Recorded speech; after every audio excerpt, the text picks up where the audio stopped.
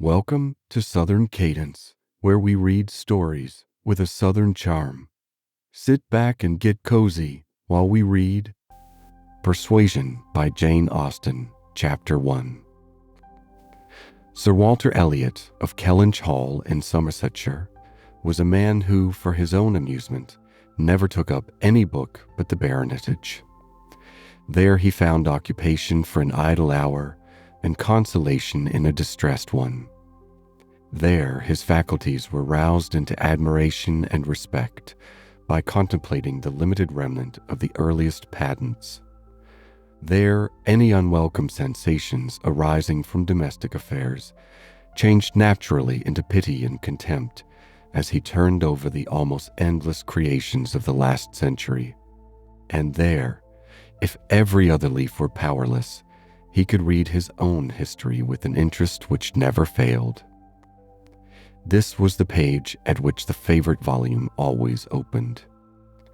Elliot of Kellynch Hall, Walter Elliot, born March 1st, 1760, married July 15th, 1784, Elizabeth, daughter of James Stevenson, Esquire of South Park in the county of Gloucester, by which lady, who died 1800, he has issue, Elizabeth, born June 1st, 1785, Anne, born August 9th, 1787, a stillborn son, November 5th, 1789, Mary, born November 20th, 1791. Precisely such had the paragraph originally stood from the printer's hands, but Sir Walter had improved it by adding, for the information of himself and his family, these words after the date of Mary's birth. Married, December 16th, 1810, Charles, son and heir of Charles Musgrove, Esquire, of Uppercross in the county of Somerset, and by inserting most accurately the day of the month on which he had lost his wife. There followed the history and rise of the ancient and respectable family in the usual terms, how it had been first settled in Cheshire, how mentioned in Dugdale, serving the office of High Sheriff, representing a borough in 3 successive parliaments, exertions of loyalty and dignity of baronet in the first year of Charles II, with all the Marys and Elizabeths they had married, forming altogether 2 handsome quarto pages, and concluding with the arms and motto. Principal seat, Kellynch Hall, in the county of Somerset, and Sir Walter's handwriting again in this finale. Heir presumptive, William Walter Elliot, Esquire, great-grandson of the second Sir Walter. Vanity was the beginning and end of Sir Walter Elliot's character, vanity of person and of situation. He had been remarkably handsome in his youth, and at 54 was still a very fine man. Few women could think more of their personal appearance than he did, nor could the valet of any new-made lord be more delighted with the place he held in society. He considered the blessing of beauty as inferior only to the blessing of a baronetcy, and the Sir Walter Elliot, who united these gifts, was the constant object of his warmest respect and devotion. His good looks and his rank had one fair claim on his attachment, since to them he must have owed a wife of very superior character to anything deserved by his own. Lady Elliot had been an excellent woman, sensible and amiable, whose judgment and conduct, if they might be pardoned, the youthful infatuation which made her Lady Elliot, had never required indulgence afterwards. She had humored or softened or concealed his failings, and promoted his real respectability for 17 years, and though not the very happiest being in the world herself, had found enough in her duties, her friends, and her children to attach her to life and make it no matter of indifference to her when she was called on to quit them. 3 girls, the 2 eldest 16 and 14, was an awful legacy for a mother to bequeath, an awful charge rather to confide to the authority and guidance of a conceited, silly father. She had, however, one very intimate friend, a sensible, deserving woman who had been brought by strong attachment to herself to settle close by her in the village of Kellynch, and on her kindness and advice, Lady Elliot mainly relied for the best help and maintenance of the good principles and instruction which she had been anxiously giving her daughters. This friend and Sir Walter did not marry, whatever might have been anticipated on that head by their acquaintance. 13 years had passed away since Lady Elliot's death, and they were still near neighbors and intimate friends, and one remained a widower, the other a widow. That Lady Russell, of steady age and character, and extremely well provided for, should have no thought of a second marriage needs no apology to the public, which is rather apt to be unreasonably discontented when a woman does marry again than when she does not. But Sir Walter's continuing in singleness requires explanation. Be it known, then, that Sir Walter, like a good father, having met with one or two private disappointments in very unreasonable applications, prided himself on remaining single for his dear daughter's sake. For one daughter, his eldest, he would really have given up anything, which he had not been very much tempted to do. Elizabeth had succeeded at 16 to all that was possible of her mother's rights and consequence, and being very handsome and very like himself, her influence had always been great, and they had gone on together most happily. His two other children were of very inferior value. Mary had acquired a little artificial importance by becoming Mrs. Charles Musgrove, but Anne, with an elegance of mind and sweetness of character which must have placed her high with any people of real understanding, was nobody with either father or sister. Her word had no weight. Her convenience was always to give way. She was only Anne. To Lady Russell, indeed, she was a most dear and highly valued goddaughter, favorite, and friend. Lady Russell loved them all, but it was only in Anne that she could fancy the mother to revive again. A few years before, Anne Elliot had been a very pretty girl, but her bloom had vanished early, and as, even in its height, her father had found little to admire in her, so totally different were her delicate features and mild dark eyes from his own, there could be nothing in them, now that she was faded and thin, to excite his esteem. He had never indulged much hope, he now had none, of ever reading her name in any other page of his favorite work. All equality of alliance must rest with Elizabeth, for Mary had merely connected herself with an old country family of respectability and large fortune, and had therefore given all the honor and received none. Elizabeth would, one day or other, marry suitably. It sometimes happens that a woman is handsomer at 29 than she was 10 years before, and, generally speaking, if there has been neither ill health nor anxiety, it is a time of life at which scarcely any charm is lost. It was so with Elizabeth, still the same handsome Miss Elliot that she had begun to be 13 years ago, and Sir Walter might be excused, therefore, in forgetting her age, or, at least, be deemed only half a fool for thinking himself and Elizabeth as blooming as ever amidst the wreck of the good looks of everybody else, for he could plainly see how old all the rest of his family and acquaintance were growing.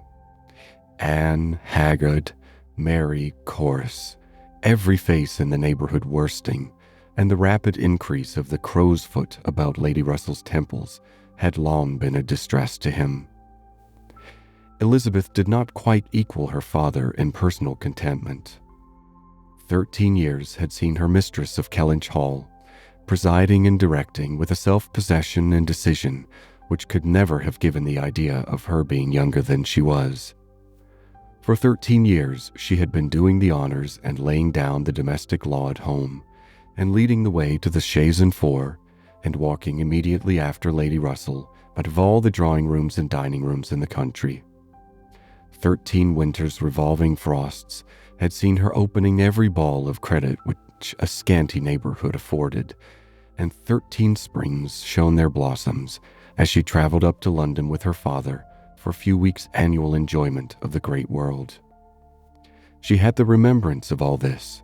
She had the consciousness of being 29 to give her some regrets and some apprehensions. She was fully satisfied of being still quite as handsome as ever, but she felt her approach to the years of danger, and would have rejoiced to be certain of being properly solicited by baronet blood within the next 12 months or two. Then might she again take up the book of books with as much enjoyment as in her early youth, but now she liked it not. Always to be presented with the date of her own birth, and see no marriage follow but that of a youngest sister, made the book an evil, and more than once, when her father had left it open on the table near her, she had closed it with averted eyes and pushed it away. She had had a disappointment, moreover, which that book, and especially the history of her own family, must ever present the remembrance of. The heir presumptive, the very William Walter Elliot, Esquire, whose rights had been so generally supported by her father, had disappointed her. She had, while a very young girl, as soon as she had known him to be, in the event of her having no brother, the future baronet, meant to marry him, and her father had always meant that she should. He had not been known to them as a boy, but soon after Lady Elliot's death, Sir Walter had sought the acquaintance, and though his overtures had not been met with any warmth, he had persevered in seeking it, making allowance for the modest drawing back of youth. And in one of their spring excursions to London, when Elizabeth was in her first bloom, Mr. Elliot had been forced into the introduction. He was at that time a very young man, just engaged in the study of the law, and Elizabeth found him extremely agreeable, and every plan in his favor was confirmed. He was invited to Kellynch Hall. He was talked of and expected all the rest of the year, but he never came. The following spring he was seen again in town, found equally agreeable, again encouraged, invited, and expected, and again he did not come, and the next tidings were that he was married. Instead of pushing his fortune in the line marked out for the heir of the house of Elliot, he had purchased independence by uniting himself to a rich woman of inferior birth. Sir Walter had resented it. As the head of the house, he felt that he ought to have been consulted, especially after taking the young man so publicly by the hand. For they must have been seen together, he observed, once at Tattersall's and twice in the lobby of the House of Commons. His disapprobation was expressed, but apparently very little regarded. Mr. Elliot had attempted no apology, and shown himself as unsolicitous of being longer noticed by the family, as Sir Walter considered him unworthy of it. All acquaintance between them had ceased. This very awkward history of Mr. Elliot was still, after an interval of several years, felt with anger by Elizabeth, who had liked the man for himself, and still more for being her father's heir, and whose strong family pride could see only in him a proper match for Sir Walter Elliot's eldest daughter. There was not a baronet from A to Z whom her feelings could have so willingly acknowledged as an equal. Yet so miserably had he conducted himself, that though she was at this present time, the summer of 1814, wearing black ribbons for his wife, she could not admit him to be worth thinking of again. The disgrace of his first marriage might perhaps, as there was no reason to suppose it perpetuated by offspring, have been got over, had he not done worse. But he had, as by the customary intervention of kind friends, they had been informed, spoken most disrespectfully of them all, most slightingly and contemptuously of the very blood he belonged to, and the honors which were hereafter to be his own. This could not be pardoned. Such were Elizabeth Elliot's sentiments and sensations, such the cares to alloy, the agitations to vary, the sameness and the elegance, the prosperity and the nothingness of her scene of life. Such the feelings to give interest to a long, uneventful residence in one country circle, to fill the vacancies which there were no habits of utility abroad, no talents or accomplishments for home to occupy. But now, Another occupation and solicitude of mind was beginning to be added to these. Her father was growing distressed for money. She knew that when he now took up the baronetage, it was to drive the heavy bills of his tradespeople and the unwelcome hints of Mr. Shepherd, his agent, from his thoughts. The Kellynch property was good, but not equal to Sir Walter's apprehension of the state required in its possessor. While Lady Elliot lived, there had been method, moderation, and economy, which had just kept him within his income. But with her had died all such right-mindedness, and from that period he had been constantly exceeding it. It had not been possible for him to spend less. He had done nothing but what Sir Walter Elliot was imperiously called on to do. But blameless as he was not only growing dreadfully in debt, but was hearing of it so often that it became vain to attempt concealing it longer, even partially, from his daughter. He had given her some hints of it the last spring in town. He had gone so far even as to say, "Can we retrench? Does it occur to you that there is any one article in which we can retrench?" And Elizabeth, to do her justice, had in the first ardor of female alarm set seriously to think what could be done, and had finally proposed these two branches of economy: to cut off some unnecessary charities, and to refrain from new furnishing the drawing-room, to which expedients she afterwards added the happy thought of their taking no present down to Anne, as had been the usual yearly custom. But these measures, however good in themselves, were insufficient for the real extent of the evil, the whole of which Sir Walter found himself obliged to confess to her soon afterwards. Elizabeth had nothing to propose of deeper efficacy. She felt herself ill-used and unfortunate, as did her father, and they were neither of them able to devise any means of lessening their expenses without compromising their dignity or relinquishing their comforts in a way not to be borne. There was only a small part of his estate that Sir Walter could dispose of, but had every acre been alienable, it would have made no difference. He had condescended to mortgage as far as he had the power, but he would never condescend to sell. No, he would never disgrace his name so far. The Kellynch estate should be transmitted whole and entire, as he had received it. Their two confidential friends, Mr. Shepherd, who lived in the neighboring market town, and Lady Russell, were called on to advise them, and both father and daughter seemed to expect that something should be struck out by one or the other to remove their embarrassments and reduce their expenditure without involving the loss of any indulgence of taste or pride. End of Chapter 1. Persuasion by Jane Austen. Chapter 2.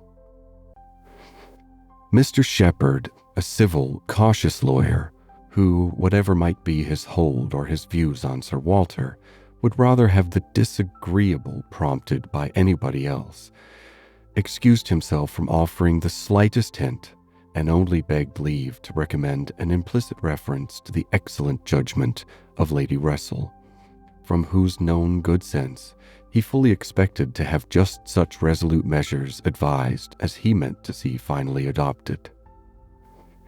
Lady Russell was most anxiously zealous on the subject, and gave it much serious consideration. She was a woman rather of sound than of quick abilities, whose difficulties in coming to any decision in this instance were great, from the opposition of two leading principles. She was of strict integrity herself, with a delicate sense of honor, but she was as desirous of saving Sir Walter's feelings, as solicitous for the credit of the family, as aristocratic in her ideas of what was due to them, as anybody of sense and honesty could well be. She was a benevolent, charitable, good woman, and capable of strong attachments, most correct in her conduct, strict in her notions of decorum, and with manners that were held a standard of good breeding. She had a cultivated mind, and was, generally speaking, rational and consistent. But she had prejudices on the side of ancestry, She had value for rank and consequence, which blinded her a little to the faults of those who possessed them. Herself the widow of only a knight, she gave the dignity of a baronet all its due, and Sir Walter, independent of his claims as an old acquaintance, an attentive neighbor, an obliging landlord, the husband of her very dear friend, the father of Anne and her sisters, was, as being Sir Walter in her apprehension, entitled to a great deal of compassion and consideration under his present difficulties. They must retrench, that did not admit of a doubt, but she was very anxious to have it done with the least possible pain to him and Elizabeth. She drew up plans of economy, she made exact calculations, and she did what nobody else thought of doing.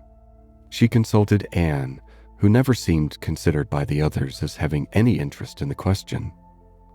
She consulted, and in a degree was influenced by her in marking out the scheme of retrenchment which was at last submitted to Sir Walter.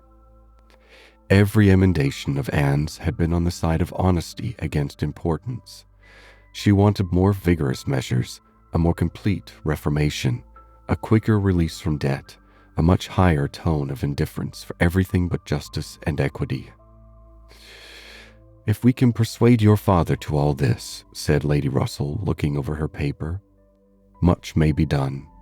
If he will adopt these regulations, in 7 years he will be clear, and I hope we may be able to convince him and Elizabeth that Kellynch Hall has a respectability in itself which cannot be affected by these reductions, and that the true dignity of Sir Walter Elliot would be very far from lessened in the eyes of sensible people by his acting like a man of principle. What will he be doing, in fact, but what very many of our first families have done or ought to do? There would be nothing singular in his case, and it is singularity which often makes the worst part of our suffering, as it always does of our conduct. I have great hope of our prevailing. We must be serious and decided, for after all, the person who has contracted debts must pay them, and though a great deal is due to the feelings of the gentleman and the head of a house like your father, there is still more due to the character of an honest man." This was the principle on which Anne wanted her father to be proceeding, his friends to be urging him. She considered it as an act of indispensable duty to clear away the claims of creditors with all the expedition which the most comprehensive retrenchments could secure, and saw no dignity in anything short of it. She wanted it to be prescribed and felt as a duty. She rated Lady Russell's influence highly, and as to the severe degree of self-denial which her own conscience prompted, she believed there might be a little more difficulty in persuading them to a complete than to half a reformation. Her knowledge of her father and Elizabeth inclined her to think that the sacrifice of one pair of horses would be hardly less painful than of both, and so on through the whole list of Lady Russell's too gentle reductions. How Anne's more rigid requisitions might have been taken is of little consequence. Lady Russell's had no success at all, could not be put up with, were not to be borne. What? Every comfort of life knocked off? Journeys, London, servants, horses, table, contractions and restrictions everywhere. To live no longer with the decencies even of a private gentleman? No, he would sooner quit Kellynch Hall at once than remain in it on such disgraceful terms. Quit Kellynch Hall? The hint was immediately taken up by Mr. Shepherd, whose interest was involved in the reality of Sir Walter's retrenching, and who was perfectly persuaded that nothing would be done without a change of abode. Since the idea had been started in the very quarter which ought to dictate, he had no scruple, he said, in confessing his judgment to be entirely on that side. It did not appear to him that Sir Walter could materially alter his style of living in a house which had such a character of hospitality and ancient dignity to support. In any other place, Sir Walter might judge for himself, and would be looked up to as regulating the modes of life in whatever way he might choose to model his household. Sir Walter would quit Kellynch Hall, and after a very few days more of doubt and indecision, the great question of whither he should go was settled, and the first outline of this important change made out. There had been 3 alternatives: London, Bath, or another house in the country. All Anne's wishes had been for the latter, a small house in their own neighborhood, where they might still have Lady Russell's society, still be near Mary, and still have the pleasure of sometimes seeing the lawns and groves of Kellynch, was the object of her ambition. But the usual fate of Anne attended her, in having something very opposite from her inclination fixed on. She disliked Bath and did not think it agreed with her, and Bath was to be her home. Sir Walter had at first thought more of London, but Mr. Shepherd felt that he could not be trusted in London, and had been skillful enough to dissuade him from it and make Bath preferred. It was a much safer place for a gentleman in his predicament. He might there be important at comparatively little expense. 2 material advantages of Bath over London had of course been given all their weight: its more convenient distance from Kellynch, only 50 miles, and Lady Russell spending some part of every winter there. And to the very great satisfaction of Lady Russell, whose first views on the projected change had been for Bath, Sir Walter and Elizabeth were induced to believe that they should lose neither consequence nor enjoyment by settling there. Lady Russell felt obliged to oppose her dear Anne's known wishes. It would be too much to expect Sir Walter to descend into a small house in his own neighborhood. Anne herself would have found the mortifications of it more than she foresaw, and to Sir Walter's feelings they must have been dreadful. And with regard to Anne's dislike of Bath, she considered it as a prejudice and a mistake arising first from the circumstance of her having been 3 years at school there after her mother's death, and secondly, from her happening to be not in perfectly good spirits the only winter which she had afterwards spent there with herself. Lady Russell was fond of Bath, in short, and disposed to think it must suit them all. And as to her young friend's health, by passing all the warm months with her at Kellynch Lodge, every danger would be avoided, and it was in fact a change which must do both health and spirits good. Anne had been too little from home, too little seen. Her spirits were not high. A larger society would improve them. She wanted her to be more known. The undesirableness of any other house in the same neighborhood for Sir Walter was certainly much strengthened by one part, and a very material part of the scheme, which had been happily engrafted on the beginning.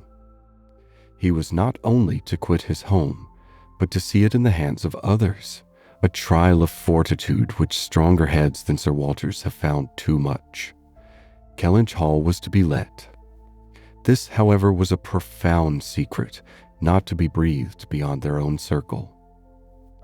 Sir Walter could not have borne the degradation of being known to design letting his house. Mr. Shepherd had once mentioned the word advertise, but never dared approach it again.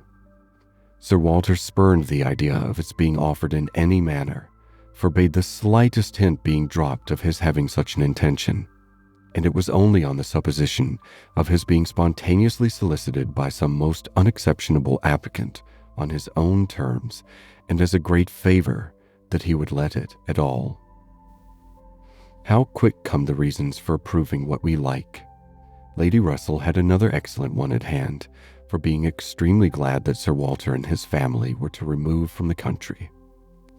Elizabeth had been lately forming an intimacy which she wished to see interrupted. It was with the daughter of Mr. Shepherd, who had returned after an unprosperous marriage to her father's house, with the additional burden of 2 children. She was a clever young woman who understood the art of pleasing at least at Kellynch Hall, who had made herself so acceptable to Miss Elliot as to have been already staying there more than once, in spite of all that Lady Russell, who thought it a friendship quite out of place, could hint of caution and reserve. Lady Russell, indeed, had scarcely any influence with Elizabeth, and seemed to love her rather because she would love her than because Elizabeth deserved it. She had never received from her more than outward attention, nothing beyond the observances of complaisance, had never succeeded in any point which she wanted to carry against previous inclination. She had been repeatedly very earnest in trying to get Anne included in the visit to London, sensibly open to all the injustice and all the discredit of the selfish arrangements which had shut her out, and on many lesser occasions had endeavored to give Elizabeth the advantage of her own better judgment and experience. But always in vain. Elizabeth would go her own way, and never had she pursued it in more decided opposition to Lady Russell than in this selection of Mrs. Clay, turning from the society of so deserving a sister to bestow her affection and confidence on one who ought to have been nothing to her but the object of distant civility. From situation, Mrs. Clay was, in Lady Russell's estimate, a very unequal, and in her character she believed a very dangerous companion, and a removal that would leave Mrs. Clay behind and bring a choice of more suitable intimates within Miss Elliot's reach was therefore an object of first-rate importance. End of Chapter 2. Persuasion by Jane Austen. Chapter 3. "I must take leave to observe, Sir Walter," said Mr. Shepherd one morning at Kellynch Hall, as he laid down the newspaper, "that the present juncture is much in our favor. This peace will be turning all our rich naval officers ashore. They will be all wanting a home. Could not be a better time, Sir Walter, for having a choice of tenants, very responsible tenants. Many a noble fortune has been made during the war. If a rich admiral were to come in our way, Sir Walter—" "He would be a very lucky man, Shepherd," replied Sir Walter. "That's all I have to remark. A prize indeed would Kellynch Hall be to him. Rather, the greatest prize of all, let him have taken ever so many before. Hey, Shepherd?"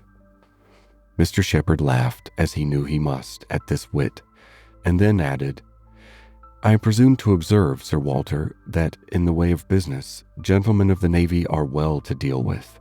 I have had a little knowledge of their methods of doing business, and I am free to confess that they have very liberal notions, and are as likely to make desirable tenants as any set of people one should meet with.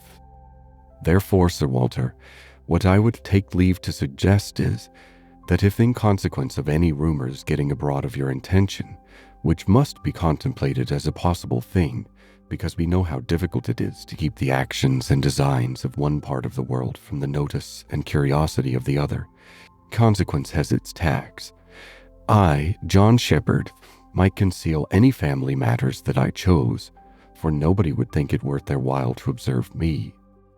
But Sir Walter Elliot has eyes upon him which it may be very difficult to elude, and therefore thus much I venture upon, that it will not greatly surprise me if, with all our caution, some rumor of the truth should get abroad, in the supposition of which, as I was going to observe, since applications will unquestionably follow, I should think any from our wealthy naval commanders particularly worth attending to, and beg leave to add that 2 hours will bring me over at any time to save you the trouble of replying."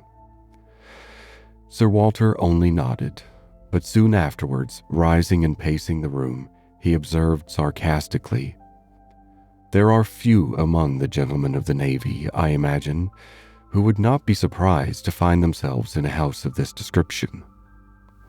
"They would look around them, no doubt, and bless their good fortune," said Mrs. Clay, for Mrs. Clay was present. Her father had driven her over, nothing being of so much use to Mrs. Clay's health as a drive to Kellynch. "But I quite agree with my father in thinking a sailor might be a very desirable tenant. I have known a good deal of the profession, and besides their liberality, they are so neat and careful in all their ways. These valuable pictures of yours, Sir Walter, if you choose to leave them, would be perfectly safe. Everything in and about the house would be taken such excellent care of. The gardens and shrubberies would be kept in almost as high order as they are now. You would need not be afraid, Miss Elliot, of your own sweet flower gardens being neglected." "As to all that," rejoined Sir Walter coolly, "supposing I were induced to let my house, I have by no means made up my mind as to the privileges to be annexed to it. I am not particularly disposed to favor a tenant. The park would be open to him, of course, and few Navy officers, or men of any other description, can have had such a range.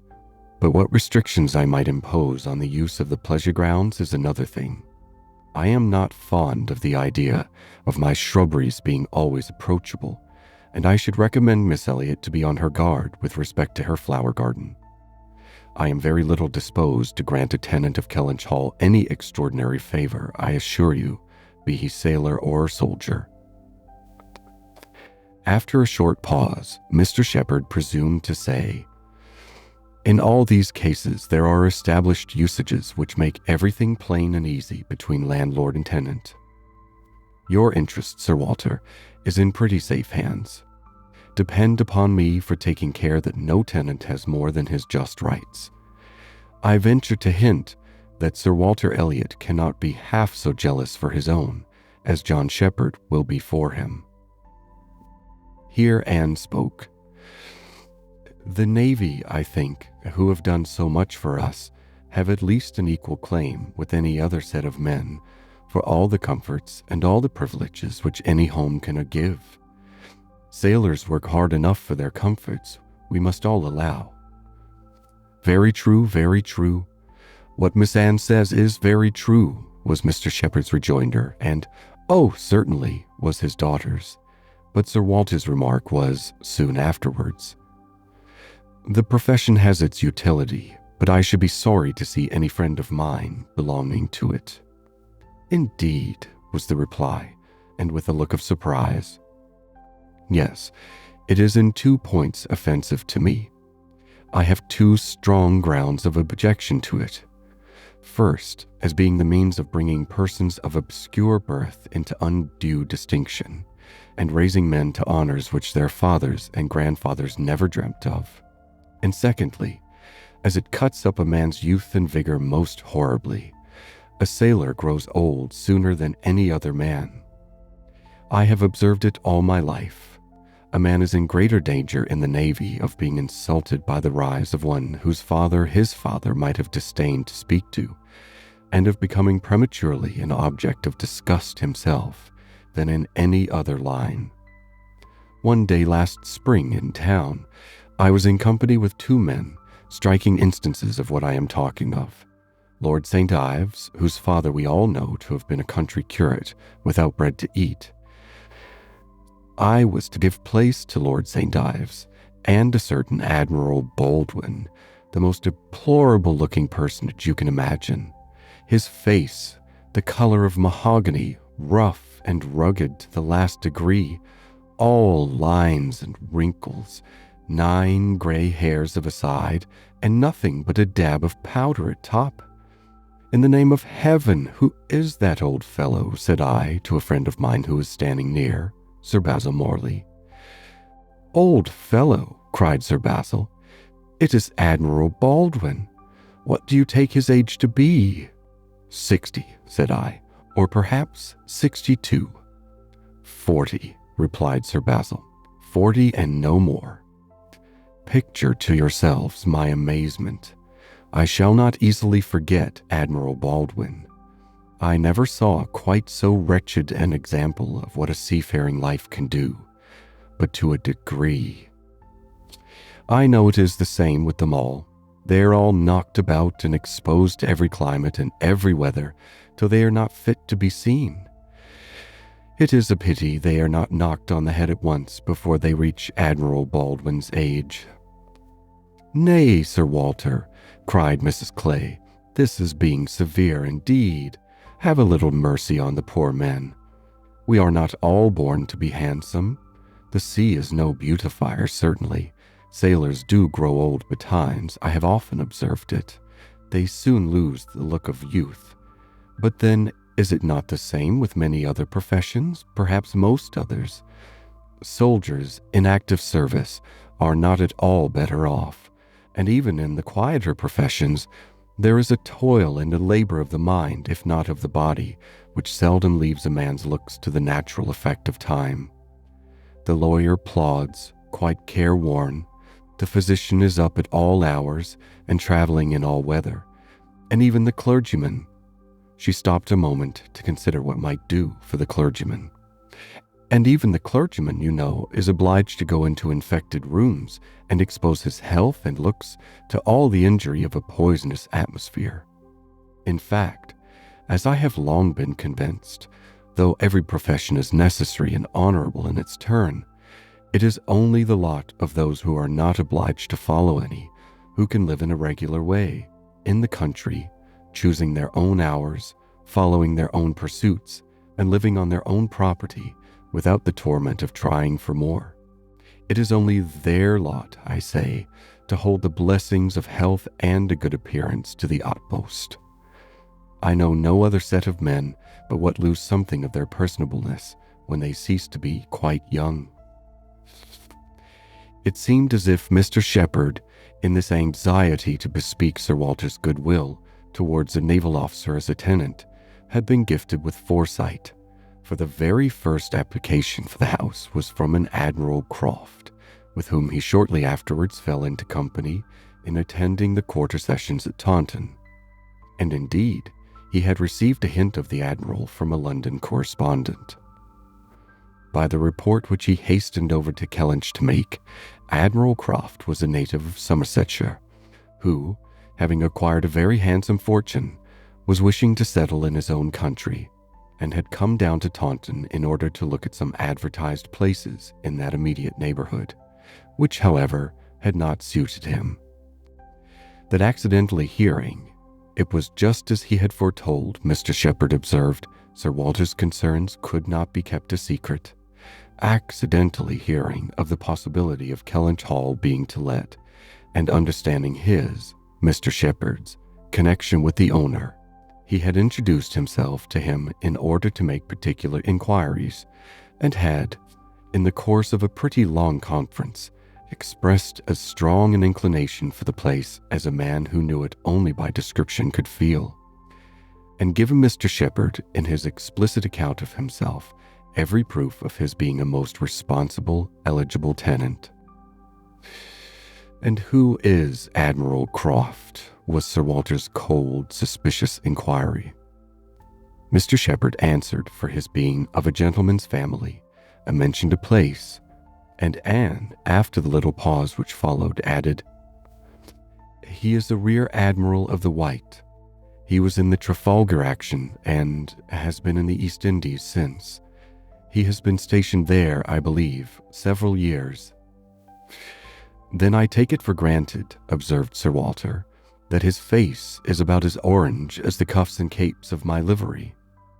Mr. Shepherd hastened to assure him that Admiral Croft was a very hale, hearty, well-looking man, a little weather-beaten, to be sure, but not much, and quite the gentleman in all his notions and behavior, not likely to make the smallest difficulty about terms, only wanted a comfortable home and to get into it as soon as possible, knew he must pay for his convenience, knew what rent a ready-furnished house of that consequence might fetch, should not have been surprised if Sir Walter had asked more, had inquired about the manor, would be glad if the deputation certainly, but made no great point of it, said he sometimes took out a gun but never killed. Quite the gentleman. Mr. Shepherd was eloquent on the subject, pointing out all the circumstances of the Admiral's family, which made him particularly desirable as a tenant. He was a married man, and without children, the very state to be wished for. A house was never taken good care of, Mr. Shepherd observed, without a lady. He did not know whether furniture might not be in danger of suffering as much where there was no lady as where there were many children. A lady without a family was the very best preserver of furniture in the world. He had seen Mrs. Croft, too. She was at Taunton with the Admiral, and had been present almost all the time they were talking the matter over. And a very well-spoken, genteel, shrewd lady she seemed to be, continued he. Asked more questions about the house and terms and taxes than the Admiral himself, and seemed more conversant with business. And moreover, Sir Walter, I found she was not quite unconnected in this country, any more than her husband. That is to say, she is sister to a gentleman who did live amongst us once. She told me so herself. Sister to the gentleman who lived a few years back at Monkford. Bless me, what was his name? At this moment I cannot recollect his name, though I have heard it so lately. Penelope, my dear, can you help me to the name of the gentleman who lived at Monkford? Mrs. Croft's brother. But Mrs. Clay was talking so eagerly with Miss Elliot that she did not hear the appeal. I have no conception who you can mean, Shepherd. I remember no gentleman resident at Monkford since the time of old Governor Trent. Ah, bless me, how very odd. I shall forget my own name soon, I suppose, a name that I am so very well acquainted with, knew the gentleman so well by sight, seen him 100 times. He came to console me once, I remember, about a trespass of one of his neighbors. Farmer's man breaking into his orchard, wall torn down, apples stolen, caught in the fact, and afterwards, contrary to my judgment, submitted to an amicable compromise. Very odd indeed. After waiting another moment, You mean Mr. Wentworth, I suppose, said Anne. Mr. Shepherd was all gratitude. Wentworth was the very name. Mr. Wentworth was the very man. He had the curacy of Monkford, you know, Sir Walter, some time back for 2 or 3 years. Came there about the year, odd 5, I take it. You remember him, I am sure. Wentworth? Oh, aye, Mr. Wentworth, the curate of Monkford. You misled me by the term gentleman. I thought you were speaking of some man of property. Mr. Wentworth was nobody, I remember, quite unconnected, nothing to do with the Strafford family. One wonders how the names of many of our nobility become so common. As Mr. Shepherd perceived that this connection of the Crofts did them no service with Sir Walter, he mentioned it no more, returning with all his zeal to dwell on the circumstances more indisputably in their favor, their age and number and fortune, the high idea that they had formed of Kellynch Hall, and extreme solicitude for the advantage of renting it, making it appear as if they ranked nothing beyond the happiness of being the tenants of Sir Walter Elliot. An extraordinary taste, certainly, could they have been supposed in the secret of Sir Walter's estimate of the dues of a tenant. It succeeded, however, and though Sir Walter must ever look with an evil eye on anyone intending to inhabit that house, and think them infinitely too well off in being permitted to rent it on the highest terms, he was talked into allowing Mr. Shepherd to proceed in the treaty, and authorizing him to wait on Admiral Croft, who still remained at Taunton, and fix a day for the house being seen. Sir Walter was not very wise, but still he had experience enough of the world to feel that a more unobjectionable tenant in all essentials than Admiral Croft bid fair to be could hardly offer. So far went his understanding, and his vanity supplied a little additional soothing in the Admiral's situation in life, which was just high enough and not too high.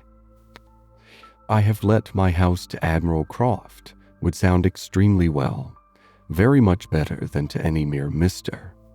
A Mr., save perhaps some half-dozen in the nation, always needs a note of explanation. An admiral speaks his own consequence, and at the same time can never make a baronet look small. In all their dealings and intercourse, Sir Walter Elliot must ever have the precedence. Nothing could be done without a reference to Elizabeth, but her inclination was growing so strong for a removal that she was happy to have it fixed and expedited by a tenant at hand, and not a word to suspend decision was uttered by her. Mr. Shepherd was completely empowered to act, and no sooner had such an end been reached than Anne, who had been a most attentive listener to the whole, left the room to seek the comfort of cool air for her flushed cheeks, and as she walked along a favorite grove said, with a gentle sigh, "A few months more, and he, perhaps, may be walking here." End of Chapter 3. Persuasion by Jane Austen. Chapter 4.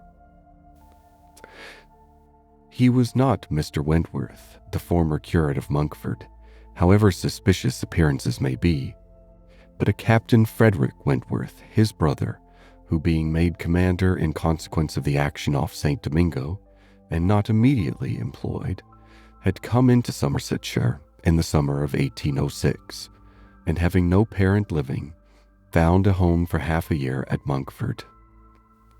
He was at that time a remarkably fine young man, with a great deal of intelligence, spirit, and brilliancy, and Anne an extremely pretty girl, with gentleness, modesty, taste, and feeling. Half the sum of attraction on either side might have been enough, for he had nothing to do, and she had hardly anybody to love.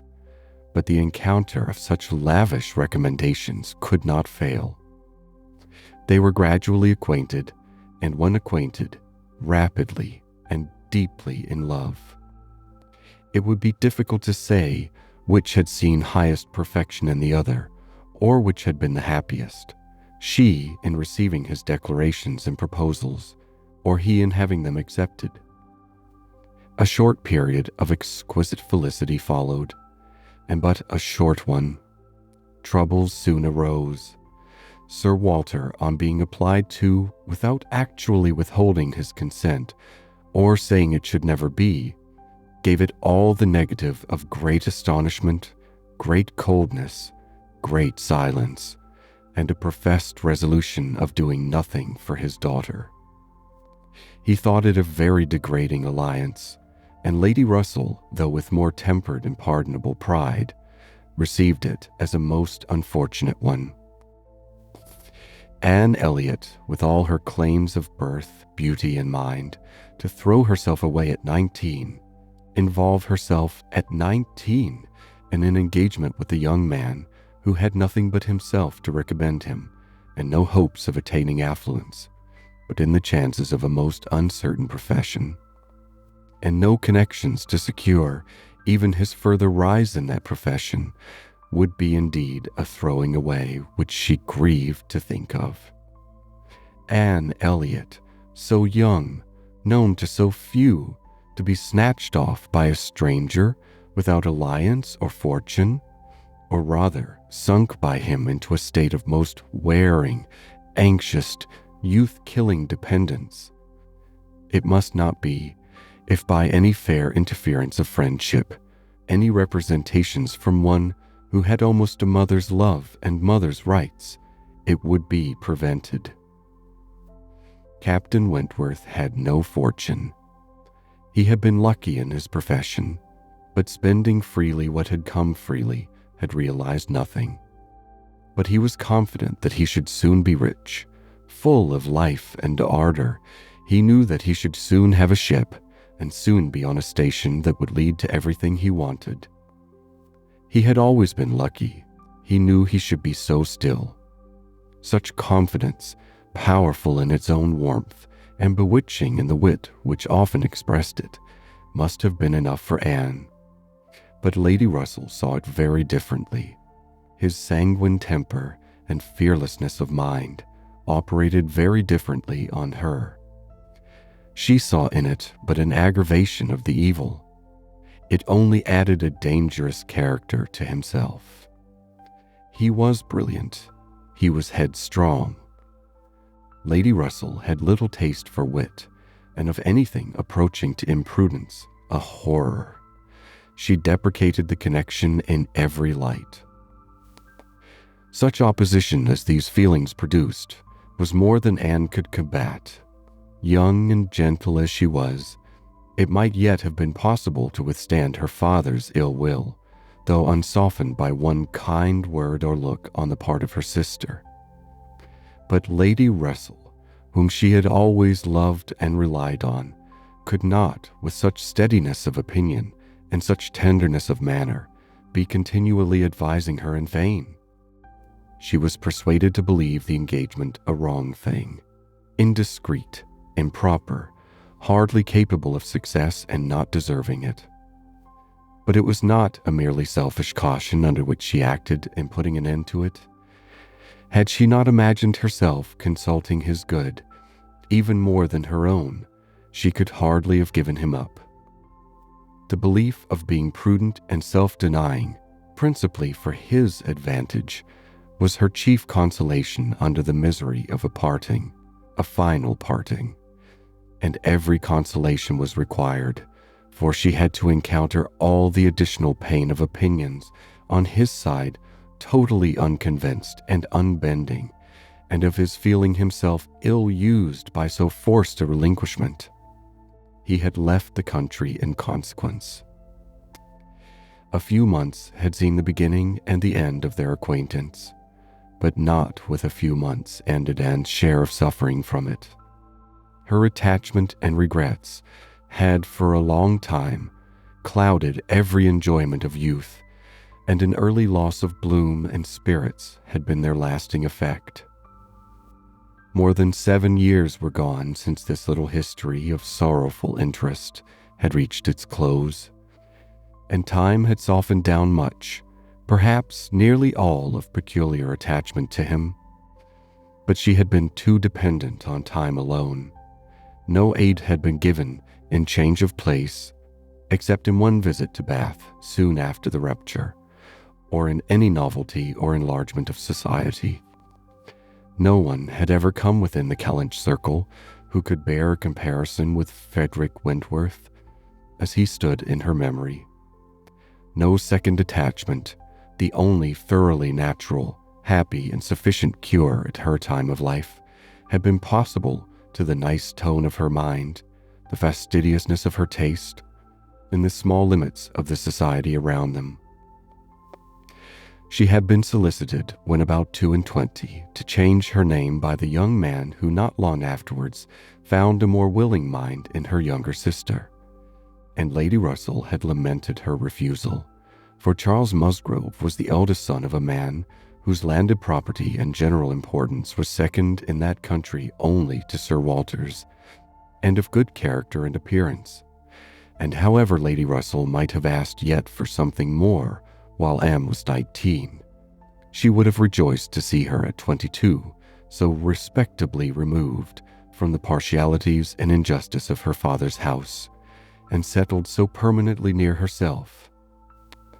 But in this case, Anne had left nothing for advice to do, and though Lady Russell, as satisfied as ever with her own discretion, never wished the past undone, she began now to have the anxiety which borders on hopelessness for Anne's being tempted by some man of talent and independence to enter a state for which she held her to be peculiarly fitted by her warm affections and domestic habits. They knew not each other's opinion, either its constancy or its change, on the one leading point of Anne's conduct, for the subject was never alluded to. But Anne, at 27, thought very differently from what she had been made to think at 19. She did not blame Lady Russell. She did not blame herself for having been guided by her. But she felt that were any young person in similar circumstances to apply to her for counsel, they would never receive any of such certain immediate wretchedness, such uncertain future good. She was persuaded that under every disadvantage of disapprobation at home, and every anxiety attending his profession, all their probable fears, delays, and disappointments, she should yet have been a happier woman in maintaining the engagement than she had been in the sacrifice of it. And this, she fully believed, had the usual share, had even more than a usual share of all such solicitudes and suspense been theirs, without reference to the actual results of their case, which, as it happened, would have bestowed earlier prosperity than could be reasonably calculated on. All his sanguine expectations, all his confidence, had been justified. His genius and ardor had seemed to foresee and to command his prosperous path. He had, very soon after their engagement ceased, got employ, and all that he had told her would follow had taken place. He had distinguished himself and early gained the other step in rank, and must now, by successive captures, have made a handsome fortune. She had only navy lists and newspapers for her authority, but she could not doubt his being rich, and in favor of his constancy, she had no reason to believe him married. How eloquent could Anne Elliot have been? How eloquent, at least, were her wishes on the side of early warm attachment and a cheerful confidence in futurity against that over-anxious caution which seems to insult exertion and distrust providence. She had been forced into prudence in her youth. She learned romance as she grew older, the natural sequel of an unnatural beginning. With all these circumstances, recollections, and feelings, she could not hear that Captain Wentworth's sister was likely to live at Kellynch without a revival of former pain, and many a stroll and many a sigh were necessary to dispel the agitation of the idea. She often told herself it was folly before she could harden her nerves sufficiently to feel the continual discussion of the Crofts and their business no evil. She was assisted, however, by that perfect indifference and apparent unconsciousness among the only three of her own friends in the secret of the past, which seemed almost to deny any recollection of it. She could do justice to the superiority of Lady Russell's motives in this over those of her father and Elizabeth. She could honor all the better feelings of her calmness, but the general air of oblivion among them was highly important from whatever it sprung. And in the event of Admiral Croft's really taking Kellynch Hall, she rejoiced anew over the conviction which had always been most grateful to her, of the past being known to those three only among her connections, by whom no syllable, she believed, would ever be whispered, and in the trust that among his, the brother only with whom he had been residing had received any information of their short-lived engagement. That brother had been long removed from the country, and being a sensible man, and moreover a single man at the time, she had a fond dependence on no human creatures having heard of it from him. The sister, Mrs. Croft, had then been out of England, accompanying her husband on a foreign station, and her own sister Mary had been at school while it all occurred, and never admitted by the pride of some and the delicacy of others to the smallest knowledge of it afterwards. With these supports, she hoped that the acquaintance between herself and the Crofts, which, with Lady Russell still resident in Kellynch, and Mary fixed only 3 miles off, must be anticipated, need not involve any particular awkwardness. End of Chapter 4. Persuasion by Jane Austen, Chapter 5. On the morning appointed for Admiral and Mrs. Croft seeing Kellynch Hall, Anne found it most natural to take her almost daily walk to Lady Russell's and keep out of the way till all was over, when she found it most natural to be sorry that she had missed the opportunity of seeing them. This meeting of the two parties proved highly satisfactory and decided the whole business at once. Each lady was previously well disposed for an agreement and saw nothing therefore but good manners in the other.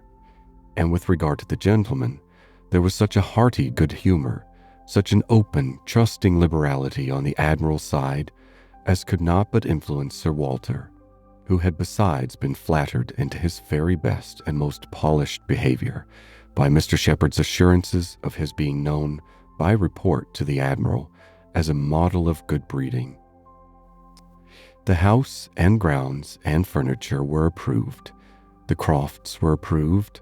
Terms, time, everything and everybody was right. And Mr. Shepherd's clerks were set to work, without there having been a single preliminary difference to modify of all that this indenture showeth.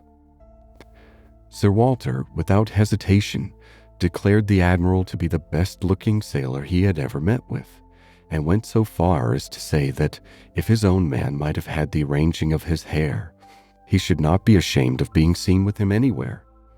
And the Admiral, with sympathetic cordiality, observed to his wife as they drove back through the park, "I thought we should soon come to a deal, my dear, in spite of what they told us at Taunton. The baronet will never set the Thames on fire, but there seems no harm in him. Reciprocal compliments which would have been esteemed about equal. The Crofts were to have possession at Michaelmas, and as Sir Walter proposed removing to Bath in the course of the preceding month, there was no time to be lost in making every dependent arrangement.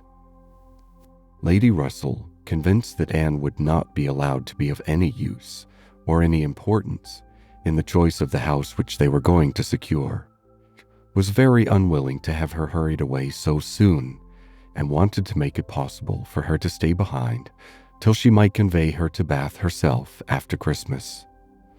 But having engagements of her own which must take her from Kellynch for several weeks, she was unable to give the full invitation she wished, and Anne, though dreading the possible heats of September in all the white glare of Bath, and grieving to forego all the influence so sweet and so sad of the autumnal months in the country, did not think that, everything considered, she wished to remain.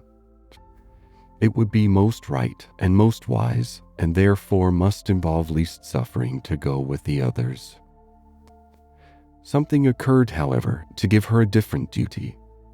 Mary, often a little unwell and always thinking a great deal of her own complaints, and always in the habit of claiming Anne when anything was the matter, was indisposed, and foreseeing that she should not have a day's health all the autumn, entreated, or rather required her, for it was hardly entreaty, to come to Uppercross Cottage and bear her company as long as she could want her, instead of going to Bath.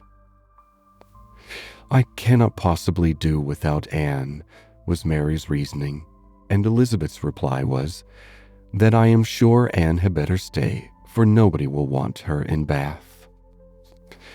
To be claimed as a good, though in an improper style, is at least better than being rejected as no good at all, and Anne, glad to be thought of some use, glad to have anything marked out as a duty, and certainly not sorry to have the scene of it in the country, and her own dear country, readily agreed to stay. This invitation of Mary's removed all Lady Russell's difficulties, and it was consequently soon settled that Anne should not go to Bath till Lady Russell took her, and that all the intervening time should be divided between Uppercross Cottage and Kellynch Lodge. So far all was perfectly right, but Lady Russell was almost startled by the wrong of one part of the Kellynch Hall plan when it burst on her, which was Mrs. Clay's being engaged to go to Bath with Sir Walter and Elizabeth as a most important and valuable assistant to the latter in all the business before her. Lady Russell was extremely sorry that such a measure should have been resorted to at all, wondered, grieved, and feared, and the affront it contained to Anne in Mrs. Clay's being of so much use, while Anne could be of none, was a very sore aggravation.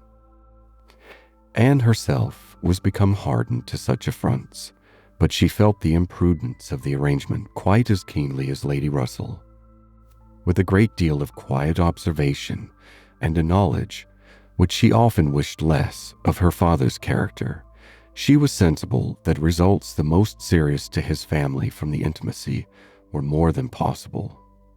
She did not imagine that her father had at present an idea of the kind. Mrs. Clay had freckles and a projecting tooth and a clumsy wrist, which he was continually making severe remarks upon in her absence.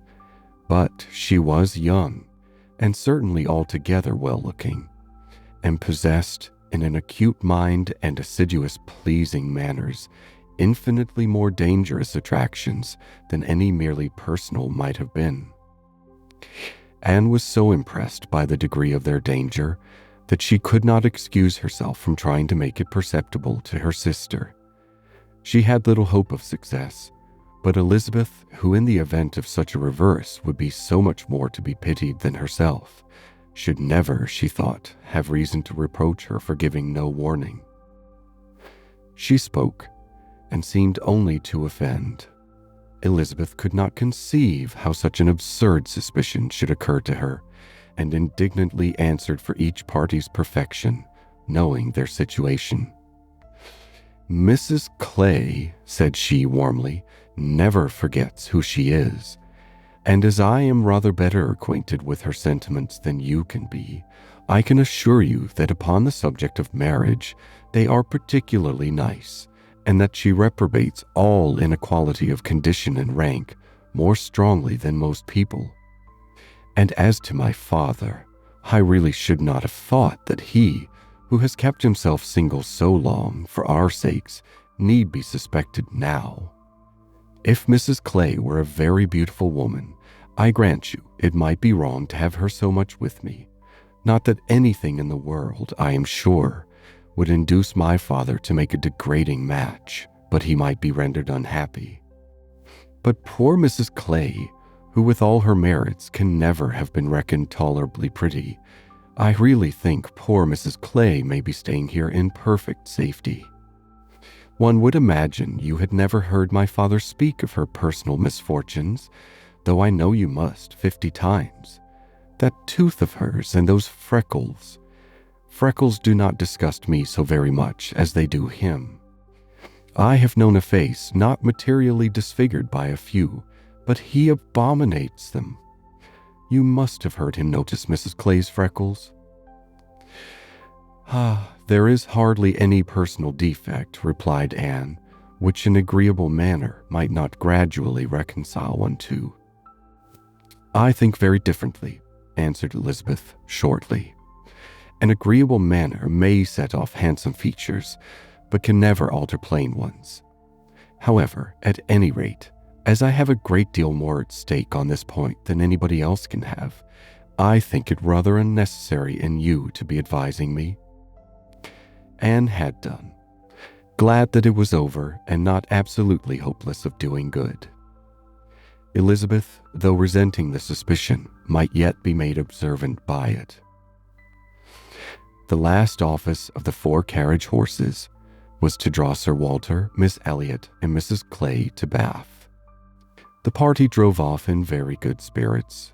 Sir Walter prepared with condescending bows for all the afflicted tenantry and cottagers who might have had a hint to show themselves, and Anne walked up at the same time in a sort of desolate tranquility to the lodge, where she was to spend the first week. Her friend was not in better spirits than herself. Lady Russell felt this breakup of the family exceedingly. Their respectability was as dear to her as her own, and a daily intercourse had become precious by habit.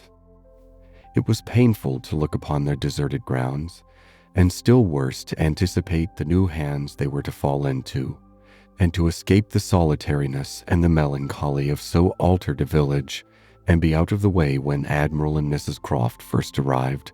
She had determined to make her own absence from home begin when she must give up Anne. Accordingly, their removal was made together, and Anne was set down at Uppercross Cottage in the first stage of Lady Russell's journey. Uppercross was a moderate-sized village, which a few years back had been completely in the old English style, containing only 2 houses superior in appearance to those of the yeomen and laborers.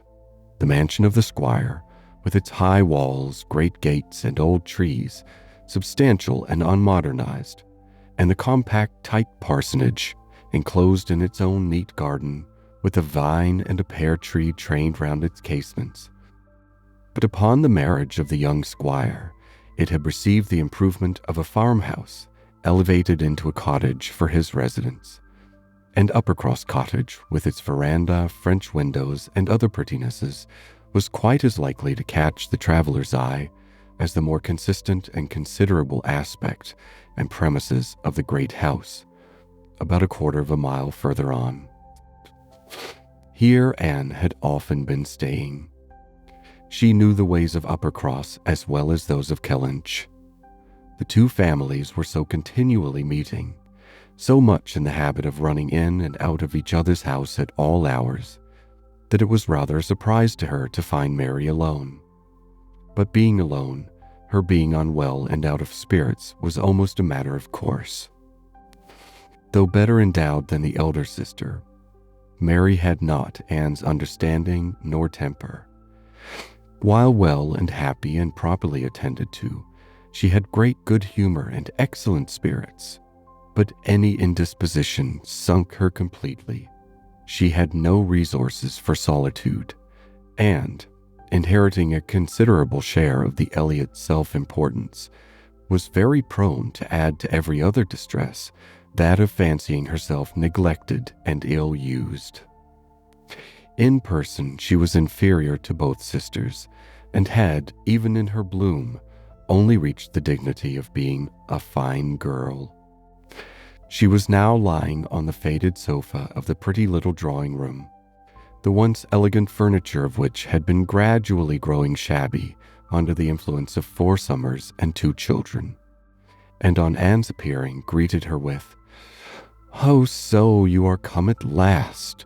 I began to think I should never see you. I am so ill I can hardly speak. Oh, have not seen a creature the whole morning." "I am sorry to find you unwell," replied Anne. "You sent me such a good account of yourself on Thursday." "Yes, I made the best of it. I always do. But I was very far from well at the time, and I do not think I was ever so ill in my life as I have been all this morning. Very unfit to be left alone, I am sure. Suppose I were seized of a sudden in some dreadful way, and not able to ring the bell. So Lady Russell would not get out. I do not think she has been in this house 3 times this summer." Anne said what was proper, and inquired after her husband. "Oh, Charles is out shooting. I have not seen him since 7 o'clock. He would go, though I told him how ill I was. He said he should not stay out long, but he has never come back, and it is now almost 1. I assure you I have not seen a soul this whole long morning." "You have had your little boys with you?" "Oh, yes, as long as I could bear their noise. But they are so unmanageable that they do me more harm than good. Little Charles does not mind a word I say, and Walter is growing quite as bad." "Well, you will soon be better now," replied Anne cheerfully. "You know I always cure you when I come. How are your neighbors at the great house?" "I can give you no account of them. I have not seen one of them today except Mr. Musgrove, who just stopped and spoke through the window, but without getting off his horse. And though I told him how ill I was, not one of them have been near me. It did not happen to suit the Miss Musgroves, I suppose, and they never put themselves out of their way. You will see them yet, perhaps, before the morning is gone. It is early.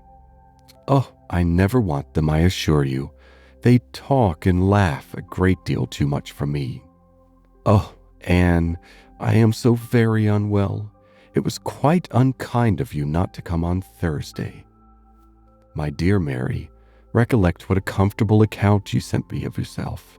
You wrote in the cheerfulest manner, and said you were perfectly well and in no hurry for me. And that being the case, you must be aware that my wish would be to remain with Lady Russell to the last. And besides what I felt on her account, I have really been so busy, have had so much to do, that I could not very conveniently have left Kellynch sooner.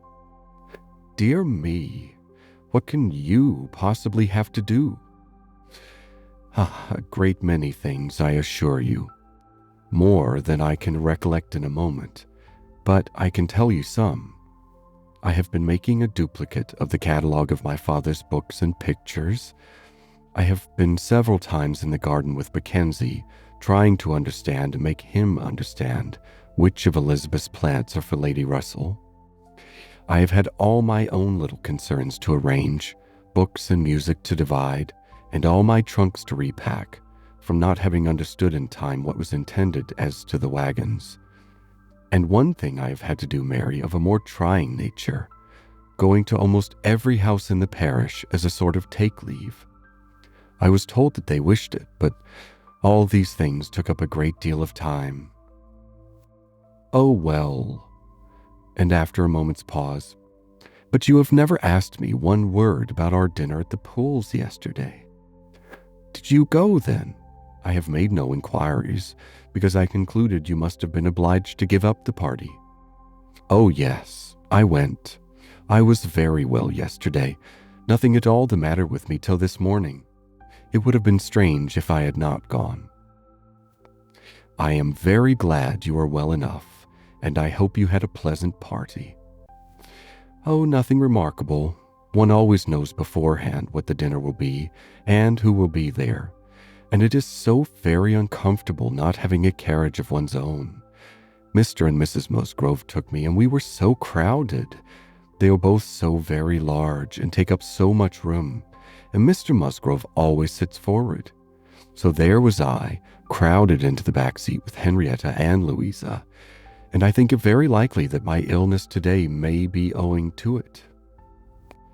A little further perseverance and patience and forced cheerfulness on Anne's side produced nearly a cure on Mary's. She could soon sit upright on the sofa and began to hope she might be able to leave it by dinner time. Then, forgetting to think of it, she was at the other end of the room beautifying a nosegay. Then she ate her cold meat, and then she was well enough to propose a little walk. "Where shall we go?" said she when they were ready. "I suppose you will not like to call at the great house before they have been to see you." "I have not the smallest objection on that account," replied Anne. "I should never think of standing on such ceremony with people I know so well as Mrs. and the Miss Musgroves." "Oh, but they ought to call upon you as soon as possible. They ought to feel what is due to you as my sister. However, we may as well go and sit with them a little while, and when we have got that over, we can enjoy our walk." Anne had always thought such a style of intercourse highly imprudent, but she had ceased to endeavor to check it, from believing that, though there were on each side continual subjects of offense, neither family could now do without it.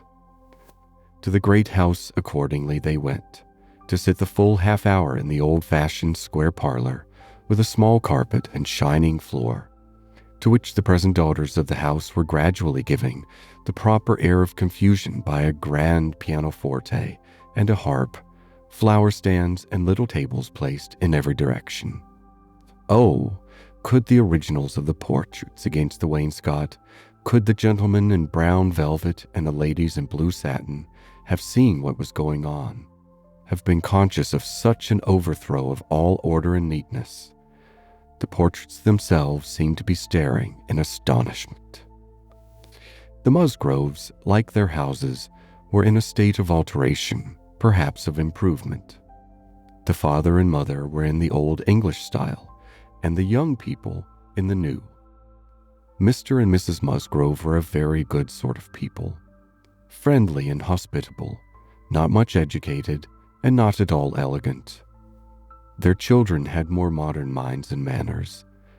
There was a numerous family, but the only two grown up, excepting Charles, were Henrietta and Louisa, young ladies of 19 and 20, who had brought from a school at Exeter all the usual stock of accomplishments, and were now, like thousands of other young ladies, living to be fashionable, happy, and merry.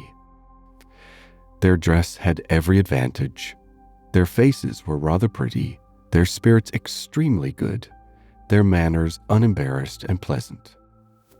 They were of consequence at home and favorites abroad.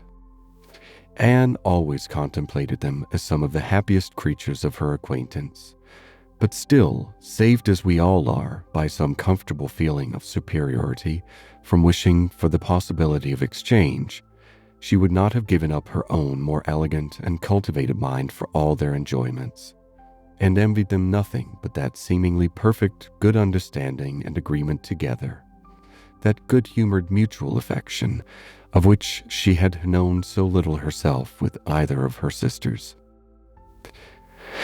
They were received with great cordiality.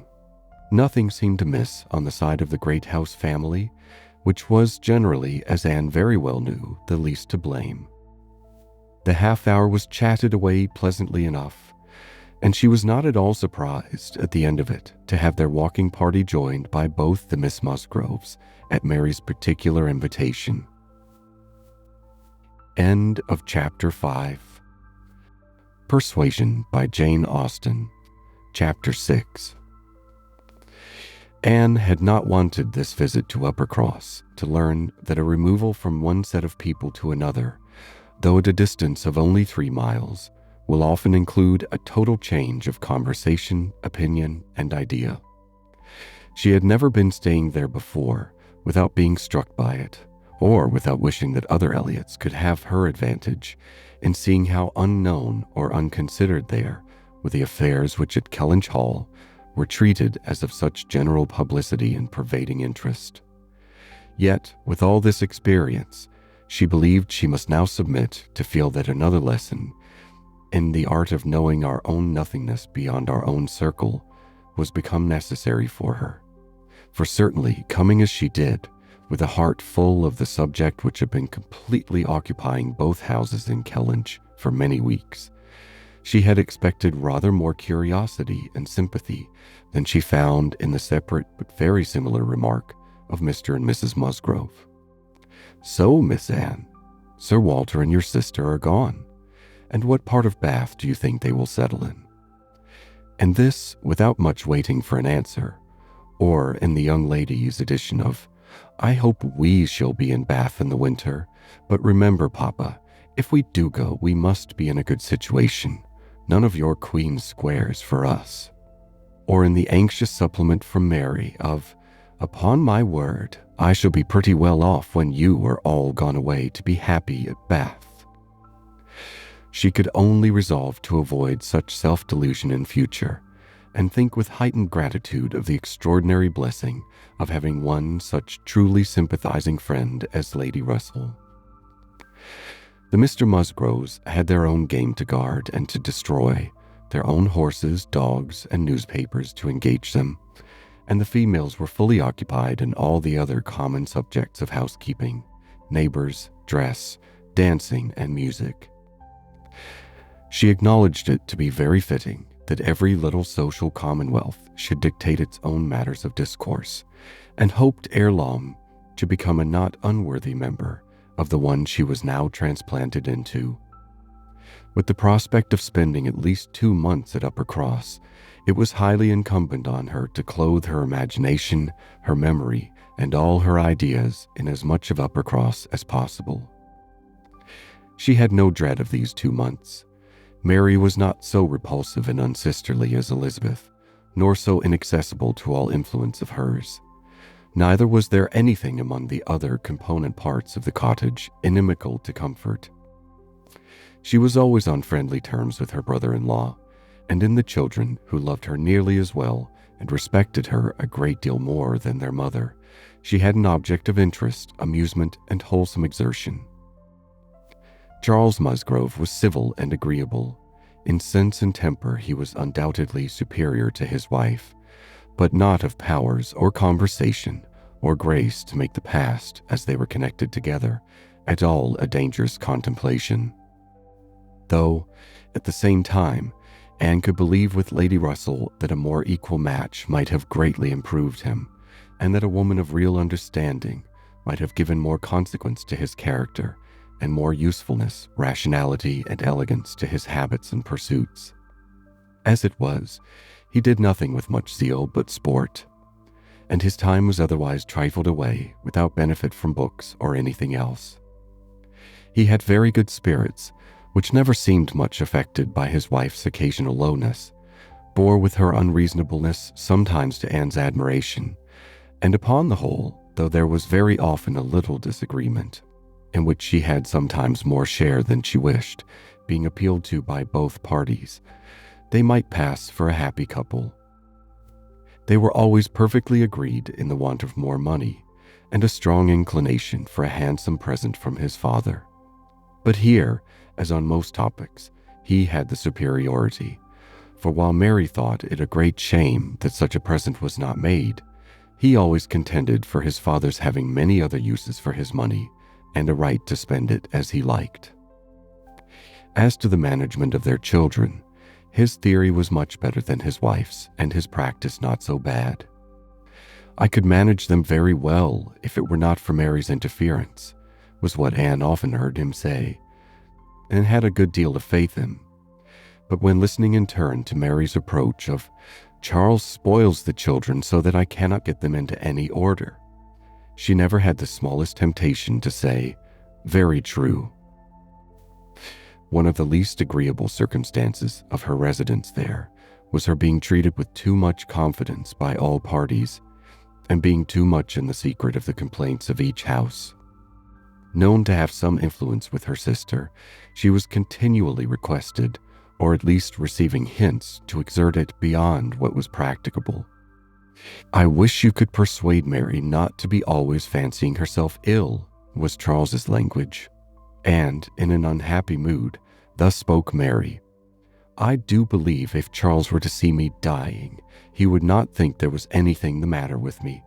I am sure, Anne, if you would, you might persuade him that I really am very ill, a great deal worse than I ever own." Mary's declaration was, "I hate sending the children to the great house, though their grandmamma is always wanting to see them, for she humors and indulges them to such a degree and gives them so much trash and sweet things that they are sure to come back sick and cross for the rest of the day." And Mrs. Musgrove took the first opportunity of being alone with Anne to say, "Oh, Miss Anne, I cannot help wishing Mrs. Charles had a little of your method with those children. They are quite different creatures with you, but to be sure, in general, they are so spoiled. It's a pity you cannot put your sister in the way of managing them. They are as fine, healthy children as ever were seen, poor little dears, without partiality. But Mrs. Charles knows no more how they should be treated. Ah, bless me, how troublesome they are sometimes. I assure you, Miss Anne, it prevents my wishing to see them at our house so often as I otherwise should. I believe Mrs. Charles is not quite pleased with my not inviting them oftener, but you know it is very bad to have children with one that one is obliged to be checking every moment. Don't do this and don't do that, or that one can only keep in tolerable order by more cake than is good for them." She had this communication, moreover, from Mary. "Mrs. Musgrove thinks all her servants so steady that it would be high treason to call it in question, but I am sure, without exaggeration, that her upper housemaid and laundry maid, instead of being in their business, are gadding about the village all day long. I meet them wherever I go, and I declare I never go twice into my nursery without seeing something of them.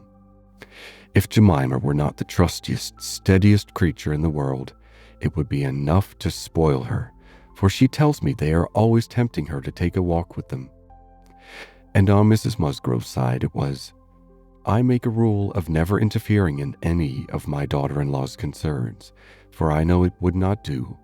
But I shall tell you, Miss Anne, because you may be able to set things to rights, that I have no very good opinion of Mrs. Charles's nursery maid. I hear strange stories of her. She is always upon the gad, and from my own knowledge I can declare she is such a fine-dressing lady that she is enough to ruin any servant she comes near. Mrs. Charles quite swears by her, I know, but I just give you this hint that you may be upon the watch, because if you see anything amiss, you need not be afraid of mentioning it." Again, it was Mary's complaint that Mrs. Musgrove was very apt not to give her the precedence that was her due when they dined at the great house with other families, and she did not see any reason why she was to be considered so much at home as to lose her place. And one day, when Anne was walking with only the Miss Musgroves, one of them, after talking of rank, people of rank, and jealousy of rank, said, "I have no scruple of observing to you how nonsensical some persons are about their place, because all the world knows how easy and indifferent you are about it. But I wish anybody would give Mary a hint that it would be a great deal better if she were not so very tenacious, especially if she would not be always putting herself forward to take place of mamma. Nobody doubts her right to have precedence of mamma, but it would be more becoming in her not to be always insisting on it. It is not that mamma cares about it in the least in the world, but I know it is taken notice of by many persons." How was Anne to set all these matters to rights? She could do little more than listen patiently, soften every grievance, and excuse each to the other. Give them all hints of the forbearance necessary between such near neighbors, and make those hints broadest which were meant for her sister's benefit. In all other respects, her visit began and proceeded very well. Her own spirits improved by change of place and subject, by being removed 3 miles from Kellynch. Mary's ailments lessened by having a constant companion, and their daily intercourse with the other family, since there was neither superior affection, confidence, nor employment in the cottage to be interrupted by it, was rather an advantage. It was certainly carried nearly as far as possible, for they met every morning and hardly ever spent an evening asunder. But she believed they should not have done so well without the sight of Mr. and Mrs. Musgrove's respectable forms in the usual places, or without the talking, laughing, and singing of their daughters. She played a great deal better than either of the Miss Musgroves, but having no voice, no knowledge of the harp, and no fond parents to sit by and fancy themselves delighted, her performance was little thought of, only out of civility or to refresh the others, as she was well aware. She knew that when she played she was giving pleasure only to herself, but this was no new sensation. Excepting one short period of her life, she had never, since the age of 14, never since the loss of her dear mother, known the happiness of being listened to or encouraged by any just appreciation or real taste. In music she had been always used to feel alone in the world, and Mr. and Mrs. Musgrove's fond partiality for their own daughter's performance, and total indifference to any other person's, gave her much more pleasure for their sakes than mortification for her own. The party at the great house was sometimes increased by other company. The neighborhood was not large, but the Musgroves were visited by everybody, and had more dinner parties and more callers, more visitors by invitation and by chance than any other family. They were more completely popular. The girls were wild for dancing, and the evenings ended occasionally in an unpremeditated little ball. There was a family of cousins within a walk of Uppercross, in less affluent circumstances, who depended on the Musgroves for all their pleasures. They would come at any time, or help to play at anything, or dance anywhere. And Anne, very much preferring the office of musician to a more active post, played country dances to them by the hour together, a kindness which always recommended her musical powers to the notice of Mr. and Mrs. Musgrove more than anything else, and often drew this compliment: "Well done, Miss Anne, very well done indeed. Lord bless me, how those little fingers of yours fly about." So passed the first 3 weeks. Michaelmas came, and now Anne's heart must be in Kellynch again. A beloved home made over to others, all the precious rooms and furniture, groves and prospects, beginning to own other eyes and other limbs.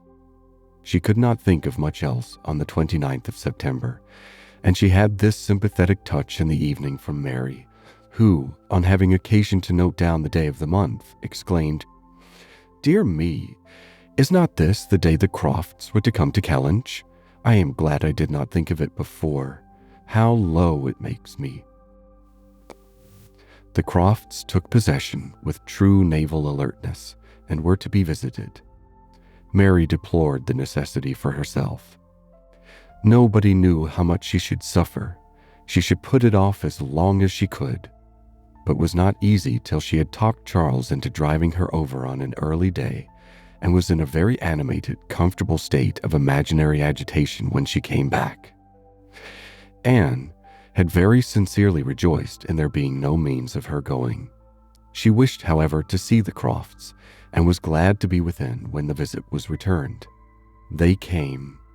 The master of the house was not at home, but the 2 sisters were together, and as it chanced that Mrs. Croft fell to the share of Anne, while the Admiral sat by Mary, and made himself very agreeable by his good-humored notice of her little boys, she was well able to watch for a likeness, and if it failed her in the features, to catch it in the voice, or in the turn of sentiment and expression. Mrs. Croft, though neither tall nor fat, had a squareness, uprightness, and vigor of form which gave importance to her person. She had bright, dark eyes, good teeth, and altogether an agreeable face, though her reddened and weather-beaten complexion, the consequence of her having been almost as much a sea as her husband, made her seem to have lived some years longer in the world than her real 38. Her manners were open, easy, and decided, like one who had no distrust of herself and no doubts of what to do, without any approach to coarseness, however, or any want of good humor. Anne gave her credit, indeed, for feelings of great consideration towards herself in all that related to Kellynch, and it pleased her, especially as she had satisfied herself in the very first half-minute, in the instant even of introduction, that there was not the smallest symptom of any knowledge or suspicion on Mrs. Croft's side to give a bias of any sort. She was quite easy on that head, and consequently full of strength and courage, till for a moment electrified by Mrs. Croft suddenly saying, "It was you, and not your sister, I find, that my brother had the pleasure of being acquainted with when he was in this country." Anne hoped she had outlived the age of blushing, but the age of emotion she certainly had not. "Perhaps you may not have heard that he is married," added Mrs. Croft. She could now answer as she ought, and was happy to feel when Mrs. Croft's next words explained it to be Mr. Wentworth of whom she spoke, that she had said nothing which might not do for either brother. She immediately felt how reasonable it was that Mrs. Croft should be thinking and speaking of Edward, and not of Frederick, and with shame at her own forgetfulness, applied herself to the knowledge of their former neighbor's present state with proper interest. The rest was all tranquillity, till, just as they were moving, she heard the Admiral say to Mary, "We are expecting a brother of Mrs. Croft's here soon. I dare say you know him by name." He was cut short by the eager attacks of the little boys, clinging to him like an old friend, and declaring he should not go, and being too much engrossed by proposals of carrying them away in his coat pocket, etc., to have another moment for finishing or recollecting what he had begun. Anne was left to persuade herself as well she could that the same brother must still be in question. She could not, however, reach such a degree of certainty as not to be anxious to hear whether anything had been said on the subject at the other house where the Crofts had previously been calling. The folks of Great House were to spend the evening of this day at the cottage, and it being now too late in the year for such visits to be made on foot, the coach was beginning to be listened for, when the youngest Miss Musgrove walked in. That she was coming to apologize, and that they should have to spend the evening by themselves, was the first black idea, and Mary was quite ready to be affronted, when Louisa made all right by saying that she only came on foot to leave more room for the harp, which was bringing in the carriage. "And I will tell you our reason," she added, "and all about it. I am come on to give you notice that Papa and Mamma are out of spirits this evening, especially Mamma. She is thinking so much of poor Richard, and we agreed it would be best to have the harp, for it seems to amuse her more than the pianoforte. I will tell you why she is out of spirits. When the Crofts called this morning, they called here afterwards, did not they? They happened to say that her brother, Captain Wentworth, is just returned to England, or paid off or something, and is coming to see them almost directly. And most unluckily it came into Mamma's head when they were gone, that Wentworth, or something very like it, was the name of poor Richard's captain at one time. I do not know when or where, but a great while before he died, poor fellow. And upon looking over his letters and things, she found it was so, and is perfectly sure that this must be the very man. And her head is quite full of it, and of poor Richard. So we must all be as merry as we can, that she may not be dwelling upon such gloomy things." The real circumstances of this pathetic piece of family history were that the Musgroves had had the ill fortune of a very troublesome, hopeless son, and the good fortune to lose him before he reached his 20th year.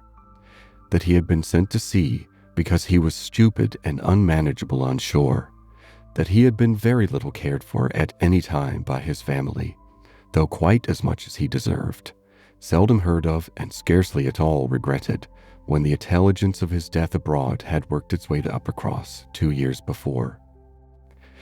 He had, in fact, though his sisters were now doing all they could for him by calling him poor Richard, been nothing better than a thick-headed, unfeeling, unprofitable Dick Musgrove, who had never done anything to entitle himself to more than the abbreviation of his name, living or dead.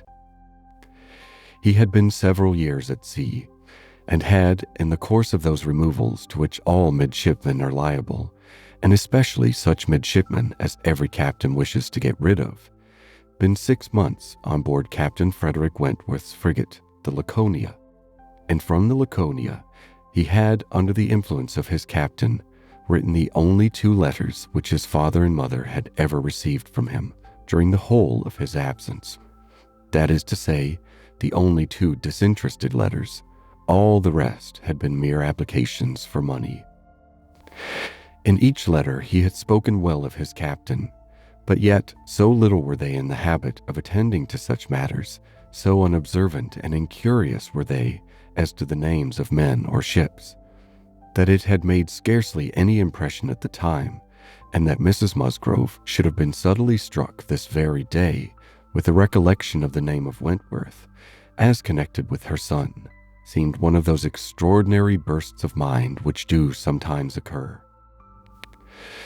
She had gone to her letters and found it all as she supposed, and the re-perusal of these letters, after so long an interval, her poor son gone forever, and all the strength of his faults forgotten, had affected her spirits exceedingly, and thrown her into a greater grief for him than she had known on first hearing of his death.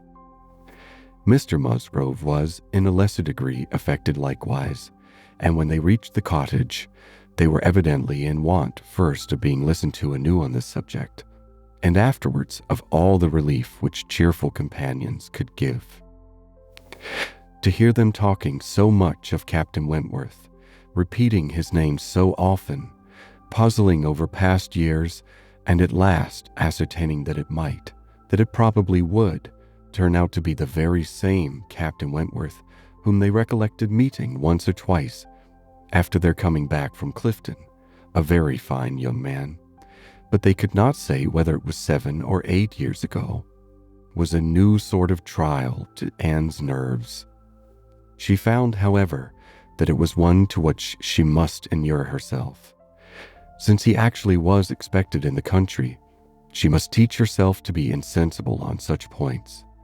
And not only did it appear that he was expected and speedily, but the Musgroves, in their warm gratitude for the kindness he had shown poor Dick, and very high respect for his character, stamped as it was by poor Dick's having been 6 months under his care, and mentioning him in strong, though not perfectly well spelt praise, as a fine dashing fellow, only too particular about the schoolmaster, were bent on introducing themselves and seeking his acquaintance as soon as they could hear of his arrival.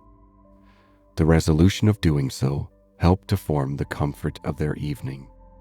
End of Chapter 6. Persuasion by Jane Austen, Chapter 7.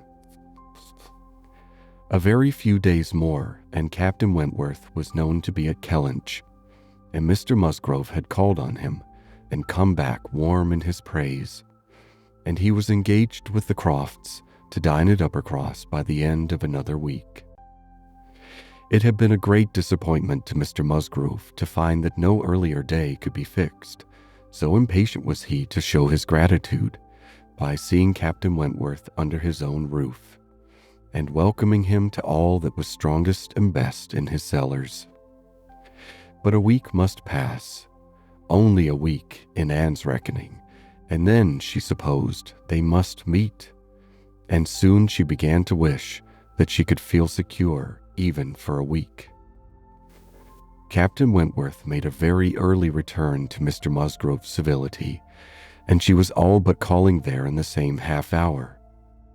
she and Mary were actually setting forward for the great house, where, as she afterwards learnt, they must inevitably have found him, when they were stopped by the eldest boys being at that moment brought home in consequence of a bad fall.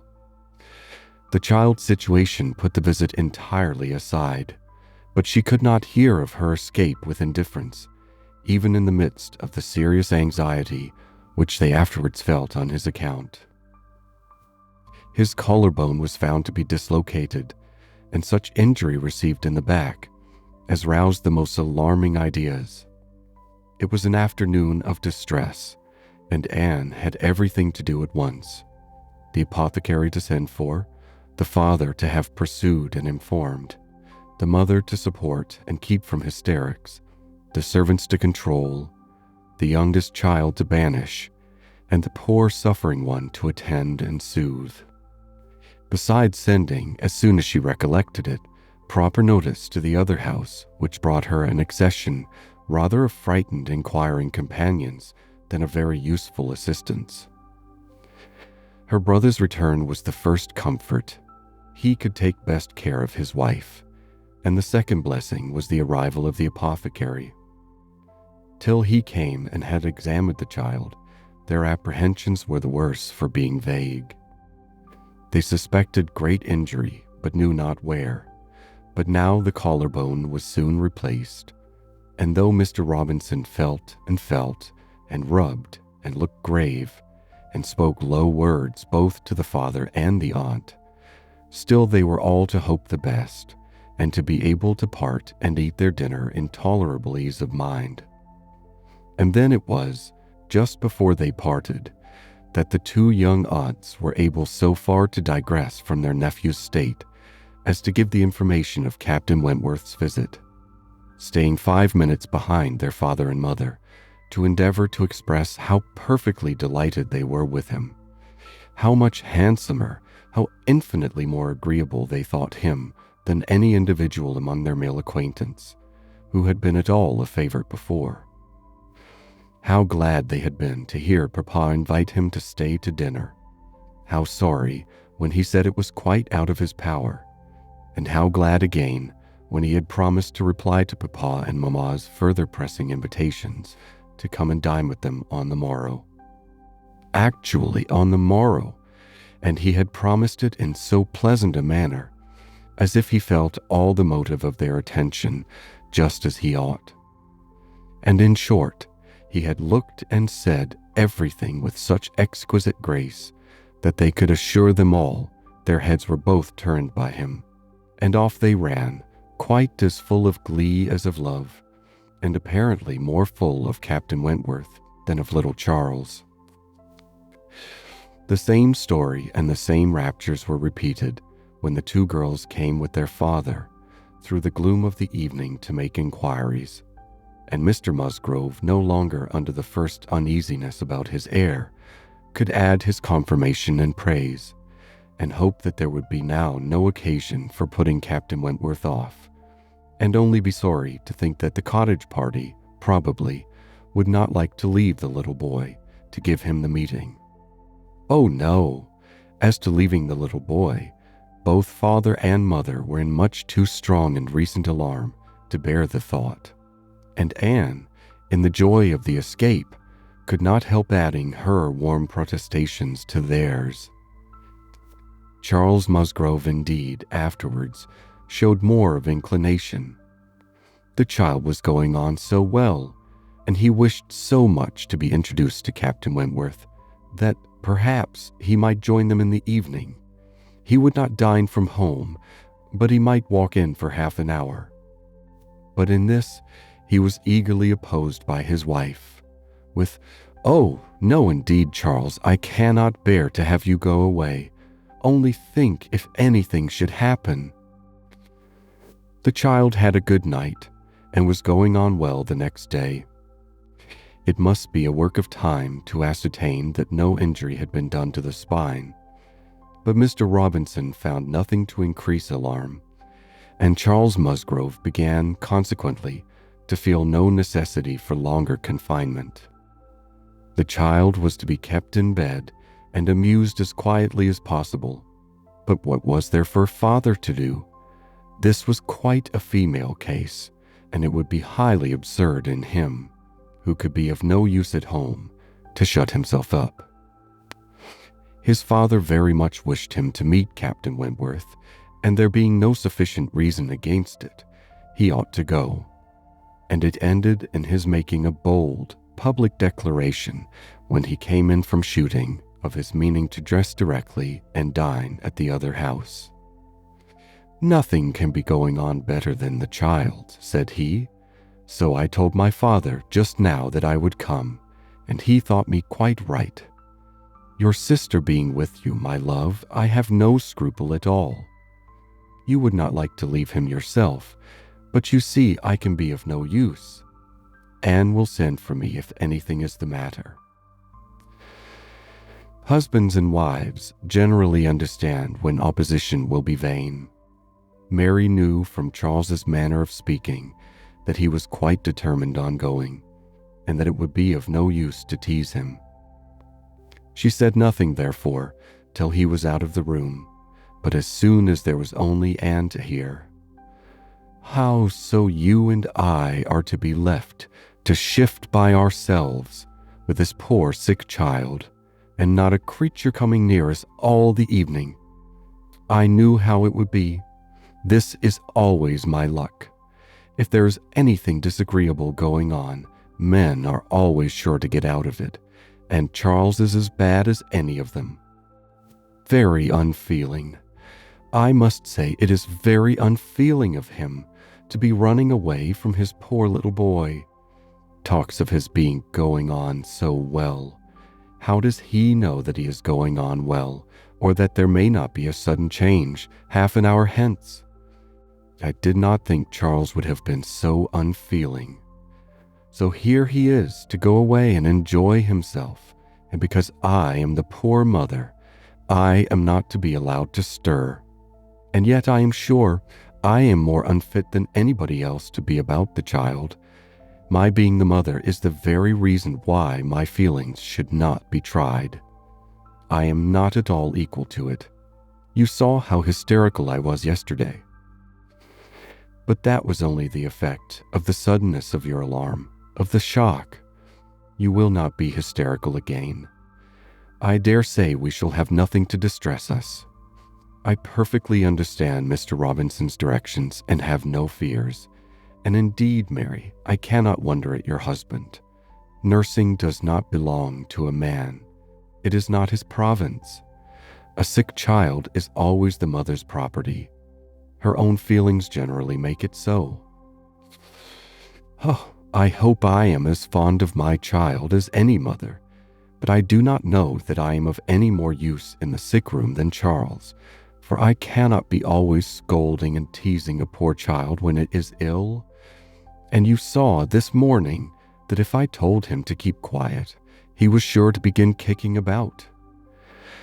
I have not the nerves for this sort of thing. But could you be comfortable yourself to be spending the whole evening away from the poor boy? Yes, you see his papa can, and why should not I? Jemima is so careful, and she could send us word every hour how he was. I really think Charles might as well have told his father we would all come. I am not more alarmed about little Charles now than he is. I was dreadfully alarmed yesterday, but the case is very different today. Well, if you do not think it too late to give notice for yourself, suppose you were to go, as well as your husband. Leave little Charles to my care. Mr. and Mrs. Musgrove cannot think it wrong while I remain with him." "Are you serious?" cried Mary, her eyes brightening. "Dear me, that's a very good thought, very good indeed. To be sure, I may just as well go as not, for I am of no use at home, am I? And it only harasses me.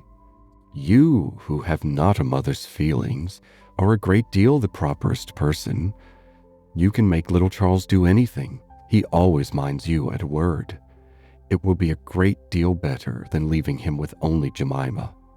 Oh, I will certainly go. I am sure I ought, if I can, quite as much as Charles, for they want me excessively to be acquainted with Captain Wentworth, and I know you do not mind being left alone. An excellent thought of yours indeed, Anne. I would go and tell Charles and get ready directly. You can send for us, you know, at a moment's notice if anything is the matter, but I dare say there would be nothing to alarm you. I should not go, you may be sure, if I did not feel quite at ease about my dear child." The next moment, she was tapping at her husband's dressing-room door, and as Anne followed her upstairs, she was in time for the whole conversation, which began with Mary's saying in a tone of great exultation, "I mean to go with you, Charles, for I am of no more use at home than you are. If I were to shut myself up forever with the child, I should not be able to persuade him to do anything he did not like. Anne will stay.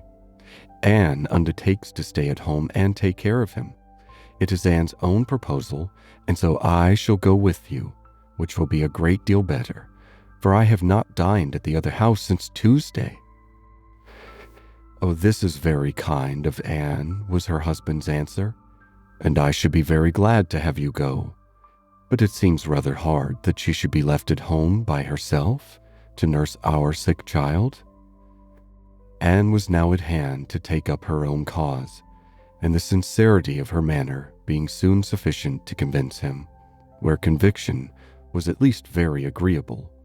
He had no further scruples as to her being left to dine alone, though he still wanted her to join them in the evening, when the child might be at rest for the night, and kindly urged her to let him come and fetch her. But she was quite unpersuadable, and this being the case, she had ere long the pleasure of seeing them set off together in high spirits. They were gone, she hoped, to be happy, however oddly constructed such happiness might seem. As for herself, she was left with as many sensations of comfort as were perhaps ever likely to be hers. She knew herself to be of the first utility to the child, and what was it to her if Frederick Wentworth were only a half-mile distant, making himself agreeable to others? She would have liked to know how he felt as to a meeting, perhaps indifferent, if indifference could exist under such circumstances. He must be either indifferent or unwilling. Had he wished ever to see her again, he need not have waited till this time. He would have done what she could not but believe that in his place she should have done long ago, when events had been early giving him the independence which alone had been wanting. Her brother and sister came back delighted with their new acquaintance and their visit in general. There had been music, singing, talking, laughing, all that was most agreeable. Charming manners in Captain Wentworth, no shyness or reserve. They seemed all to know each other perfectly, and he was coming the very next morning to shoot with Charles. He was to come to breakfast, but not at the cottage, though that had been proposed at first. But then he had been pressed to come to the great house instead, and he seemed afraid of being in Mrs. Charles Musgrove's way, on account of the child, and therefore somehow, they hardly knew how, it ended in Charles being to meet him to breakfast at his father's. Anne understood it. He wished to avoid seeing her. He had inquired after her, she found, slightly, as might suit a former slight acquaintance, seeming to acknowledge such as she had acknowledged, actuated perhaps by the same view of escaping introduction when they were to meet. The morning hours of the cottage were always later than those of the other house, and on the morrow the difference was so great that Mary and Anne were not more than beginning breakfast when Charles came in to say that they were just setting off, that he was come for his dogs, that his sisters were following with Captain Wentworth. His sisters meaning to visit Mary and the child, and Captain Wentworth proposing also to wait on her for a few minutes if not inconvenient. And though Charles had answered for the child's being in no such state as could make it inconvenient, Captain Wentworth would not be satisfied without his running on to give notice. Mary, very much gratified by this attention, was delighted to receive him, while 1,000 feelings rushed on Anne, of which this was the most consoling, that it would soon be over. And it was soon over. In 2 minutes after Charles's preparation, the others appeared. They were in the drawing room. Her eye half met Captain Wentworth's. A bow, a curtsy passed.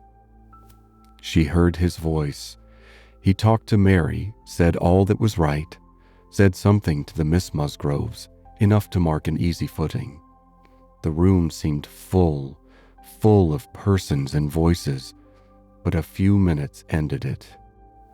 Charles showed himself at the window. All was ready. Their visitor had bowed and was gone. The Miss Musgroves were gone too, suddenly resolving to walk to the end of the village with the sportsmen. The room was cleared, and Anne might finish her breakfast as she could. "Ah, it is over, it is over," she repeated to herself again and again in nervous gratitude. "The worst is over." Mary talked, but she could not attend. She had seen him. They had met. They had been once more in the same room. Soon, however, she began to reason with herself and try to be feeling less. 8 years, almost 8 years had passed since all had been given up. How absurd to be resuming the agitation which such an interval had banished into distance and indistinctness. What might not 8 years do? Events of every description, changes, alienations, removals, all must be comprised in it, and oblivion of the past. How natural, how certain, too. It included nearly a third part of her own life. Alas, with all her reasonings, she found that to retentive feelings 8 years may be little more than nothing. Now, how were his sentiments to be read? Was this like wishing to avoid her? And the next moment she was hating herself for the folly which asked the question.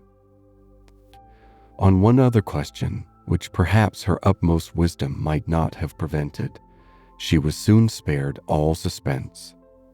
For, after the Miss Musgroves had returned and finished their visit at the cottage, she had this spontaneous information from Mary. "Captain Wentworth is not very gallant by you, Anne, though he was so attentive to me. Henrietta asked him what he thought of you when they went away, and he said, 'You were so altered he should not have known you again.'" Mary had no feelings to make her respect her sisters in a common way, but she was perfectly unsuspicious of being inflicting any peculiar wound. Altered beyond his knowledge, Anne fully submitted in silent, deep mortification. Doubtless it was so, and she could take no revenge, for he was not altered, or not for the worse. She had already acknowledged it to herself, and she could not think differently, let him think of her as he would. No, the years which had destroyed her youth and bloom had only given him a more glowing, manly, open look, in no respect lessening his personal advantages. She had seen the same Frederick Wentworth. So altered that he should not have known her again. These were words which could not but dwell with her. Yet she soon began to rejoice that she had heard them. They were of sobering tendency. They allayed agitation. They composed and consequently must make her happier. Frederick Wentworth had used such words, or something like them, but without an idea that they would be carried round to her. He had thought her wretchedly altered, and in the first moment of appeal had spoken as he felt. He had not forgiven Anne Elliot. She had used him ill, deserted and disappointed him, and worse, she had shown a feebleness of character in doing so, which his own decided, confident temper could not endure. She had given him up to oblige others. It had been the effect of over-persuasion. It had been weakness and timidity. He had been most warmly attached to her, and had never seen a woman since whom he thought her equal. But, except for some natural sensation of curiosity, he had no desire of meeting her again.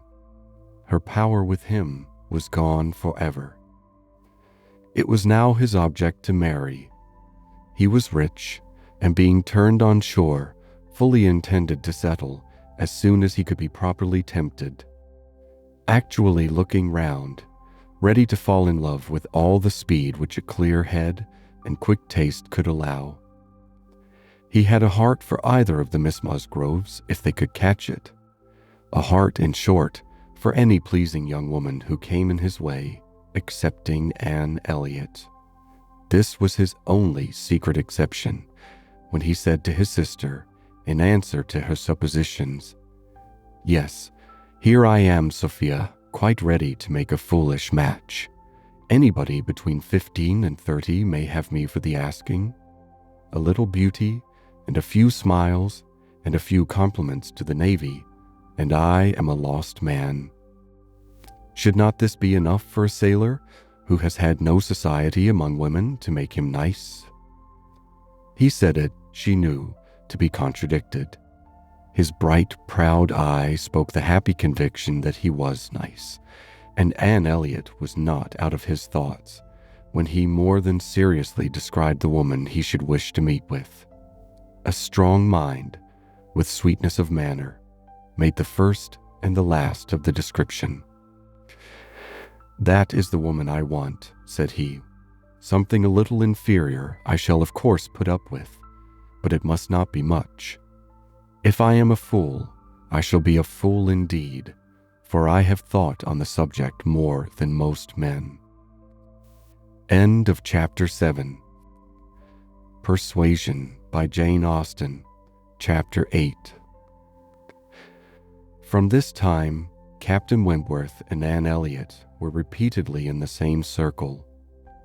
They were soon dining in company together at Mr. Musgrove's, for the little boy's state could no longer supply his aunt with a pretense for absenting herself. And this was but the beginning of other dinings and other meetings. Whether former feelings were to be renewed must be brought to the proof. Former times must undoubtedly be brought to the recollection of each. They could not but be reverted to. The year of their engagement could not but be named by him in the little narratives or descriptions which conversation called forth. His profession qualified him, his disposition led him to talk. And that was in the year 6. That happened before I went to sea in the year 6. Occurred in the course of the first evening they spent together. And though his voice did not falter, and though she had no reason to suppose his eye wandering towards her while he spoke, Anne felt the utter impossibility, from her knowledge of his mind, that he could be unvisited by remembrance any more than herself. There must be the same immediate association of thought, though she was very far from conceiving it to be of equal pain. They had no conversation together, no intercourse but what the commonest civility required. Once so much to each other, now nothing. There had been a time when of all the large party now filling the drawing-room at Uppercross, they would have found it most difficult to cease to speak to one another. With the exception, perhaps, of Admiral and Mrs. Croft, who seemed particularly attached and happy, Anne could allow no other exception, even among the married couples.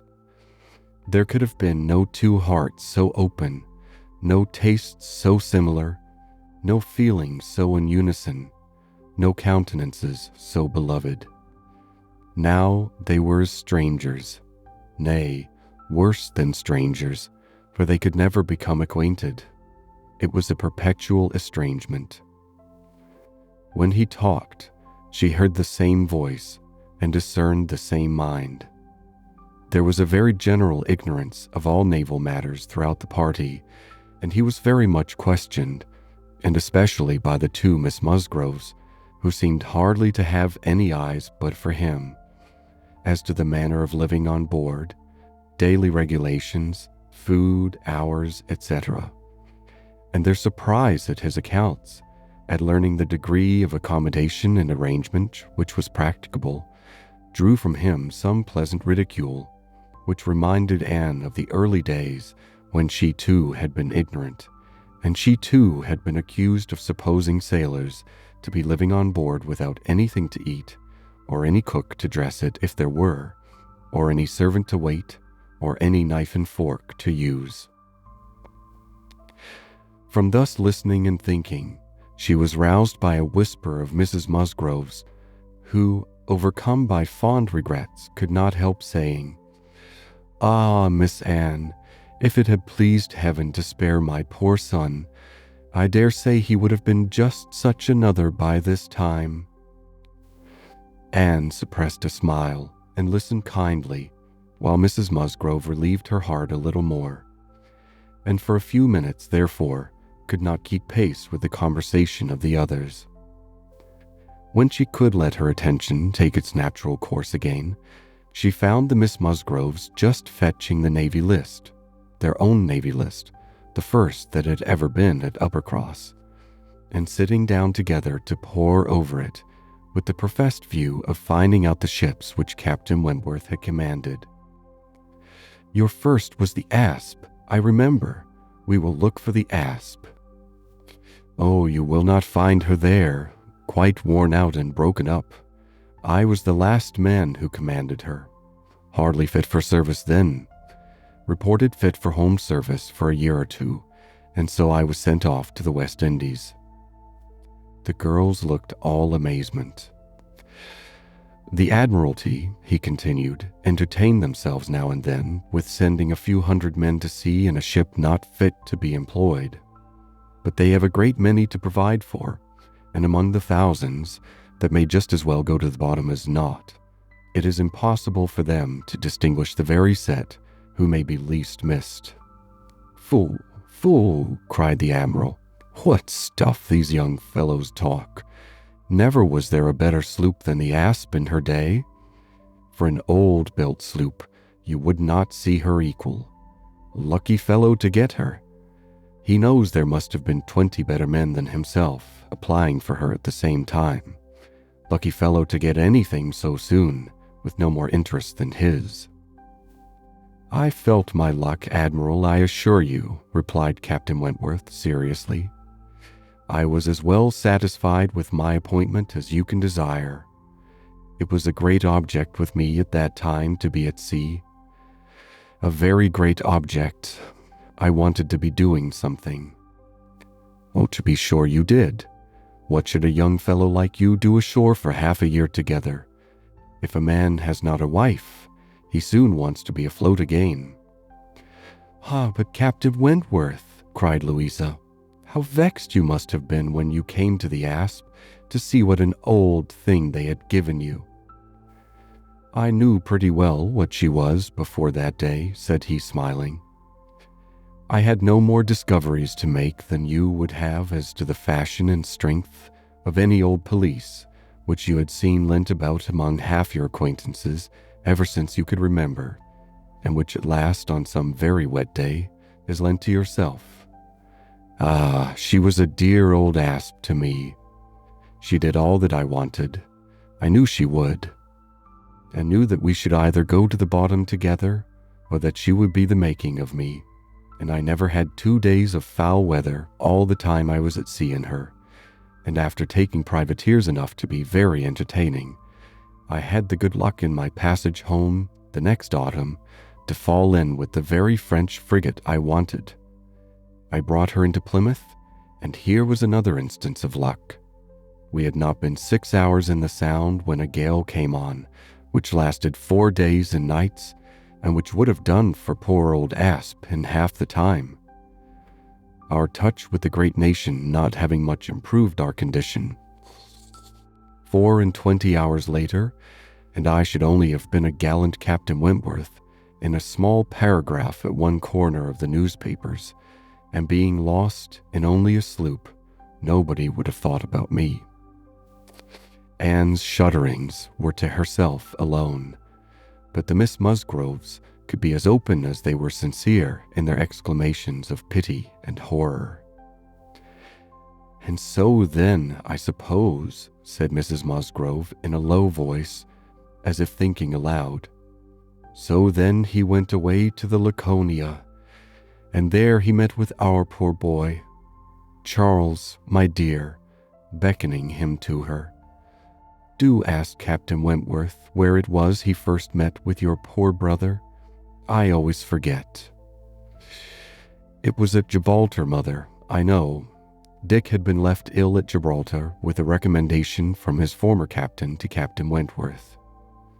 "Oh, but Charles, tell Captain Wentworth he need not be afraid of mentioning poor Dick before me, for it would be rather a pleasure to hear him talked of by such a good friend." Charles, being somewhat more mindful of the probabilities of the case, only nodded in reply and walked away. The girls were now hunting for the Laconia, and Captain Wentworth could not deny himself the pleasure of taking the precious volume into his own hands to save them the trouble, and once more read aloud the little statement of her name and rate and present non-commissioned class, observing over it that she too had been one of the best friends man ever had. Ah, those were pleasant days when I had the Laconia. How fast I made money in her. A friend of mine and I had such a lovely cruise together off the Western Islands. Poor Harville's sister. You know how much he wanted money, worse than myself. He had a wife. Excellent fellow. I shall never forget his happiness. He felt it all, so much for her sake. I wished for him again the next summer, when I had still the same luck in the Mediterranean. "And I am sure, sir," said Mrs. Musgrove, "it was a lucky day for us when you were put captain into that ship. We shall never forget what you did." Her feelings made her speak low, and Captain Wentworth, hearing only in part, and probably not having Dick Musgrove at all near his thoughts, looked rather in suspense, and as if waiting for more. "My brother," whispered one of the girls. "Mamma is thinking of poor Richard." "Poor dear fellow," continued Mrs. Musgrove. "He was grown so steady, and such an excellent correspondent while he was under your care. Ah, it would have been a happy thing if he had never left you. I assure you, Captain Wentworth, we are very sorry he ever left you." There was a momentary expression in Captain Wentworth's face at this speech, a certain glance of his bright eye and curl of his handsome mouth, which convinced Anne that instead of sharing in Mrs. Musgrove's kind wishes as to her son, he had probably been at some pains to get rid of him. But it was too transient an indulgence of self-amusement to be detected by any who understood him less than herself. In another moment, he was perfectly collected and serious, and almost instantly afterwards coming up to the sofa, on which she and Mrs. Musgrove were sitting, took a place by the latter, and entered into conversation with her in a low voice about her son, doing it with so much sympathy and natural grace as showed the kindest consideration for all that was real and unabsurd in the parent's feelings. They were actually on the same sofa, for Mrs. Musgrove had most readily made room for him. They were divided only by Mrs. Musgrove. It was no insignificant barrier, indeed. Mrs. Musgrove was a comfortable, substantial size, infinitely more fitted by nature to express good cheer and good humor than tenderness and sentiment. And while the agitations of Anne's slender form and pensive face may be considered as very completely screened, Captain Wentworth should be allowed some credit for the self-command with which he attended to her large, fat sighings over the destiny of a son whom alive nobody had cared for. Personal sighs and mental sorrow have certainly no necessary proportions. A large, bulky figure has as good a right to be in deep affliction as the most graceful set of limbs in the world. But, fair or not fair, there are unbecoming conjunctions which reason will patronize in vain, which taste cannot tolerate, which ridicule will seize. The Admiral, after taking 2 or 3 refreshing turns about the room, with his hands behind him, being called to order by his wife, now came up to Captain Wentworth, and without any observation of what he might be interrupting, thinking only of his own thoughts, began with, "If you had been a week later at Lisbon last spring, Frederick, you would have been asked to give a passage to Lady Mary Grierson and her daughters." "Should I? I am glad I was not a week later then." The Admiral abused him for his want of gallantry.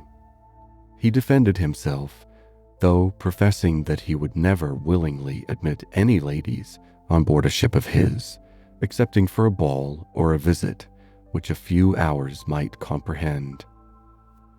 "But if I know myself," said he, "this is from no want of gallantry towards them.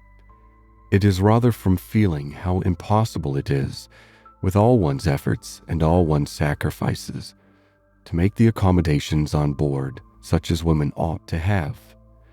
There can be no want of gallantry, Admiral, in rating the claims of women to every personal comfort high, and this is what I do. I hate to hear of women on board, or to see them on board, and no ship under my command shall ever convey a family of ladies anywhere, if I can help it." This brought his sister upon him. "Oh, Frederick, but I cannot believe it of you. All idle refinement. Women may be as comfortable on board as in the best house in England. I believe I have lived as much on board as most women, and I know nothing superior to the accommodations of a man of war. I declare I have not a comfort or an indulgence about me, even at Kellynch Hall," with a kind bow to Anne, "beyond what I always had in most of the ships I have lived in, and they have been 5 altogether." "Nothing to the purpose," replied her brother. "You were living with your husband, and were the only woman on board."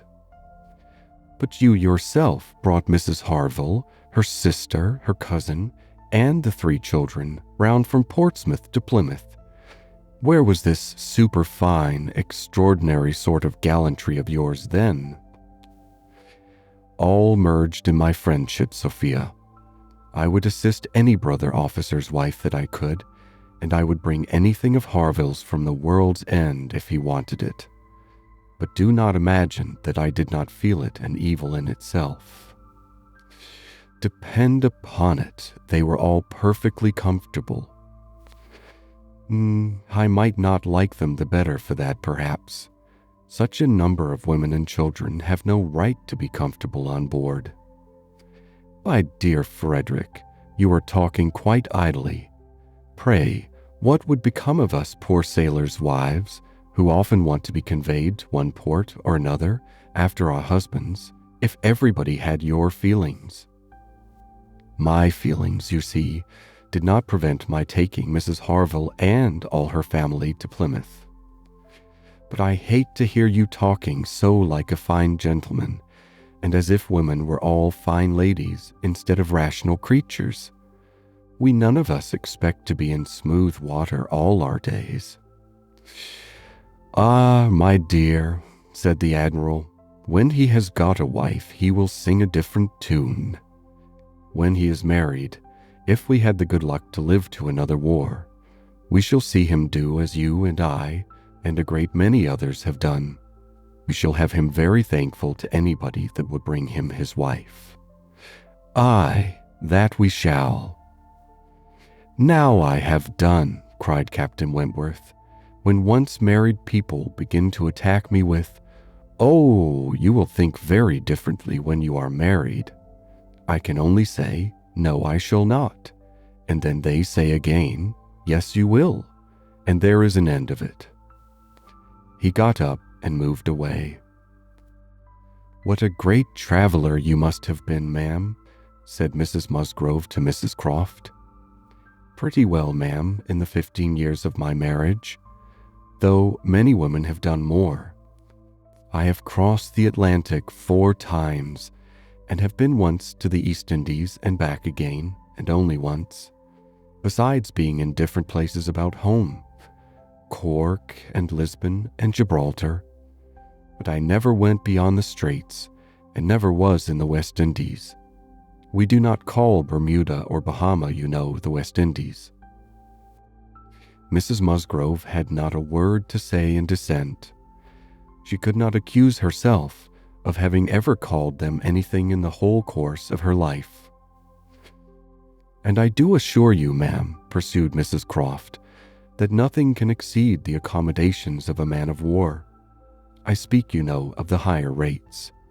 When you come to a frigate, of course, you are more confined, though any reasonable woman may be perfectly happy in one of them.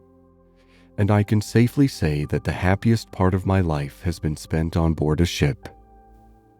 While we were together, you know, there was nothing to be feared. Thank God, I have always been blessed with excellent health, and no climate disagrees with me. A little disordered always, the first 24 hours of going to sea, but never knew what sickness was afterwards.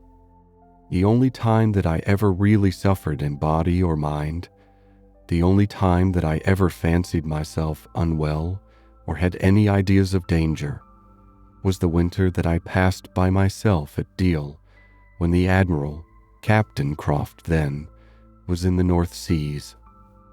I lived in perpetual fright at that time, and had all manner of imaginary complaints from not knowing what to do with myself, or when I should hear from him next.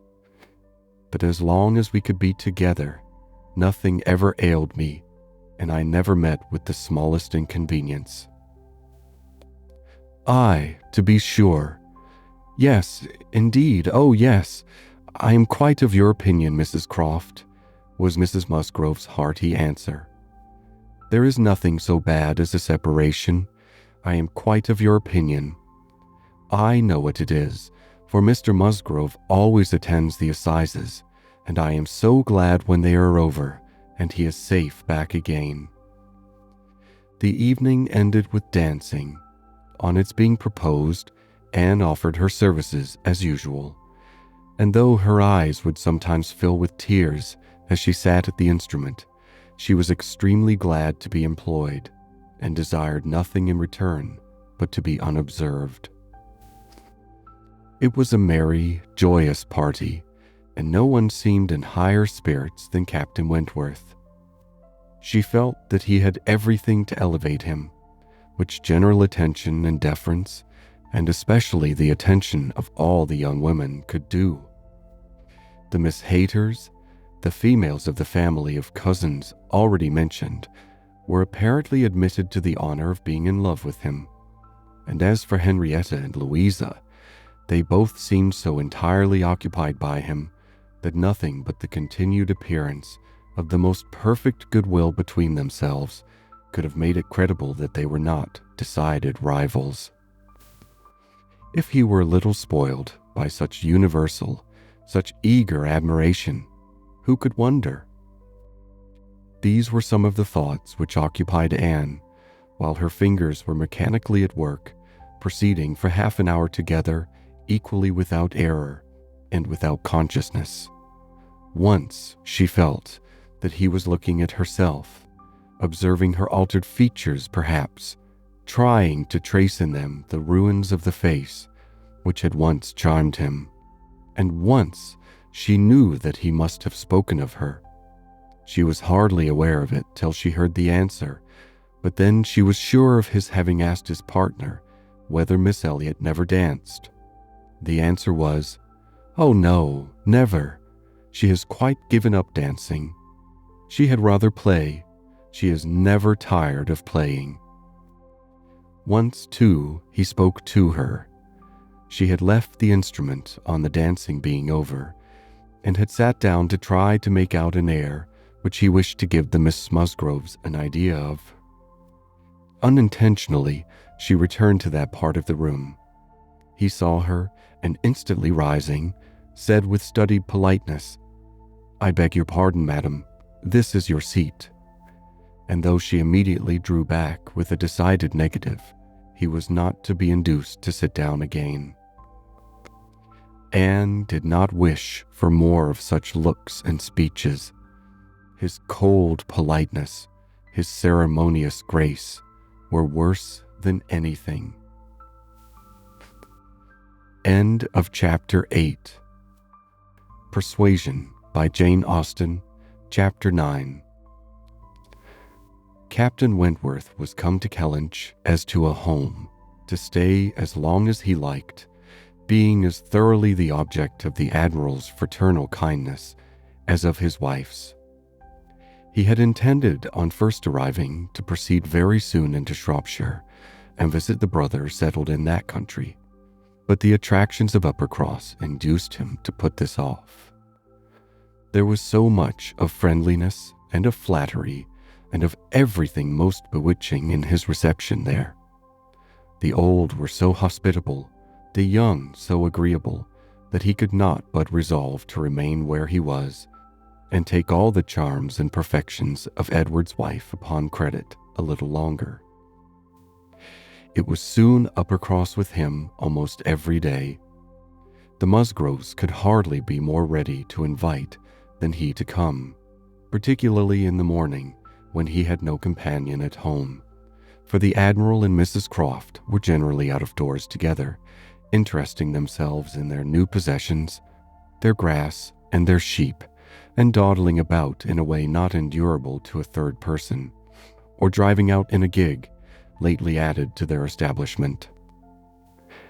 Hitherto there had been but one opinion of Captain Wentworth among the Musgroves and their dependencies. It was unvarying warm admiration everywhere.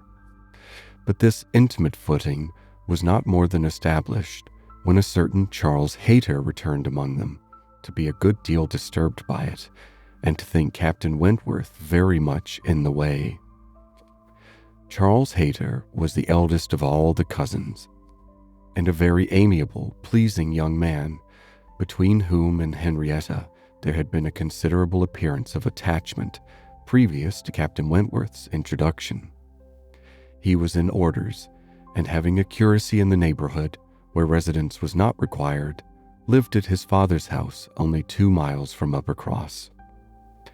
A short absence from home had left his fair one unguarded by his attentions at this critical period, and when he came back he had the pain of finding very altered manners, and of seeing Captain Wentworth. Mrs. Musgrove and Mrs. Hayter were sisters. They had each had money, but their marriages had made a material difference in their degree of consequence.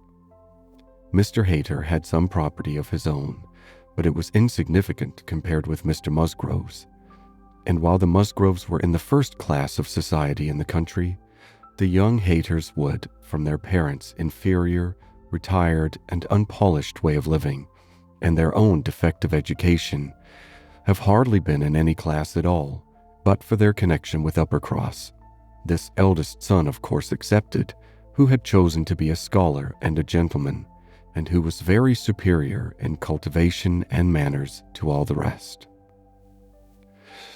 The two families had always been on excellent terms, there being no pride on one side and no envy on the other, and only such a consciousness of superiority in the Miss Musgroves as made them pleased to improve their cousins. Charles's attentions to Henrietta had been observed by her father and mother without any disapprobation. It would not be a great match for her, but if Henrietta liked him, and Henrietta did seem to like him. Henrietta fully thought so herself before Captain Wentworth came, but from that time Cousin Charles had been very much forgotten. Which of the two sisters was preferred by Captain Wentworth was as yet quite doubtful, as far as Anne's observation reached. Henrietta was perhaps the prettiest, Louisa had the higher spirits, and she knew not now whether the more gentle or the more lively character were most likely to attract him. Mr. and Mrs. Musgrove, either from seeing little or from an entire confidence in the discretion of both their daughters and of all the young men who came near them, seemed to leave everything to take its chance. There was not the smallest appearance of solicitude or remark about them in the mansion house. But it was different at the cottage. The young couple there were more disposed to speculate and wonder, and Captain Wentworth had not been above 4 or 5 times in the Miss Musgrove's company, and Charles Hayter had but just reappeared, when Anne had to listen to the opinions of her brother and sister as to which was the one liked best. Charles gave it for Louisa, Mary for Henrietta, but quite agreeing that to have him marry either would be extremely delightful. Charles had never seen a pleasanter man in his life, and from what he had once heard Captain Wentworth himself say, was very sure that he had not made less than £20,000 by the war. Here was a fortune at once, besides which there would be the chance of what might be done in any future war, and he was sure Captain Wentworth was as likely a man to distinguish himself as any officer in the Navy. Oh, it would be a capital match for either of his sisters.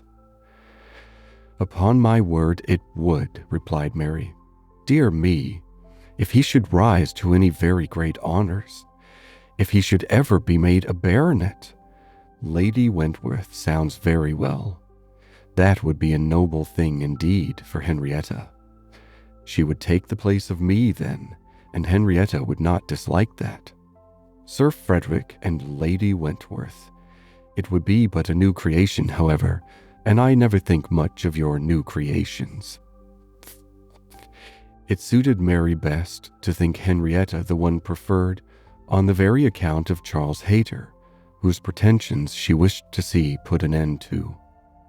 She looked down very decidedly upon the Hayters, and thought it would be quite a misfortune to have the existing connection between the families renewed. Very sad for herself and her children. You know, said she, I cannot think him at all a fit match for Henrietta, and considering the alliances which the Musgroves have made, she has no right to throw herself away. I do not think any young woman has a right to make a choice that may be disagreeable and inconvenient to the principal part of her family, and be giving bad connections to those who have not been used to them. And pray, who is Charles Hayter? Nothing but a country curate, a most improper match for Miss Musgrove of Uppercross. Her husband, however, would not agree with her here, for besides having a regard for his cousin, Charles Hayter was an eldest son, and he saw things as an eldest son himself. Now you are talking nonsense, Mary, was therefore his answer. It would not be a great match for Henrietta, but Charles has a very fair chance, through the Spicers, of getting something from the bishop in the course of a year or 2, and you will please to remember that he is the eldest son. Whenever my uncle dies, he steps into very pretty property. The estate at Winthrop is not less than 250 acres, besides the farm near Taunton, which is some of the best land in the country. I grant you that any of them but Charles would be a very shocking match for Henrietta, and indeed it could not be. He is the only one that could be possible. But he is a very good-natured, good sort of fellow, and whenever Winthrop comes into his hands, he will make a different sort of place of it, and live in a very different sort of way. And with that property, he will never be a contemptible man. Good freehold property. No, Henrietta might do worse than marry Charles Hayter. And if she has him, and Louisa can get Captain Wentworth, I shall be very well satisfied. Charles may say what he pleases, cried Mary to Anne as soon as he was out of the room. But it would be shocking to have Henrietta marry Charles Hayter. A very bad thing for her, and still worse for me, and therefore it is very much to be wished that Captain Wentworth may soon put him quite out of her head. And I have very little doubt that he has. She took hardly any notice of Charles Hayter yesterday. I wish you had been there to see her behavior.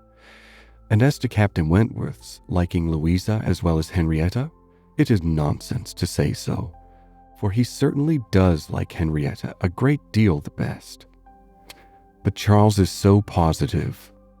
I wish you had been with us yesterday, for then you might have decided between us, and I am sure you would have thought as I did, unless you had been determined to give it against me.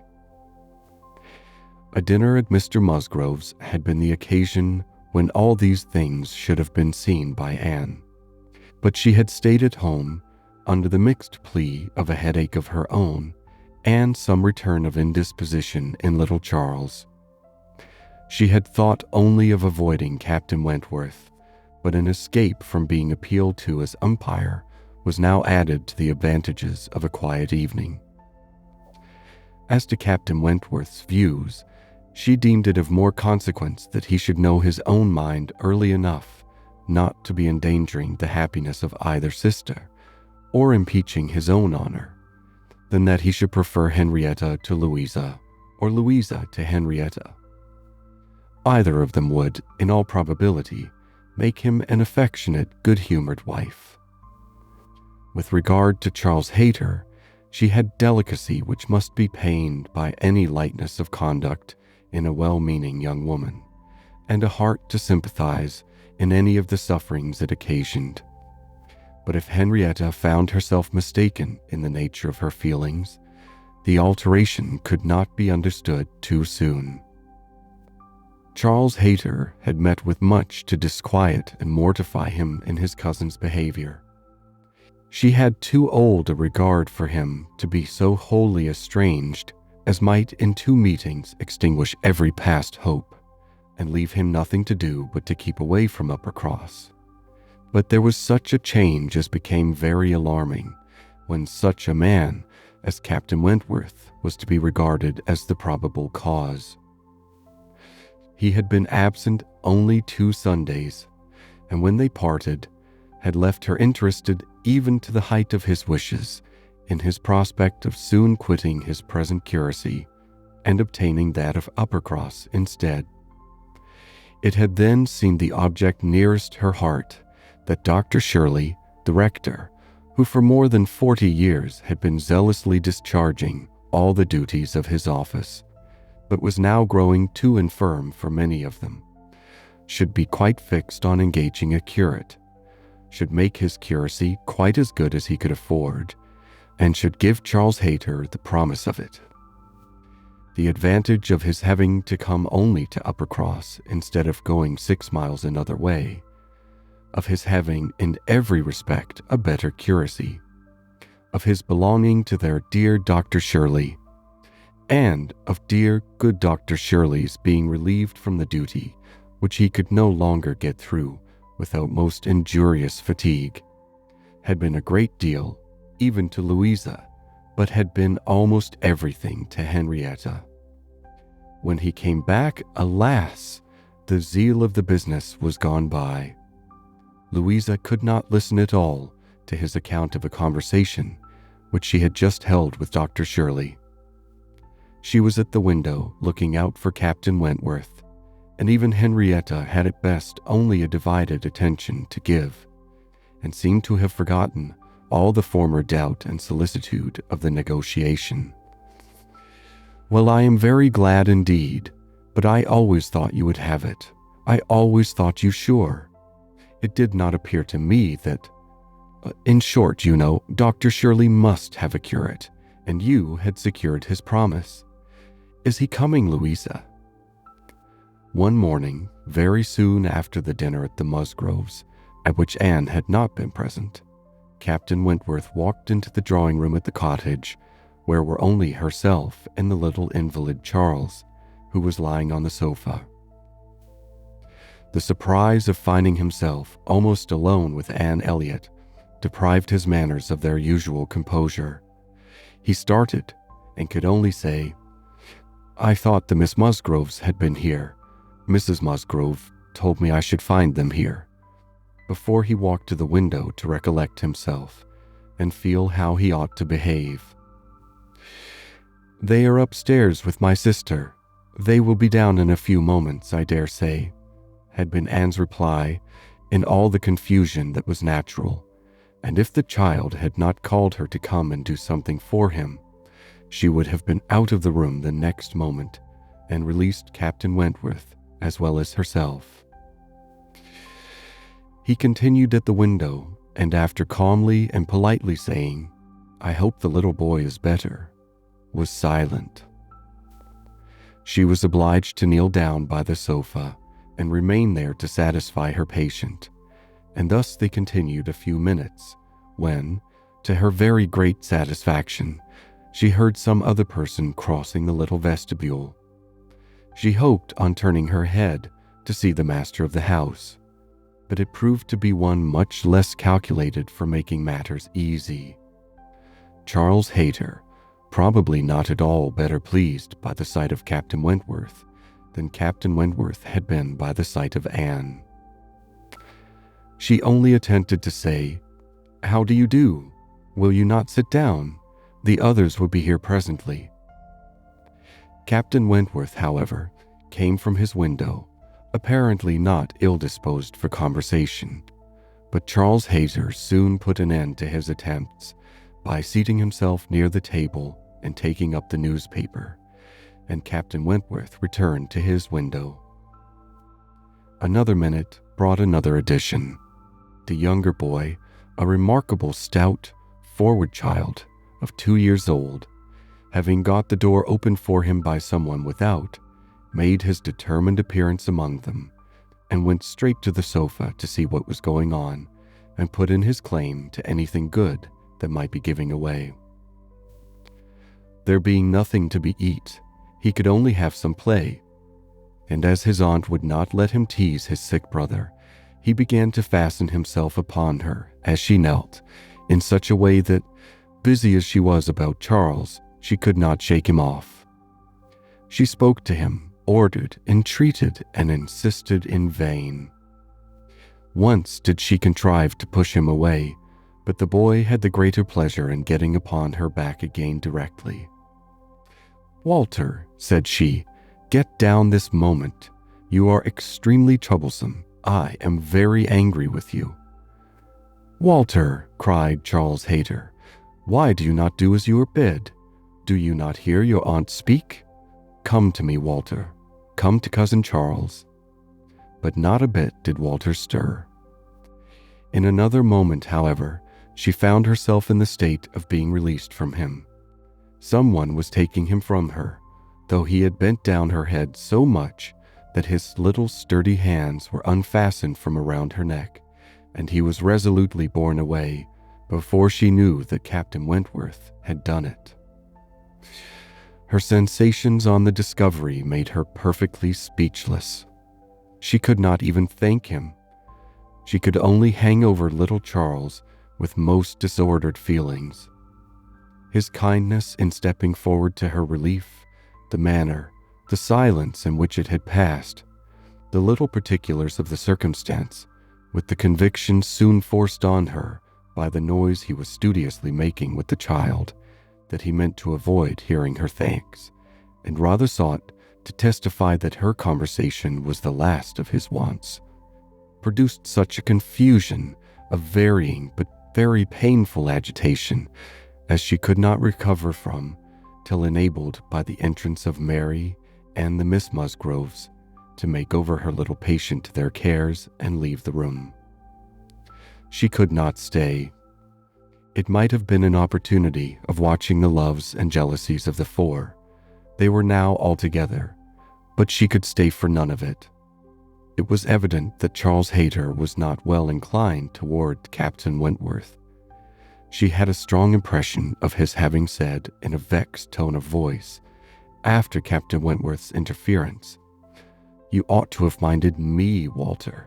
I told you not to tease your aunt." and could comprehend his regretting that Captain Wentworth should do what he ought to have done himself. But neither Charles Hayter's feelings nor anybody's feelings could interest her till she had a little better arranged her own. She was ashamed of herself, quite ashamed of being so nervous, so overcome by such a trifle, but so it was, and it required a long application of solitude and reflection to recover her. End of Chapter 9.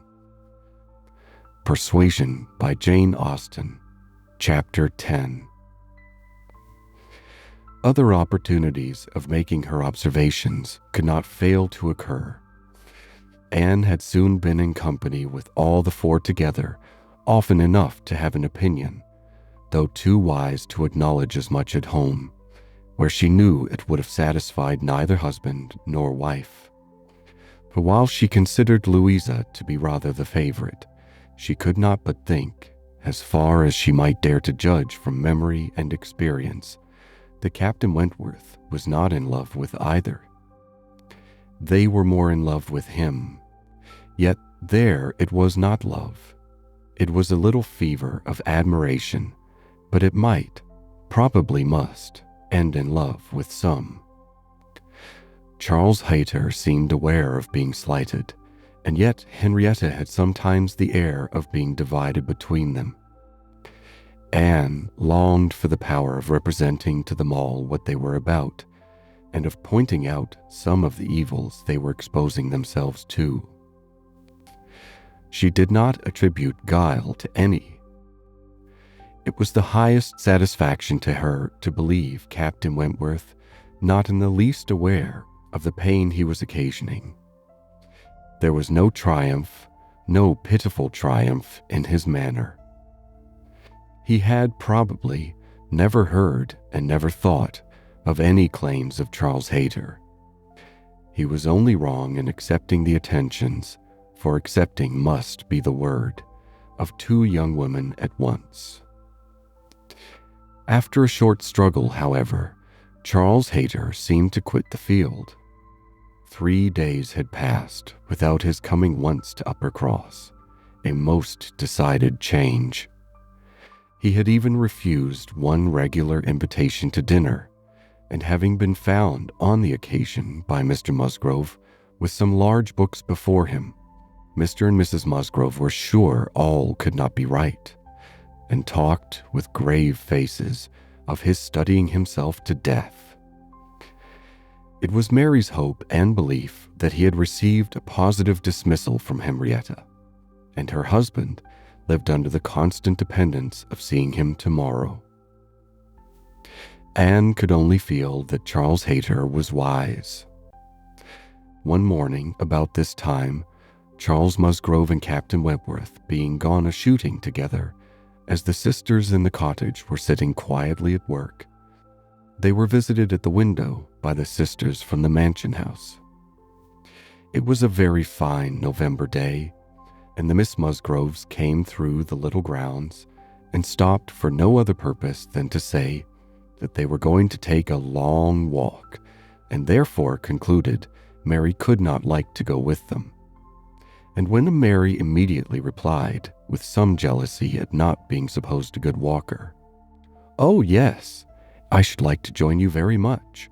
I am very fond of a long walk," Anne felt persuaded, by the looks of the two girls, that it was precisely what they did not wish, and admired again the sort of necessity which the family habit seemed to produce, of everything being to be communicated and everything being to be done together, however undesired and inconvenient. She tried to dissuade Mary from going, but in vain, and that being the case, thought it best to accept the Miss Musgrove's much more cordial invitation to herself, to go likewise, as she might be useful in turning back with her sister, and lessening the interference in any plan of their own. "I cannot imagine why they should suppose I should not like a long walk," said Mary as she went upstairs. "Everybody is always supposing that I am not a good walker, and yet They would not have been pleased if we had refused to join them. When people come in this manner on purpose to ask us, how can one say no? Just as they were setting off, the gentleman returned. They had taken out a young dog, which had spoilt their sport and sent them back early. Their time and strength and spirits were, therefore, exactly ready for this walk, and they entered into it with pleasure. Could Anne have foreseen such a junction, she would have stayed at home. But from some feelings of interest and curiosity, she fancied now that it was too late to retract, and the whole six set forward together in the direction chosen by the Miss Musgroves, who evidently considered the walk as under their guidance. Anne's object was not to be in the way of anybody, and where the narrow paths across the fields made many separations necessary, to keep with her brother and sister. Her pleasure in the walk must arise from the exercise and the day, from the view of the last smiles of the year upon the tawny leaves and withered hedges, and from repeating to herself some few of the 1,000 poetical descriptions extant of autumn, that season of peculiar and inexhaustible influence on the mind of taste and tenderness, that season which has drawn from every poet worthy of being read some attempt at description or some lines of feeling. She occupied her mind as much as possible in such like musings and quotations, but it was not possible that when within the reach of Captain Wentworth's conversation with either of the Miss Musgroves, she should not try to hear it. Yet she caught little very remarkable. It was mere lively chat, such as any young persons on an intimate footing might fall into. He was more engaged with Louisa than with Henrietta. Louisa certainly put more forward for his notice than her sister. This distinction appeared to increase, and there was one speech of Louisa's which struck her. After one of the many praises of the day, which were continually bursting forth, Captain Wentworth added, "What glorious weather for the Admiral and my sister. They meant to take a long drive this morning. Perhaps we may hail them from some of these hills. They talked of coming into this side of the country. I wonder whereabouts they will upset today. Oh, it does happen very often, I assure you, but my sister makes nothing of it. She would as lieve be tossed out as not." "Ah, you make the most of it, I know," cried Louisa. "But if it were really so, I should do just the same in her place. If I loved a man as she loves the Admiral, I would always be with him. Nothing should ever separate us, and I would rather be overturned by him than driven safely by anybody else." It was spoken with enthusiasm. "Had you?" cried he, catching the same tone. "I honor you." And there was silence between them for a little while. Anne could not immediately fall into a quotation again. The sweet scenes of autumn were for a while put by, unless some tender sonnet, fraught with the apt analogy of the declining year with declining happiness, and the images of youth and hope and spring all gone together, blessed her memory. She roused herself to say, as they struck by order into another path, "Is not this one of the ways to Winthrop?" But nobody heard, or at least nobody answered her. Winthrop, however, or its environs, for young men are sometimes to be met with, strolling about near home, was their destination, and after another half-mile of gradual ascent through large enclosures where the ploughs at work, and the fresh-made path spoke the farmer counteracting the sweets of poetical despondence, and meaning to have spring again, they gained the summit of the most considerable hill which parted up across in Winthrop, and soon commanded a full view of the latter at the foot of the hill on the other side. Winthrop, without beauty and without dignity, was stretched before them, an indifferent house standing low and hemmed in by the barns and buildings of a farmyard. Mary exclaimed, "Bless me, here is Winthrop. I declare I had no idea. Well now, I think we had better turn back. I am excessively tired." Henrietta, conscious and ashamed, and seeing no cousin Charles walking along any path or leaning against any gate, was ready to do as Mary wished. But "No," said Charles Musgrove, and "No, no," cried Louisa more eagerly, and taking her sister aside, seemed to be arguing the matter warmly. Charles, in the meanwhile, was very decidedly declaring his resolution of calling on his aunt, now that he was so near, and very evidently, though more fearfully, trying to induce his wife to go too. But this was one of the points on which the lady showed her strength, and when he recommended the advantage of resting herself a quarter of an hour at Winthrop, as she felt so tired, she resolutely answered, "Oh no, indeed.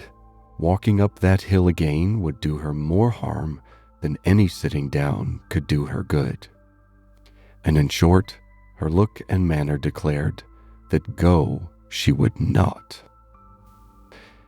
After a little succession of these sort of debates and consultations, it was settled between Charles and his two sisters that he and Henrietta should just run down for a few minutes to see their aunt and cousins, while the rest of the party waited for them at the top of the hill.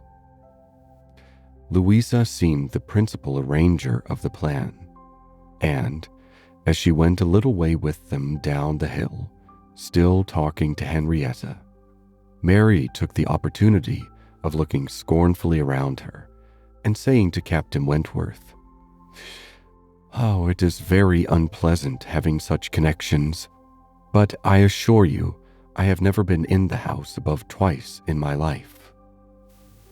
She received no other answer than an artificial assenting smile, followed by a contemptuous glance as he turned away, which Anne perfectly knew the meaning of.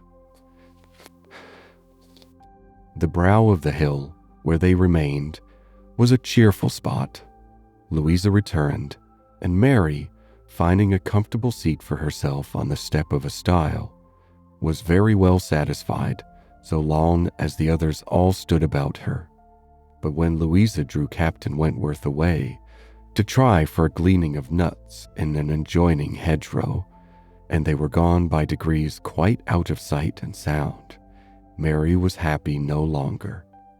She quarreled with her own seat, was sure Louisa had got a much better somewhere, and nothing could prevent her from going to look for a better also. She turned through the same gate, but could not see them. Anne found a nice seat for her on a dry sunny bank, under the hedgerow, in which she had no doubt of their still being in some spot or other. Mary sat down for a moment, but it would not do. She was sure Louisa had found a better seat somewhere else, and she would go on till she overtook her. Anne, really tired herself, was glad to sit down, and she very soon heard Captain Wentworth and Louisa in the hedgerow behind her, as if making their way back along the rough, wild sort of channel down the center. They were speaking as they drew near. Louisa's voice was the first distinguished. She seemed to be in the middle of some eager speech. What Anne first heard was, "And so I made her go. I could not bear that she should be frightened from the visit by such nonsense. What, would I be turned back from doing a thing that I had determined to do and that I knew to be right, by the airs and interference of such a person, or of any persons I may say? No, I have no idea of being so easily persuaded. When I have made up my mind, I have made it, and Henrietta seemed entirely to have made up hers to call at Winthrop today, and yet she was as near giving it up out of nonsensical complaisance. She would have turned back then, but for you. She would indeed. I am almost ashamed to say it. Happy for her to have such a mind as yours at hand. After the hints you gave just now, which did but confirm my own observations, the last time I was in company with him, I need not affect to have no comprehension of what is going on. I see that more than a mere dutiful morning visit to your aunt was in question, and woe betide him, and her too, when it comes to things of consequence, when they are placed in circumstances requiring fortitude and strength of mind, if she have not resolution enough to resist idle interference in such a trifle as this. Your sister is an amiable creature, but yours is the character of decision and firmness, I see. If you value her conduct or happiness, infuse as much of your own spirit into her as you can. But this, no doubt, you have been always doing. It is the worst evil of too yielding and indecisive a character that no influence over it can be depended on. You are never sure of a good impression being durable. Everybody may sway it. Let those who would be happy be firm. Here is a nut, said he, catching one down from an upper bough, to exemplify. A beautiful glossy nut, which, blessed with original strength, has outlived all the storms of autumn. Not a puncture, not a weak spot anywhere. This nut, he continued, with playful solemnity, while so many of its brethren have fallen and been trodden underfoot, is still in possession of all the happiness that a hazelnut can be supposed capable of. Then returning to his former earnest tone, my first wish for all whom I am interested in is that they should be firm. If Louisa Musgrove would be beautiful and happy in her November of life, she will cherish all her present powers of mind. He had done and was unanswered. It would have surprised Anne if Louisa could have readily answered such a speech. Words of such interest, spoken with such serious warmth. She could imagine what Louisa was feeling. For herself, she feared to move, lest she should be seen. While she remained, a bush of low, rambling holly protected her, and they were moving on. Before they were beyond her hearing, however, Louisa spoke again. Mary is good-natured enough in many respects, said she, but she does sometimes provoke me excessively by her nonsense and pride. The Elliot pride. She has a great deal too much of the Elliot pride. We do so wish that Charles had married Anne instead. I suppose you know he wanted to marry Anne. After a moment's pause, Captain Wentworth said, Do you mean that she refused him? Oh, yes, certainly. When did that happen? I do not exactly know, for Henrietta and I were at school at the time, but I believe about a year before he married Mary. I wish she had accepted him. We should all have liked her a great deal better, and Papa and Mamma always think it was her great friend Lady Russell's doing that she did not. They think Charles might not be learned and bookish enough to please Lady Russell, and that therefore she persuaded Anne to refuse him. The sounds were retreating, and Anne distinguished no more. Her own emotions still kept her fixed. She had much to recover from before she could move. The listener's proverbial fate was not absolutely hers. She had heard no evil of herself, but she had heard a great deal of very painful import. She saw how her own character was considered by Captain Wentworth, and there had been just that degree of feeling and curiosity about her in his manner which must give her extreme agitation. As soon as she could, she went after Mary, and having found and walked back with her to their former station by the stile, felt some comfort in their whole party being immediately afterwards collected and once more in motion together. Her spirits wanted the solitude and silence which only numbers could give. Charles and Henrietta returned, bringing, as may be conjectured, Charles Hayter with them. The minutiae of the business Anne could not attempt to understand. Even Captain Wentworth did not seem admitted to perfect confidence here, but that there had been a withdrawing on the gentleman's side and a relenting on the ladies', and that they were now very glad to be together again, did not admit a doubt. Henrietta looked a little ashamed, but very well pleased. Charles Hayter exceedingly happy, and they were devoted to each other almost from the first instant of their all setting forward for Uppercross. Everything now marked out Louisa for Captain Wentworth. Nothing could be plainer, and where many divisions were necessary, or even where they were not, they walked side by side nearly as much as the other two. In a long strip of meadowland, where there was ample space for all, they were thus divided, forming 3 distinct parties, and to that party of the 3 which boasted least animation and least complaisance, Anne necessarily belonged.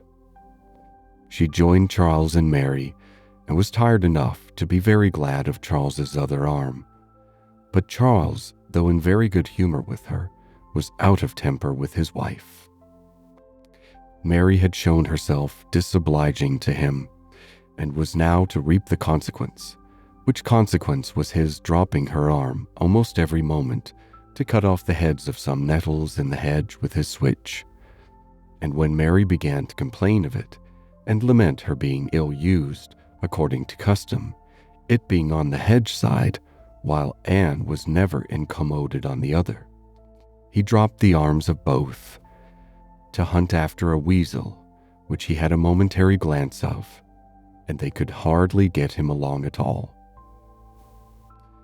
This long meadow bordered a lane which their footpath at the end of it was to cross, and when the party had all reached the gate of exit, the carriage advancing in the same direction, which had been some time heard, was just coming up, and proved to be Admiral Croft's gig. He and his wife had taken their intended drive and were returning home.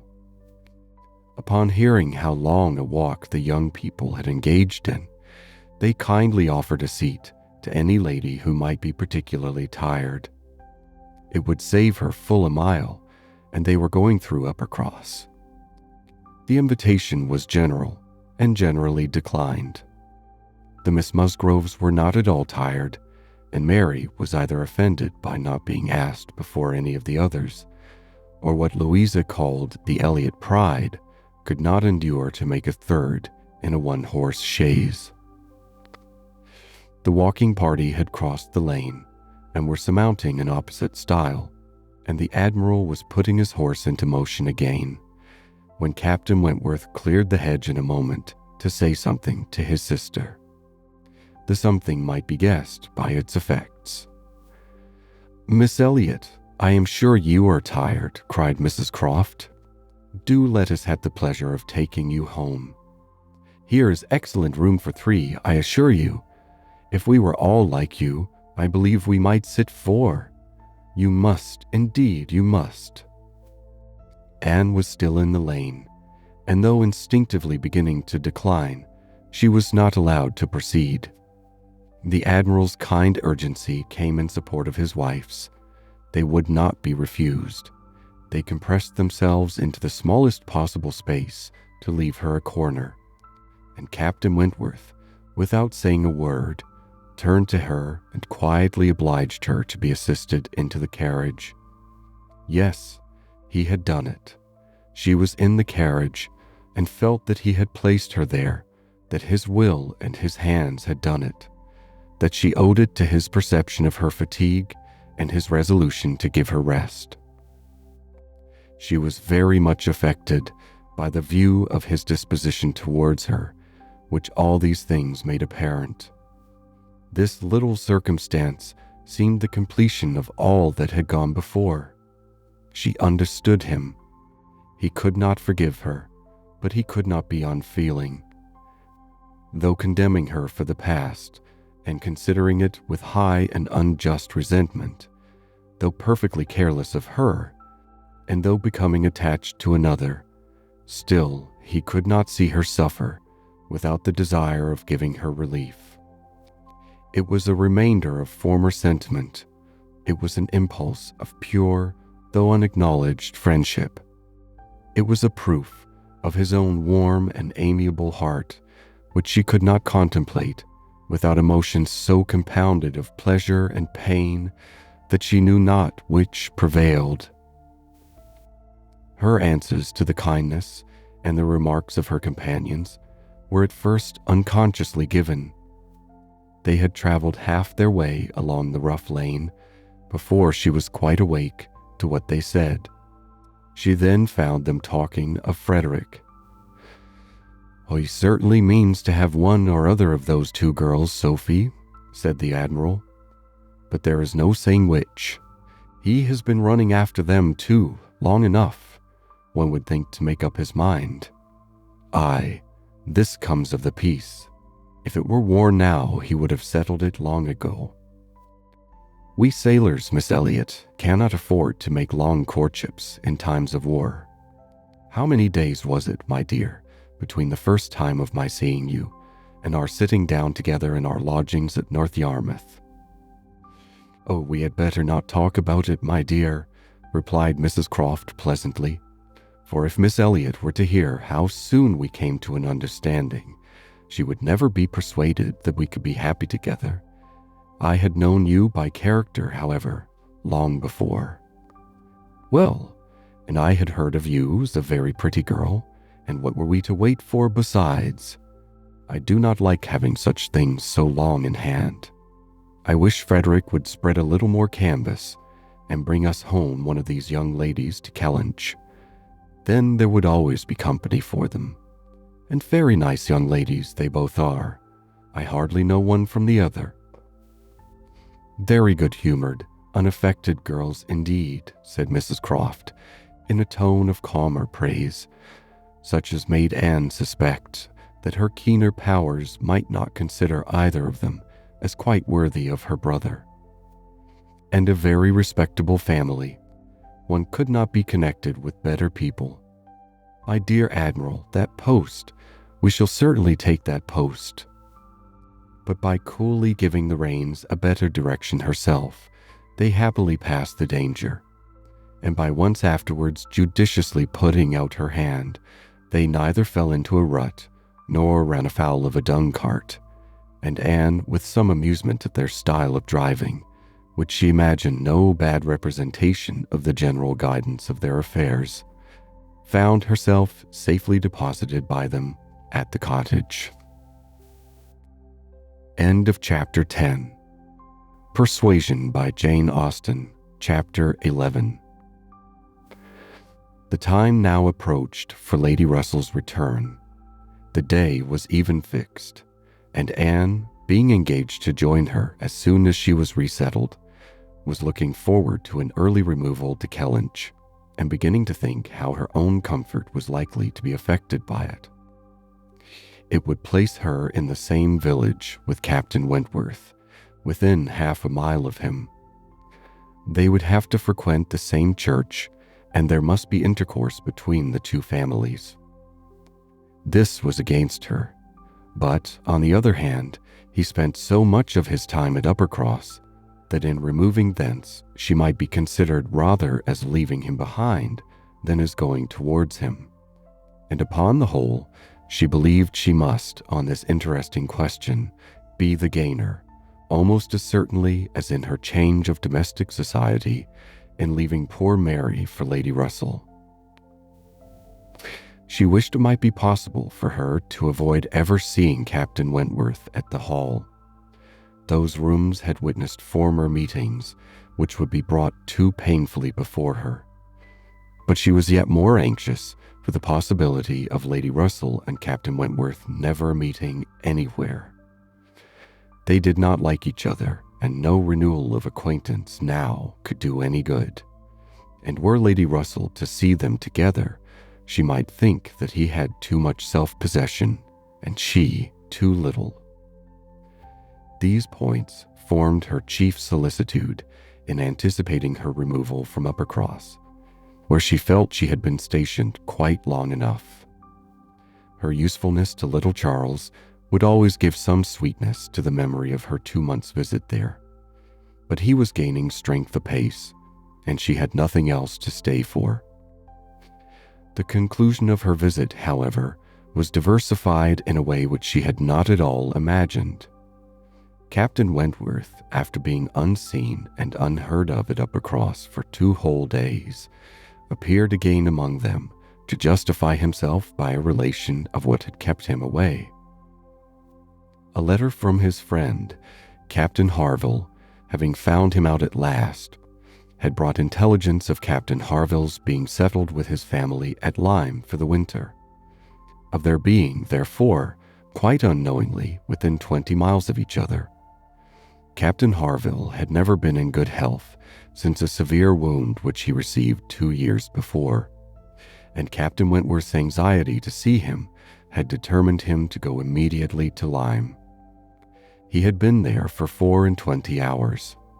His acquittal was complete, his friendship warmly honored, a lively interest excited for his friend, and his description of the fine country about Lyme so feelingly attended to by the party that an earnest desire to see Lyme themselves and a project for going thither was the consequence. The young people were all wild to see Lyme. Captain Wentworth talked of going there again himself.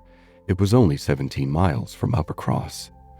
Though November, the weather was by no means bad, and in short, Louisa, who was the most eager of the eager, having formed the resolution to go, and besides the pleasure of doing as she liked, being now armed with the idea of merit in maintaining her own way, bore down all the wishes of her father and mother for putting it off till summer, and to Lyme they were to go, Charles, Mary, Anne, Henrietta, Louisa, and Captain Wentworth. The first heedless scheme had been to go in the morning and return at night, but to this Mr. Musgrove, for the sake of his horses, would not consent, and when it came to be rationally considered, a day in the middle of November would not leave much time for seeing a new place, after deducting 7 hours as the nature of the country required for going and returning. They were consequently to stay the night there, and not to be expected back till the next day's dinner. This was felt to be a considerable amendment, and though they all met at the great house at rather an early breakfast hour, and set off very punctually, it was so much past noon before the 2 carriages, Mr. Musgrove's coach containing the 4 ladies, and Charles's curricle in which he drove Captain Wentworth, were descending the long hill into Lyme and entering upon the still steeper street of the town itself, that it was very evident that they would not have more than time for looking about them before the light and warmth of the day were gone. After securing accommodations and ordering a dinner at one of the inns, the next thing to be done was unquestionably to walk directly down to the sea. They were come too late in the year for any amusement or variety which Lyme as a public place might offer. The rooms were shut up, the lodgers almost all gone, scarcely any family but of the residents left, and, as there is nothing to admire in the buildings themselves, the remarkable situation of the town, the principal street almost hurrying into the water, the walk to the Cobb, skirting around the pleasant little bay, which, in the season, is animated with bathing machines and company, the Cobb itself, its old wonders and new improvements, with the very beautiful line of cliffs stretching out to the east of the town, are what the stranger's eye will seek, and a very strange stranger it must be who does not see charms in the immediate environs of Lyme to make him wish to know it better. The scenes in its neighborhood charmeth with its high grounds and extensive sweeps of country, and still more its sweet retired bay, backed by dark cliffs, where fragments of low rock among the sands make it the happiest spot for watching the flow of the tide, for sitting in unwearied contemplation, the wooded varieties of the cheerful village of Uplime, and above all, Pinny, with its green chasms between romantic rocks, with the scattered forest trees and orchards of luxuriant growth, declare that many a generation must have passed away since the first partial falling of the cliff prepared the ground for such a state, where a scene so wonderful and so lovely is exhibited as may more than equal any of the resembling scenes of the far-famed Isle of Wight. These places must be visited, and visited again, to make the worth of Lyme understood. The party from Uppercross, passing down by the now deserted and melancholy-looking rooms, and still descending, soon found themselves on the seashore, and, lingering only, as all must linger and gaze on a first return to the sea, whoever deserved to look on it at all, proceeded towards the Cobb, equally their object in itself, and on Captain Wentworth's account. For in a small house, near the foot of an old pier of unknown date, were the Harvilles settled. Captain Wentworth turned in to call on his friend. The others walked on, and he was to join them on the Cobb. They were by no means tired of wondering and admiring, and not even Louisa seemed to feel that they had parted with Captain Wentworth long, when they saw him coming after them with 3 companions, all well known already, by any description, to be the captain and Mrs. Harville, and a Captain Benwick who was staying with them.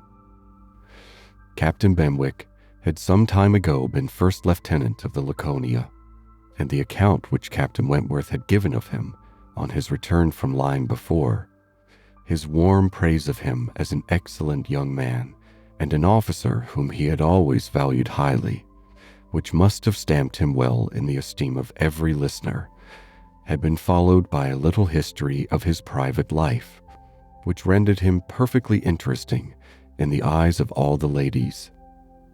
He had been engaged to Captain Harville's sister and was now mourning her loss. They had been a year or 2 waiting for fortune and promotion. Fortune came, his prize money as lieutenant being great.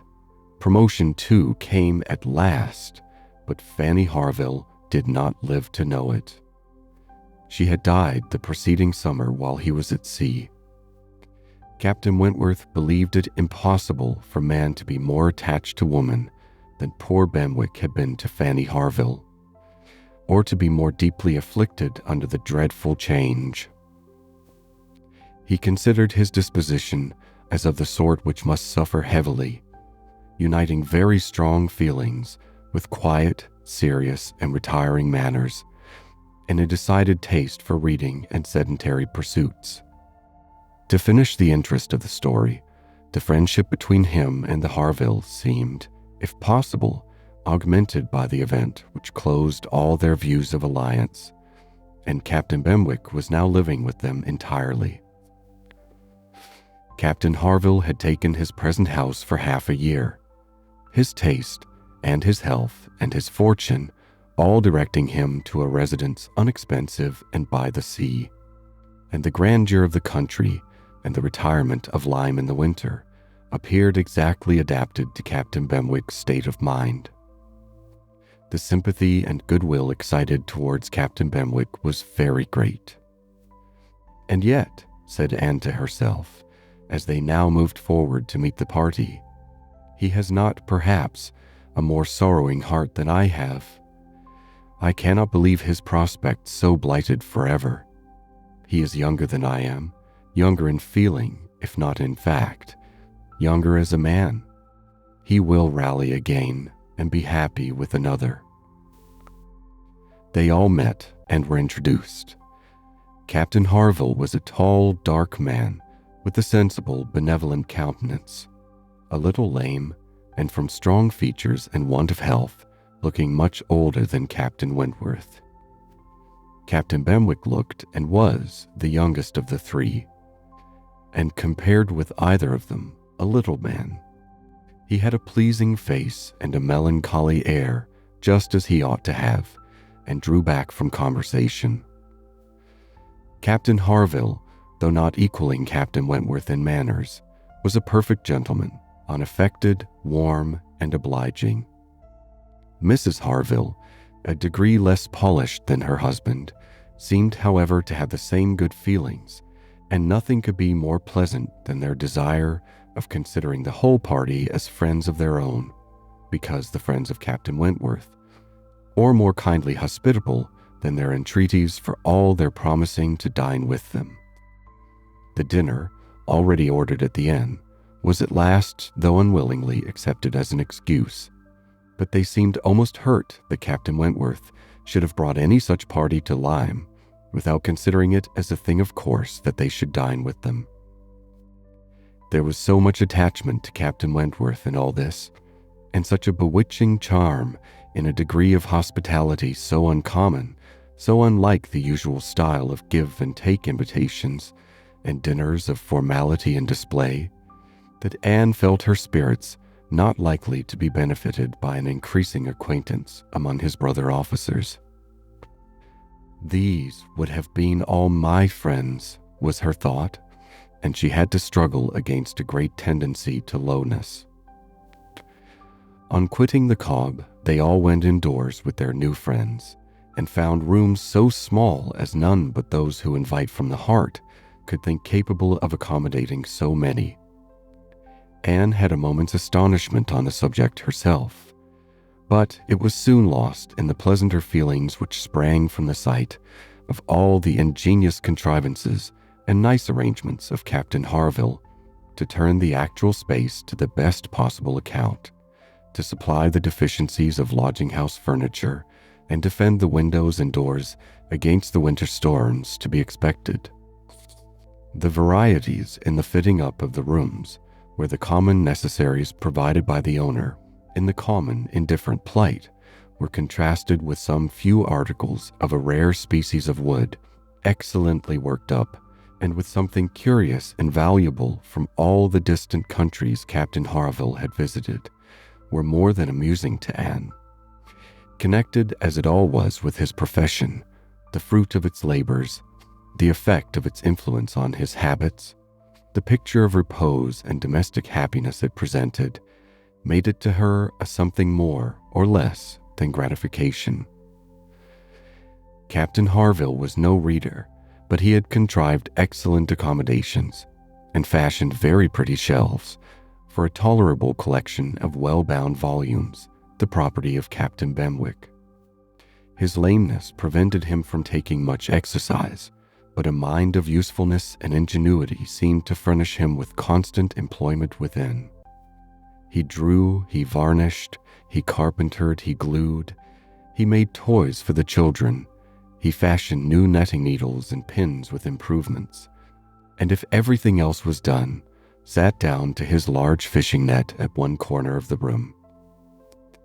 Anne thought she left great happiness behind her when they quitted the house, and Louisa, by whom she found herself walking, burst forth into raptures of admiration and delight on the character of the navy, their friendliness, their brotherliness, their openness, their uprightness, protesting that she was convinced of sailors having more worth and warmth than any other set of men in England, that they only knew how to live, and that they only deserved to be respected and loved. They went back to dress and dine, and so well had the scheme answered already that nothing was found amiss, though its being so entirely out of the season, and the no thoroughfare of Lyme, and the no expectation of company had brought many apologies from the heads of the inn. Anne found herself by this time growing so much more hardened to being in Captain Wentworth's company than she had at first imagined could ever be, that the sitting down to the same table with him now, and the interchange of the common civilities attending on it, they never got beyond, was become a mere nothing. The nights were too dark for the ladies to meet again till the morrow, but Captain Harville had promised them a visit in the evening, and he came, bringing his friend also, which was more than had been expected, it having been agreed that Captain Benwick had all the appearance of being oppressed by the presence of so many strangers. He ventured among them again, however, though his spirits certainly did not seem fit for the mirth of the party in general. While Captains Wentworth and Harville led the talk on one side of the room, and by recurring to former days supplied anecdotes in abundance to occupy and entertain the others, it fell to Anne's lot to be placed rather apart with Captain Benwick, and a very good impulse of her nature obliged her to begin an acquaintance with him. He was shy and disposed to abstraction, but the engaging mildness of her countenance and gentleness of her manner soon had their effect, and Anne was well repaid the first trouble of exertion. He was evidently a young man of considerable taste in reading, though principally in poetry, and besides the persuasion of having given him at least an evening's indulgence in the discussion of subjects which his usual companions had probably no concern in, she had the hope of being of real use to him in some suggestions as to the duty and benefit of struggling against affliction, which had naturally grown out of their conversation. For, though shy, he did not seem reserved.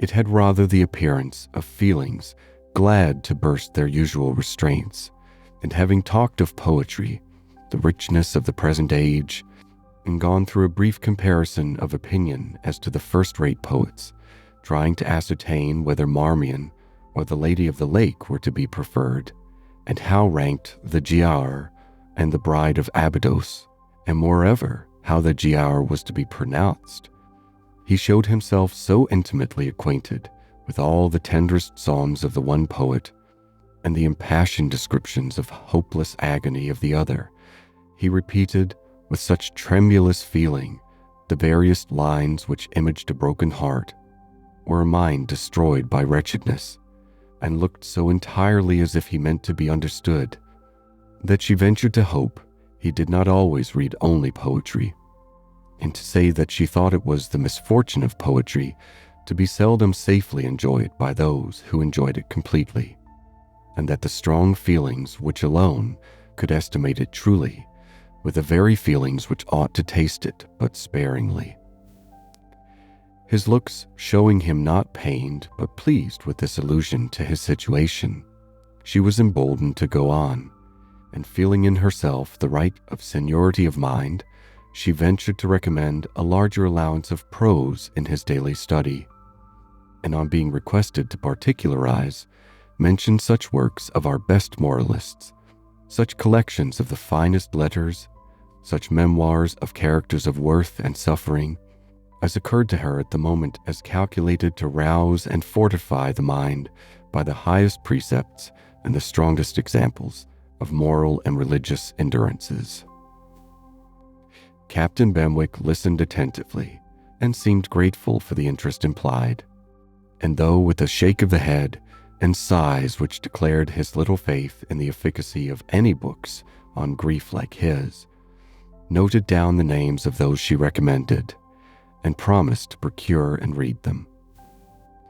When the evening was over, Anne could not but be amused at the idea of her coming to Lyme to preach patience and resignation to a young man whom she had never seen before, nor could she help fearing, on more serious reflection, that, like many other great moralists and preachers, she had been eloquent on a point in which her own conduct would ill bear examination. End of Chapter 11. Persuasion by Jane Austen. Chapter 12. Anne and Henrietta, finding themselves the earliest of the party the next morning, agreed to stroll down to the sea before breakfast.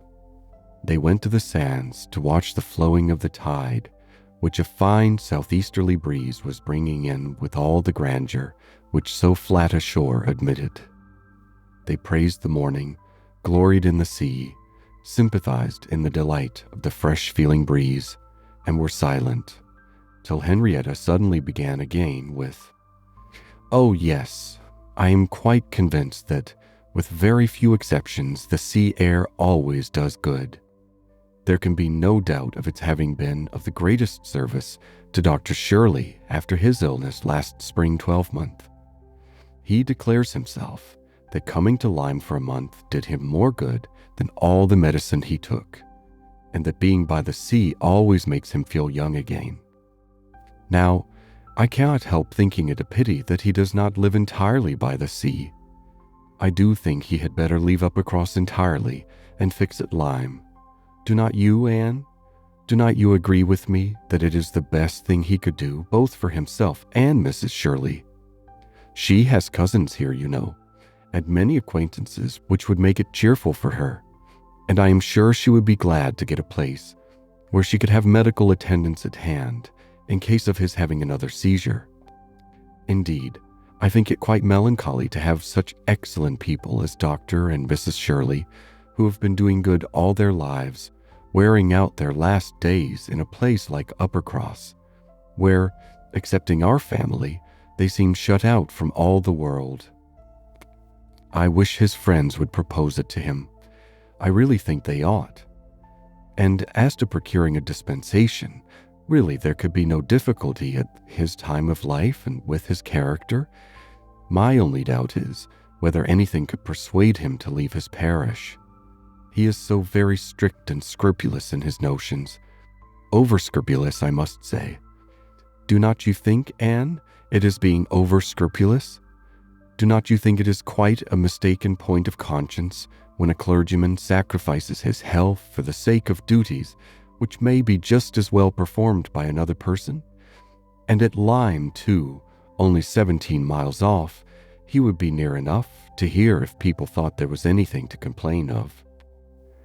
Anne smiled more than once to herself during this speech, and entered into the subject as ready to do good by entering into the feelings of a young lady as of a young man, though here it was good of a lower standard, for what could be offered but general acquiescence. She said all that was reasonable and proper on the business, felt the claims of Dr. Shirley to repose as she ought, saw how very desirable it was that he should have some active, respectable young man as a resident curate, and was even courteous enough to hint at the advantage of such resident curates being married. "I wish," said Henrietta, very well pleased with her companion, "I wish Lady Russell lived at Uppercross and were intimate with Dr. Shirley. I have always heard of Lady Russell as a woman of the greatest influence with everybody. I always look upon her as able to persuade a person to anything. I am afraid of her, as I told you before, quite afraid of her, because she is so very clever, but I respect her amazingly and wish we had such a neighbor at Uppercross." Anne was amused by Henrietta's manner of being grateful, and amused also that the course of events and the new interest of Henrietta's views should have placed her friend at all in favor with any of the Musgrove family. She had only time, however, for a general answer and a wish that such another woman were at Uppercross, before all subject suddenly ceased on seeing Louisa and Captain Wentworth coming towards them. They came also for a stroll till breakfast was likely to be ready, but Louisa, recollecting immediately afterwards that she had something to procure at a shop, invited them all to go back with her into the town. They were all at her disposal.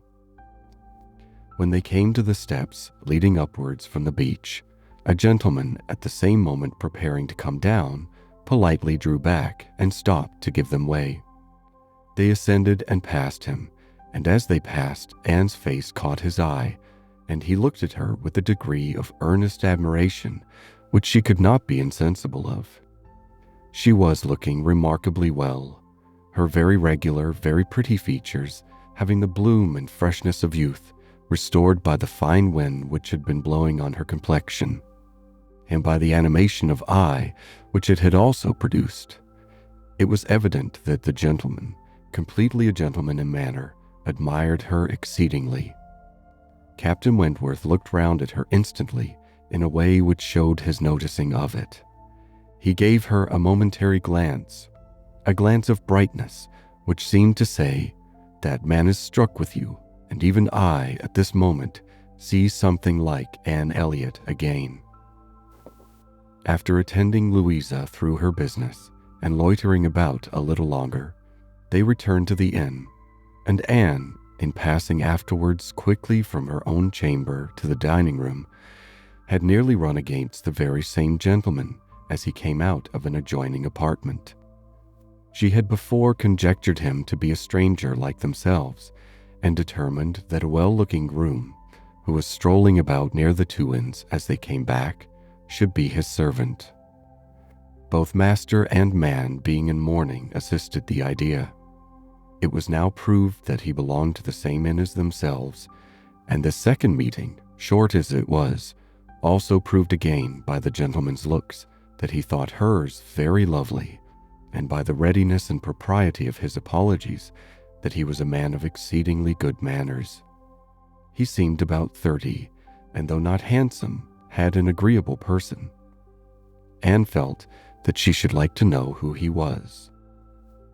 They had nearly done breakfast when the sound of a carriage, almost the first they had heard since entering Lyme, drew half the party to the window. It was a gentleman's carriage, a curricle, but only coming round from the stable yard to the front door. Somebody must be going away. It was driven by a servant in mourning. The word curricle made Charles Musgrove jump up that he might compare it with his own. The servant in mourning roused Anne's curiosity, and the whole six were collected to look by the time the owner of the curricle was to be seen issuing from the door amidst the bows and civilities of the household, and taking his seat to drive off. "Ah!" cried Captain Wentworth instantly, and with half a glance at Anne. "It is the very man we passed." The Miss Musgroves agreed to it, and having all kindly watched him as far up the hill as they could, they returned to the breakfast table. The waiter came into the room soon afterwards. "Pray," said Captain Wentworth immediately, "can you tell us the name of the gentleman who has just gone away?" "Yes, sir. A Mr. Elliot, a gentleman of large fortune, came in last night from Sidmouth. Dare say you heard the carriage, sir, when you were at dinner, and going on now for Crewkerne, on his way to Bath and London." Elliot! Many had looked on each other, and many had repeated the name, before all this had been got through, even by the smart rapidity of a waiter. "Bless me!" cried Mary. "It must be our cousin. It must be our Mr. Elliot. It must indeed. Charles, Anne, must not it? In mourning, you see, just as our Mr. Elliot must be. How very extraordinary. In the very same inn with us. Anne, must not it be our Mr. Elliot, my father's next heir? Pray, sir," turning to the waiter, did not his servant say whether he belonged to the Kellynch family?" "No, ma'am, he did not mention no particular family, but he said his master was a very rich gentleman and would be a baronet some day." "There, you see," cried Marian in ecstasy, "just as I said, heir to Sir Walter Elliot. I was sure that would come out if it was so. Depend upon it, that is a circumstance which his servants take care to publish wherever he goes. But Anne, only conceive how extraordinary. I wish I had looked at him more. I wish we had been aware in time who it was, that he might have been introduced to us. Oh, what a pity that we should not have been introduced to each other. Do you think he had the Elliot countenance? I hardly looked at him. I was looking at the horses, but I think he had something of the Elliot countenance. Oh, I wonder the arms did not strike me. Oh, the great coat was hanging over the panel, and hid the arms, so it did. Otherwise, I am sure, I should have observed them, and the livery too. If the servant had not been in mourning, one should have known him by the livery." "Putting all these very extraordinary circumstances together," said Captain Wentworth, "we must consider it to be the arrangement of Providence that you should not be introduced to your cousin." When she could command Mary's attention, Anne quietly tried to convince her that their father and Mr. Elliot had not for many years been on such terms as to make the power of attempting an introduction at all desirable. At the same time, however, It was a secret gratification to herself to have seen her cousin, and to know that the future owner of Kellynch was undoubtedly a gentleman and had an air of good sense. She would not, upon any account, mention her having met with him the second time. Luckily, Mary did not much attend to their having passed close by him in their early walk, but she would have felt quite ill-used by Anne's having actually run against him in the passage and received his very polite excuses, while she had never been near him at all. No, that cousinly little interview must remain a perfect secret. "Of course," said Mary, "you will mention our seeing Mr. Elliot the next time you write to Bath. I think my father certainly ought to hear of it. Do mention all about him." Anne avoided a direct reply, but it was just the circumstance which she considered as not merely unnecessary to be communicated, but as what ought to be suppressed. The offense which had been given her father many years back, she knew. Elizabeth's particular share in it, she suspected, and that Mr. Elliot's idea always produced irritation in both was beyond a doubt. Mary never wrote to Bath herself. All the toil of keeping up a slow and unsatisfactory correspondence with Elizabeth fell on Anne. Breakfast had not been long over when they were joined by Captain and Mrs. Harville and Captain Benwick, with whom they had appointed to take their last walk about Lyme. They ought to be setting off for Uppercross by 1, and in the meanwhile were to be all together and out of doors as long as they could. Anne found Captain Benwick getting near her as soon as they were all fairly in the street. Their conversation the preceding evening did not disincline him to seek her again, and they walked together some time, talking as before of Mr. Scott and Lord Byron, and still as unable as before, and as unable as any other two readers, to think exactly alike of the merits of either, till something occasioned an almost general change amongst their party, and instead of Captain Benwick, she had Captain Harville by her side. "Miss Elliot," said he, speaking rather low, "you have done a good deed in making that poor fellow talk so much. I wish he could have such company oftener. It is bad for him, I know, to be shut up as he is, but what can we do? We cannot part." "No," said Anne, "that I can easily believe to be impossible, but in time, perhaps.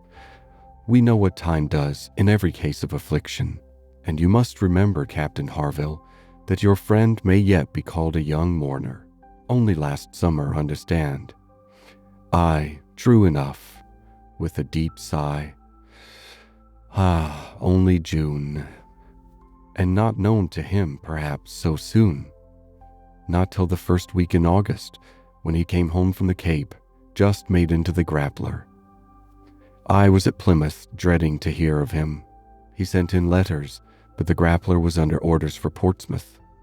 There the news must follow him, but who was to tell it? Not I. I would as soon have been run up to the yardarm.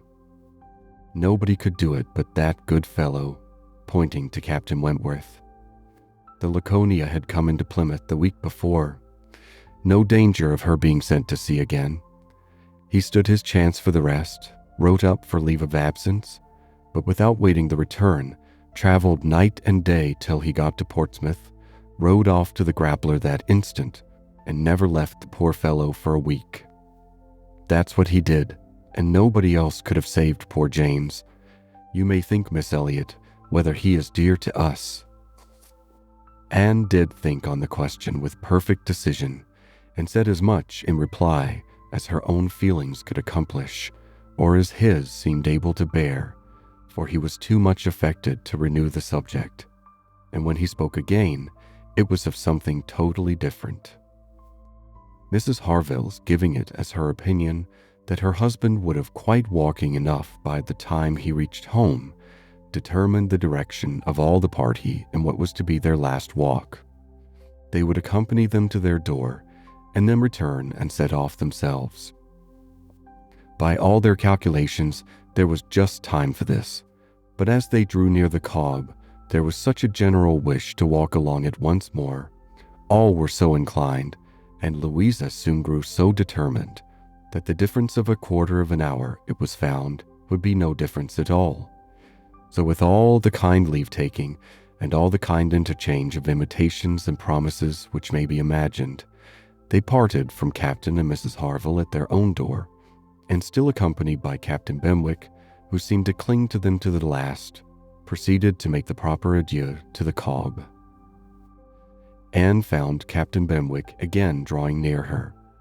Lord Byron's dark blue seas could not fail of being brought forward by their present view, and she gladly gave him all her attention as long as attention was possible. It was soon drawn, perforce, another way.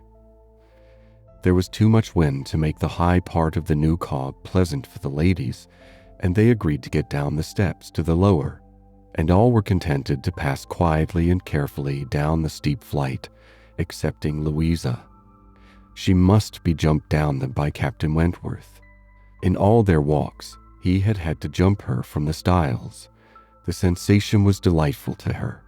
The hardness of the pavement for her feet made him less willing upon the present occasion. He did it, however. She was safely down, and instantly, to show her enjoyment, ran up the steps to be jumped down again. He advised her against it, thought the jar too great. But no, he reasoned and talked in vain. She smiled and said, "I am determined I will." He put out his hands. She was too precipitate by half a second. She fell on the pavement on the lower Cobb and was taken up, lifeless. There was no wound, no blood, no visible bruise, but her eyes were closed. She breathed not. Her face was like death. The horror of that moment to all who stood round. Captain Wentworth, who had caught her up, knelt with her in his arms, looking on her with a face as pallid as her own in an agony of silence. "She is dead! She is dead!" screamed Mary, catching hold of her husband and contributing with his own horror to make him immovable, and in another moment, Henrietta, sinking under the conviction, lost her senses too, and would have fallen on the steps, but for Captain Benwick and Anne, who caught and supported her between them. "Is there no one to help me?" were the first words which burst from Captain Wentworth in a tone of despair, and as if all his own strength were gone. Go to him," cried Anne. "For heaven's sakes, go to him. I can support her myself. Leave me and go to him. Rub her hands, rub her temples. Here are salts, take them, take them." Captain Benwick obeyed, and Charles at the same moment disengaging himself from his wife, they were both with him, and Louisa was raised up and supported more firmly between them, and everything was done that Anne had prompted, but in vain, while Captain Wentworth, staggering against the wall for his support, exclaimed in the bitterest agony, "Oh God, her father and mother!" "A surgeon," said Anne. He caught the word. It seemed to rouse him at once, and saying only, "True, true, a surgeon this instant," was darting away, when Anne eagerly suggested, "Captain Benwick, would it not be better for Captain Benwick? He knows where a surgeon is to be found." Everyone capable of thinking felt the advantage of the idea, and in a moment, it was all done in rapid moments, Captain Benwick had resigned the poor corpse-like figure entirely to the brothers' care, and was off for the town with the utmost rapidity. As to the wretched party left behind, it could scarcely be said which of the three, who were completely rational, was suffering most, Captain Wentworth, Anne, or Charles, who, really a very affectionate brother, hung over Louisa with sobs of grief, and could only turn his eyes from one sister to see the other in a state as insensible, or to witness the hysterical agitations of his wife, calling on him for help which he could not give. Anne, attending with all the strength and zeal and thought which instinct supplied to Henrietta, still tried at intervals to suggest comfort to the others, tried to quiet Mary, to animate Charles, to assuage the feelings of Captain Wentworth. Both seemed to look to her for directions. "Anne, Anne," cried Charles, "what is to be done next? What in heaven's name is to be done next? Captain Wentworth's eyes were also turned towards her. Had she not better be carried to the inn? Yes, I am sure. Carry her gently to the inn. Yes, to the inn, repeated Captain Wentworth, comparatively collected and eager to be doing something. I will carry her myself. Musgrove, take care of the others. By this time, the report of the accident had spread among the workmen and boatmen about the cob, and many were collected near them to be useful if wanted. At any rate, to enjoy the sight of a dead young lady, nay, 2 dead young ladies, for it proved twice as fine as the first report. To some of the best-looking of these good people, Henrietta was consigned, for, though partially revived, she was quite helpless. And in this manner, Anne walking by her side, and Charles attending to his wife, they set forward, treading back with feelings unutterable, the ground which so lately, so very lately, and so light of heart, they had passed along. They were not off the cog before the Harvilles met them.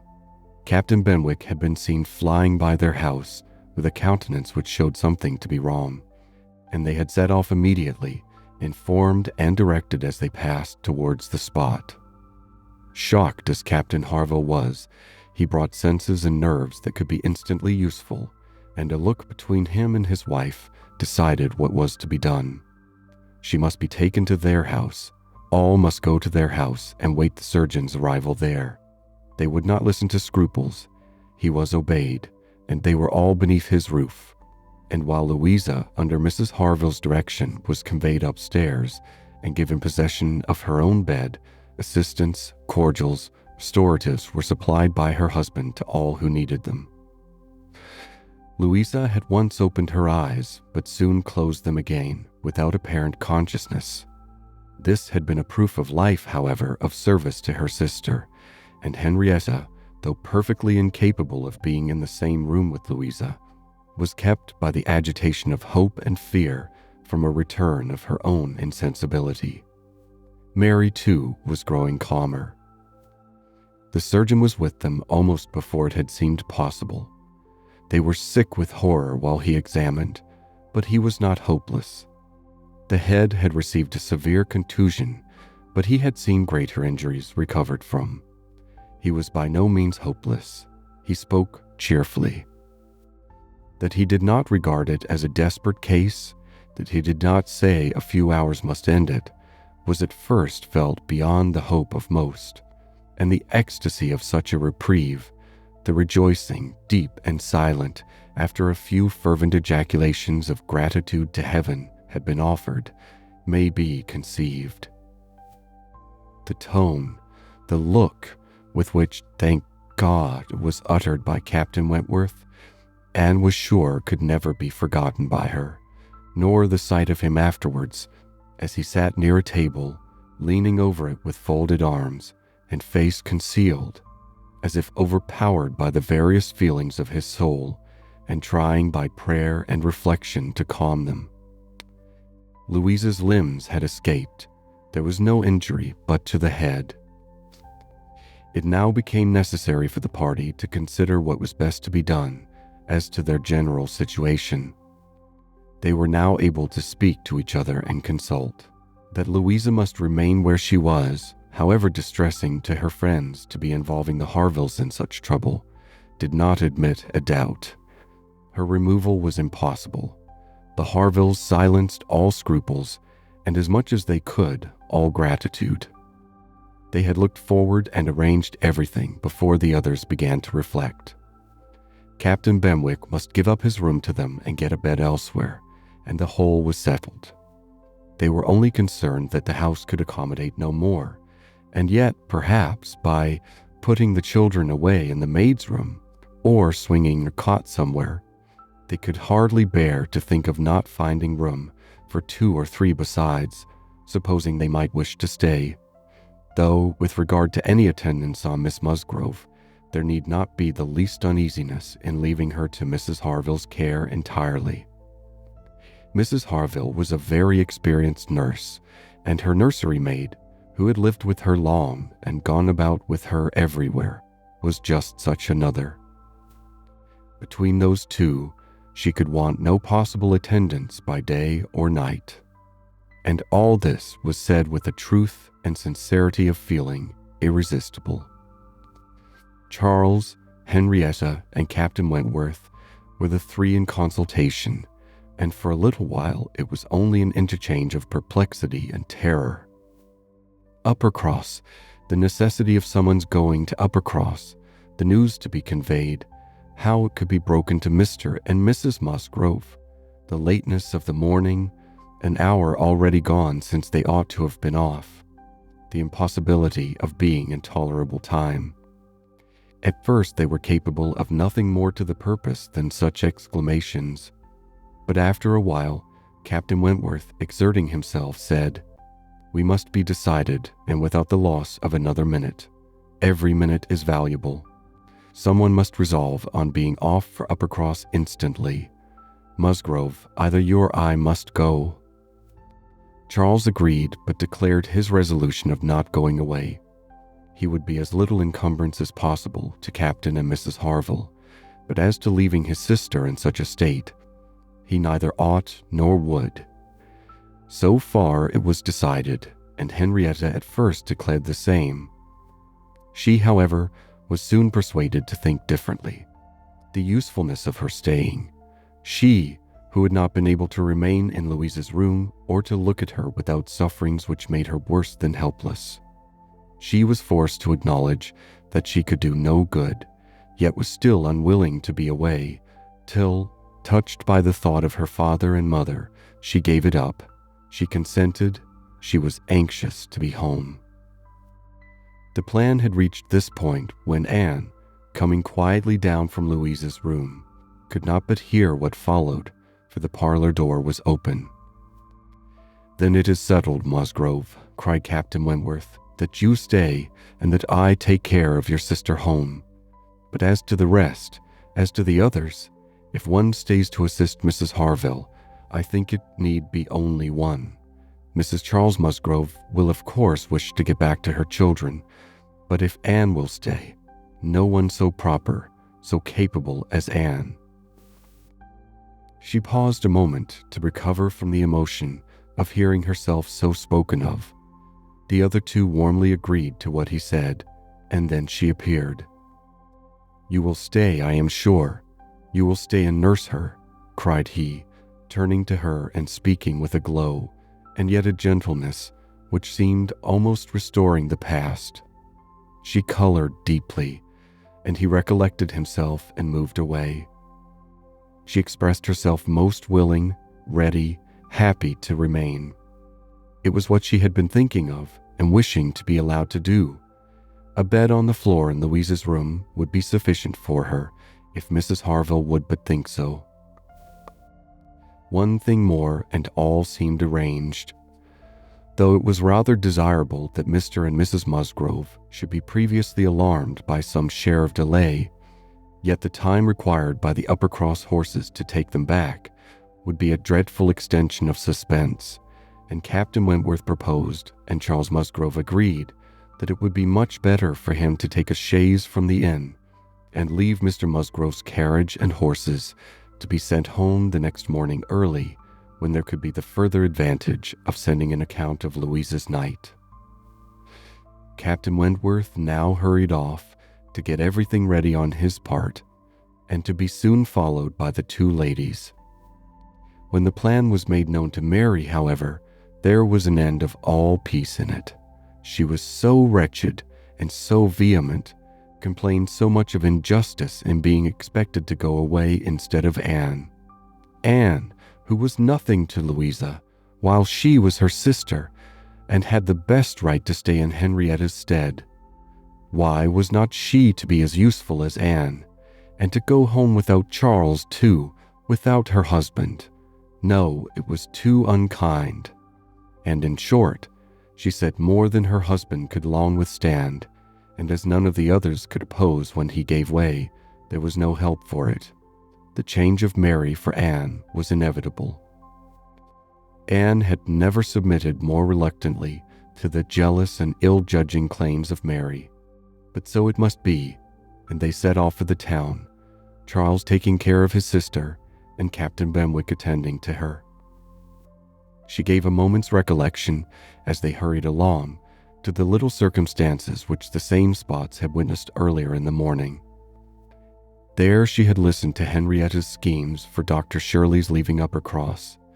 Farther on, she had first seen Mr. Elliot. A moment seemed all that could now be given to anyone but Louisa, or those who were wrapped up in her welfare. Captain Benwick was most considerately attentive to her, and, united as they all seemed by the distress of the day, she felt an increasing degree of goodwill towards him, and a pleasure even in thinking that it might, perhaps, be the occasion of continuing their acquaintance. Captain Wentworth was on the watch for them, and a chaise and four in waiting, stationed for their convenience in the lowest part of the street. But his evident surprise and vexation at the substitution of one sister for the other, the change of his countenance, the astonishment, the expressions begun and suppressed, with which Charles was listened to, made but a mortifying reception of Anne, or must at least convince her that she was valued only as she could be useful to Louisa. She endeavored to be composed and to be just. Without emulating the feelings of an Emma towards her Henry, she would have attended on Louisa with a zeal above the common claims of regard for his sake, and she hoped he would not long be so unjust as to suppose she would shrink unnecessarily from the office of a friend. In the meanwhile, she was in the carriage. He had handed them both in and placed himself between them, and in this manner, under these circumstances, full of astonishment and emotion to Anne, she quitted Lyme. How the long stage would pass, how it was to affect their manners, what was to be their sort of intercourse, she could not foresee. It was all quite natural, however. He was devoted to Henrietta, always turning towards her, and when he spoke at all, always with the view of supporting her hopes and raising her spirits. In general, his voice and manner were studiously calm. To spare Henrietta from agitation seemed the governing principle. Once only, when she had been grieving over the last ill-judged, ill-fated walk to the Cobb, bitterly lamenting that it had ever been thought of, he burst forth as if wholly overcome. "Don't talk of it, don't talk of it," he cried. "Oh God, that I had not given way to her at the fatal moment, had I done as I ought, but so eager and so resolute, dear sweet Louisa." Anne wondered whether it ever occurred to him now to question the justness of his own previous opinion as to the universal felicity and advantage of firmness of character, and whether it might not strike him that, like all other qualities of the mind, it should have its proportions and limits. She thought it could scarcely escape him to feel that a persuadable temper might sometimes be as much in favor of happiness as a very resolute character. They got on fast.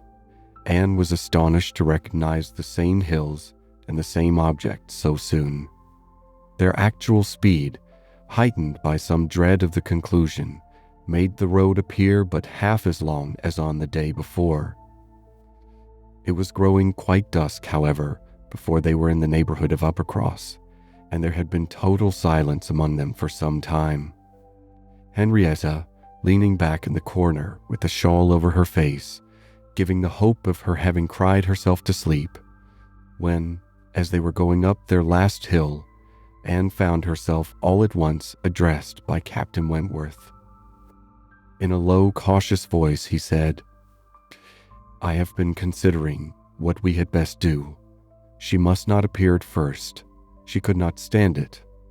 I have been thinking whether you had not better remain in the carriage with her while I go in and break it to Mr. and Mrs. Musgrove. Do you think this is a good plan?" She did.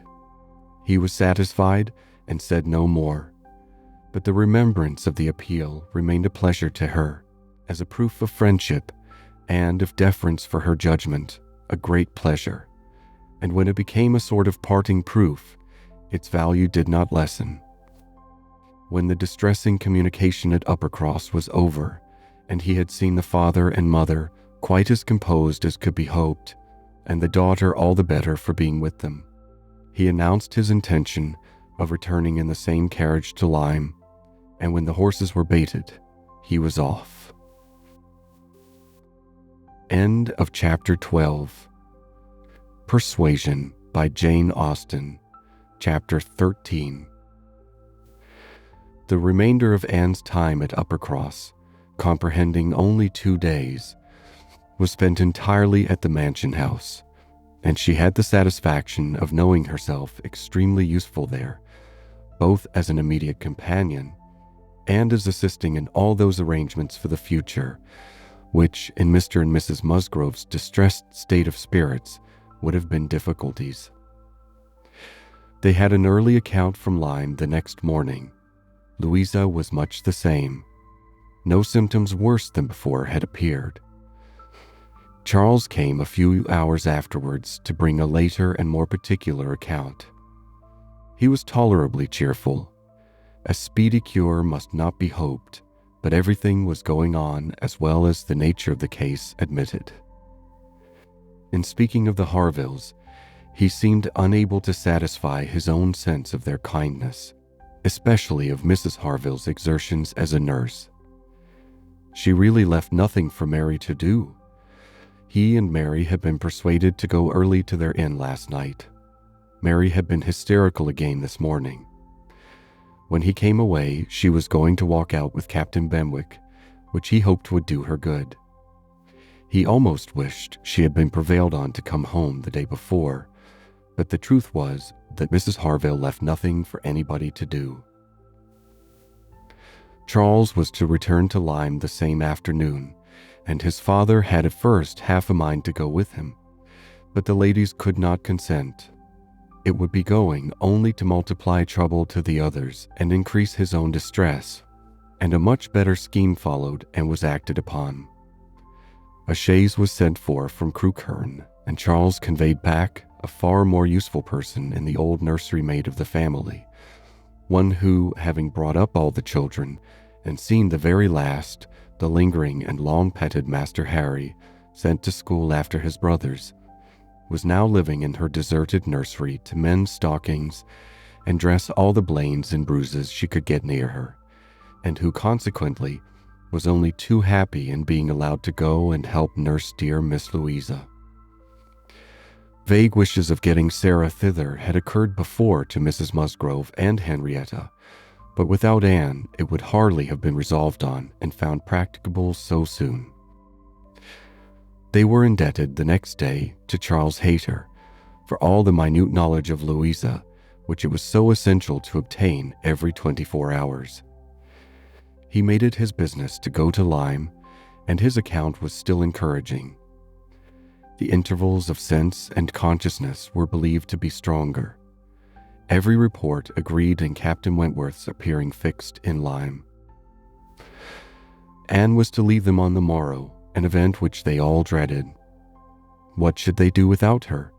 They were wretched comforters for one another. And so much was said in this way, that Anne thought she could not do better than impart among them the general inclination to which she was privy, and persuade them all to go to Lyme at once. She had little difficulty. It was soon determined that they would go tomorrow, fix themselves at the inn or get into lodgings as it suited, and there remain till dear Louisa could be moved. They must be taking off some trouble from the good people she was with. They might at least relieve Mrs. Harville from the care of her own children.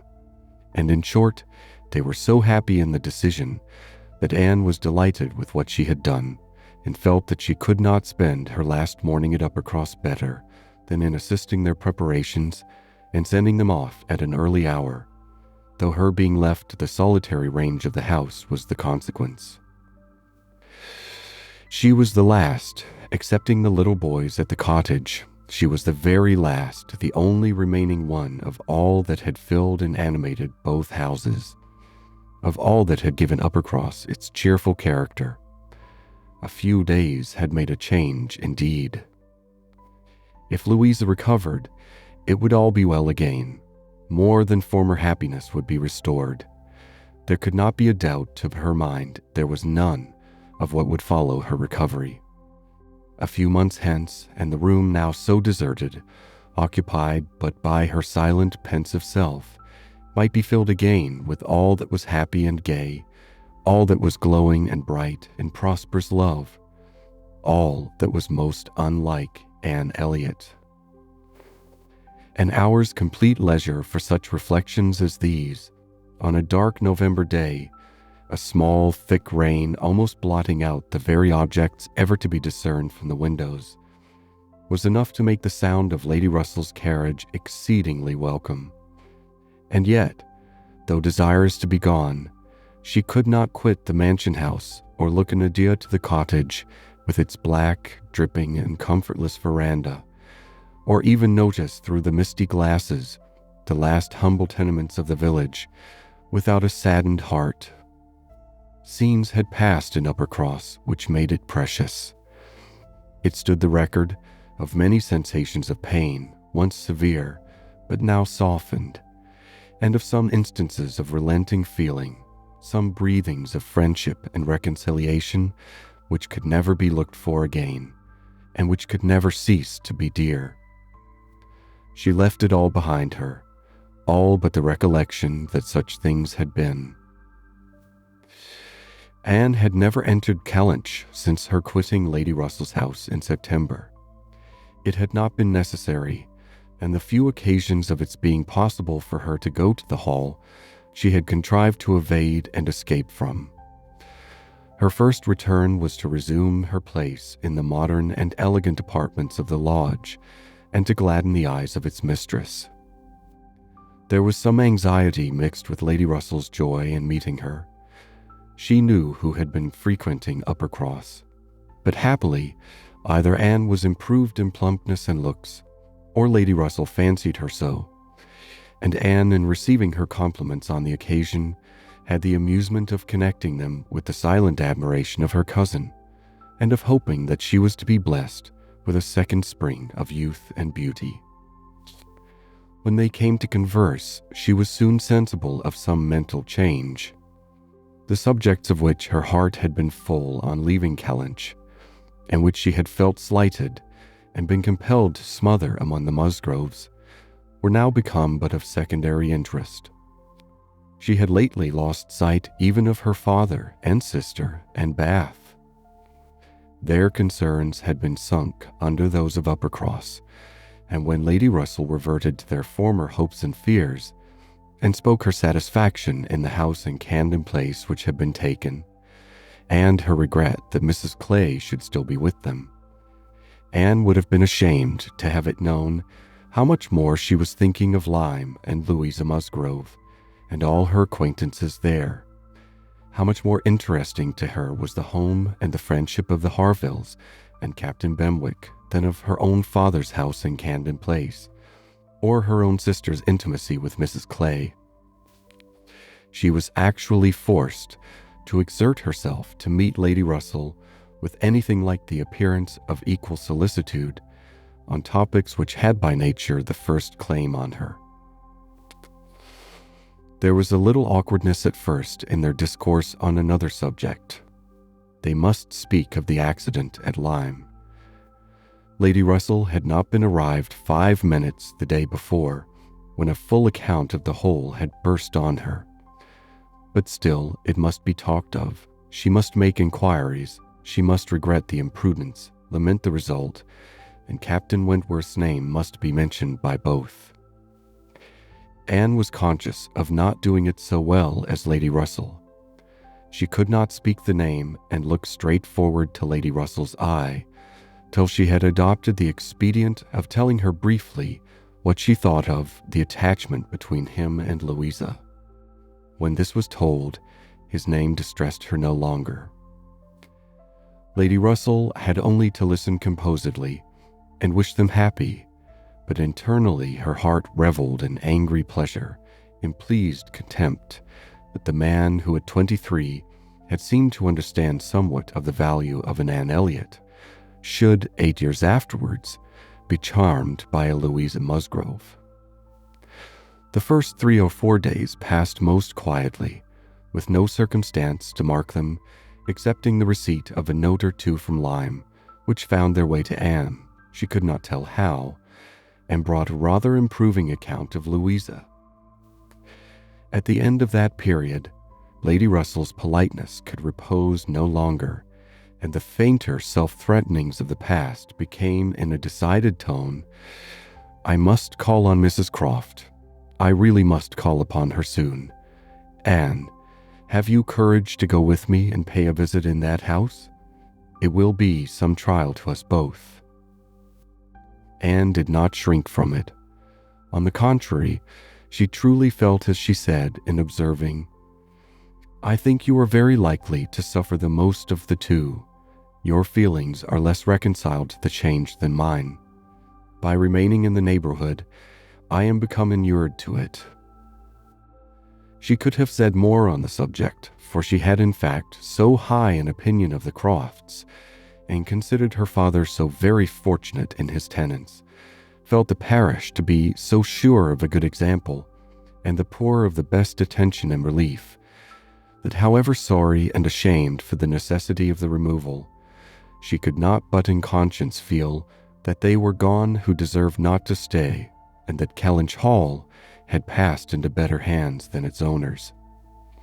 These convictions must unquestionably have their own pain, and severe was its kind, but they precluded that pain which Lady Russell would suffer in entering the house again, and returning through the well-known apartments.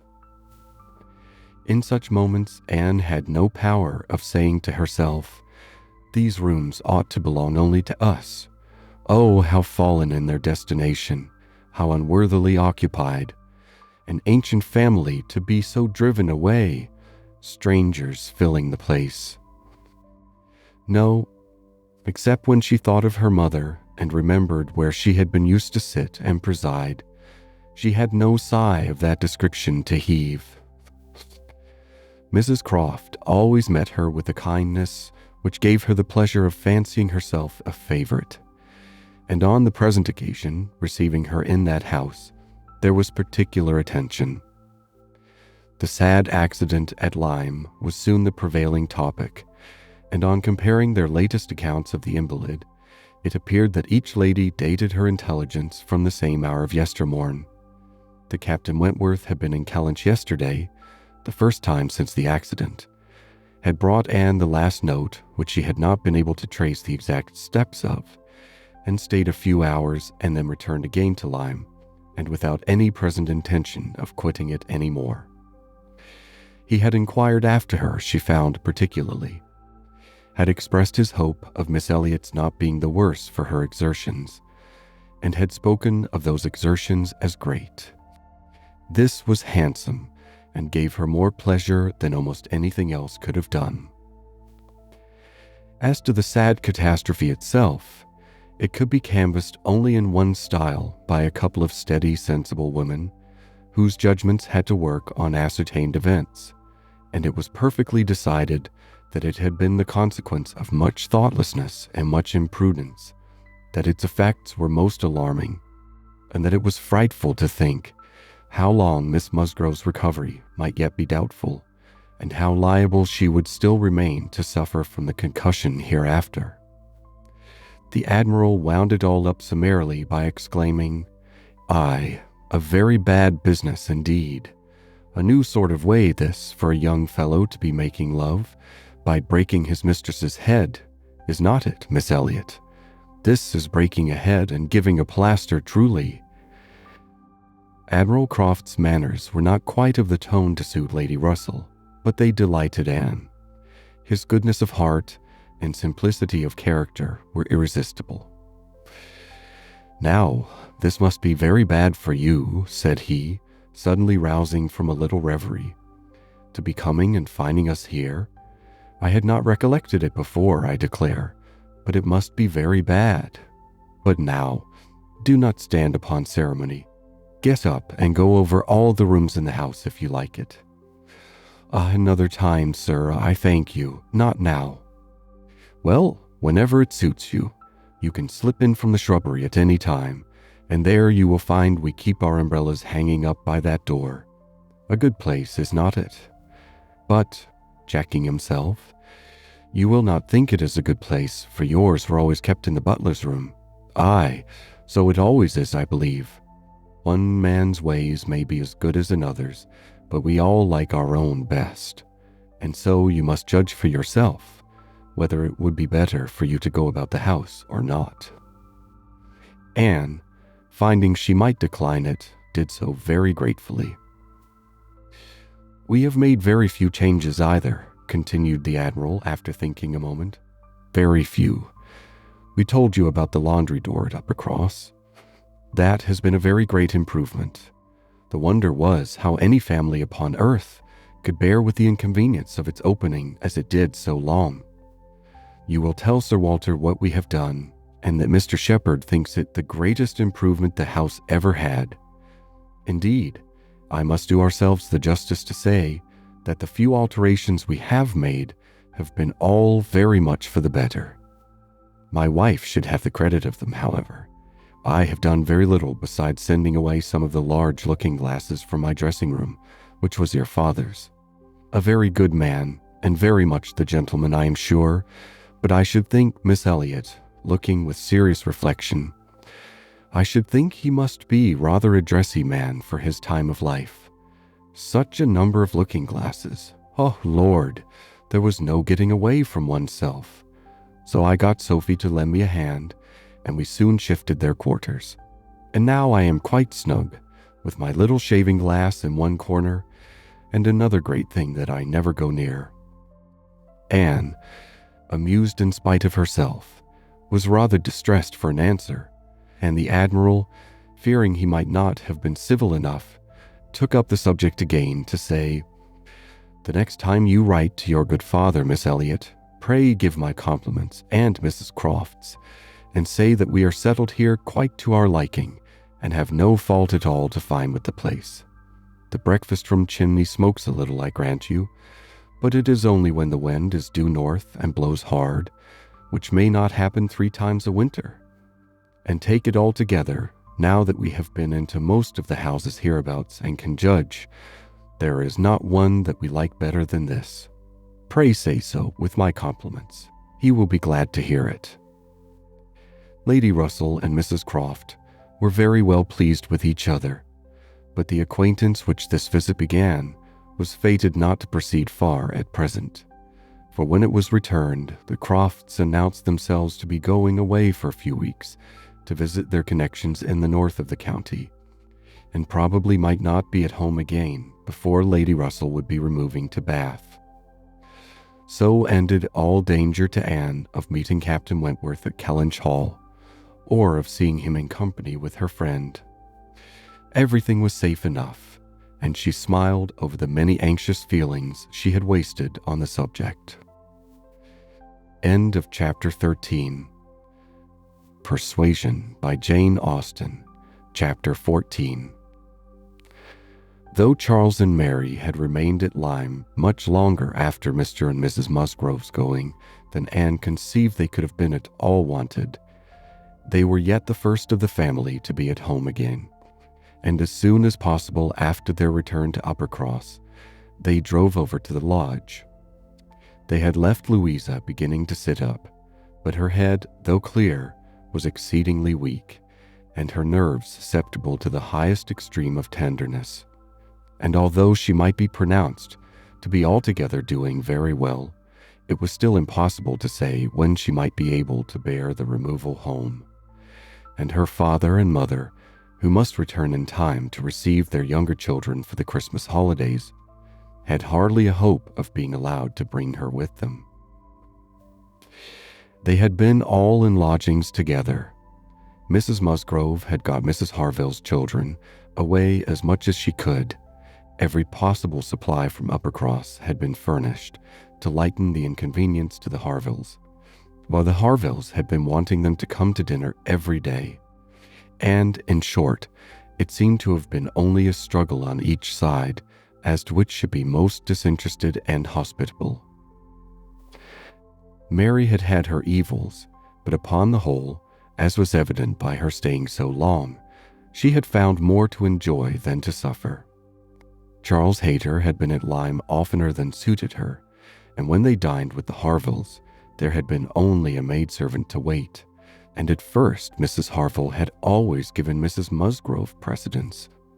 But then she had received so very handsome an apology from her on finding out whose daughter she was, and there had been so much going on every day, there had been so many walks between their lodgings and the Harvilles, and she had got books from the library and changed them so often that the balance had certainly been much in favor of Lyme. She had been taken to Charmouth, too, and she had bathed, and she had gone to church, and there were a great many more people to look at in the church at Lyme than at Uppercross.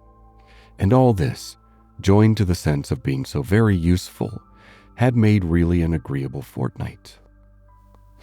Anne inquired after Captain Benwick. Mary's face was clouded directly.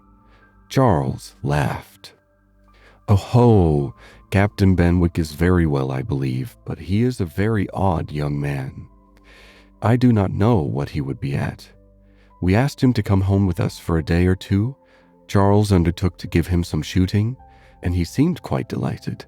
And for my part, I thought it was all settled when, behold, on Tuesday night, he made a very awkward sort of an excuse. He never shot, and he had been quite misunderstood, and he had promised this, and he had promised that, and the end of it was, I found, that he did not mean to come. I suppose he was afraid of finding it dull, but upon my word, I should have thought we were lively enough at the cottage for such a heartbroken man as Captain Benwick." Charles laughed again and said, "Now, Mary, you know very well how it really was. It was all your doing." Turning to Anne, "He fancied that if he went with us, he should find you close by. He fancied everybody to be living in Uppercross, and when he discovered that Lady Russell lived 3 miles off, his heart failed him, and he had not courage to come. That is the fact, upon my honor. Mary knows it is."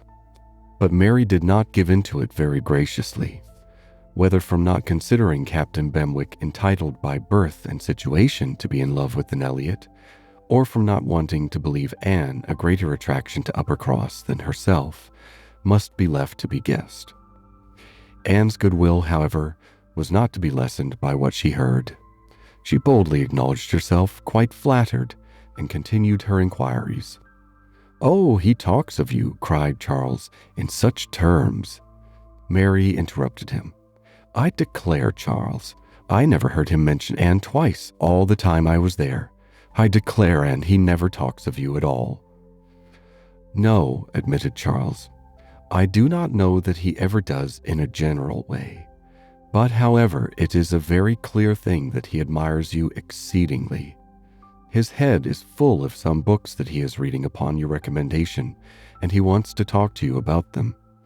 He has found out something or other in one of them, which he thinks, oh, I cannot pretend to remember it, but it was something very fine.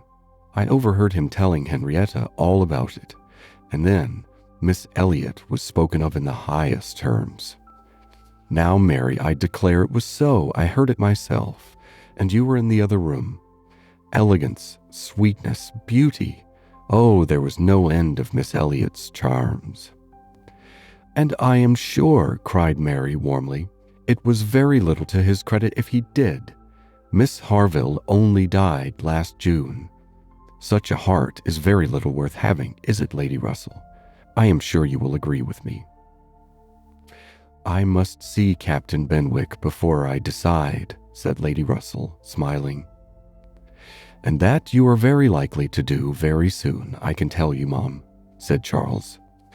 "Though he had not nerves for coming away with us and setting off again afterwards to pay a formal visit here, he will make his way over to Kellynch one day by himself, you may depend upon it. I told him the distance in the road, and I told him of the churches being so very well worth seeing, for as he has a taste for those sort of things, I thought that would be a good excuse, and he listened with all his understanding and soul, and I am sure from his manner that you will have him calling here soon. So I give you notice, Lady Russell." Any acquaintance of Anne's will always be welcome to me, was Lady Russell's kind answer. Oh, as to being Anne's acquaintance, said Mary, I think he is rather my acquaintance, for I have been seeing him every day this last fortnight. Well, as your joint acquaintance, then, I shall be very happy to see Captain Benwick. You will not find anything very agreeable in him, I assure you, Mom. He is one of the dullest young men that ever lived. He has walked with me sometimes from one end of the sands to the other without saying a word. He is not at all a well-bred young man. I am sure you will not like him. Oh, there we differ, Mary, said Anne. I think Lady Russell would like him. I think she would be so much pleased with his mind that she would very soon see no deficiency in his manner. So do I, Anne, said Charles. I am sure Lady Russell would like him. He is just Lady Russell's sort. Give him a book and he will read all day long. Yes, that he will, exclaimed Mary tauntingly. He will sit poring over his book and not know when a person speaks to him, or when one drops one's scissors, or anything that happens. Do you think Lady Russell would like that? Lady Russell could not help laughing. Upon my word, said she, I should not have supposed that my opinion of anyone could have admitted of such difference of conjecture, steady and matter-of-fact as I may call myself. I've really a curiosity to see the person who can give occasion to such directly opposite notions. I wish he may be induced to call here, and when he does, Mary, you may depend upon hearing my opinion, but I am determined not to judge him beforehand. You will not like him. I will answer for it. Lady Russell began talking of something else. Mary spoke with animation of their meeting with, or rather missing, Mr. Elliot so extraordinarily. He is a man, said Lady Russell, whom I have no wish to see. His declining to be on cordial terms with the head of his family has left a very strong impression in his disfavor with me. This decision checked Mary's eagerness and stopped her short in the midst of the Elliot countenance. With regard to Captain Wentworth, though Anne hazarded no inquiries, there was voluntary communication sufficient. His spirits had been greatly recovering lately, as might be expected. As Louisa improved, he had improved, and he was now quite a different creature from what he had been the first week. He had not seen Louisa, and was so extremely fearful of any ill consequence to her from an interview that he did not press for it at all, and on the contrary seemed to have the plan of going away for a week or 10 days till her head was stronger. He had talked of going down to Plymouth for a week, and wanted to persuade Captain Benwick to go with him. But as Charles maintained to the last, Captain Benwick seemed much more disposed to ride over to Kellynch. There can be no doubt that Lady Russell and Anne were both occasionally thinking of Captain Benwick from this time. Lady Russell could not hear the doorbell without feeling that it might be his herald, nor could Anne return from any stroll of solitary indulgence in her father's grounds, or any visit of charity in the village, without wondering whether she might see him or hear of him. Captain Benwick came not, however. He was either less disposed for it than Charles had imagined, or he was too shy, and after giving him a week's indulgence, Lady Russell determined him to be unworthy of the interest which he had been beginning to excite. The Musgroves came back to receive their happy boys and girls from school, bringing with them Mrs. Harville's little children to improve the noise of Uppercross and lessen that of Lyme. Henrietta remained with Louisa, but all the rest of the family were again in their usual quarters. Lady Russell and Anne paid their compliments to them once, when Anne could not but feel that Uppercross was already quite alive again. Though neither Henrietta, nor Louisa, nor Charles Hayter, nor Captain Wentworth were there, the room presented as strong a contrast as could be wished to the last state she had seen it in. Immediately surrounding Mrs. Musgrove, with the little Harvilles, whom she was sedulously guarding from the tyranny of the 2 children from the cottage, expressly arrived to amuse them. On one side was a table occupied by some chattering girls, cutting up silk and gold paper, and on the other were trestles and trays, bending under the weight of brawn and cold pies, where riotous boys were holding high revel, the whole completed by a roaring Christmas fire, which seemed determined to be heard in spite of all the noise of the others. Charles and Mary also came in, of course, during their visit, and Mr. Musgrove made a point of paying his respects to Lady Russell, and sat down close to her for 10 minutes, talking with a very raised voice, but, from the clamor of the children on his knees, generally in vain. It was a fine family peace. Anne, judging from her own temperament, would have deemed such a domestic hurricane a bad restorative of the nerves, which Louisa's illness must have so greatly shaken. But Mrs. Musgrove, who got Anne near her on purpose to thank her most cordially again and again for all her attentions to them, concluded a short recapitulation of what she had suffered herself by observing with a happy glance round the room that after all she had gone through, nothing was so likely to do her good as a little quiet cheerfulness at home. Louisa was now recovering apace. Her mother could even think of her being able to join their party at home before her brothers and sisters went to school again. The Harvilles had promised to come with her and stay at Uppercross whenever she returned. Captain Wentworth was gone for the present to see his brother in Shropshire. "I hope I shall remember in future," said Lady Russell, as soon as they were reseated in the carriage, "not to call it Uppercross in the Christmas holidays. Everybody has their taste in noises as well as in other matters, and sounds are quite innoxious or most distressing by their sort rather than their quantity." When Lady Russell, not long afterwards, was entering Bath on a wet afternoon and driving through the long course of streets from the Old Bridge to Camden Place, midst the dash of other carriages, the heavy rumble of carts and drays, the bawling of newsmen, muffin-men, and milkmen, and the ceaseless clink of pattens, she made no complaint. No, these were noises which belonged to the winter pleasures. Her spirits rose under their influence, and like Mrs. Musgrove, she was feeling, though not saying, that after being long in the country, nothing could be so good for her as a little quiet cheerfulness. Anne did not share these feelings.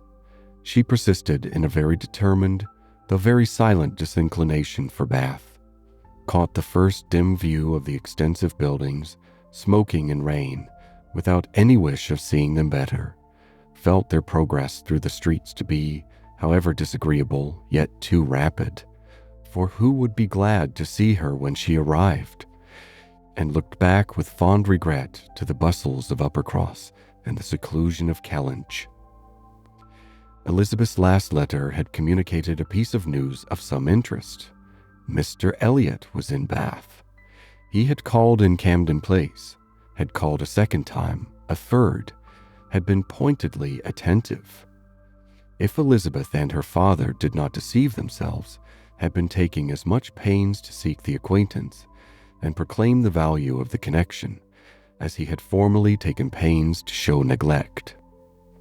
This was very wonderful if it were true, and Lady Russell was in a state of very agreeable curiosity and perplexity about Mr. Elliot, already recanting the sentiment she had so lately expressed to Mary of his being a man whom she had no wish to see. She had a great wish to see him. If he really sought to reconcile himself like a dutiful branch, he must be forgiven for having dismembered himself from the paternal tree. Anne was not animated to an equal pitch by the circumstance, but she felt that she would rather see Mr. Elliot again than not, which was more than she could say for many other persons in Bath. She was put down in Camden Place, and Lady Russell then drove to her own lodgings in Rivers Street. End of Chapter 14.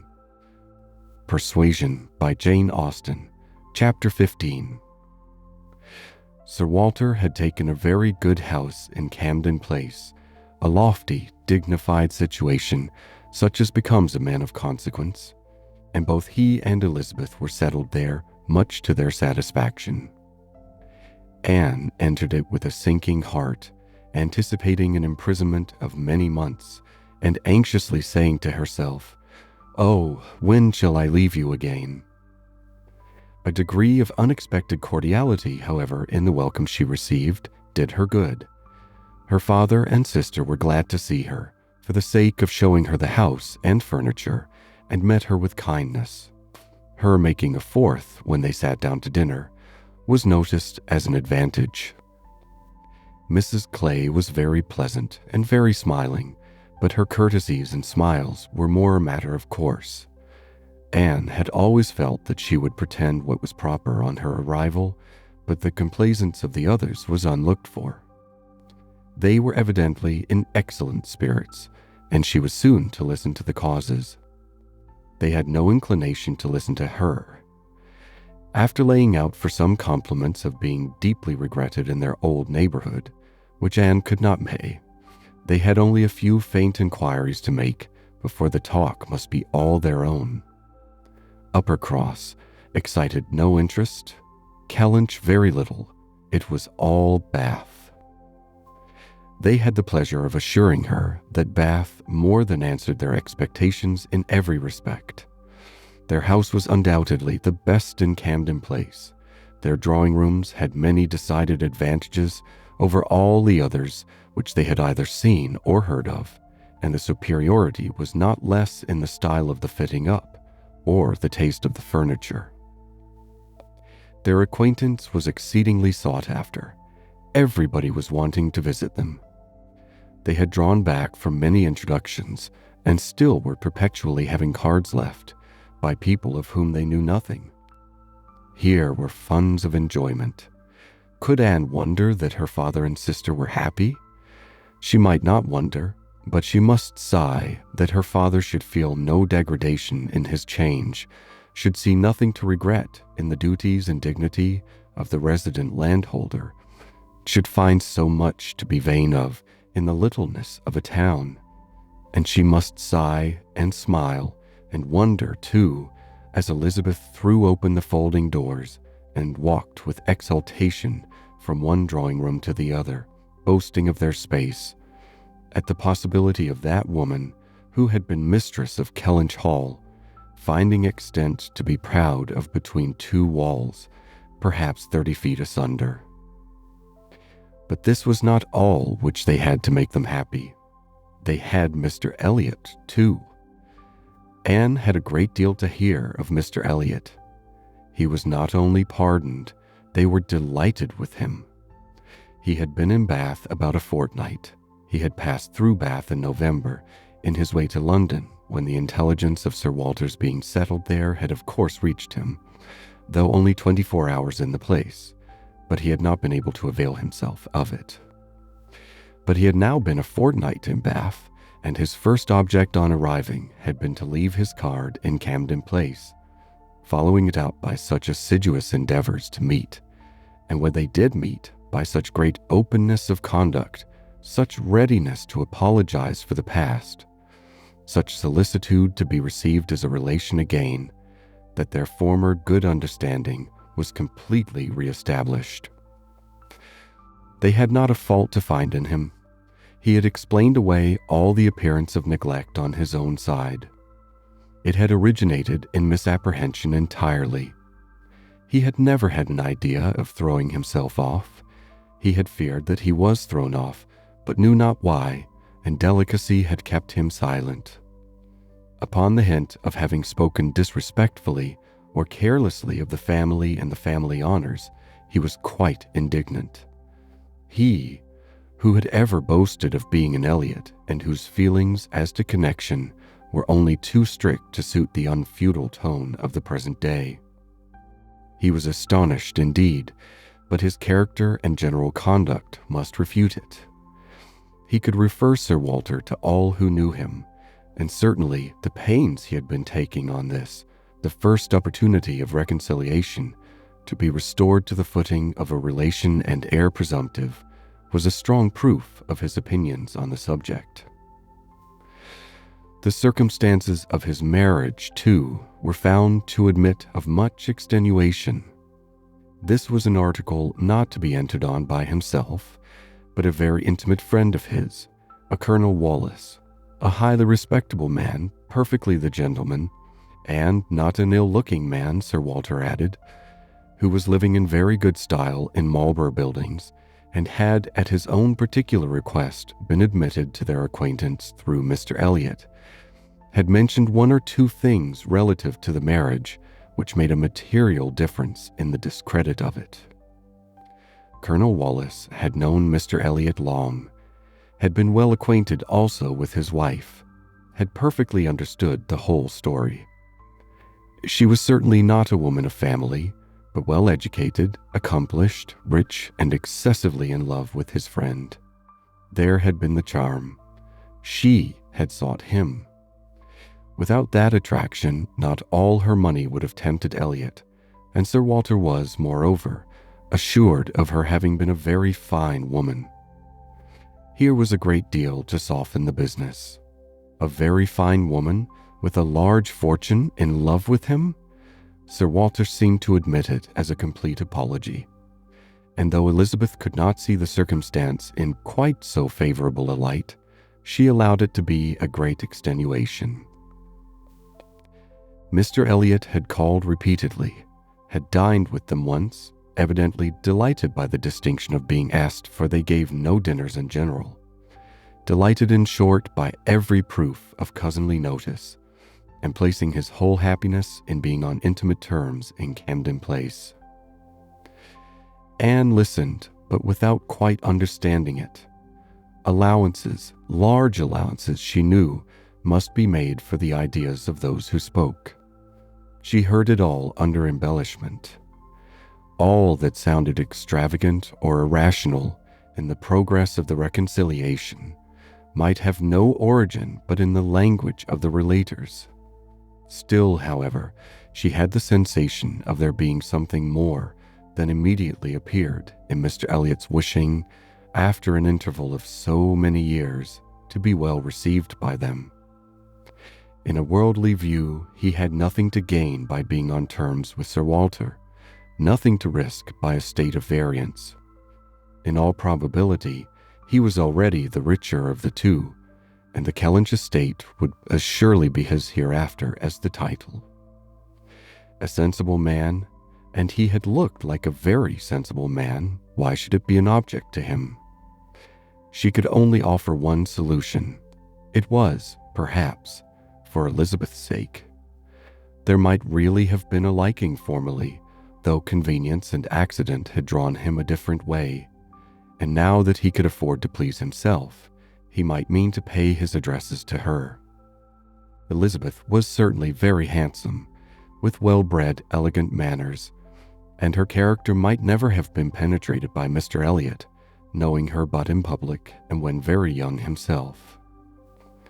How her temper and understanding might bear the investigation of his present keener time of life was another concern, and rather a fearful one. Most earnestly did she wish that he might not be too nice or too observant if Elizabeth were his object, and that Elizabeth was disposed to believe herself so, and that her friend, Mrs. Clay, was encouraging the idea, seemed apparent by a glance or two between them, while Mr. Elliot's frequent visits were talked of. Anne mentioned the glimpses she had had of him at Lyme, but without being much attended to. Oh, yes, perhaps it had been Mr. Elliot. They did not know. It might be him, perhaps. They could not listen to her description of him. They were describing him themselves, Sir Walter especially. He did justice to his very gentlemanlike appearance, his air of elegance and fashion, his good-shaped face, his sensible eye, but at the same time must lament his being very much underhung, a defect which time seemed to have increased, nor could he pretend to say that the years had not altered almost every feature for the worse. Mr. Elliot appeared to think that he, Sir Walter, was looking exactly as he had done when they last parted. But Sir Walter had not been able to return the compliment entirely, which had embarrassed him. He did not mean to complain, however. Mr. Elliot was better to look at than most men, and he had no objection to being seen with him anywhere. Mr. Elliot and his friends in Marlborough Buildings were talked of the whole evening. Colonel Wallis had been so impatient to be introduced to them, and Mr. Elliot so anxious that he should. And there was a Mrs. Wallis, at present known only to them by description, as she was in daily expectation of her confinement. But Mr. Elliot spoke of her as a most charming woman, quite worthy of being known in Camden Place, and as soon as she recovered, they were to be acquainted. Sir Walter thought much of Mrs. Wallis. She was said to be an excessively pretty woman, beautiful. He longed to see her. He hoped she might make some amends for the many very plain faces he was continually passing in the streets. The worst of Bath was the number of its plain women. He did not mean to say that there were no pretty women, but the number of the plain was out of all proportion. He had frequently observed as he walked that one handsome face would be followed by 30 or 35 frights, and once, as he had stood in a shop in Bond Street, he had counted 87 women go by, one after another, without there being a tolerable face among them. It had been a frosty morning, to be sure, a sharp frost which hardly one woman in 1,000 could stand the test of. But still, there certainly were a dreadful multitude of ugly women in Bath, and as for the men, they were infinitely worse. Such scarecrows as the streets were full of. It was evident how little the women were used to the sight of anything tolerable by the effect which a man of decent appearance produced. He had never walked anywhere arm in arm with Colonel Wallis, who was a fine military figure, though sandy-haired, without observing that every woman's eye was upon him. Every woman's eye was sure to be upon Colonel Wallis. Modest Sir Walter. He was not allowed to escape, however. His daughter and Mrs. Clay united in hinting that Colonel Wallis's companion might have as good a figure as Colonel Wallis, and certainly was not sandy-haired. "How is Mary looking?" said Sir Walter, in the height of his good humor. "The last time I saw her she had a red nose, but I hope that may not happen every day." "Oh no, that must have been quite accidental. In general, she has been in very good health and very good looks since Michaelmas." "Oh, if I thought it would not tempt her to go out in sharp winds and grow coarse, I would send her a new hat and pelisse." Anne was considering whether she should venture to suggest that a gown or a cap would not be liable to any such misuse, when a knock at the door suspended everything. A knock at the door, and so late! It was 10 o'clock. Could it be Mr. Elliot? They knew he was to dine in Lansdowne Crescent. It was possible that he might stop in his way home to ask them how they did. They could think of no one else. Mrs. Clay decidedly thought it Mr. Elliot's knock. Mrs. Clay was right. With all the state which a butler and footboy could give, Mr. Elliot was ushered into the room. It was the very same man, with no difference but of dress. Anne drew a little back, while the others received his compliments, and her sister his apologies for calling it so unusual an hour, but he could not be so near without wishing to know that neither she nor her friend had taken cold the day before, etc., etc., which was all as politely done and as politely taken as possible, but her part must follow then. Sir Walter talked of his youngest daughter. Mr. Elliot must give him leave to present him to his youngest daughter. There was no occasion for remembering Mary, and Anne, smiling and blushing, very becomingly showed to Mr. Elliot the pretty features which he had by no means forgotten, and instantly saw, with amusement at his little start of surprise, that he had not been at all aware of who she was. He looked completely astonished, but not more astonished than pleased. His eyes brightened, and with the most perfect alacrity he welcomed the relationship, alluded to the past, and entreated to be received as an acquaintance already. He was quite as good-looking as he had appeared at Lyme. His countenance improved by speaking, and his manners were so exactly what they ought to be, so polished, so easy, so particularly agreeable, that she could compare them in excellence to only one person's manners. They were not the same, but they were, perhaps, equally good.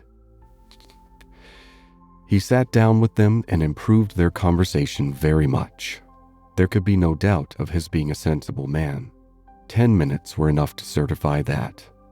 His tone, his expressions, his choice of subject, his knowing where to stop, it was all the operation of a sensible, discerning mind. As soon as he could, he began to talk to her of Lyme, wanting to compare opinions respecting the place, but especially wanting to speak of the circumstance of their happening to be guests in the same inn at the same time, to give his own route, understand something of hers, and regret that he should have lost such an opportunity of paying his respects to her. She gave him a short account of her party and business at Lyme. His regret increased as he listened. He had spent his whole solitary evening in the room adjoining theirs, had heard voices, mirth continually, thought they must be a most delightful set of people, longed to be with them, but certainly without the smallest suspicion of his possessing the shadow of a right to introduce himself. If he had but asked who the party were, the name of Musgrove would have told him enough. Well, it would serve to cure him of an absurd practice of never asking a question at an inn, which he had adopted when quite a young man, on the principle of its being very ungenteel to be curious. The notions of a man of 1 or 2 and 20, said he, as to what is necessary in manners to make him quite the thing, are more absurd, I believe, than those of any other set of beings in the world. The folly of the means they often employ is only to be equaled by the folly of what they have in view. But he must not be addressing his reflections to Anne alone. He knew it. He was soon diffused again among the others, and it was only at intervals that he could return to Lyme. His inquiries, however, produced at length an account of the scene she had been engaged in there, soon after his leaving the place. Having alluded to an accident, he must hear the whole. When he questioned, Sir Walter and Elizabeth began to question also, but the difference in their manner of doing it could not be unfelt. She could only compare Mr. Elliot to Lady Russell, in the wish of really comprehending what had passed, and in the degree of concern for what she must have suffered in witnessing it. He stayed an hour with them. The elegant little clock on the mantelpiece had struck 11 with its silver sounds, and the watchman was beginning to be heard at a distance telling the same tale, before Mr. Elliot or any of them seemed to feel that he had been there long. Anne could not have supposed it possible that her first evening in Camden Place could have passed so well. End of Chapter 15. Persuasion by Jane Austen. Chapter 16. There was one point which Anne, on returning to her family, would have been more thankful to ascertain even than Mr. Elliot's being in love with Elizabeth, which was her father's not being in love with Mrs. Clay, and she was very far from easy about it when she had been home a few hours. On going down to breakfast the next morning, she found there had just been a decent pretense on the ladies' side of meaning to leave them. She could imagine Mrs. Clay to have said that now Miss Anne was come, she could not suppose herself at all wanted, for Elizabeth was replying in a sort of whisper, "That must not be any reason indeed. I assure you I feel it none. She is nothing to me compared with you." And she was in full time to hear her father say, "My dear madam, this must not be. As yet you have seen nothing of Bath. You have been here only to be useful. You must not run away from us now. You must stay to be acquainted with Mrs. Wallace, the beautiful Mrs. Wallace.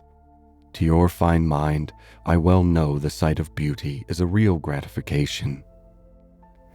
He spoke and looked so much in earnest that Anne was not surprised to see Mrs. Clay stealing a glance at Elizabeth and herself. Her countenance perhaps might express some watchfulness, but the praise of the fine mind did not appear to excite a thought in her sister. The lady could not but yield to such joint entreaties and promised to stay. In the course of the same morning, Anne and her father chancing to be alone together, he began to compliment her on her improved looks. He thought her less thin in her person, in her cheeks, her skin, her complexion greatly improved, clearer, fresher. Had she been using anything in particular? No, nothing. Merely Gowland, he supposed. No, nothing at all. Ha! He was surprised at that, and added, "Certainly you cannot do better than continue as you are. You cannot be better than well, or I should recommend Gowland, the constant use of Gowland during the spring months. Mrs. Clay has been using it at my recommendation, and you see what it has done for her. You see how it has carried away her freckles." If Elizabeth could but have heard this, such personal praise might have struck her, especially as it did not appear to Anne that the freckles were at all lessened. But everything must take its chance. The evil of the marriage would be much diminished if Elizabeth were also to marry. As for herself, she might always command a home with Lady Russell. Lady Russell's composed mind and polite manners were put to some trial on this point in her intercourse in Camden Place. The sight of Mrs. Clay in such favor and of Anne so overlooked was a perpetual provocation to her there, and vexed her as much when she was away as a person in Bath who drinks the water, gets all the new publications, and has a very large acquaintance, has time to be vexed. As Mr. Elliot became known to her, she grew more charitable or more indifferent towards the others. His manners were an immediate recommendation, and on conversing with him she found the solid so fully supporting the superficial that she was at first, as she told Anne, almost ready to exclaim, "Can this be Mr. Elliot?" and could not seriously picture to herself a more agreeable or estimable man. Everything united in him: good understanding, correct opinions, knowledge of the world, and a warm heart. He had strong feelings of family attachment and family honor, without pride or weakness. He lived with the liberality of a man of fortune, without display. He judged for himself in everything essential, without defying public opinion in any point of worldly decorum. He was steady, observant, moderate, candid, never run away with by spirits or by selfishness, which fancied itself strong feeling, and yet with a sensibility to what was amiable and lovely, and a value for all the felicities of domestic life, which characters of fancied enthusiasm and violent agitation seldom really possess. She was sure that he had not been happy in marriage. Colonel Wallace said it, and Lady Russell saw it, but it had been no unhappiness to sour his mind, nor, she began pretty soon to suspect, to prevent his thinking of a second choice. Her satisfaction in Mr. Elliot outweighed all the plague of Mrs. Clay.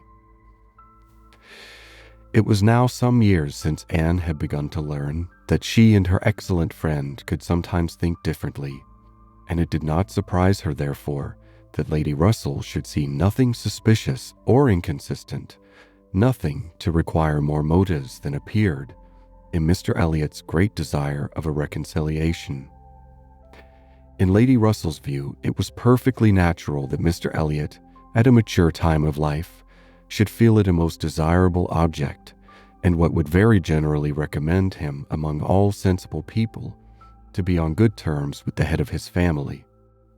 The simplest process in the world of time upon a head naturally clear, and only erring in the heyday of youth. Anne presumed, however, still to smile about it, and at last to mention Elizabeth. Lady Russell listened, and looked, and made only this cautious reply: "Elizabeth. Very well. Time will explain." It was a reference to the future which Anne, after a little observation, felt she must submit to. She could determine nothing at present. In that house, Elizabeth must be first, and she was in the habit of such general observance as Miss Elliot that any particularity of attention seemed almost impossible. Mr. Elliot, too, it must be remembered, had not been a widower 7 months. A little delay on his side might be very excusable. In fact, Anne could never see the crape around his hat without fearing that she was the inexcusable one in attributing to him such imaginations. For though his marriage had not been very happy, still it had existed so many years that she could not comprehend a very rapid recovery from the awful impression of its being dissolved. However it might end, he was without any question their pleasantest acquaintance in Bath. She saw nobody equal to him, and it was a great indulgence now and then to talk to him about Lyme, which he seemed to have as lively a wish to see again, and to see more of, as herself. They went through the particulars of their first meeting a great many times. He gave her to understand that he had looked at her with some earnestness. She knew it well, and she remembered another person's look also. They did not always think alike. His value for rank and connection she perceived to be greater than hers. It was not merely complaisance, it must be a liking to the cause, which made him enter warmly into her father and sister's solicitudes on a subject which she thought unworthy to excite them. The Bath paper one morning announced the arrival of the Dowager Viscountess Dalrymple and her daughter, the Honorable Miss Carteret, and all the comfort of Camden Place was swept away for many days, for the Dalrymples, in Anne's opinion most unfortunate, were cousins of the Elliots, and the agony was how to introduce themselves properly. Anne had never seen her father and sister before in contact with nobility, and she must acknowledge herself disappointed. She had hoped better things from their high ideas of their own situation in life, and was reduced to form a wish which she had never foreseen, a wish that they had more pride, for "our cousins, Lady Dalrymple and Miss Carteret, our cousins the Dalrymples," sounded in her ears all day long. Sir Walter had once been in company with the late Viscount, but had never seen any of the rest of the family, and the difficulties of the case arose from there having been a suspension of all intercourse by letters of ceremony ever since the death of that said late Viscount, when in consequence of a dangerous illness of Sir Walter's at the same time, there had been an unlucky omission at Kellynch. No letter of condolence had been sent to Ireland. The neglect had been visited on the head of the sinner, for when poor Lady Elliot died herself, no letter of condolence was received at Kellynch, and consequently there was but too much reason to apprehend that the Dalrymples considered the relationship as closed. How to have this anxious business set to rights and be admitted as cousins again was the question, and it was a question which, in a more rational manner, neither Lady Russell nor Mr. Elliot thought unimportant. Family connections were always worth preserving, good company always worth seeking. Lady Dalrymple had taken a house for 3 months in Laura Place and would be living in style. She had been at Bath the year before, and Lady Russell had heard her spoken of as a charming woman. It was very desirable that the connection should be renewed, if it could be done, without any compromise of propriety on the side of the Elliots.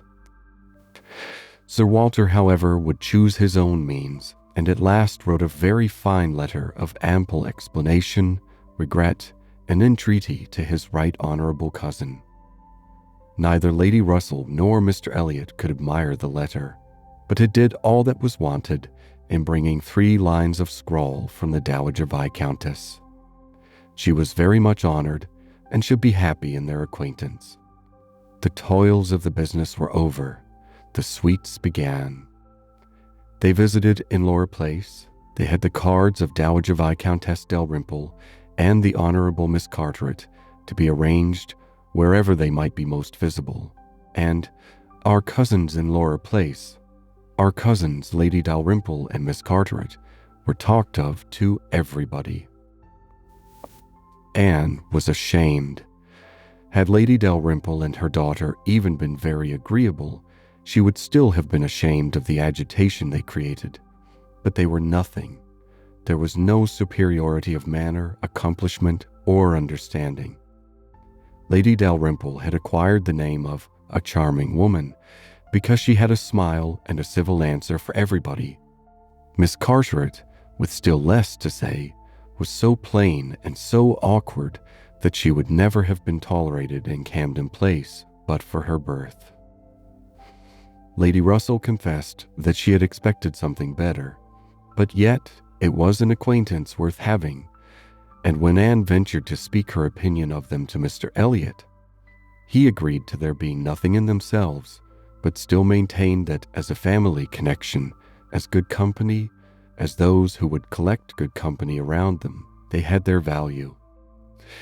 Anne smiled and said, "My idea of good company, Mr. Elliot, is the company of clever, well-informed people who have a great deal of conversation. That is what I call good company." "You are mistaken," said he gently. "That is not good company.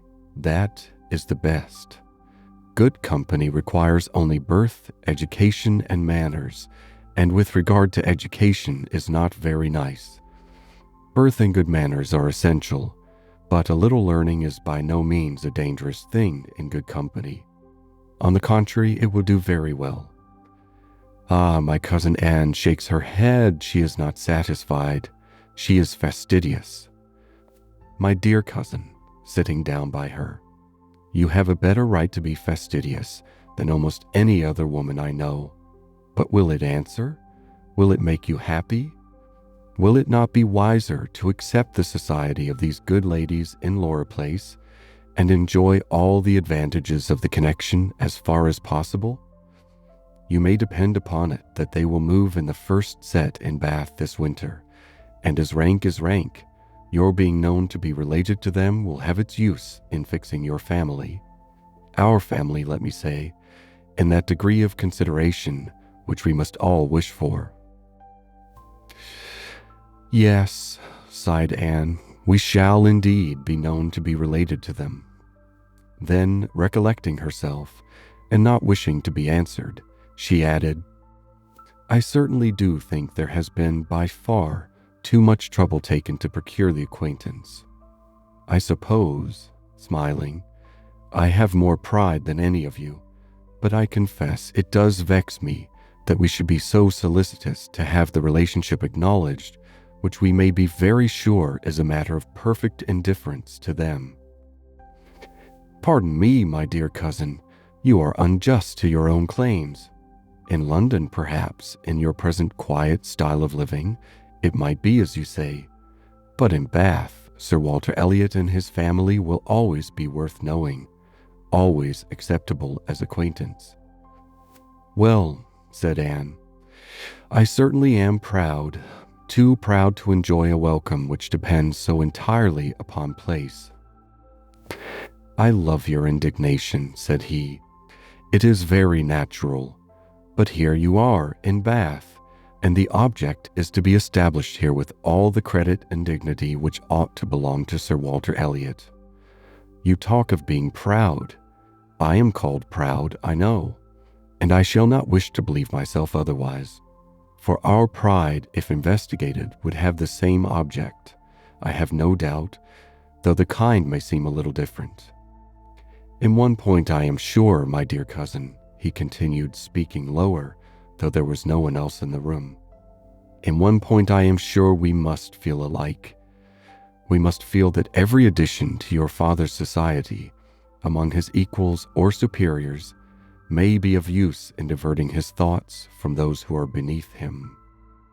He looked as he spoke to the seat which Mrs. Clay had been lately occupying, a sufficient explanation of what he particularly meant.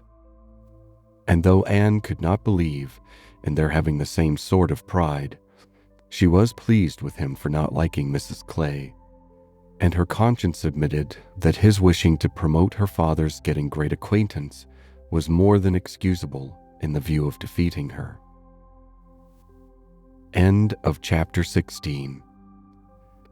Persuasion by Jane Austen, chapter 17. While Sir Walter and Elizabeth were assiduously pushing their good fortune in Laura Place, Anne was renewing an acquaintance of a very different description.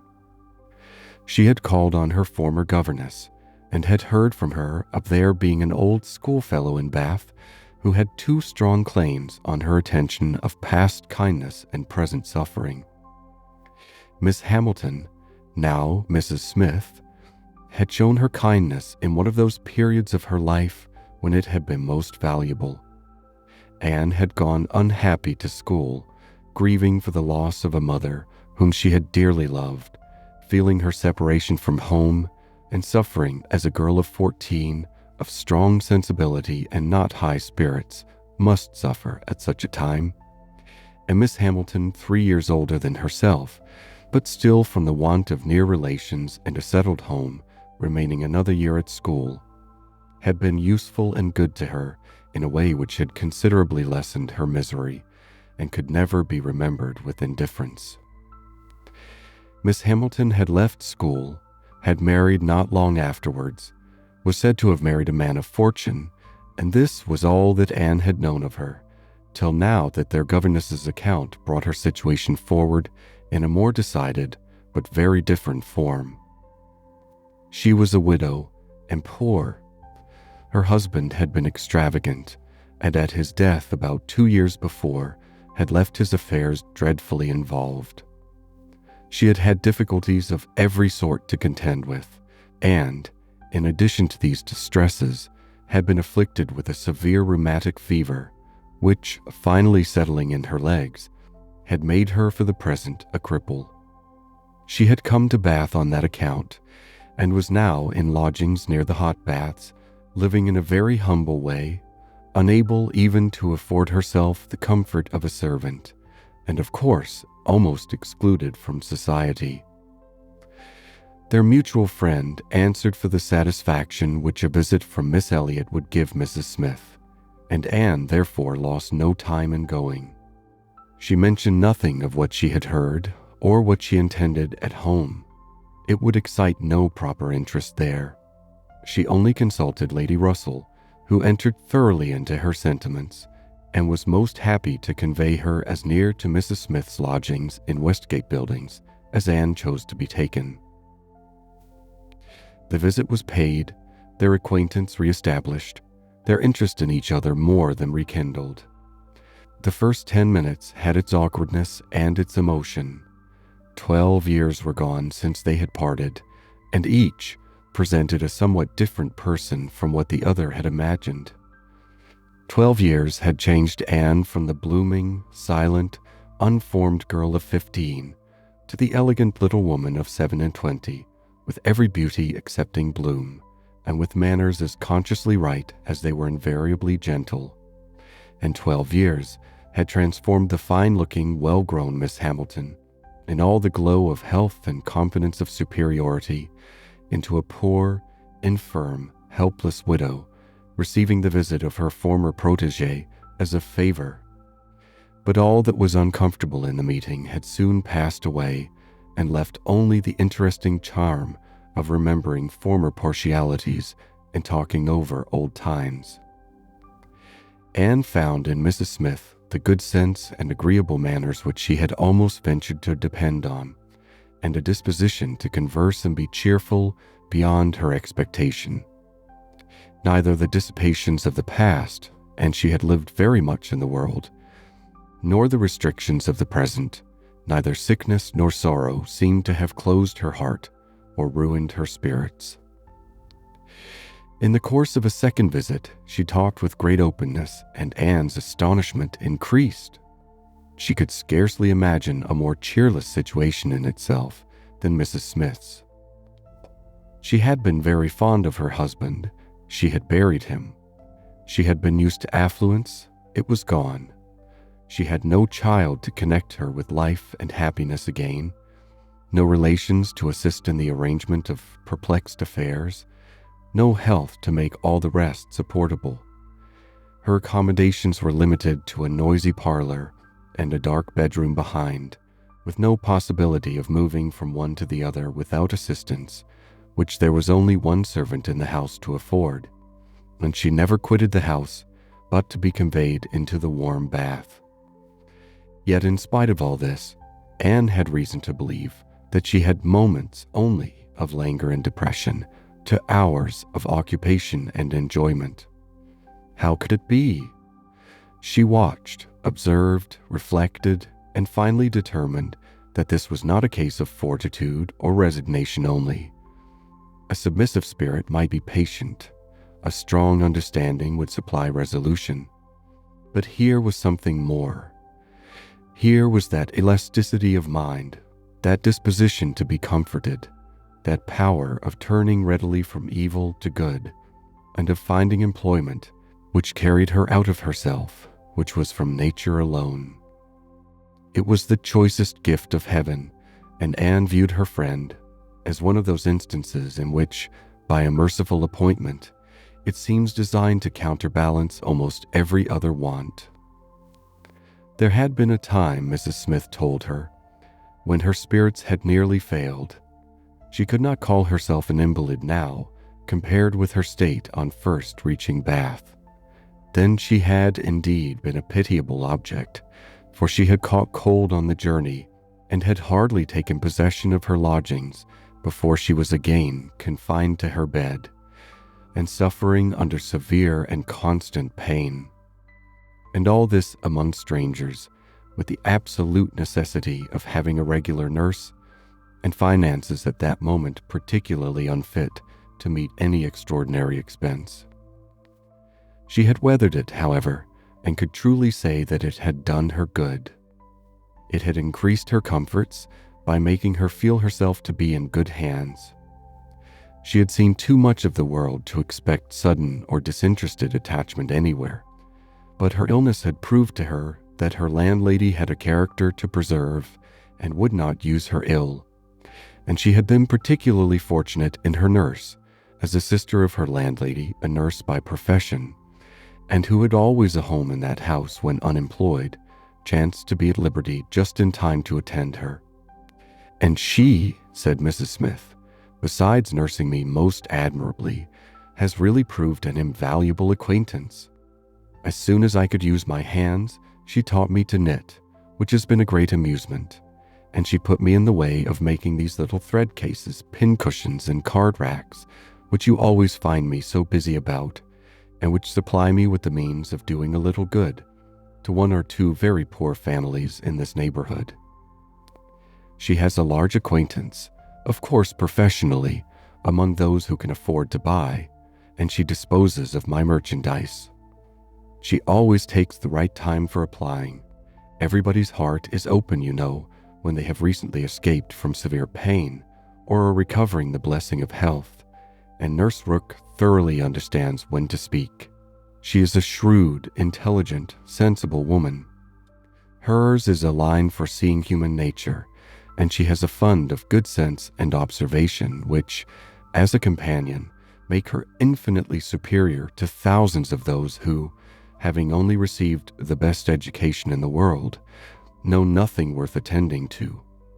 Call it gossip if you will, but when Nurse Rook has half an hour's leisure to bestow on me, she is sure to have something to relate that is entertaining and profitable, something that makes one know one's species better. One likes to hear what is going on, to be au fait as to the newest modes of being trifling and silly. To me, who live so much alone, her conversation, I assure you, is a treat. Anne, far from wishing to cavil at the pleasure, replied, "I can easily believe it. Women of that class have great opportunities, and if they are intelligent, may be well worth listening to. Such varieties of human nature as they are in the habit of witnessing. And it is not merely in its follies that they are well read, for they see it occasionally under every circumstance that could be most interesting or affecting. What instances must pass before them of ardent, disinterested, self-denying attachment, of heroism, fortitude, patience, resignation, of all the conflicts and all the sacrifices that ennoble us most. A sick chamber may often furnish the worth of volumes. Yes, said Mrs. Smith more doubtingly. Sometimes it may, though I fear its lessons are not often in the elevated style you describe. Here and there, human nature may be great in times of trial, but generally speaking, it is its weakness and not its strength that appears in a sick chamber. It is selfishness and impatience rather than generosity and fortitude that one hears of. There is so little real friendship in the world, and unfortunately, speaking low and tremulously, there are so many who forget to think seriously until it is almost too late. Anne saw the misery of such feelings. The husband had not been what he ought, and the wife had been led among that part of mankind which made her think worse of the world than she hoped it deserved. It was but a passing emotion, however, with Mrs. Smith. She shook it off and soon added in a different tone, I do not suppose the situation my friend Mrs. Rook is in at present will furnish much either to interest or edify me. She is only nursing Mrs. Wallace of Marlborough Buildings, a mere pretty, silly, expensive, fashionable woman, I believe, and of course will have nothing to report but of lace and finery. I mean to make my profit of Mrs. Wallace, however. She has plenty of money, and I intend she shall buy all the high-priced things I have in hand now. Anne had called several times on her friend before the existence of such a person was known in Camden Place. At last it became necessary to speak of her. Sir Walter, Elizabeth, and Mrs. Clay returned one morning from Laura Place with a sudden invitation from Lady Dalrymple for the same evening, and Anne was already engaged to spend the evening in Westgate Buildings. She was not sorry for the excuse. They were only asked, she was sure, because Lady Dalrymple, being kept at home by a bad cold, was glad to make use of the relationship which had been so pressed on her, and she declined on her own account with great alacrity. She was engaged to spend the evening with an old schoolfellow.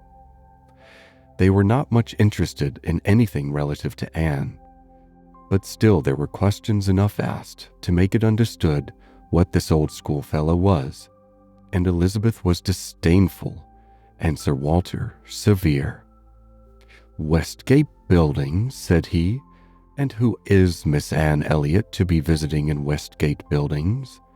A Mrs. Smith, a widow Mrs. Smith, and who was her husband?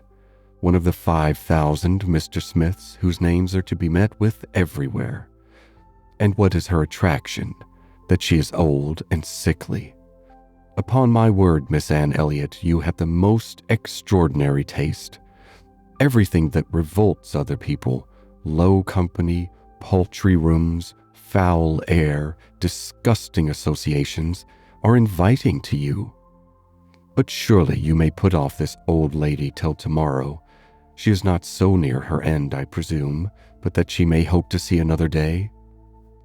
What is her age, 40? No, sir. She is not 31, but I do not think I can put off my engagement, because it is the only evening for some time which will at once suit her and myself. She goes into the warm bath tomorrow, and for the rest of the week, you know, we are engaged. But what does Lady Russell think of this acquaintance? Asked Elizabeth. She sees nothing to blame in it, replied Anne. On the contrary, she approves it, and has generally taken me when I have called on Mrs. Smith. Westgate Buildings must have been rather surprised by the appearance of a carriage drawn up near its pavement, observed Sir Walter. Sir Henry Russell's widow, indeed, has no honors to distinguish her arms, but still it is a handsome equipage, and no doubt is well known to convey a Miss Elliot, a widow Mrs. Smith, lodging in Westgate Buildings. A poor widow barely able to live between 30 and 40, a mere Mrs. Smith, and everyday Mrs. Smith of all people and all names in the world, to be the chosen friend of Miss Anne Elliot, and to be preferred by her to her own family connections among the nobility of England and Ireland. Mrs. Smith, such a name.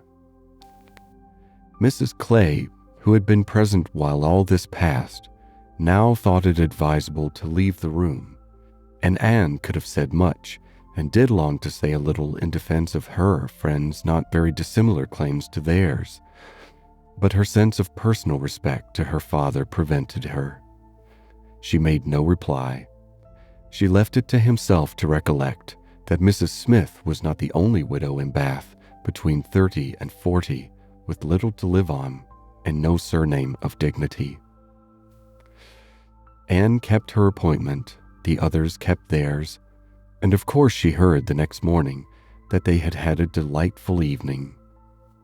She had been the only one of the set absent, for Sir Walter and Elizabeth had not only been quite at her ladyship's service themselves, but had actually been happy to be employed by her in collecting others, and had been at the trouble of inviting both Lady Russell and Mr. Elliot, and Mr. Elliot had made a point of leaving Colonel Wallis early, and Lady Russell had fresh arranged all her evening engagements in order to wait on her. Anne had the whole history of all that such an evening could supply from Lady Russell. To her, its greatest interest must be in having been very much talked of between her friend and Mr. Elliot, in having been wished for, regretted, and at the same time honored for staying away in such a cause. Her kind, compassionate visits to this old schoolfellow, sick and reduced, seemed to have quite delighted Mr. Elliot. He thought her a most extraordinary young woman, in her temper, manners, mind, a model of female excellence.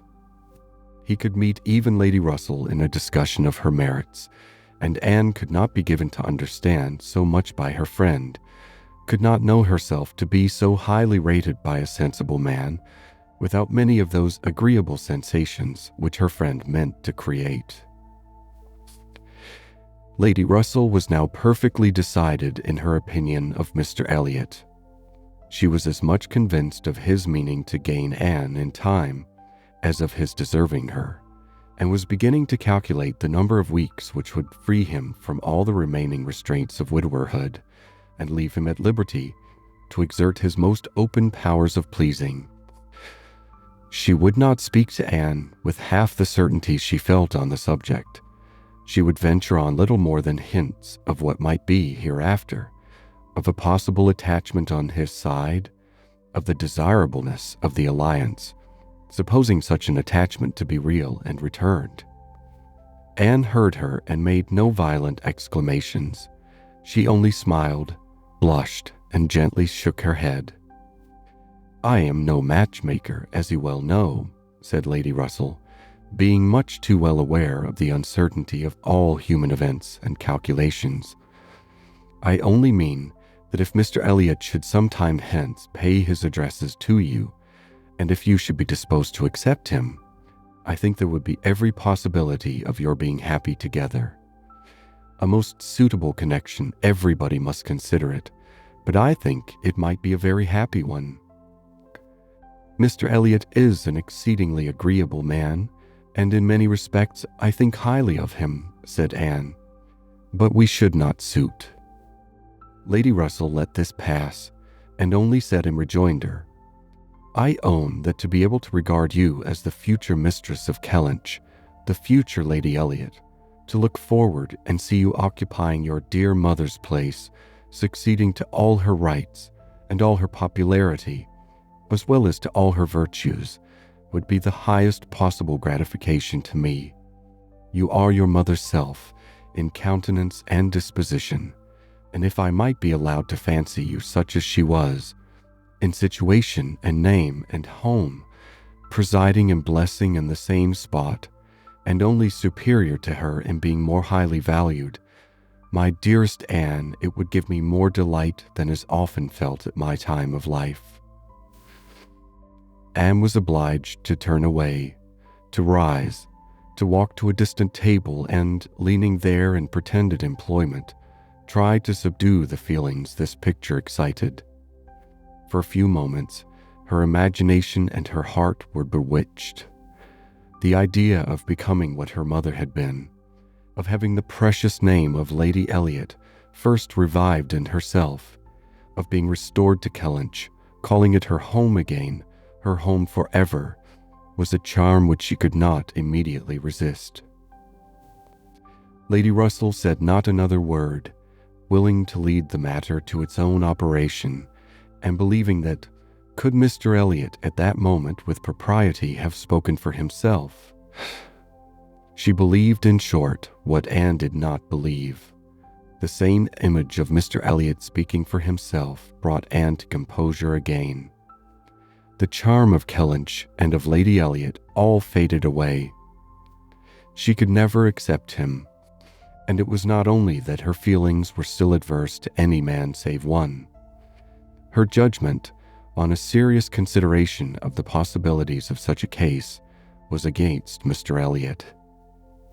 Though they had now been acquainted a month, she could not be satisfied that she really knew his character, that he was a sensible man, an agreeable man, that he talked well, professed good opinions, seemed to judge properly, and as a man of principle. This was all clear enough. He certainly knew what was right, nor could she fix on any one article of moral duty evidently transgressed. But yet she would have been afraid to answer for his conduct. She distrusted the past, if not the present. The names which occasionally dropped to former associates, the allusions to former practices and pursuits, suggested suspicions not favorable of what he had been.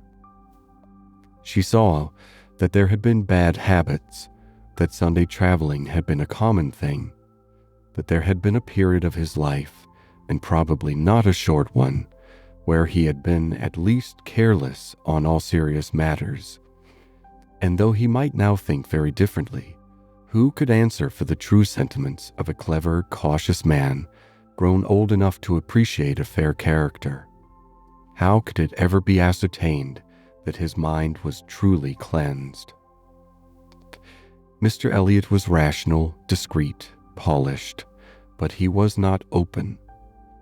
There was never any burst of feeling, any warmth of indignation or delight at the evil or good of others. This to Anne was a decided imperfection. Her early impressions were incurable. She prized the frank, the open-hearted, the eager character beyond all others. Warmth and enthusiasm did captivate her still.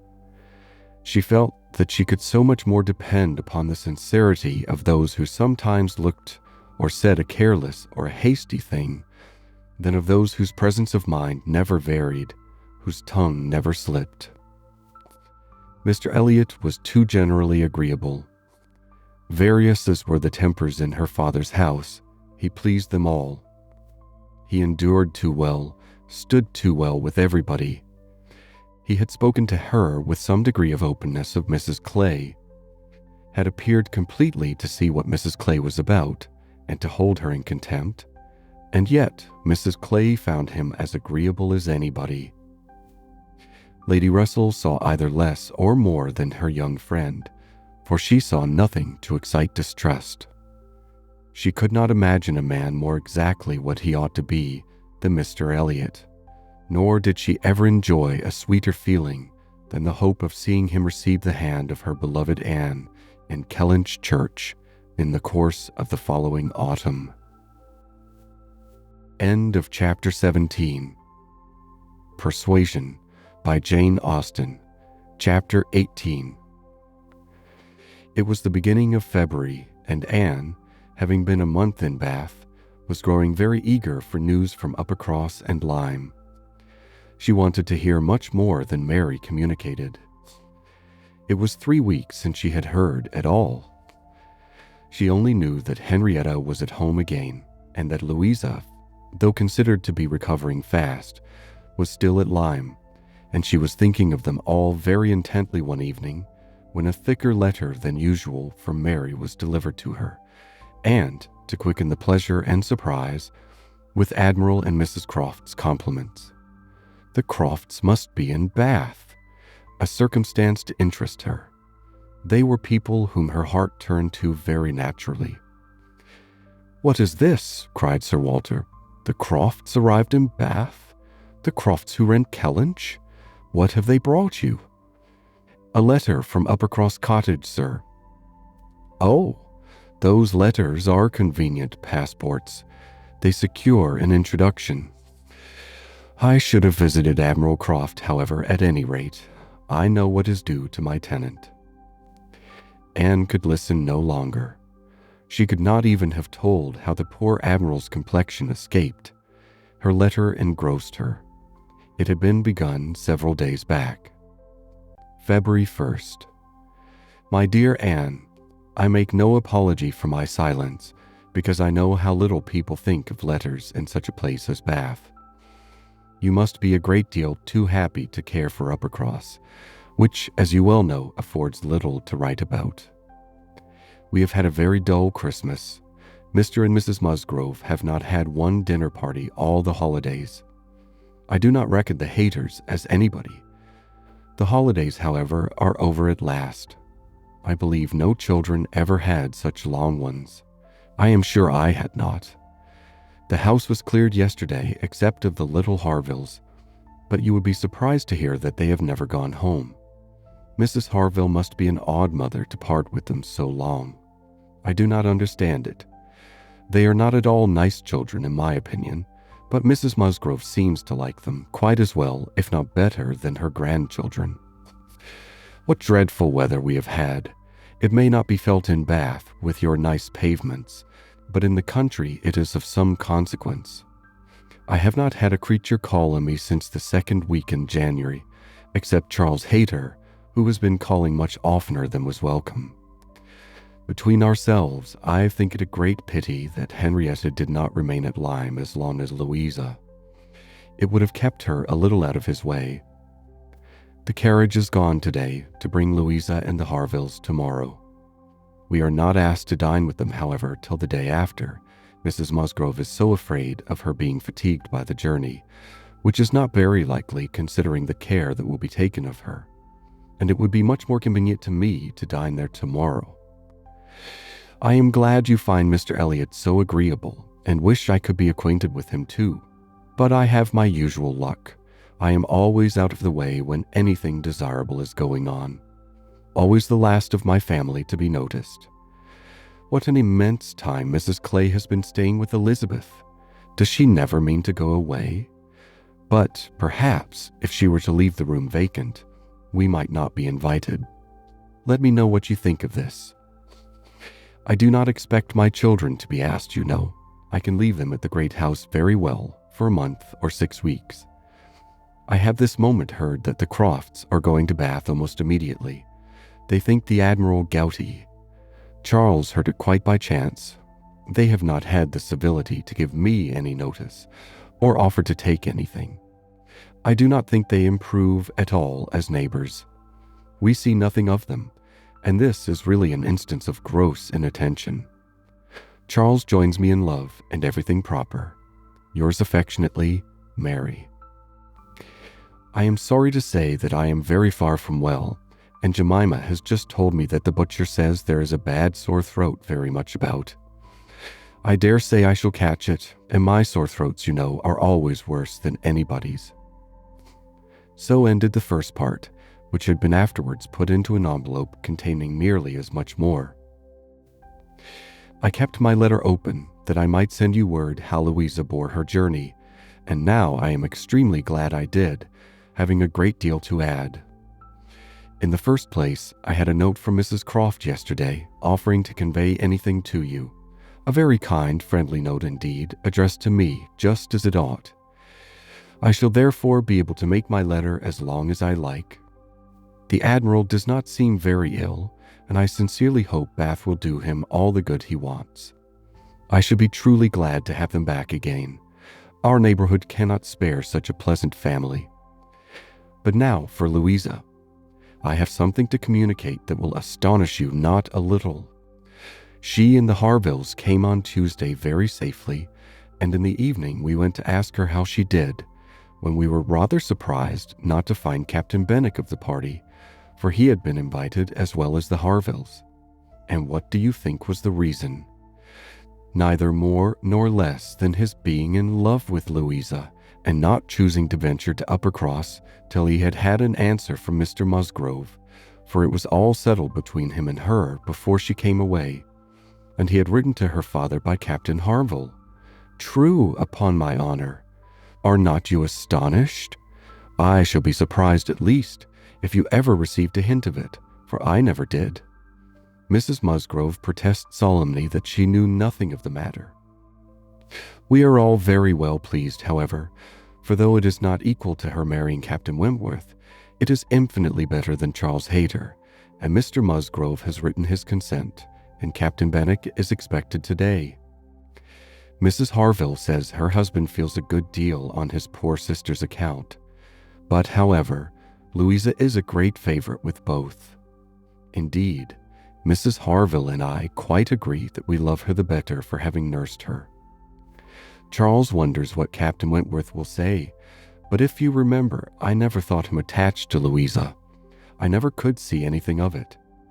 And this is the end, you see, of Captain Benwick's being supposed to be an admirer of yours. How Charles could take such a thing into his head was always incomprehensible to me. I hope he will be more agreeable now. Certainly not a great match for Louisa Musgrove, but 1,000,000 times better than marrying among the Hayters. Mary need not have feared her sister's being in any degree prepared for the news. She had never in her life been more astonished. Captain Benwick and Louisa Musgrove? It was almost too wonderful for belief, and it was with the greatest effort that she could remain in the room, preserve an air of calmness, and answer the common questions of the moment. Happily for her, they were not many. Sir Walter wanted to know whether the Crofts traveled with 4 horses, and whether they were likely to be situated in such a part of Bath as it might suit Miss Elliot and himself to visit in, but had little curiosity beyond. "How is Mary?" said Elizabeth, and without waiting for an answer, "and pray what brings the Crofts to Bath?" "They come on the Admiral's account. He is thought to be gouty."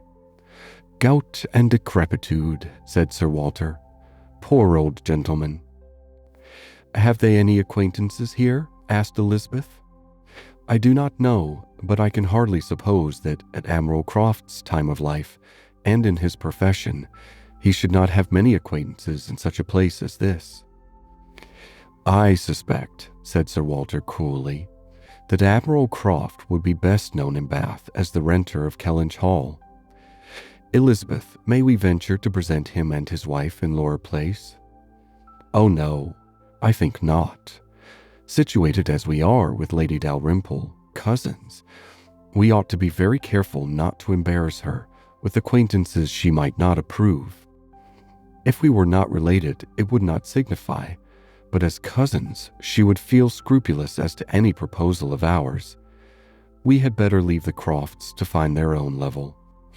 There are several odd-looking men walking about here who, I am told, are sailors. The Crofts will associate with them."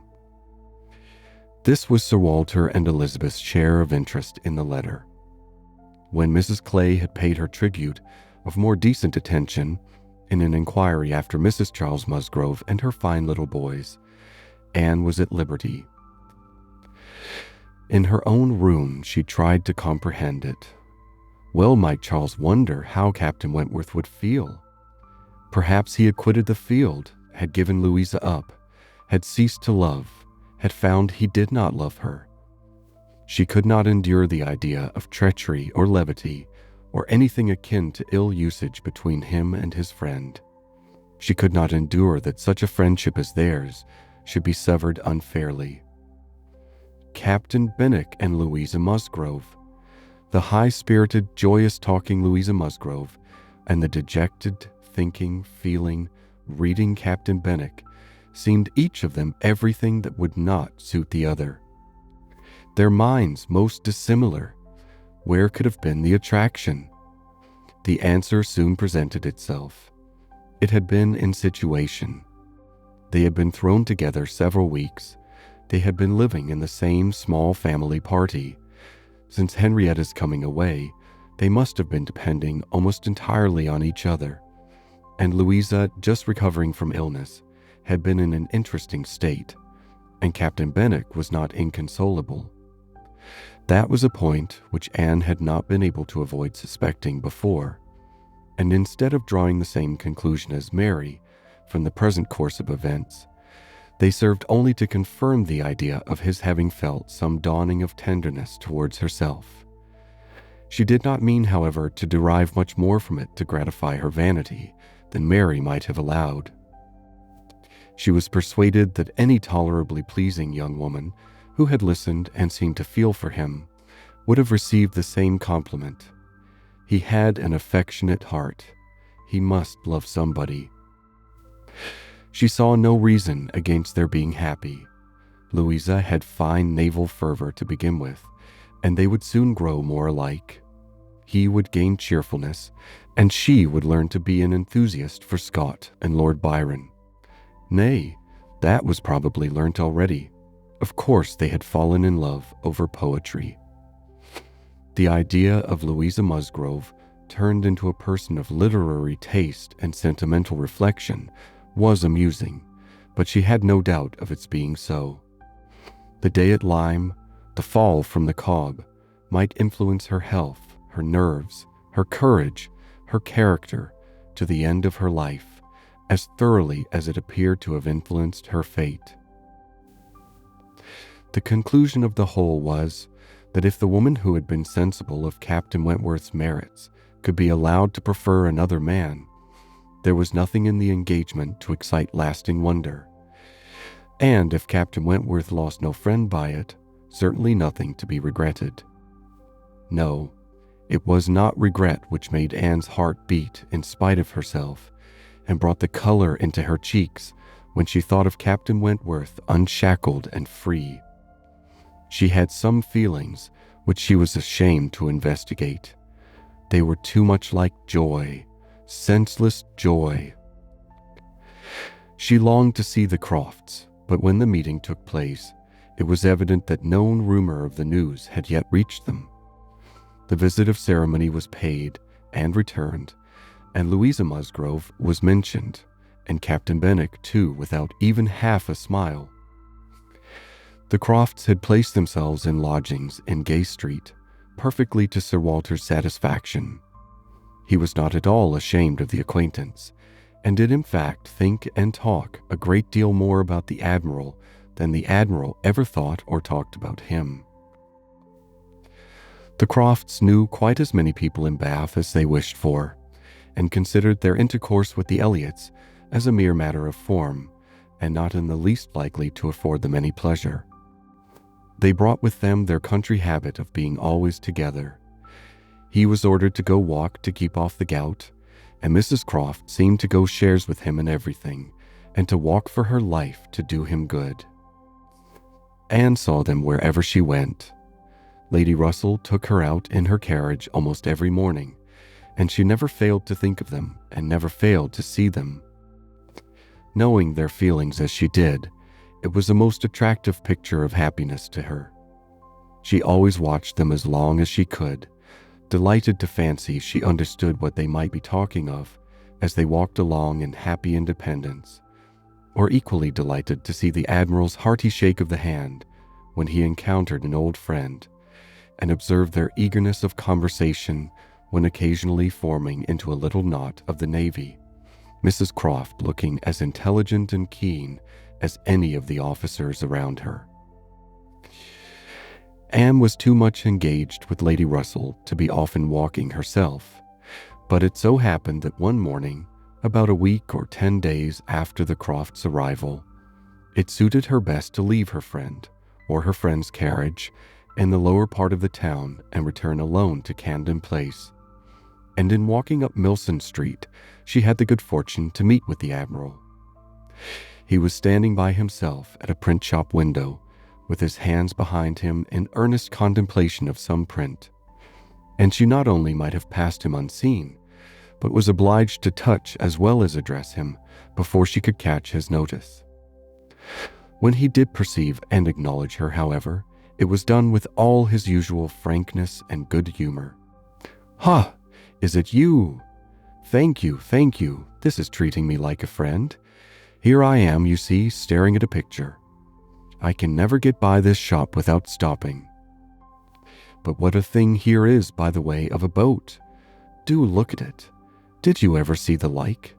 What queer fellows your fine painters must be, to think that anybody would venture their lives in such a shapeless old cockle shell as that.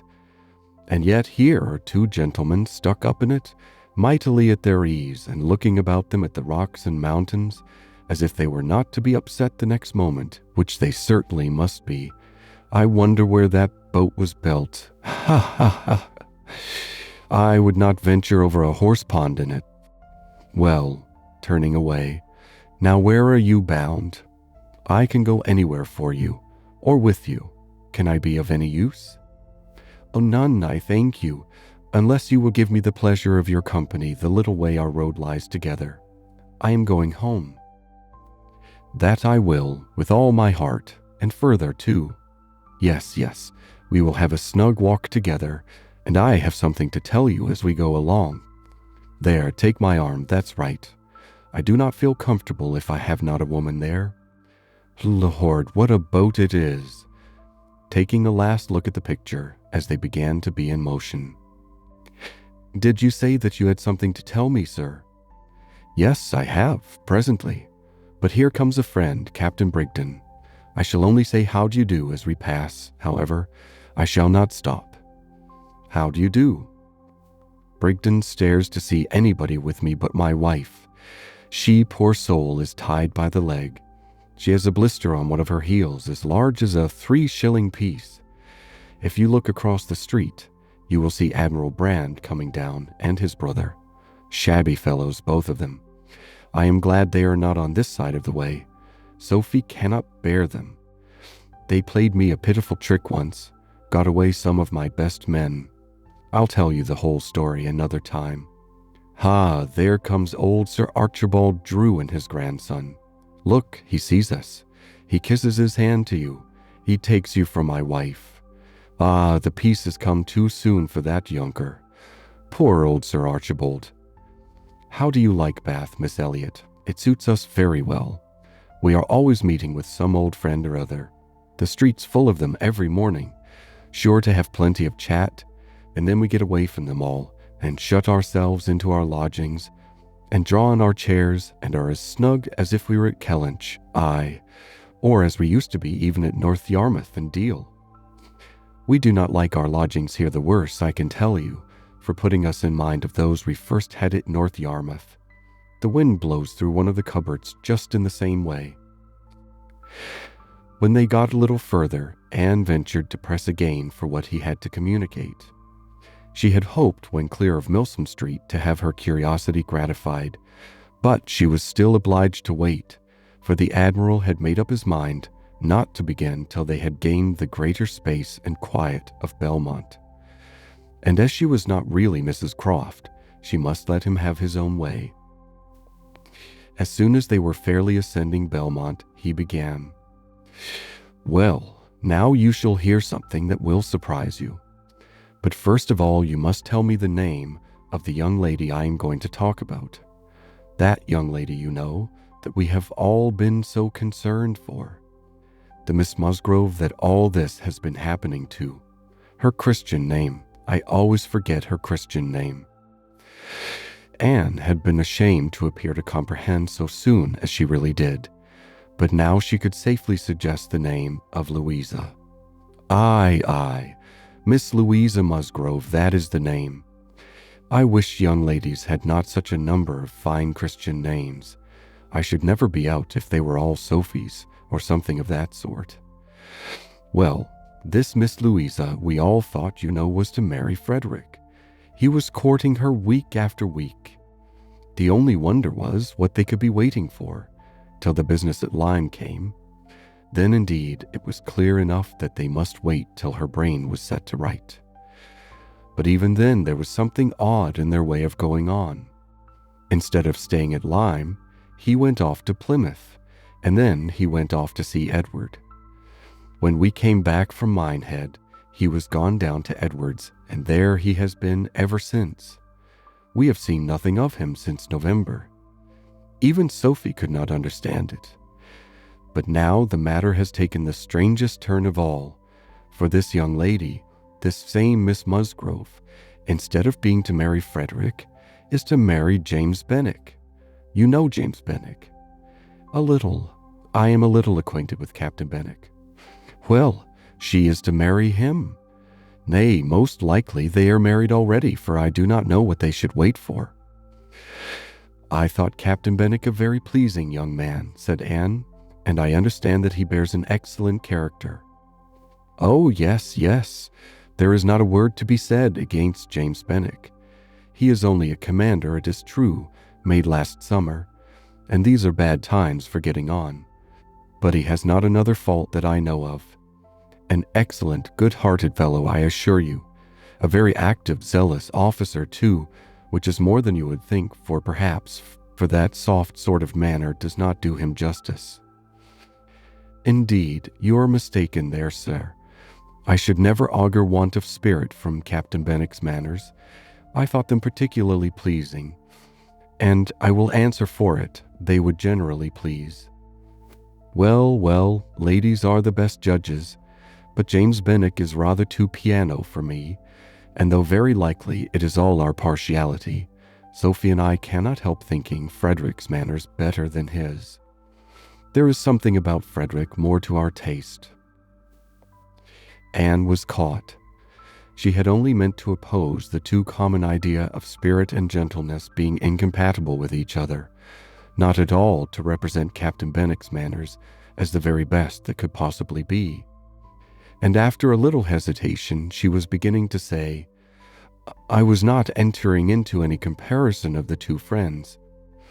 But the Admiral interrupted her with, and the thing is certainly true. It is not a mere bit of gossip. We have it from Frederick himself. His sister had a letter from him yesterday in which he tells us of it, and he had just had it in a letter from Harville, written upon the spot from Uppercross. I fancy they are all at Uppercross. This was an opportunity which Anne could not resist. She said, therefore, I hope, Admiral, there is nothing in the style of Captain Wentworth's letter to make you and Mrs. Croft particularly uneasy.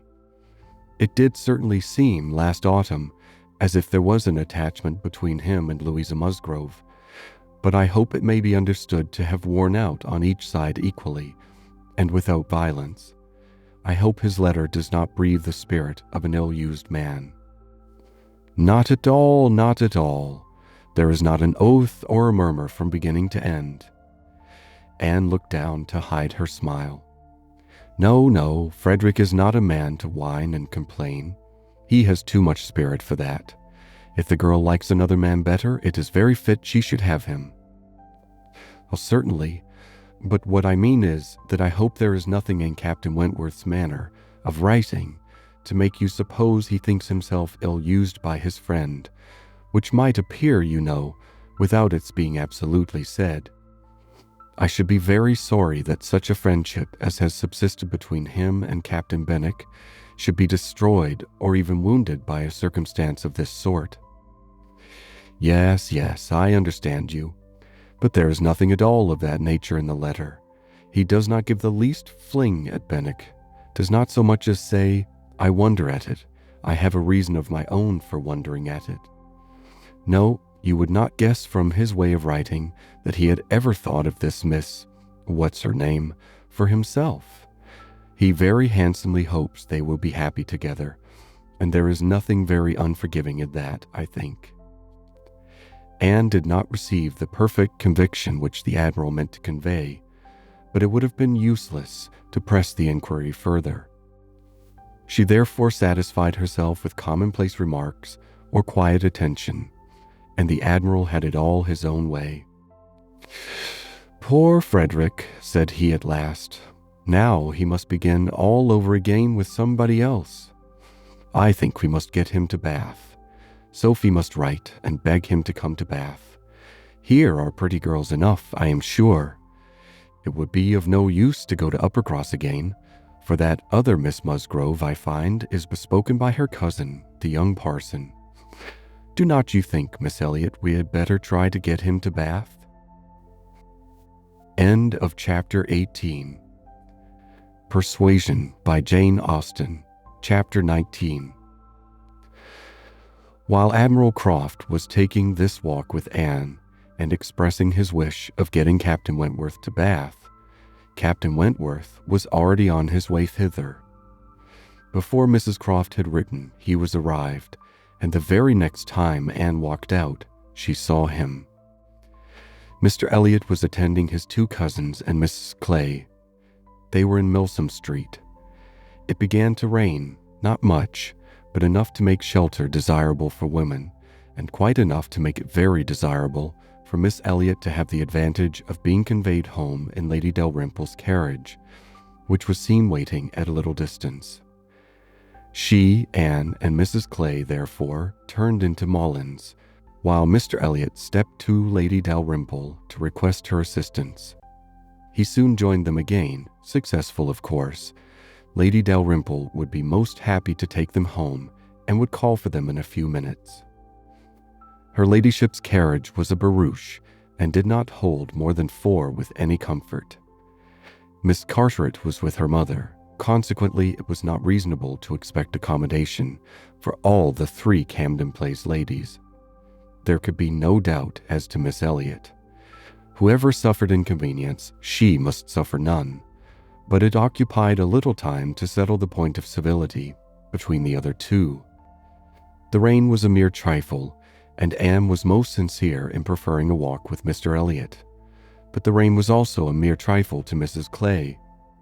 She would hardly allow it even to drop at all, and her boots were so thick, much thicker than Miss Anne's, and in short her civility rendered her quite as anxious to be left to walk with Mr. Elliot as Anne could be, and it was discussed between them with a generosity so polite and so determined that the others were obliged to settle it for them, Miss Elliot maintaining that Mrs. Clay had a little cold already, and Mr. Elliot deciding on appeal that his cousin Anne's boots were rather the thickest. It was fixed accordingly that Mrs. Clay should be of the party in the carriage, and they had just reached this point when Anne, as she sat near the window, descried most decidedly and distinctly Captain Wentworth walking down the street. Her start was perceptible only to herself, but she instantly felt that she was the greatest simpleton in the world, the most unaccountable and absurd. For a few minutes she saw nothing before her. It was all confusion. She was lost, and when she had scolded back her senses, she found the others still waiting for the carriage, and Mr. Elliot, always obliging, just setting off for Union Street on a commission of Mrs. Clay's. She now felt a great inclination to go to the outer door. She wanted to see if it rained. Why was she to suspect herself of another motive? Captain Wentworth must be out of sight. She left her seat. She would go. One half of her should not be always so much wiser than the other half, or always suspecting the other of being worse than it was. She would see if it rained. She was sent back, however, in a moment, by the entrance of Captain Wentworth himself, among a party of gentlemen and ladies, evidently his acquaintances, and whom he must have joined a little below Milsom Street. He was more obviously struck and confused by the sight of her than she had ever observed before. He looked quite red. For the first time since their renewed acquaintance, she felt that she was betraying the least sensibility of the 2. She had the advantage of him in the preparation of the last few moments. All the overpowering, blinding, bewildering first effects of strong surprise were over with her. Still, however, she had enough to feel. It was agitation, pain, pleasure, a something between delight and misery. He spoke to her and then turned away. The character of his manner was embarrassment. She could not have called it either cold or friendly, or anything so certainly as embarrassed. After a short interval, however, he came towards her and spoke again. Mutual inquiries on common subjects passed, neither of them probably much the wiser for what they heard, and Anne continuing fully sensible of his being less at ease than formerly. They had, by dint of being so very much together, got to speak to each other with a considerable portion of apparent indifference and calmness, but he could not do it now. Time had changed him, or Louisa had changed him. There was consciousness of some sort or other. He looked very well, not as if he had been suffering in health or spirits, and he talked of Uppercross, of the Musgroves, nay, even of Louisa, and had even a momentary look of his own arch significance as he named her. But yet it was Captain Wentworth not comfortable, not easy, not able to feign that he was. It did not surprise, but it grieved Anne to observe that Elizabeth would not know him. She saw that he saw Elizabeth, that Elizabeth saw him, that there was complete internal recognition on each side. She was convinced that he was ready to be acknowledged as an acquaintance, expecting it, and she had the pain of seeing her sister turn away with unalterable coldness. Lady Dalrymple's carriage, for which Miss Elliot was growing very impatient, now drew up. The servant came to announce it. It was beginning to rain again, and altogether there was a delay and a bustle and a talking which must make all the little crowd in the shop understand that Lady Dalrymple was calling to convey Miss Elliot. At last Miss Elliot and her friend, unattended but by the servant, for there was no cousin returned, were walking off, and Captain Wentworth, watching them, turned again to Anne, and by manner rather than words was offering his services to her. "I am much obliged to you," was her answer, "but I am not going with them. The carriage would not accommodate so many. I walk. I prefer walking." "But it rains." "Oh, very little, nothing that I regard." After a moment's pause, he said, "Though I came only yesterday, I have equipped myself properly for Bath already, you see," pointing to a new umbrella. "I wish you would make use of it if you are determined to walk, though I think it would be more prudent to let me get you a chair." She was very much obliged to him, but declined it all, repeating her conviction that the rain would come to nothing at present, and adding, "I am only waiting for Mr. Elliot. He will be here in a moment, I am sure." She had hardly spoken the words when Mr. Elliot walked in. Captain Wentworth recollected him perfectly. There was no difference between him and the man who had stood on the steps at Lyme, admiring Anne as she passed, except in the air and look and manner of the privileged relation and friend. He came in with eagerness, appeared to see and think only of her, apologized for his stay, and was grieved to have kept her waiting, and anxious to get her away without further loss of time, and before the rain increased. And in another moment they walked off together, her arm under his, a gentle and embarrassed glance and a "Good morning to you," being all that she had time for as she passed away. As soon as they were out of sight, the ladies of Captain Wentworth's party began talking of them. "Mr. Elliot does not dislike his cousin, I fancy." "Oh no, that is clear enough. One can guess what will happen there. He is always with them, half lives in the family, I believe. What a very good-looking man." "Yes, and Miss Atkinson, who dined with him once at the Wallaces, says he is the most agreeable man she ever was in company with." "She is pretty, I think, Anne Elliot. Very pretty when one comes to look at her. It is not the fashion to say so, but I confess I admire her more than her sister." "Oh, so do I. And so do I. No comparison.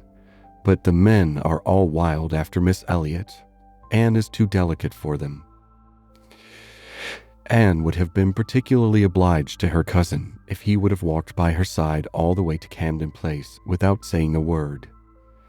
She had never found it so difficult to listen to him, though nothing could exceed his solicitude and care, and though his subjects were principally such as were wont to be always interesting. Praise, warm, just, and discriminating of Lady Russell, and insinuations highly rational against Mrs. Clay. But just now she could think only of Captain Wentworth. She could not understand his present feelings, whether he were really suffering much from disappointment or not. Until that point were settled, she could not be quite herself. She hoped to be wise and reasonable in time, but alas, alas, she must confess to herself that she was not wise yet. Another circumstance very essential for her to know was how long he meant to be in Bath. He had not mentioned it, or she could not recollect it. He might be only passing through, but it was more probable that he should be come to stay. In that case, so liable as everybody was to meet everybody in Bath, Lady Russell would in all likelihood see him somewhere. Would she recollect him? How would it all be? She had already been obliged to tell Lady Russell that Louisa Musgrove was to marry Captain Benwick. It had cost her something to encounter Lady Russell's surprise, and now, if she were by any chance to be thrown into company with Captain Wentworth, her imperfect knowledge of the matter might add another shade of prejudice against him. The following morning, Anne was out with her friend, and for the first hour, in an incessant and fearful sort of watch for him in vain. But at last, in returning down Pulteney Street, she distinguished him on the right-hand pavement, at such a distance as to have him in view the greater part of the street. There were many other men about him, many groups walking the same way, but there was no mistaking him. She looked instinctively at Lady Russell, but not from any mad idea of her recognizing him so soon as she did herself. No, it was not to be supposed that Lady Russell would perceive him till they were nearly opposite. She looked at her, however, from time to time, anxiously, and when the moment approached which must point him out, though not daring to look again, for her own countenance, she knew, was unfit to be seen, she was yet perfectly conscious of Lady Russell's eyes being turned exactly in the direction for him, of her being, in short, intently observing him. She could thoroughly comprehend the sort of fascination he must possess over Lady Russell's mind, the difficulty it must be for her to withdraw her eyes, the astonishment she must be feeling that 8 or 9 years should have passed over him, and in foreign climes and in active service too, without robbing him of one personal grace. At last, Lady Russell drew back her head. Now, how would she speak of him? "You will wonder," said she, "what has been fixing my eye so long, but I was looking after some window curtains which Lady Alicia and Mrs. Frankland were telling me of last night. They described the drawing-room window curtains of one of the houses on this side of the way and this part of the street as being the handsomest and best hung of any in Bath, but could not recollect the exact number, and I have been trying to find out which it could be. But I confess I can see no curtains hereabout that answer their description." Anne sighed and blushed and smiled, in pity and disdain either at her friend or herself. The part which provoked her most was that in all this waste of foresight and caution, she should have lost the right moment for seeing whether he saw them. A day or two passed without producing anything. The theater or the rooms where he was most likely to be were not fashionable enough for the Elliots, whose evening amusements were solely in the elegant stupidity of private parties, in which they were getting more and more engaged. And Anne, wearied of such a state of stagnation, sick of knowing nothing, and fancying herself stronger because her strength was not tried, was quite impatient for the concert evening. It was a concert for the benefit of a person patronized by Lady Dalrymple. Of course they must attend. It was really expected to be a good one, and Captain Wentworth was very fond of music. If she could only have a few minutes' conversation with him again, she fancied she should be satisfied. And as to the power of addressing him, she felt all over courage if the opportunity occurred. Elizabeth had turned from him. Lady Russell overlooked him. Her nerves were strengthened by these circumstances. She felt that she owed him attention. She had once partly promised Mrs. Smith to spend the evening with her, but in a short, hurried call she excused herself and put it off, with the more decided promise of a longer visit on the morrow. Mrs. Smith gave a most good-humored acquiescence. "By all means," said she, "only tell me all about it when you do come. Who is your party?" Anne named them all. Mrs. Smith made no reply, but when she was leaving her said, with an expression half serious, half arch, "Well, I heartily wish your concert may answer, and do not fail me tomorrow if you can come, for I begin to have a foreboding that I may not have many more visits from you." Anne was startled and confused, but after standing in a moment's suspense, was obliged, and not sorry to be obliged, to hurry away. End of chapter 19.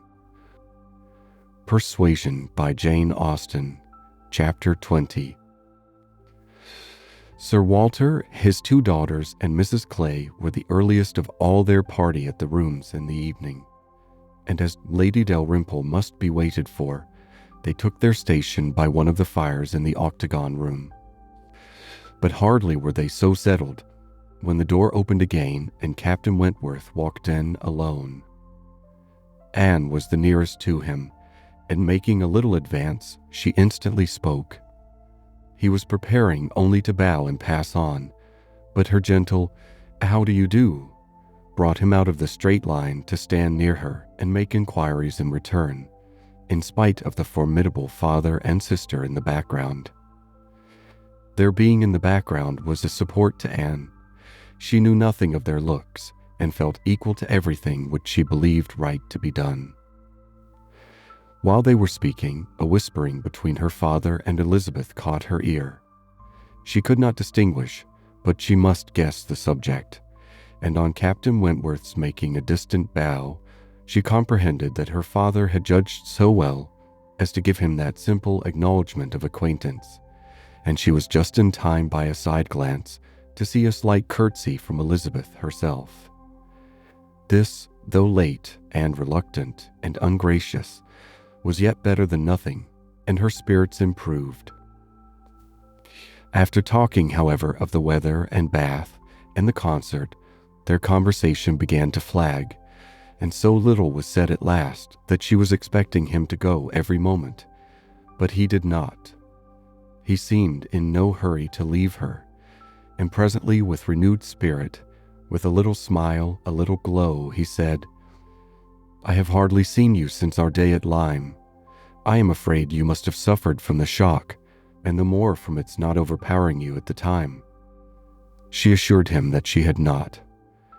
"It was a frightful hour," said he, "a frightful day," and he passed his hand across his eyes, as if the remembrance were still too painful.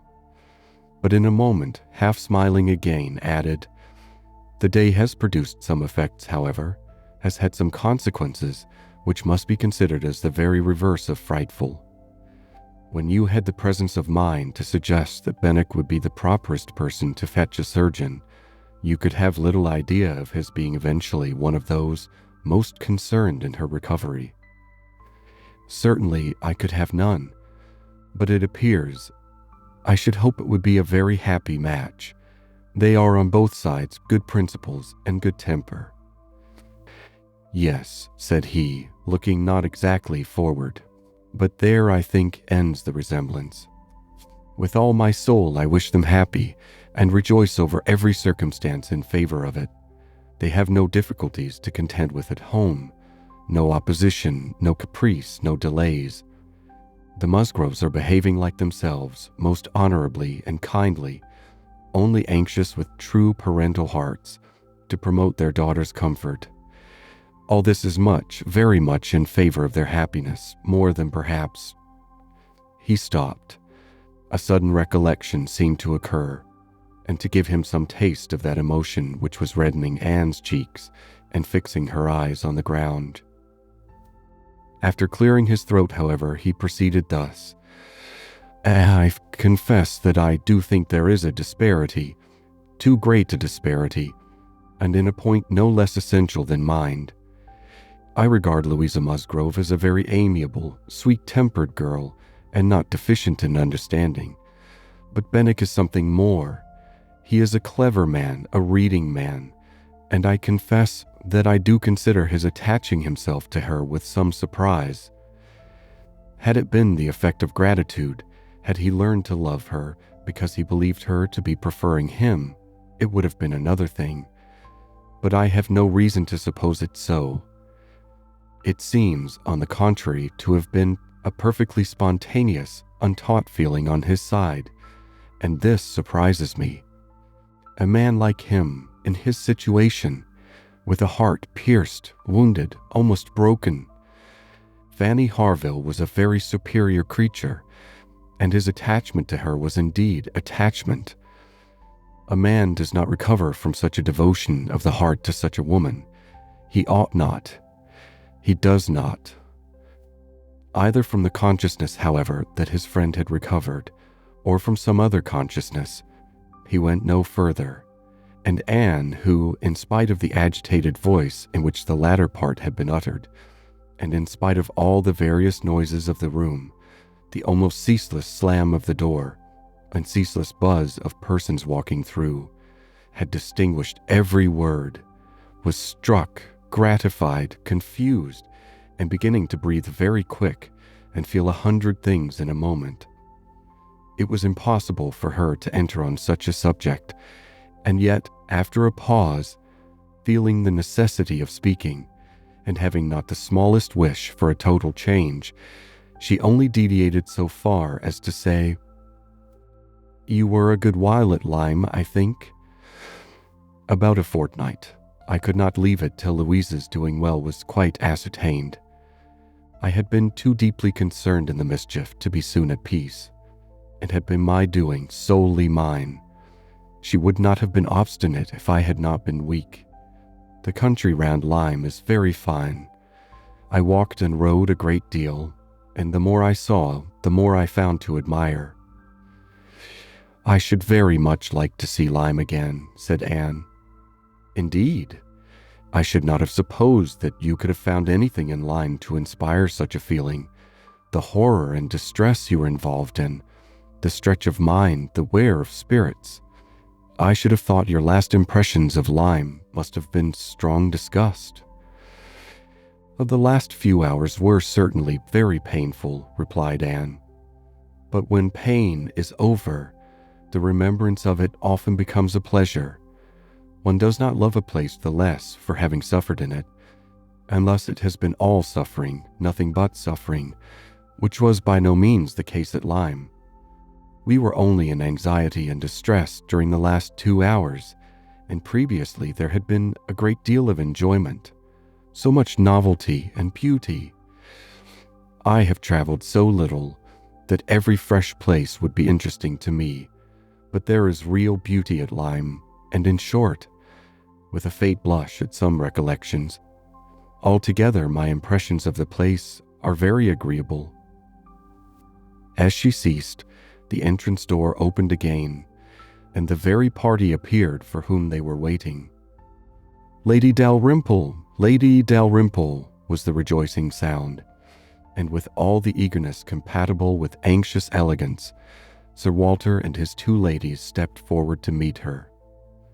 Lady Dalrymple and Miss Carteret, escorted by Mr. Elliot and Colonel Wallis, who had happened to arrive nearly at the same instant, advanced into the room. The others joined them, and it was a group in which Anne found herself also necessarily included. She was divided from Captain Wentworth. Their interesting, almost too interesting conversation must be broken up for a time, but slight was the penance compared with the happiness which brought it on. She had learnt in the last 10 minutes more of his feelings towards Louisa, more of all his feelings, than she dared to think of, and she gave herself up to the demands of the party, to the needful civilities of the moment, with exquisite though agitated sensations. She was in good humor with all.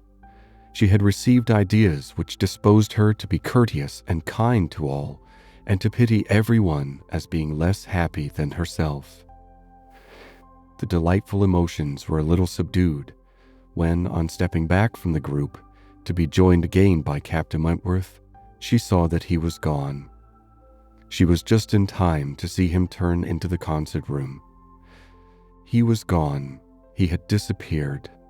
She felt a moment's regret. But they should meet again. He would look for her. He would find her out long before the evening was over. And at present, perhaps, it was well to be asunder. She was in need of a little interval for recollection. Upon Lady Russell's appearance soon afterwards, the whole party was collected, and all that remained was to marshal themselves and proceed into the concert room, and be of all the consequence in their power, draw as many eyes, excite as many whispers, and disturb as many people as they could. Very, very happy were both Elizabeth and Anne Elliot as they walked in. Elizabeth, arm in arm with Miss Carteret, and looking on the broad back of the Dowager Viscountess Dalrymple before her, had nothing to wish for which did not seem within her reach. And Anne, but it would be an insult to the nature of Anne's felicity to draw any comparison between it and her sisters, the origin of one all selfish vanity, of the other all generous attachment. Anne saw nothing, thought nothing of the brilliancy of the room. Her happiness was from within. Her eyes were bright and her cheeks glowed, but she knew nothing about it. She was thinking only of the last half hour, and as they passed to their seats, her mind took a hasty range over it.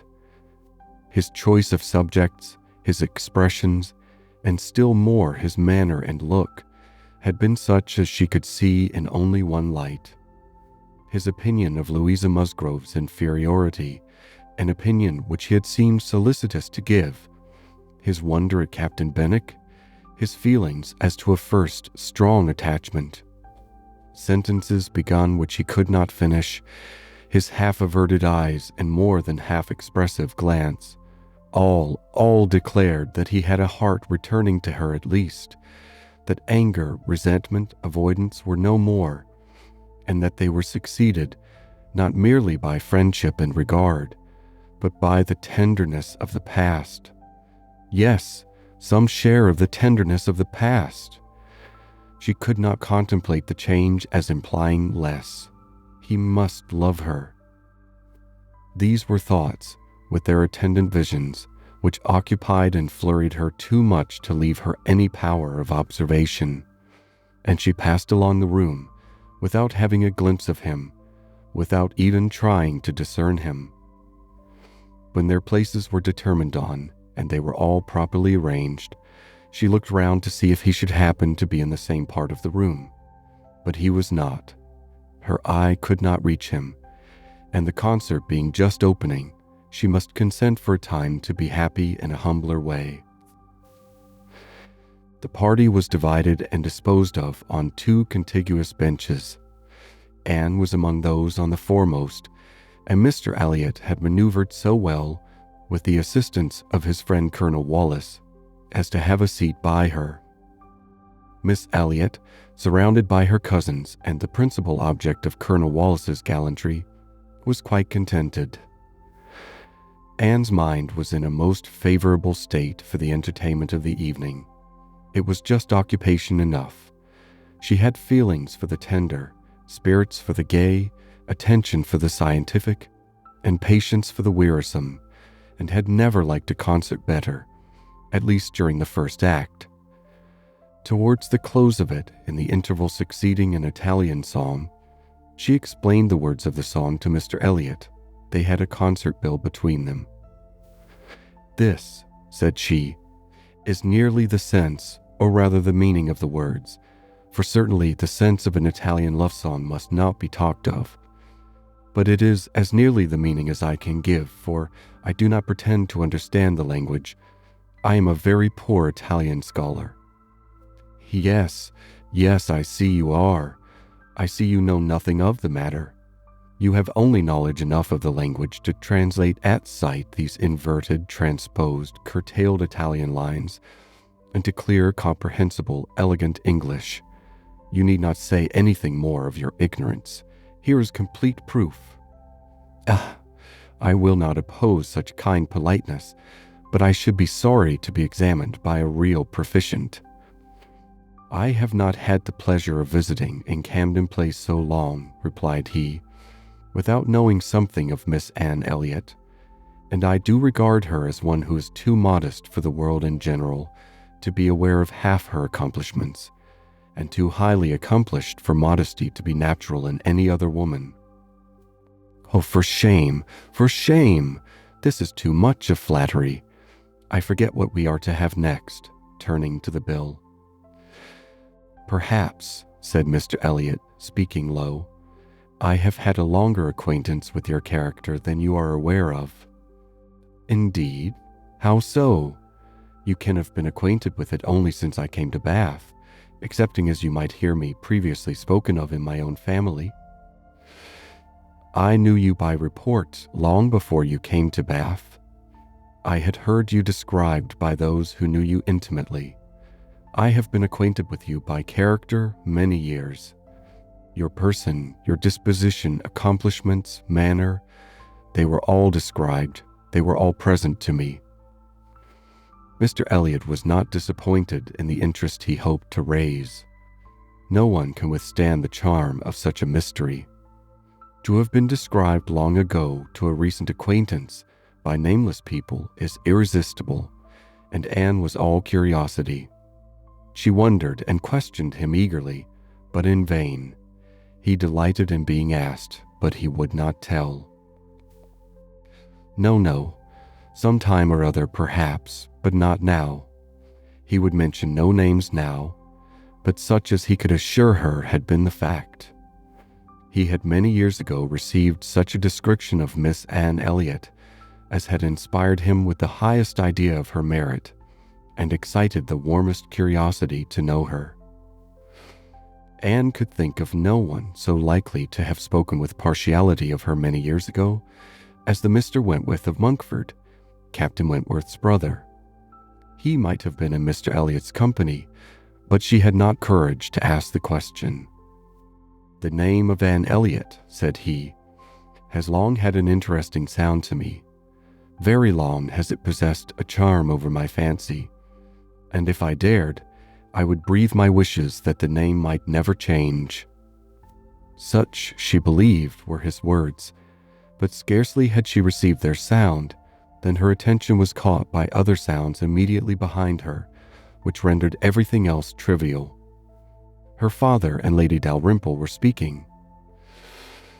"A well-looking man," said Sir Walter, "a very well-looking man." "A very fine young man indeed," said Lady Dalrymple. "More air than one often sees in Bath. Irish, I dare say?" "No, I just know his name. A bowing acquaintance. Wentworth, Captain Wentworth of the Navy. His sister married my tenant in Somersetshire, the Croft, who rents Kellynch."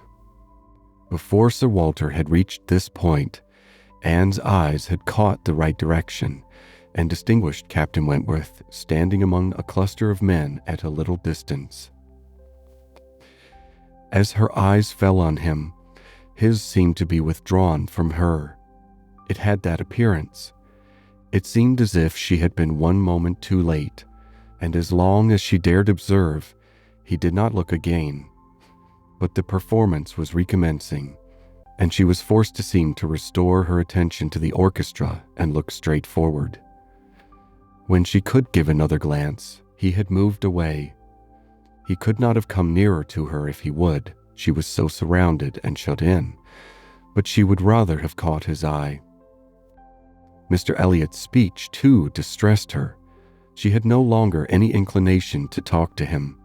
She wished him not so near her. The first act was over.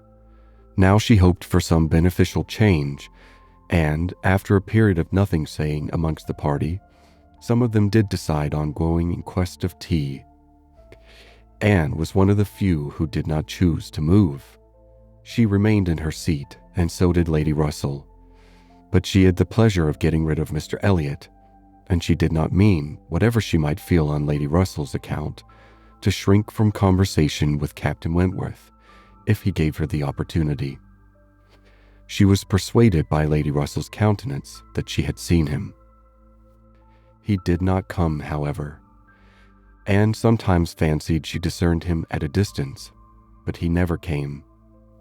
The anxious interval wore away unproductively. The others returned, the room filled again, benches were reclaimed and repossessed, and another hour of pleasure or of penance was to be sat out. Another hour of music was to give delight or the gapes, as real or affected taste for it prevailed. To Anne, it chiefly wore the prospect of an hour of agitation. She could not quit that room in peace without seeing Captain Wentworth once more, without the interchange of one friendly look. In resettling themselves, there were now many changes, the result of which was favorable for her.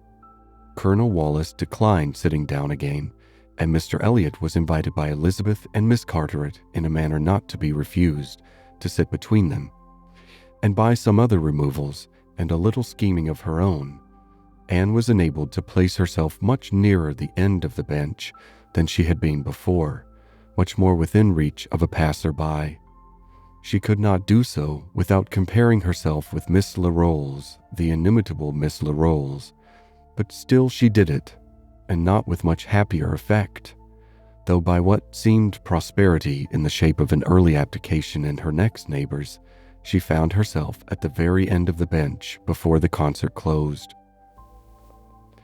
Such was her situation, with a vacant space at hand, when Captain Wentworth was again in sight. She saw him not far off. He saw her too, yet he looked grave and seemed irresolute, and only by very slow degrees came at last near enough to speak to her. She felt that something must be the matter. The change was indubitable. The difference between his present air and what it had been in the octagon room was strikingly great. Why was it?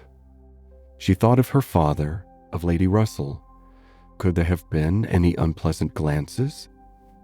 He began by speaking of the concert gravely, more like the Captain Wentworth of Uppercross, owned himself disappointed, had expected better singing, and in short must confess that he should not be sorry when it was over. Anne replied and spoke in defense of the performance so well, and yet in allowance for his feeling so pleasantly, that his countenance improved, and he replied again with almost a smile. They talked for a few minutes more. The improvement held. He even looked down towards the bench, as if he saw a place on it well worth occupying, when at that moment a touch on her shoulder obliged Anne to turn round. It came from Mr. Elliot. He begged her pardon, but she must be applied to explain Italian again. Miss Carteret was very anxious to have a general idea of what was next to be sung. Anne could not refuse, but never had she sacrificed to politeness with a more suffering spirit. A few minutes, though as few as possible, were inevitably consumed, and when her own mistress again, unable to turn and look as she had done before, she found herself accosted by Captain Wentworth in a reserved yet hurried sort of farewell. He must wish her good night. He was going. He should get home as fast as he could. "Is not this song worth staying for?" said Anne, suddenly struck by an idea which made her yet more anxious to be encouraging. "No," he replied impressively. "There is nothing worth my staying for." And he was gone directly. Jealousy of Mr. Elliot! It was the only intelligible motive. Captain Wentworth jealous of her affection. Could she have believed it a week ago, 3 hours ago? For a moment the gratification was exquisite, but alas, there were very different thoughts to succeed. How was such jealousy to be quieted? How was the truth to reach him? How, in all the peculiar disadvantages of their respective situations, would he ever learn her real sentiments? It was misery to think of Mr. Elliot's attentions. Their evil was incalculable. End of Chapter 20. Persuasion by Jane Austen, Chapter 21. Anne recollected with pleasure the next morning her promise of going to Mrs. Smith, meaning that it should engage her from home at the time when Mr. Elliot would be most likely to call, for to avoid Mr. Elliot was almost a first object. She felt a great deal of goodwill towards him. In spite of the mischief of his attentions, she owed him gratitude and regard, perhaps compassion. She could not help thinking much of the extraordinary circumstances attending their acquaintance, of the right which he seemed to have to interest her, by everything in situation, by his own sentiments, by his early prepossession. It was altogether very extraordinary, flattering but painful. There was much to regret. How she might have felt had there been no Captain Wentworth in the case was not worth inquiry, for there was a Captain Wentworth, and be the conclusion of the present suspense good or bad, her affection would be his forever. Their union, she believed, could not divide her more from other men than their final separation. Prettier musings of high-wrought love and eternal constancy could never have passed along the streets of Bath than Anne was sporting with from Camden Place to Westgate Buildings. It was almost enough to spread purification and perfume all the way. She was sure of a pleasant reception, and her friend seemed this morning particularly obliged to her for coming, seemed hardly to have expected her, though it had been an appointment. An account of the concert was immediately claimed, and Anne's recollections of the concert were quite happy enough to animate her features and make her rejoice to talk of it. All that she could tell she told most gladly, but the all was little for one who had been there, and unsatisfactory for such an inquirer as Mrs. Smith, who had already heard, through the short-cut of a laundress and a waiter, rather more of the general success and produce of the evening than Anne could relate, and who now asked in vain for several particulars of the company. Everybody of any consequence or notoriety in Bath was well known by name to Mrs. Smith. "The little Durands were there, I conclude," said she, with their mouths open to catch the music like unfledged sparrows ready to be fed. "They never miss a concert." "Yes, I did not see them myself, but I heard Mr. Elliot say they were in the room." "The Ibbotsons, were they there?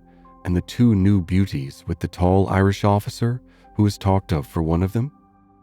"I do not know. I do not think they were." "Old Lady Mary MacLane. I need not ask after her. She never misses, I know, and you must have seen her. She must have been in your own circle, for as you went with Lady Dalrymple, you were in the seats of grandeur, round the orchestra, of course." "No, that was what I dreaded. It would have been very unpleasant to me in every respect. But happily, Lady Dalrymple always chooses to be farther off, and we were exceedingly well placed, that is, for hearing. I must not say for seeing, because I appear to have seen very little." "Oh, you saw enough for your own amusement. I can understand. There is a sort of domestic enjoyment to be known even in a crowd, and this you had. You were a large party in yourselves, and you wanted nothing beyond." But I ought to have looked about me more," said Anne, conscious while she spoke that there had in fact been no want of looking about, that the object only had been deficient. No, you were better employed. You need not tell me that you had a pleasant evening. I see it in your eye. I perfectly see how the hours passed, that you had always something agreeable to listen to. In the intervals of the concert it was conversation." Anne half smiled and said, "Do you see that in my eye?" "Yes, I do. Your countenance perfectly informs me that you were in company last night with the person whom you think the most agreeable in the world, the person who interests you at this present time more than all the rest of the world put together." A blush overspread Anne's cheeks. She could say nothing.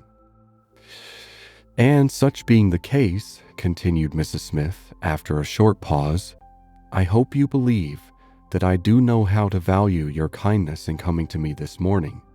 It is really very good of you to come and sit with me when you must have so many pleasanter demands upon your time." Anne heard nothing of this. She was still in the astonishment and confusion excited by her friend's penetration, unable to imagine how any report of Captain Wentworth could have reached her. After another short silence, "Pray," said Mrs. Smith, "is Mr. Elliot aware of your acquaintance with me? Does he know that I am in Bath?" "Mr. Elliot," repeated Anne, looking up surprised. A moment's reflection showed her the mistake she had been under. She caught it instantaneously, and recovering courage with the feeling of safety, soon added more composedly, "Are you acquainted with Mr. Elliot?" "I have been a good deal acquainted with him," replied Mrs. Smith gravely, "but it seems worn out now. It is a great while since we met." "I was not at all aware of this. You never mentioned it before. Had I known it, I would have had the pleasure of talking to him about you." "To confess the truth," said Mrs. Smith, assuming her usual air of cheerfulness, "that is exactly the pleasure I want you to have. I want you to talk about me to Mr. Elliot. I want your interest with him. He can be of essential service to me, and if you would have the goodness, my dear Miss Elliot, to make it an object to yourself, of course it is done." "I should be extremely happy. I hope you cannot doubt my willingness to be of even the slightest use to you," replied Anne. "But I suspect that you are considering me as having a higher claim on Mr. Elliot, a greater right to influence him, than is really the case. I am sure you have somehow or other imbibed such a notion. You must consider me only as Mr. Elliot's relation. If in that light there is anything which you suppose his cousin might fairly ask of him, I beg you would not hesitate to employ me." Mrs. Smith gave her a penetrating glance, and then, smiling, said, "I have been a little premature, I perceive. I beg your pardon. I ought to have waited for official information. But now, my dear Miss Elliot, as an old friend, do give me a hint as to when I may speak. Next week? To be sure, by next week I may be allowed to think it all settled and build my own selfish schemes on Mr. Elliot's good fortune." "No," replied Anne, "nor next week, nor next, nor next. I assure you that nothing of the sort you are thinking of will be settled any week. I am not going to marry Mr. Elliot. I should like to know why you imagine I am." Mrs. Smith looked at her again, looked earnestly, smiled, shook her head, and exclaimed, "Now, how I do wish I understood you! How I do wish I knew what you were at! I have a great idea that you do not design to be cruel when the right moment comes. Till it does come, you know, we women never mean to have anybody. It is a thing of course among us that every man is refused till he offers. But why should you be cruel? Let me plead for my present friend, I cannot call him, but for my former friend. Where can you look for a more suitable match? Where could you expect a more gentlemanlike, agreeable man? Let me recommend Mr. Elliot. I am sure you hear nothing but good of him from Colonel Wallace, and who can know him better than Colonel Wallace? Ah, my dear Mrs. Smith, Mr. Elliot's wife has not been dead much above half a year. He ought not to be supposed to be paying his addresses to anyone."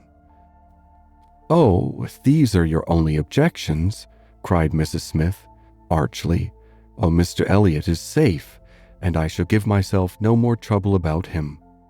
Do not forget me when you are married, that's all. Let him know me to be a friend of yours, and then he will think little of the trouble required, which it is very natural for him now, with so many affairs and engagements of his own, to avoid and get rid of as he can.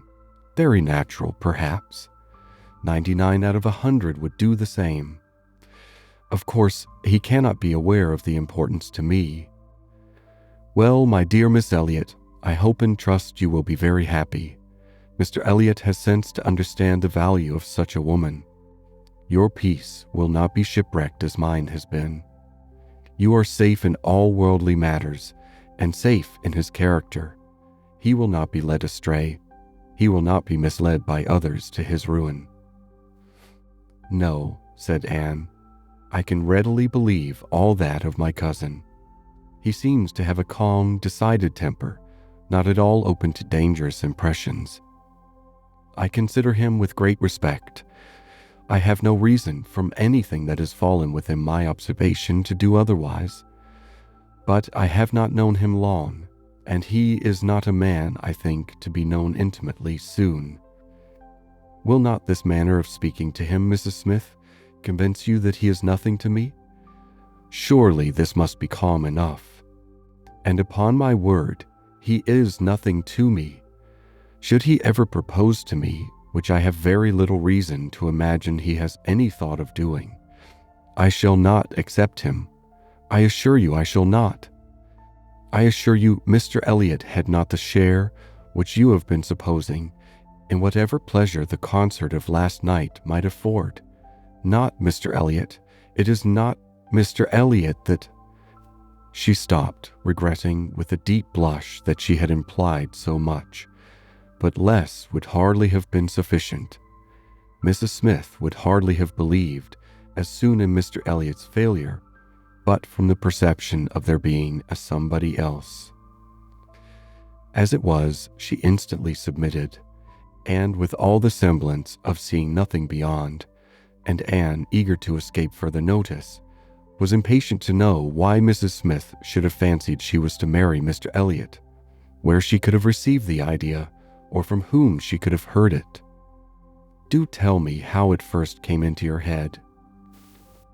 "It first came into my head," replied Mrs. Smith, "upon finding how much you were together, and feeling it to be the most profitable thing in the world to be wished for by everybody belonging to either of you.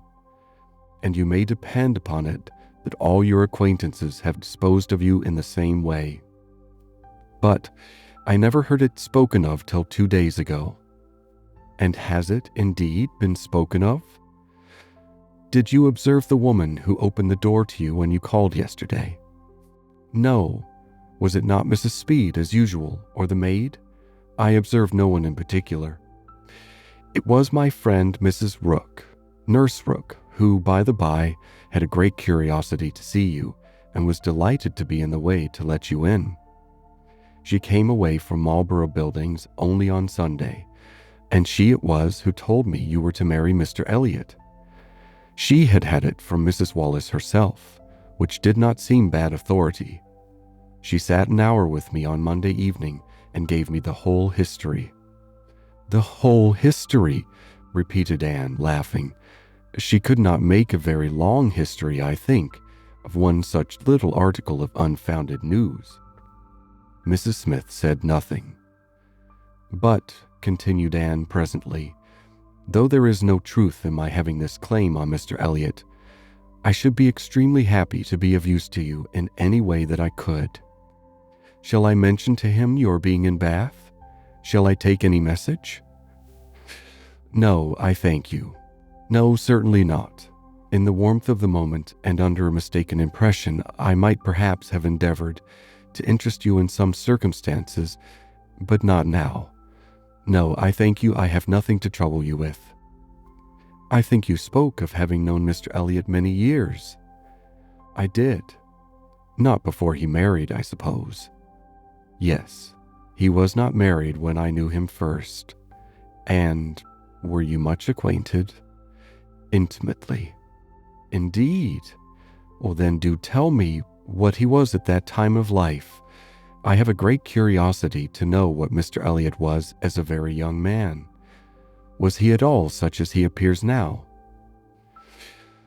"I have not seen Mr. Elliot these 3 years," was Mrs. Smith's answer, given so gravely that it was impossible to pursue the subject further, and Anne felt that she had gained nothing but an increase of curiosity.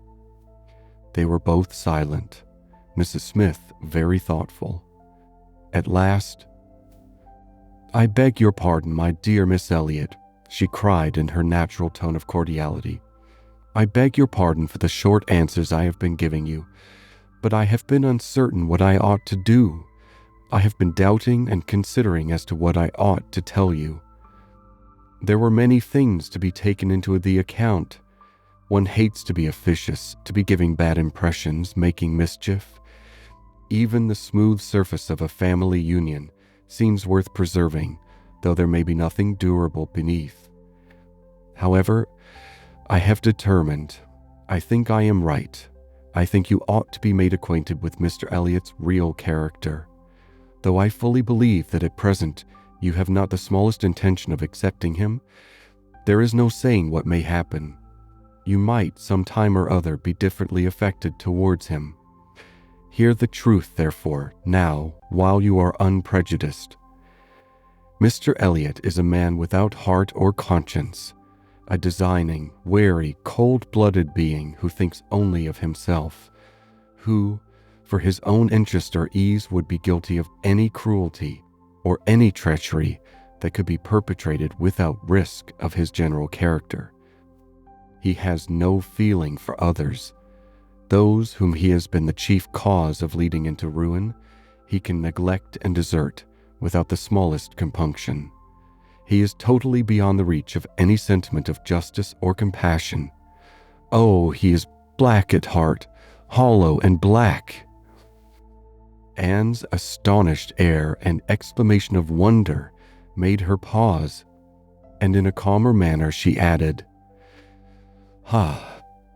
My expressions startle you.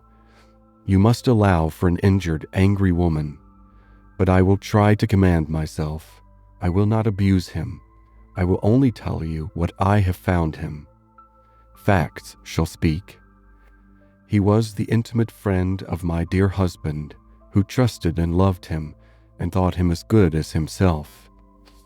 The intimacy had been formed before our marriage.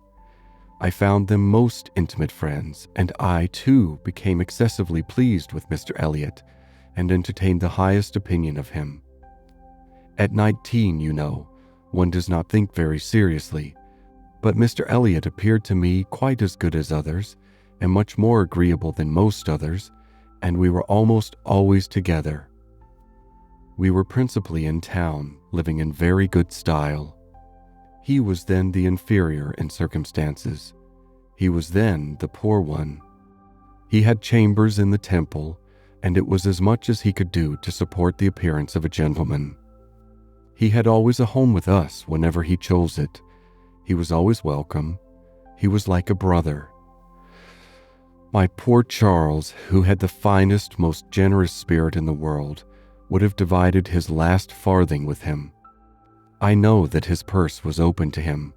I know that he often assisted him.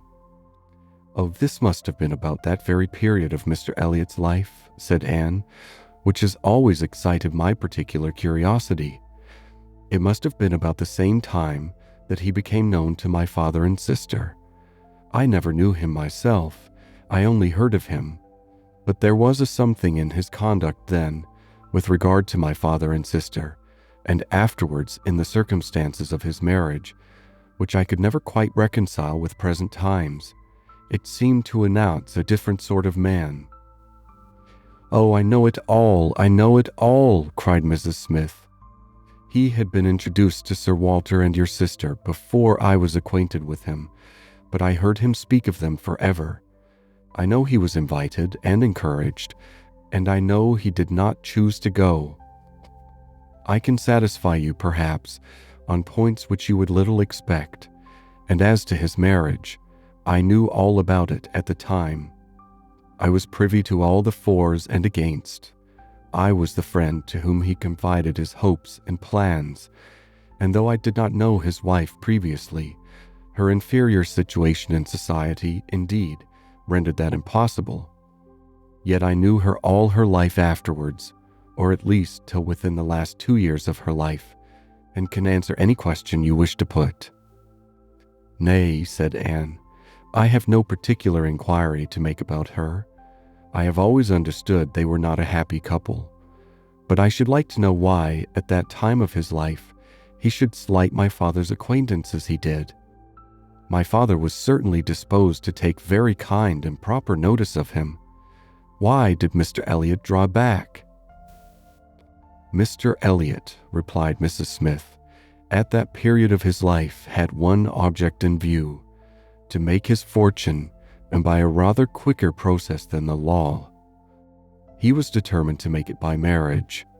He was determined at least not to mar it by an imprudent marriage, and I know it was his belief, whether justly or not, of course I cannot decide, that your father and sister, in their civilities and invitations, were designing a match between the heir and the young lady, and it was impossible that such a match should have answered his ideas of wealth and independence. That was his motive for drawing back, I can assure you. He told me the whole story. He had no concealments with me.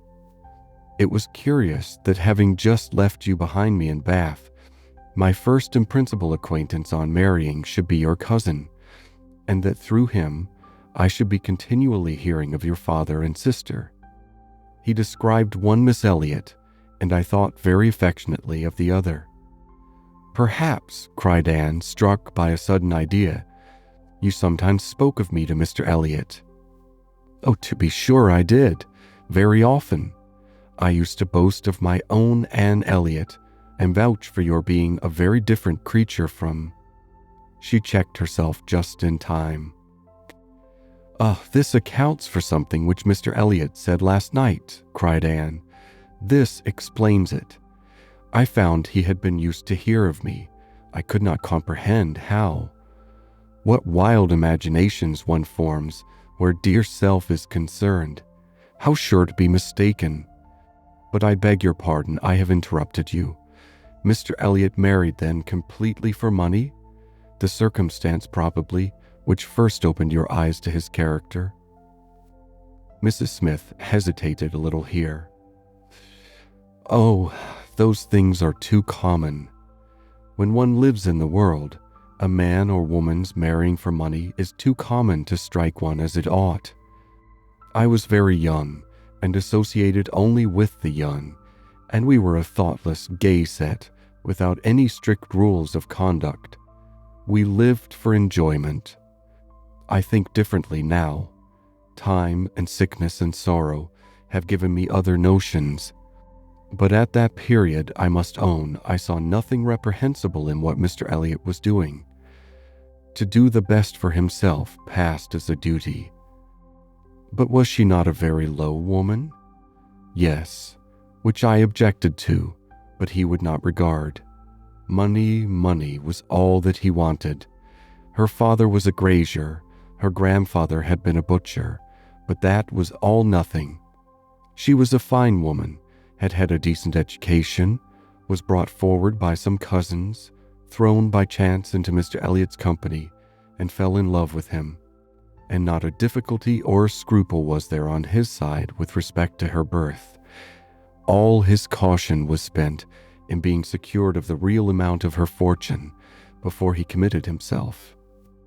Depend upon it, whatever esteem Mr. Elliot may have for his own situation in life now, as a young man he had not the smallest value for it.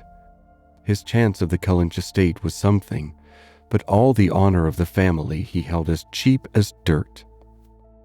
I have often heard him declare that if baronetcies were saleable, anybody should have his for £50, arms and motto, name and livery included. But I will not pretend to repeat half that I used to hear him say on that subject. It would not be fair. And yet you ought to have proof, for what is all this but assertion?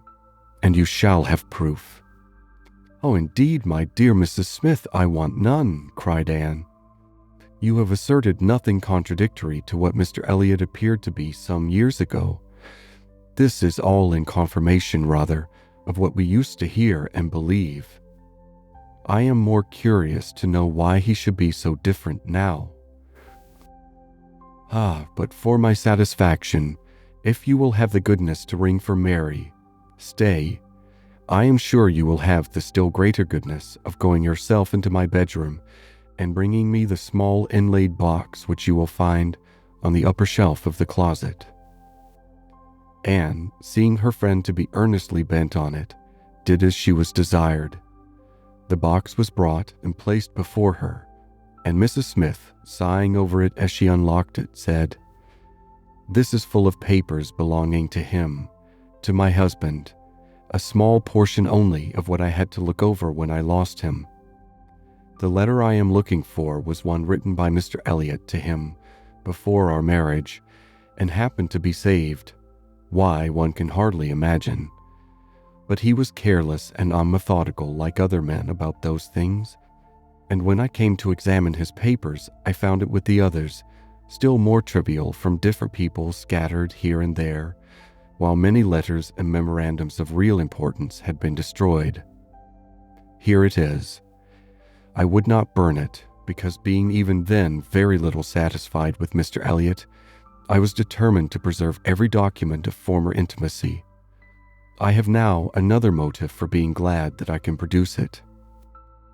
This was the letter, directed to Charles Smith, Esquire, Tunbridge Wells, and dated from London as far back as July 1803. "Dear Smith, I have received yours. Your kindness almost overpowers me. I wish nature had made such hearts as yours more common, but I have lived 23 years in the world and have seen none like it. At present, believe me, I have no need of your services, being in cash again. Give me joy. I have got rid of Sir Walter and Miss. They are gone back to Kellynch, and almost made me swear to visit them this summer. But my first visit to Kellynch will be with a surveyor to tell me how to bring it with best advantage to the hammer. The baronet, nevertheless, is not unlikely to marry again. He is quite full enough. If he does, however, they will leave me in peace, which may be a decent equivalent for the reversion. He is worse than last year. I wish I had any name but Elliot. I am sick of it.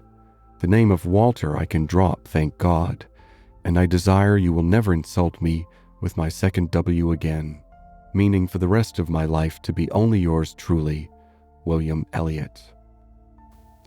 Such a letter could not be read without putting Anne in a glow, and Mrs. Smith, observing the high color in her face, said, "The language, I know, is highly disrespectful.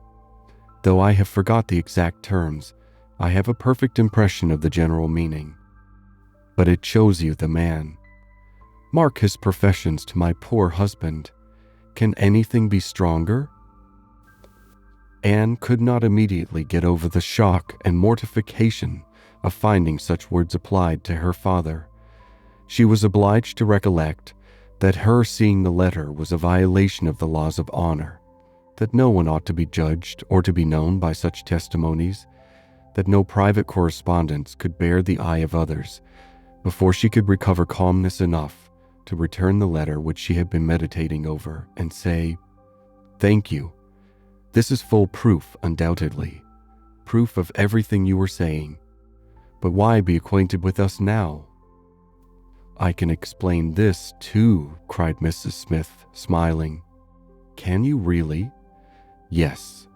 I have shown you Mr. Elliot as he was a dozen years ago, and I will show him as he is now. I cannot produce written proof again, but I can give as authentic oral testimony as you desire of what he is now wanting and what he is now doing. He is no hypocrite now. He truly wants to marry you. His present attentions to your family are very sincere, quite from the heart. I would give you my authority. His friend, Colonel Wallace." "Colonel Wallace? Are you acquainted with him?" "No. It does not come to me in quite so direct a line as that. It takes a bend or two, but nothing of consequence. The stream is as good as at first. The little rubbish it collects in the turnings is easily moved away. Mr. Elliot talks unreservedly to Colonel Wallace of his views on you, which said Colonel Wallace I imagine to be, in himself, a sensible, careful, discerning sort of character. But Colonel Wallace has a very pretty, silly wife to whom he tells things which he had better not, and he repeats it all to her. She, in the overflowing spirits of her recovery, repeats it all to her nurse, and the nurse, knowing my acquaintance with you, very naturally, brings it all to me. On Monday evening, my good friend Mrs. Rook let me thus much into the secrets of Marlborough Buildings. When I talked of a whole history, therefore, you see I was not romancing so much as you supposed. My dear Mrs. Smith, your authority is deficient. This will not do. Mr. Elliot's having any views on me will not in the least account for the efforts he made towards a reconciliation with my father. That was all prior to my coming to Bath. I found them on most friendly terms when I arrived. I know you did. I know it all perfectly, but indeed, Mrs. Smith, we must not expect to get real information in such a line. Facts or opinions which are to pass through the hands of so many, to be misconceived by folly in one and ignorance in another, can hardly have much truth left. Only give me a hearing. You will soon be able to judge of the general credit due by listening to some particulars which you can yourself immediately contradict or confirm. Nobody supposes that you were his first inducement. He had seen you indeed before he came to Bath, and admired you, but without knowing it to be you. So says my historian, at least. Is this true? Did he see you last summer or autumn, somewhere down in the West, to use her own words, without knowing it to be you? He certainly did. So far it is very true. At Lyme. I happened to be at Lyme. Well, continued Mrs. Smith triumphantly, grant my friend the credit due to the establishment of the first point asserted. He saw you then at Lyme, and liked you so well as to be exceedingly pleased to meet with you again in Camden Place as Miss Anne Elliot, and from that moment I have no doubt had a double motive in his visits there. But there was another and an earlier, which I will now explain.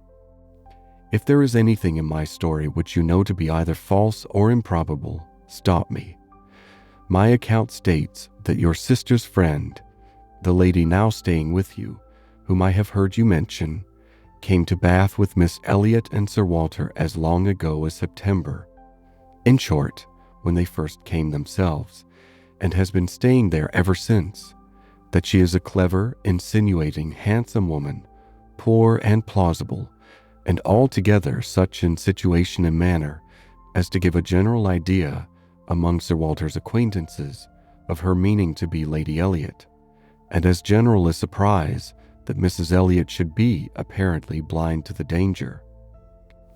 Here Mrs. Smith paused a moment, but Anne had not a word to say, and she continued.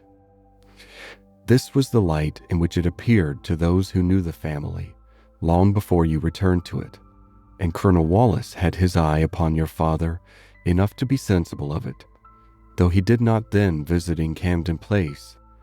But his regard for Mr. Elliot gave him an interest in watching all that was going on there, and when Mr. Elliot came to Bath for a day or two, as he happened to do a little before Christmas, Colonel Wallace made him acquainted with the appearance of things, and the reports beginning to prevail. Now, you are to understand that time had worked a very material change in Mr. Elliot's opinions as to the value of a baronetcy. Upon all points of blood and connection, he is a completely altered man. Having long had as much money as he could spend, nothing to wish for on the side of avarice or indulgence, he has been gradually learning to pin his happiness upon the consequence he is heir to. I thought it coming on before our acquaintance ceased, but it is now a confirmed feeling. He cannot bear the idea of not being Sir William.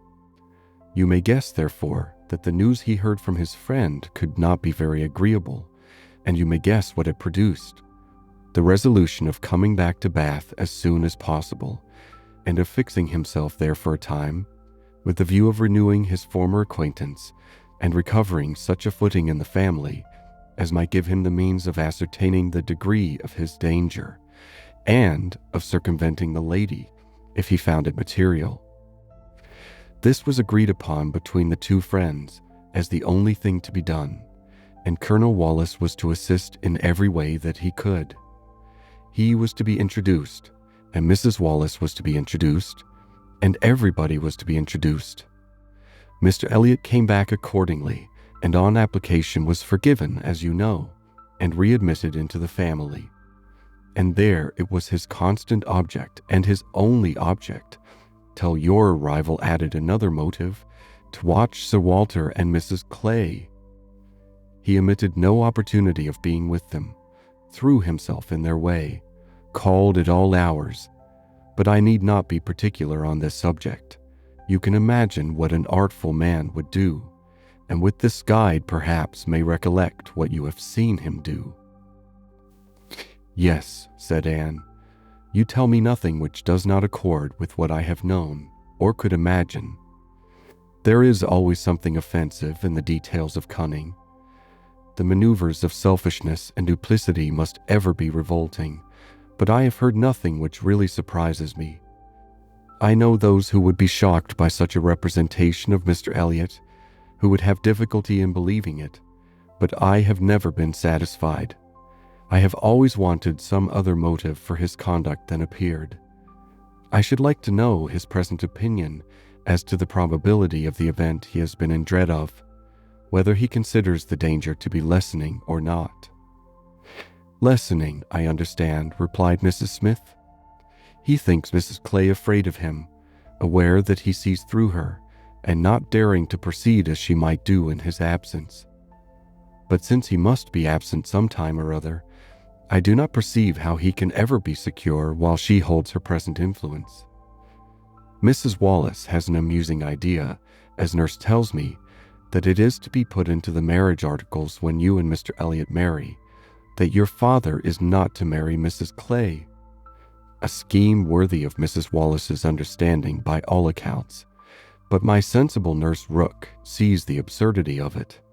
Why, to be sure, Mom, said she, it would not prevent his marrying anybody else. And indeed, to own the truth, I do not think nurse in her heart is a very strenuous opposer of Sir Walter's making a second match. She must be allowed to be a favorer of matrimony, you know, and, since self will intrude, who can say that she may not have some flying visions of attending the next Lady Elliot through Mrs. Wallace's recommendation? I am very glad to know all this, said Anne, after a little thoughtfulness. It will be more painful to me in some respects to be in company with him, but I shall know better what to do. My line of conduct would be more direct. Mr. Elliot is evidently a disingenuous, artificial, worldly man, who has had never any better principle to guide him than selfishness. But Mr. Elliot was not yet done with. Mrs. Smith had been carried away from her first direction, and Anne had forgotten, in the interest of her own family concerns, how much had been originally implied against him. But her attention was now called to the explanation of those first hints, and she listened to a recital which, if it did not perfectly justify the unqualified bitterness of Mrs. Smith, proved him to have been very unfeeling in his conduct towards her, very deficient both in justice and compassion. She learned that, the intimacy between them continuing unimpaired by Mr. Elliot's marriage, they had been as before always together, and Mr. Elliot had led his friend into expenses much beyond his fortune. Mrs. Smith did not want to take the blame to herself, and was most tender of throwing any on her husband, but Anne could collect that their income had never been equal to their style of living, and that from the first there had been a great deal of general and joint extravagance. From his wife's account of him, she could discern Mr. Smith to have been a man of warm feelings, easy temper, careless habits, and not strong understanding, much more amiable than his friend, and very unlike him, led by him, and probably despised by him. Mr. Elliot, raised by his marriage to great affluence, and disposed to every gratification of pleasure and vanity which could be commanded without involving himself, for with all his self-indulgence he had become a prudent man, and beginning to be rich, just as his friend ought to have found himself to be poor, seemed to have had no concern at all for that friend's probable finances, but on the contrary, had been prompting and encouraging expenses which could end only in ruin. And the Smiths accordingly had been ruined. The husband had died just in time to be spared the full knowledge of it. They had previously known embarrassments enough to try the friendship of their friends, and to prove that Mr. Elliot's had better not be tried. But it was not till his death that the wretched state of his affairs was fully known.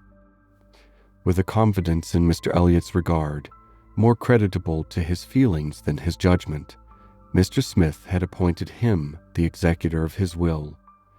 But Mr. Elliot would not act, and the difficulties and distresses which this refusal had heaped on her, in addition to the inevitable sufferings of her situation, had been such as could not be related without anguish of spirit, or listened to without corresponding indignation. Anne was shown some letters of his on the occasion, answers to urgent applications from Mrs. Smith, which all breathed the same stern resolution of not engaging in a fruitless trouble, and, under a cold civility, the same hard-hearted indifference to any of the evils it might bring on her.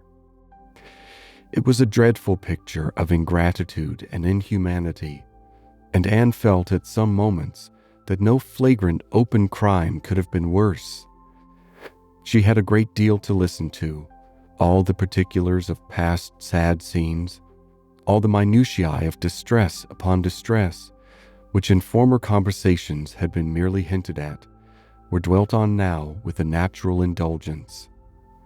Anne could perfectly comprehend the exquisite relief, and was only the more inclined to wonder at the composure of her friend's usual state of mind.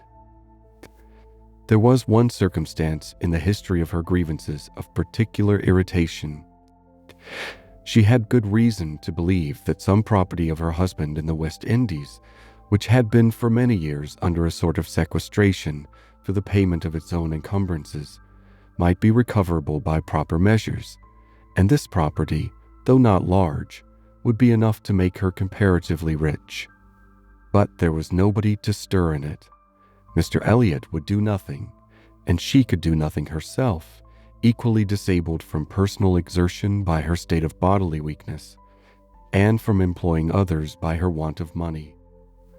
She had no natural connections to assist her even with their counsel, and she could not afford to purchase the assistance of the law. This was a cruel aggravation of actually straitened means. To feel that she ought to be in better circumstances, that a little trouble in the right place might do it, and to fear that delay might be even weakening her claims, was hard to bear. It was on this point that she had hoped to engage Anne's good offices with Mr. Elliot. She had previously, in the anticipation of their marriage, been very apprehensive of losing her friend by it, but on being assured that he could have made no attempt of that nature, since he did not even know her to be in Bath, it immediately occurred that something might be done in her favor by the influence of the woman he loved, and she had been hastily preparing to interest Anne's feelings as far as the observances due to Mr. Elliot's character would allow, when Anne's refutation of the supposed engagement changed the face of everything. And while it took from her the new-formed hope of succeeding in the object of her first anxiety, left her at least the comfort of telling the whole story her own way. After listening to this full description of Mr. Elliot, Anne could not but express some surprise at Mrs. Smith's having spoken of him so favorably in the beginning of their conversation. She had seemed to recommend and praise him.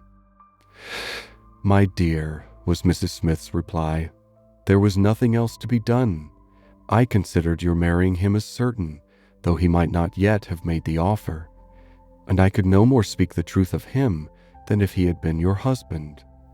My heart bled for you as I talked of happiness, and yet he is sensible, he is agreeable, and with such a woman as you it was not absolutely hopeless. He was very unkind to his first wife, They were wretched together, but she was too ignorant and giddy for respect, and he had never loved her. I was willing to hope that you must fare better." Anne could just acknowledge within herself such a possibility of having been induced to marry him as made her shudder at the idea of the misery which must have followed. It was just possible that she might have been persuaded by Lady Russell, and under such a supposition, which would have been most miserable when time had disclosed all, too late. It was very desirable that Lady Russell should be no longer deceived, and one of the concluding arrangements of this important conference, which carried them through the greater part of the morning, was that Anne had full liberty to communicate to her friend everything relative to Mrs. Smith in which his conduct was involved.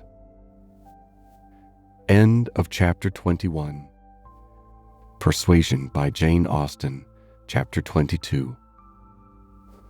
Anne went home to think over all that she had heard. In one point, her feelings were relieved by this knowledge of Mr. Elliot. There was no longer anything of tenderness due to him. He stood as opposed to Captain Wentworth in all his own unwelcome obtrusiveness, and the evil of his attentions last night, the irremediable mischief he might have done, was considered with sensations unqualified, unperplexed. Pity for him was all over. But this was the only point of relief.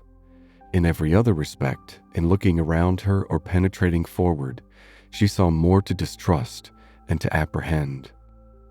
She was concerned for the disappointment and pain Lady Russell would be feeling, for the mortifications which must be hanging over her father and sister, and had all the distress of foreseeing many evils without knowing how to avert any one of them.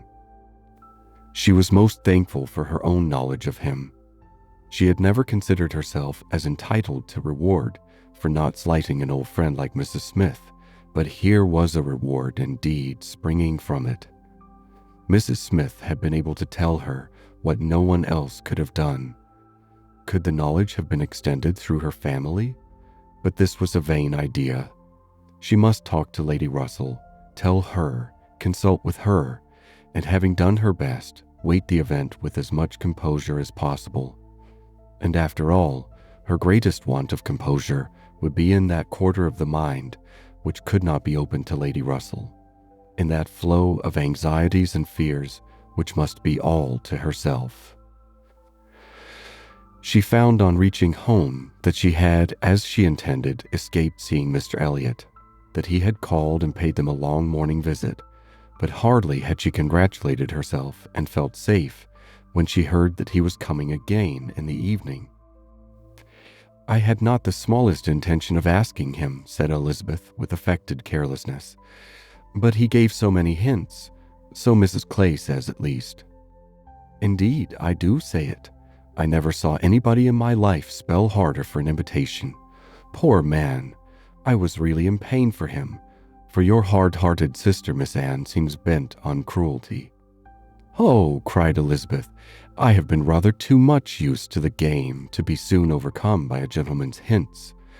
However, when I found how excessively he was regretting that he should miss my father this morning, I gave way immediately, for I would never really omit an opportunity of bringing him and Sir Walter together.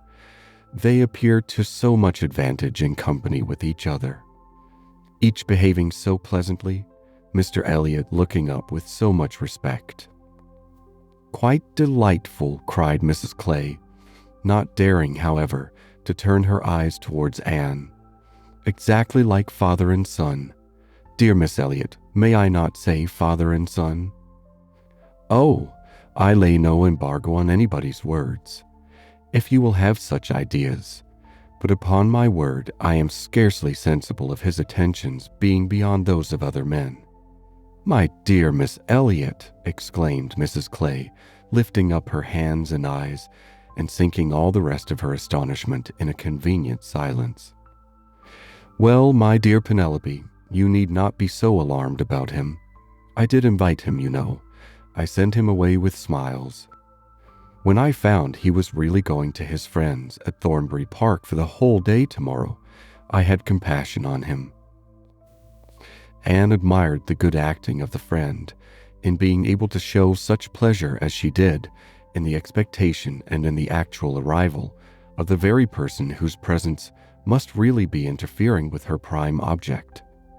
It was impossible but that Mrs. Clay must hate the sight of Mr. Elliot, and yet she could assume a most obliging, placid look and appear quite satisfied with the curtailed license of devoting herself only half as much to Sir Walter as she would have done otherwise. To Anne herself, it was most distressing to see Mr. Elliot enter the room, and quite painful to have him approach and speak to her. She had been used before to feel that he could not be always quite sincere, but now she saw insincerity in everything. His attentive deference to her father, contrasted with his former language, was odious, and when she thought of his cruel conduct towards Mrs. Smith, she could hardly bear the sight of his present smiles and mildness, or the sound of his artificial good sentiments. She meant to avoid any such alteration of manners as might provoke a remonstrance on his side. It was a great object with her to escape all enquiry or éclat, but it was her intention to be as decidedly cool to him as might be compatible with their relationship, and to retract, as quietly as she could, the few steps of unnecessary intimacy she had been gradually led along. She was accordingly more guarded and more cool than she had been the night before. He wanted to animate her curiosity again as to how and where he could have heard her formerly praised, wanted very much to be gratified by more solicitation, but the charm was broken. He found that the heat and animation of a public room was necessary to kindle his modest cousin's vanity. He found at least that it was not to be done now by any of those attempts which he could hazard among the too commanding claims of the others. He little surmised that it was a subject acting now exactly against his interest, bringing immediately to her thoughts all those parts of his conduct which were least excusable. She had some satisfaction in finding that he was really going out of Bath the next morning, going early, and that he would be gone the greater part of 2 days. He was invited again to Camden Place the very evening of his return, but from Thursday to Saturday evening his absence was certain. It was bad enough that a Mrs. Clay should be always before her, but that a deeper hypocrite should be added to their party seemed the destruction of everything like peace and comfort. It was so humiliating to reflect on the constant deception practiced on her father and Elizabeth, to consider the various sources of mortification preparing for them. Mrs. Clay's selfishness was not so complicated nor so revolting as his, and Anne would have compounded for the marriage at once with all its evils to be clear of Mr. Elliot's subtleties in endeavoring to prevent it. On Friday morning she meant to go very early to Lady Russell and accomplish the necessary communication, and she would have gone directly after breakfast, but that Mrs. Clay was also going out on some obliging purpose of saving her sister trouble, which determined her to wait till she might be safe from such a companion. She saw Mrs. Clay fairly off, therefore, before she began to talk of spending the morning in Rivers Street. "Very well," said Elizabeth. "I have nothing to send but my love. Oh, you may as well take back that tiresome book she would lend me and pretend I have read it through. I really cannot be plaguing myself forever with all the new poems and states of the nation that come out. Lady Russell quite bores one with her new publications. You need not tell her so, but I thought her dress hideous the other night. I used to think she had some taste in dress, but I was ashamed of her at the concert. Something so formal and arrangé in her air, and she sits so upright. My best love, of course." "And mine," added Sir Walter. "Kindest regards. And you may say that I mean to call upon her soon. Make a civil message, but I shall only leave my card. Morning visits are never fair by women at her time of life, who make themselves up so little. If she would only wear rouge, she would not be afraid of being seen. But last time I called, I observed the blinds were let down immediately." While her father spoke, there was a knock at the door. Who could it be? Anne, remembering the preconcerted visits at all hours of Mr. Elliot, would have expected him, but for his known engagement 7 miles off. After the usual period of suspense, the usual sounds of approach were heard, and Mr. and Mrs. Charles Musgrove were ushered into the room. Surprise was the strongest emotion raised by their appearance, but Anne was really glad to see them, and the others were not so sorry but that they could put on a decent air of welcome. And as soon as it became clear that these, their nearest relations, were not arrived with any views of accommodation in that house, Sir Walter and Elizabeth were able to rise in cordiality and do the honors of it very well. They were come to Bath for a few days with Mrs. Musgrove, and were at the White Hart. So much was pretty soon understood, but till Sir Walter and Elizabeth were walking Mary into the other drawing-room and regaling themselves with her admiration, Anne could not draw upon Charles's brain for a regular history of their coming, or an explanation of some smiling hints of particular business which had been ostentatiously dropped by Mary, as well as of some apparent confusion as to whom their party consisted of. She then found that it consisted of Mrs. Musgrove, Henrietta, and Captain Harville, beside their 2 selves. He gave her a very plain, intelligible account of the whole, a narration in which she saw a great deal of most characteristic proceeding. The scheme had received its first impulse by Captain Harville's wanting to come to Bath on business. He had begun to talk of it a week ago, and by way of doing something as shooting was over, Charles had proposed coming with him, and Mrs. Harville had seemed to like the idea of it very much, as an advantage to her husband. But Mary could not bear to be left, and had made herself so unhappy about it that for a day or two everything seemed to be in suspense, or at an end. But then it had been taken up by his father and mother. His mother had some old friends in Bath whom she wanted to see. It was thought a good opportunity for Henrietta to come and buy wedding clothes for herself and her sister, and in short, it ended in being his mother's party that everything might be comfortable and easy to Captain Harville, and he and Mary were included in it by way of general convenience. They had arrived late the night before. Mrs. Harville, her children, and Captain Benwick remained with Mr. Musgrove and Louisa at Uppercross. Anne's only surprise was that affairs should be in forwardness enough for Henrietta's wedding clothes to be talked of. She had imagined such difficulties of fortune to exist there as must prevent the marriage from being near at hand.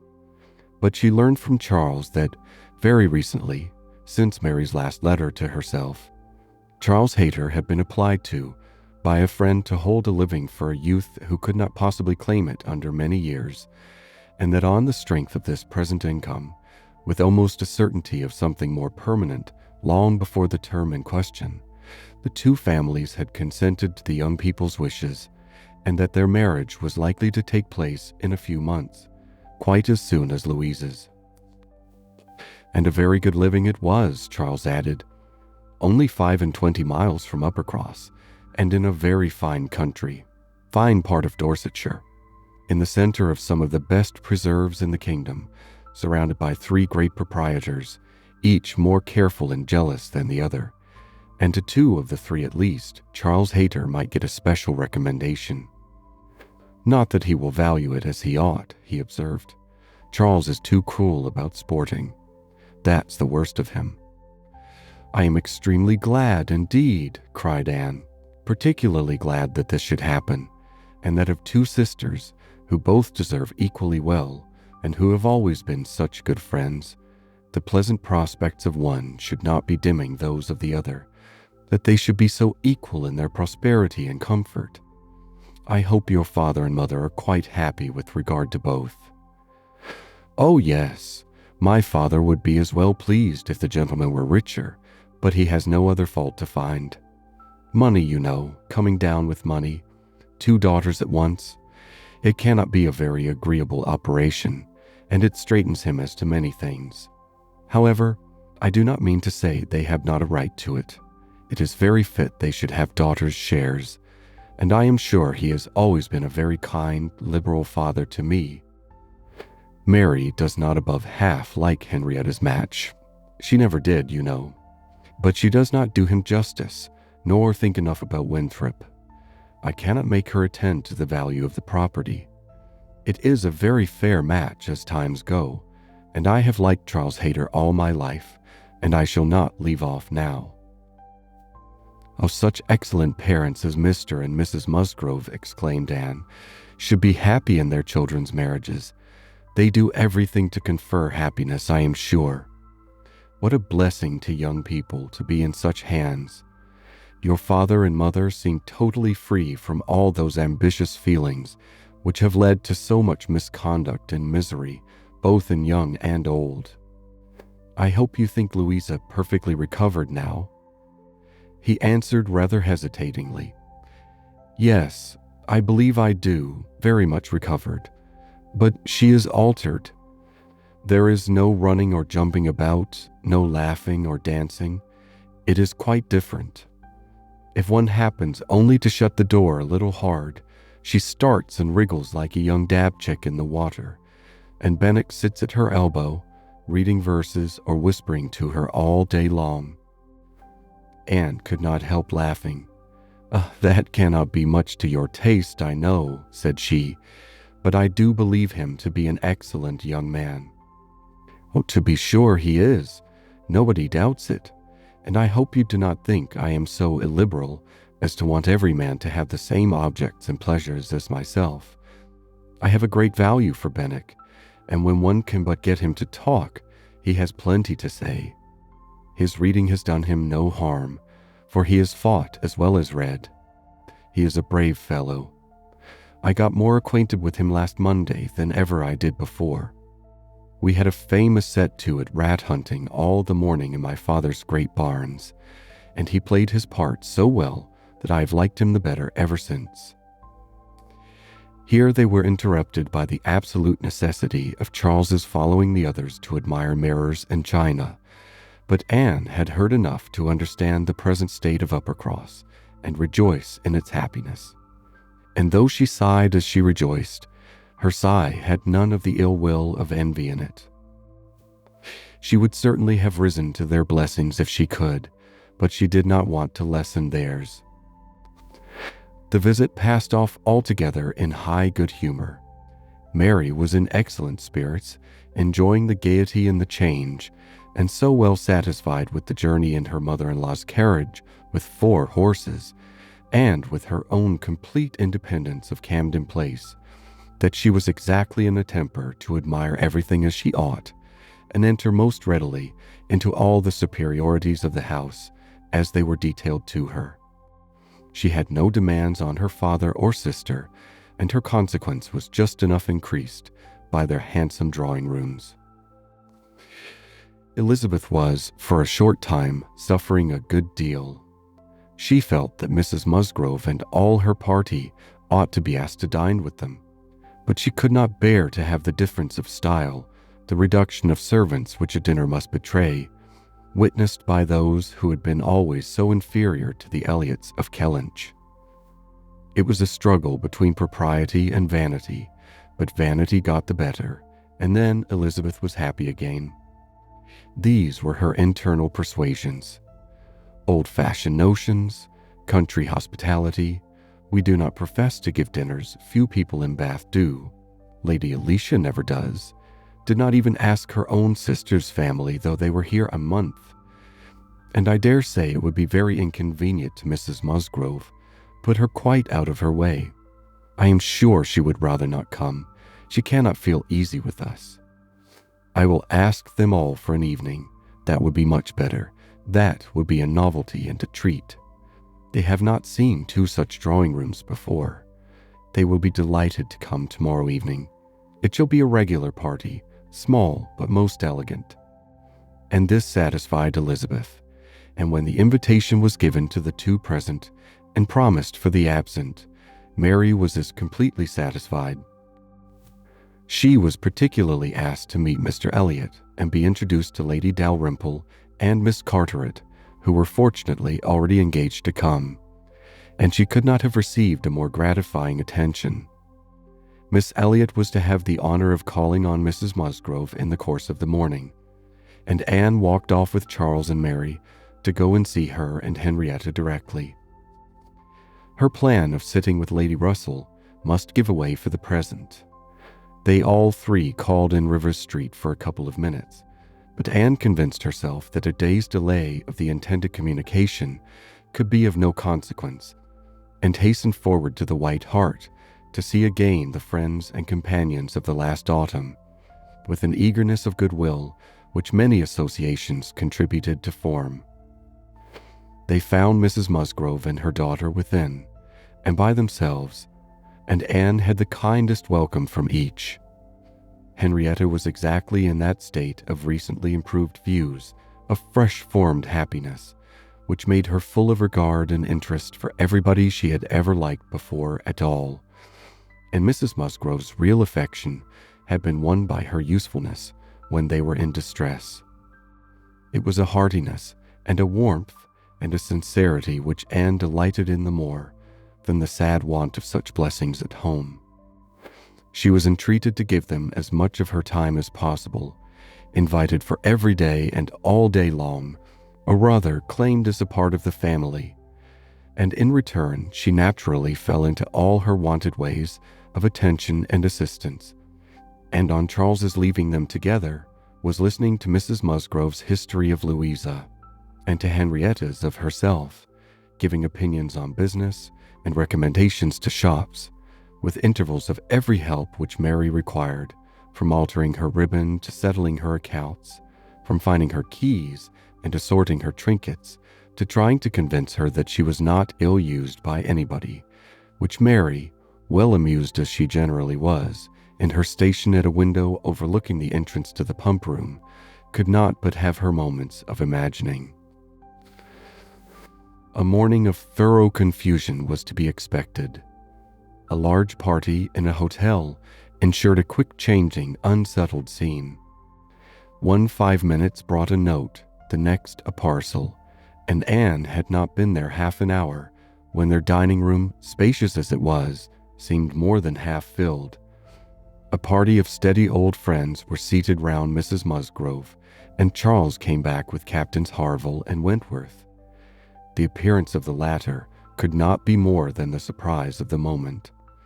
It was impossible for her to have forgotten to feel that this arrival of their common friends must soon be bringing them together again. Their last meeting had been most important in opening his feelings. She had derived from it a delightful conviction, but she feared from his looks that the same unfortunate persuasion which had hastened him away from the concert room still governed. He did not seem to want to be near enough for conversation. She tried to be calm and leave things to take their course, and tried to dwell much on this argument of rational dependence. Surely, if there be constant attachment on each side, our hearts must understand each other ere long. We are not boy and girl to be captiously irritable, misled by every moment's inadvertence, and wantonly playing with our own happiness. And yet, a few minutes afterwards, she felt as if their being in company with each other, under their present circumstances, could only be exposing them to inadvertencies and misconstructions of the most mischievous kind.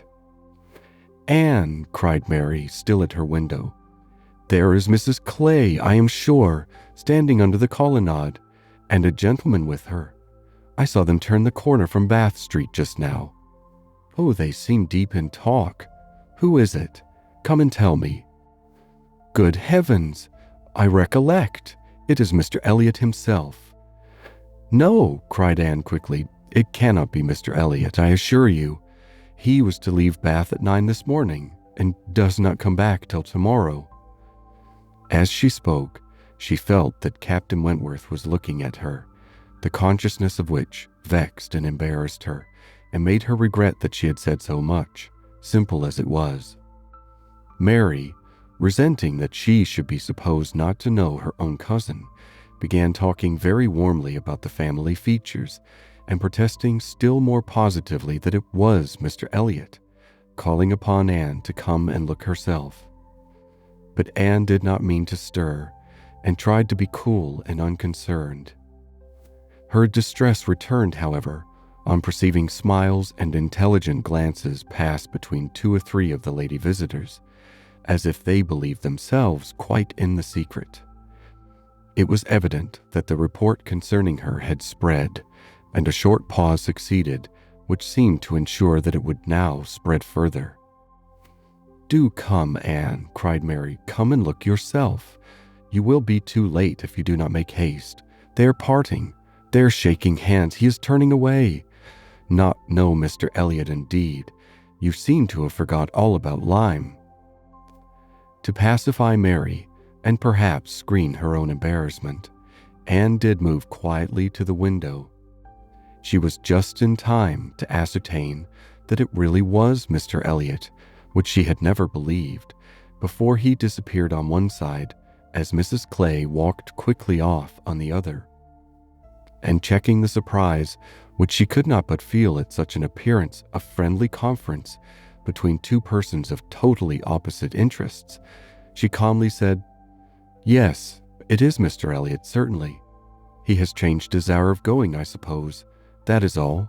Or I may be mistaken, I might not attend," and walked back to her chair, recomposed, and with the comfortable hope of having acquitted herself well.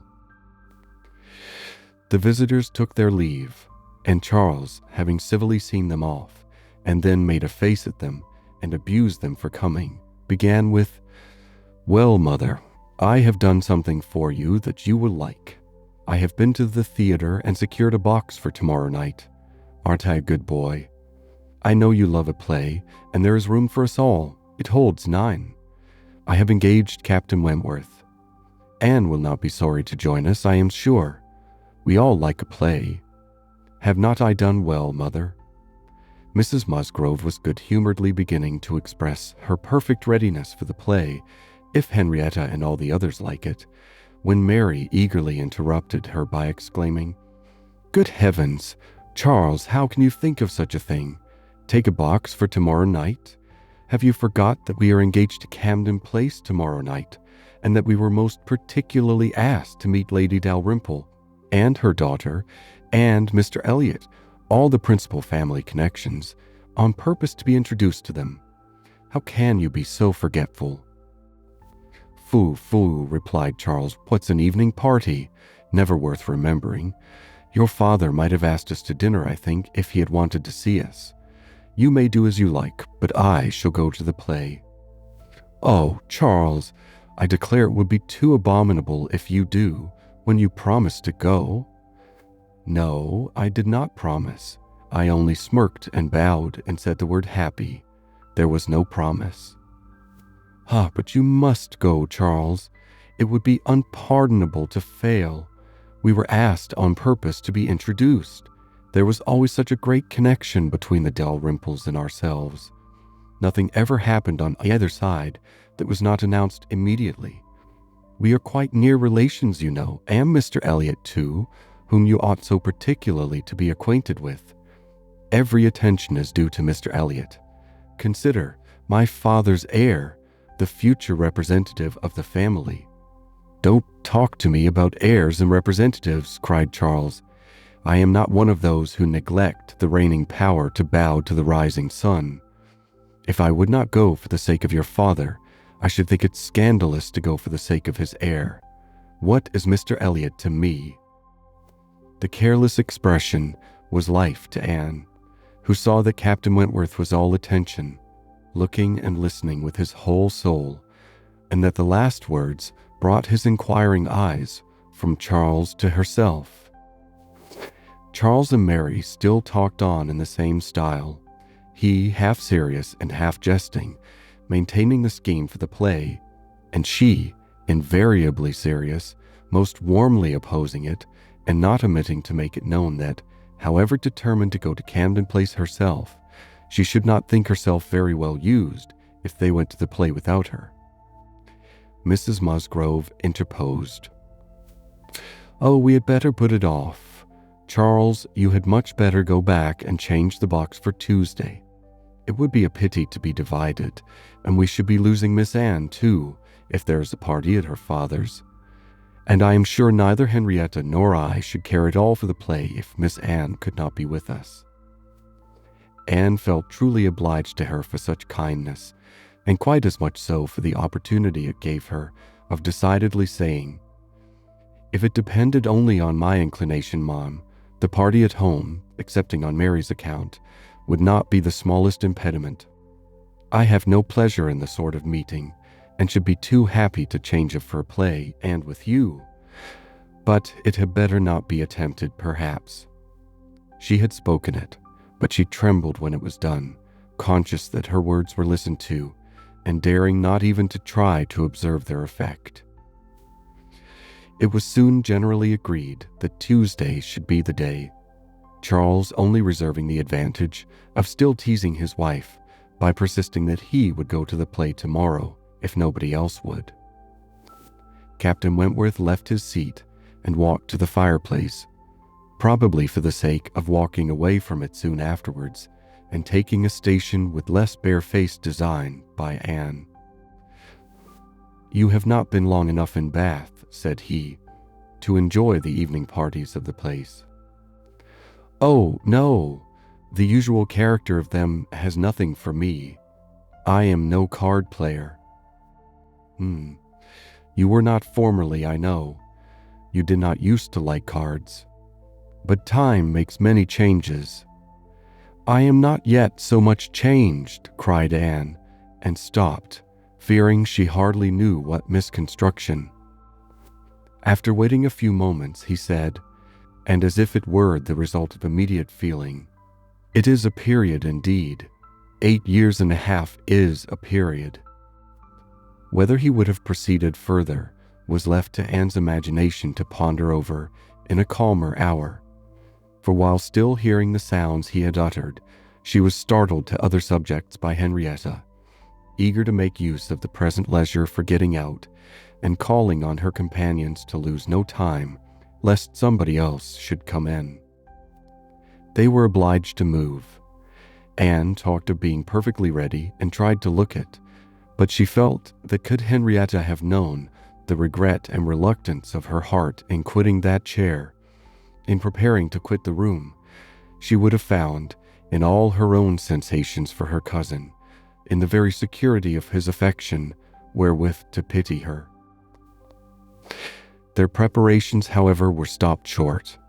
Alarming sounds were heard, other visitors approached, and the door was thrown open for Sir Walter and Miss Elliot, whose entrance seemed to give a general chill. Anne felt an instant depression, and wherever she looked saw symptoms of the same. The comfort, the freedom, the gaiety of the room was over, hushed into cold composure, determined silence, or insipid talk, to meet the heartless elegance of her father and sister. How mortifying to feel that it was so! Her jealous eye was satisfied in one particular. Captain Wentworth was acknowledged again by each, by Elizabeth more graciously than before. She even addressed him once and looked at him more than once. Elizabeth was, in fact, revolving a great measure. The sequel explained it. After the waste of a few minutes in saying the proper nothings, she began to give the invitation which was to comprise all the remaining dues of the Musgroves. Tomorrow evening, to meet a few friends, no formal party. It was all said very gracefully, and the cards with which she had provided herself, the Miss Elliot at home, were laid on the table with a courteous, comprehensive smile to all, and one smile and one card, more decidedly for Captain Wentworth. The truth was that Elizabeth had been long enough in Bath to understand the importance of a man of such an air and appearance as his. The past was nothing. The present was that Captain Wentworth would move about well in her drawing-room. The card was pointedly given, and Sir Walter and Elizabeth arose and disappeared. The interruption had been short, though severe, and ease and animation returned to most of those they left as the door shut them out, but not to Anne. She could think only of the invitation she had with such astonishment witnessed, and of the manner in which it had been received, a manner of doubtful meaning, of surprise rather than gratification, of polite acknowledgement rather than acceptance. She knew him. She saw disdain in his eyes, and could not venture to believe that he had determined to accept such an offering as an atonement for all the insolence of the past. Her spirit sank. He held the card in his hand after they were gone, as if deeply considering it. "Only think of Elizabeth's including everybody," whispered Mary very audibly. "I do not wonder Captain Wentworth is delighted. You see, he cannot put the card out of his hand." Anne caught his eye, saw his cheeks glow and his mouth form itself into a momentary expression of contempt, and turned away, that she might neither see nor hear more to vex her. The party separated. The gentlemen had their own pursuits, the ladies proceeded on their own business, and they met no more while Anne belonged to them. She was earnestly begged to return and dine, and give them all the rest of the day, but her spirits had been so long exerted that at present she felt unequal to more, and fit only for home, where she might be sure of being as silent as she chose. Promising to be with them the whole of the following morning, therefore, she closed the fatigues of the present by a toilsome walk to Camden Place, there to spend the evening chiefly in listening to the busy arrangements of Elizabeth and Mrs. Clay for the morrow's party, the frequent enumeration of the persons invited, and the continually improving detail of all the embellishments which were to make it the most completely elegant of its kind in Bath, while harassing herself in secret with the never-ending question of whether Captain Wentworth would come or not. They were reckoning him as certain, but with her it was a gnawing solicitude never appeased for 5 minutes together. She generally thought he would come, because she generally thought he ought, but it was a case which she could not so shape into any positive act of duty or discretion as inevitably to defy the suggestions of very opposite feelings. She only roused herself from the broodings of this restless agitation to let Mrs. Clay know that she had been seen with Mr. Elliot 3 hours after his being supposed to be out of Bath, for, having watched in vain for some intimation of the interview from the lady herself, she determined to mention it, and it seemed to her that there was guilt in Mrs. Clay's face as she listened. It was transient, cleared away in an instant, but Anne could imagine she read there the consciousness of having, by some complication of mutual trick, or some overbearing authority of his, been obliged to attend, perhaps for half an hour, to his lectures and restrictions on her designs on Sir Walter. She exclaimed, however, with a very tolerable imitation of nature, "Oh dear, very true. Only think, Miss Elliot, to my great surprise, I met with Mr. Elliot in Bath Street. I was never more astonished. He turned back and walked with me to the pump yard.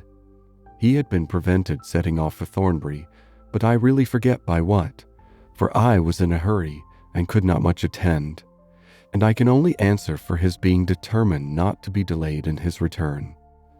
He wanted to know how early he might be admitted tomorrow. He was full of tomorrow, and it is very evident that I have been full of it too, ever since I entered the house and learned the extension of your plan and all that had happened, or my seeing him could never have gone so entirely out of my head." End of chapter 22. Persuasion by Jane Austen, chapter 23. 1 day only had passed since Anne's conversation with Mrs. Smith, but a keener interest had succeeded, and she was now so little touched by Mr. Elliot's conduct, except by its effects in one quarter, that it became a matter of course the next morning still to defer her explanatory visit in Rivers Street. She had promised to be with the Musgroves from breakfast to dinner.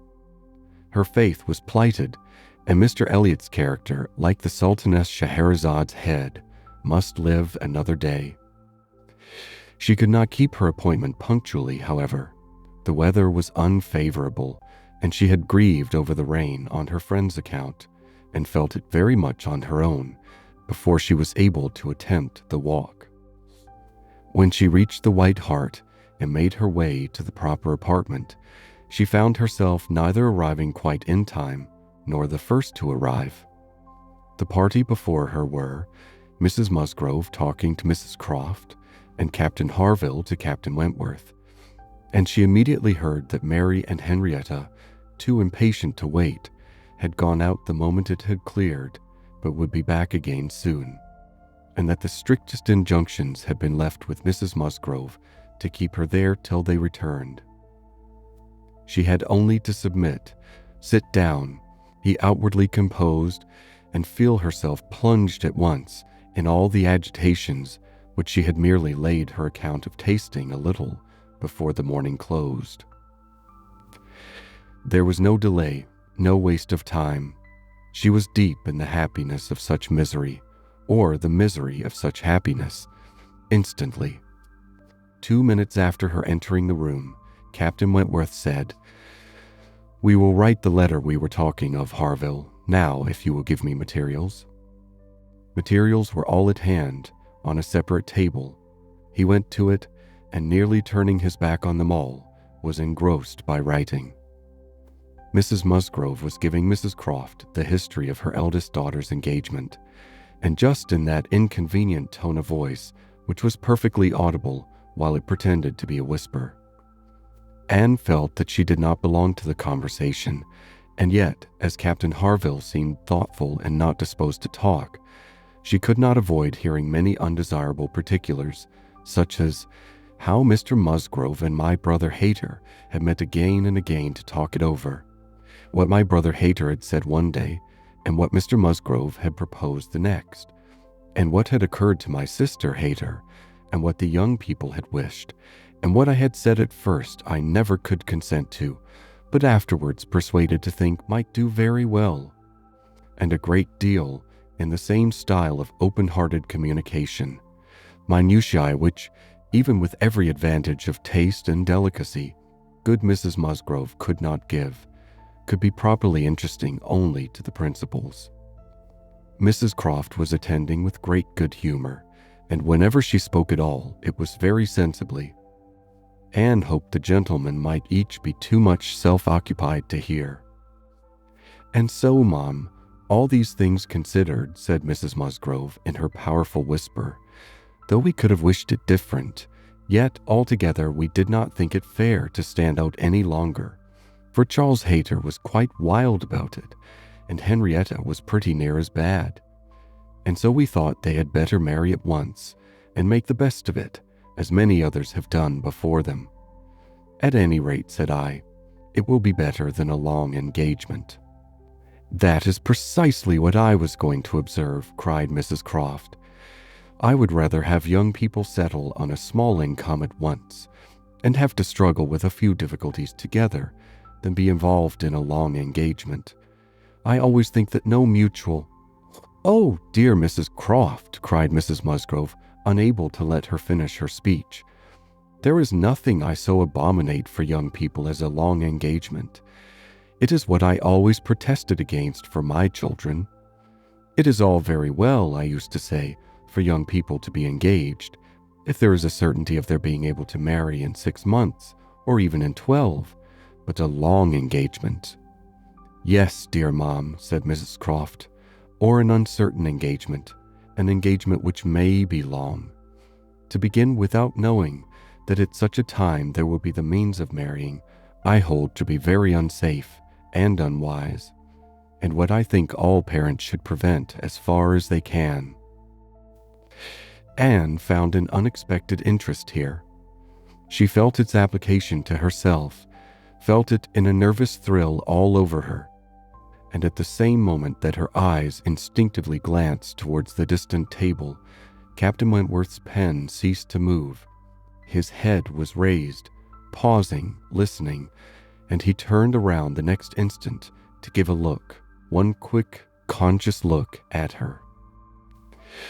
The two ladies continued to talk to re-urge the same admitted truths and enforce them with such examples of the ill effect of a contrary practice as had fallen within their observation. But Anne heard nothing distinctly. It was only a buzz of words in her ear. Her mind was in confusion. Captain Harville, who had in truth been hearing none of it, now left his seat and moved to a window, and Anne, seeming to watch him, though it was from thorough absence of mind, became gradually sensible that he was inviting her to join him where he stood.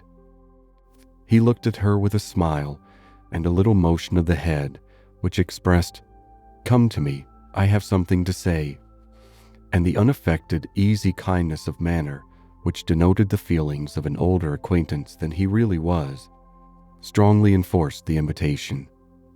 She roused herself and went to him.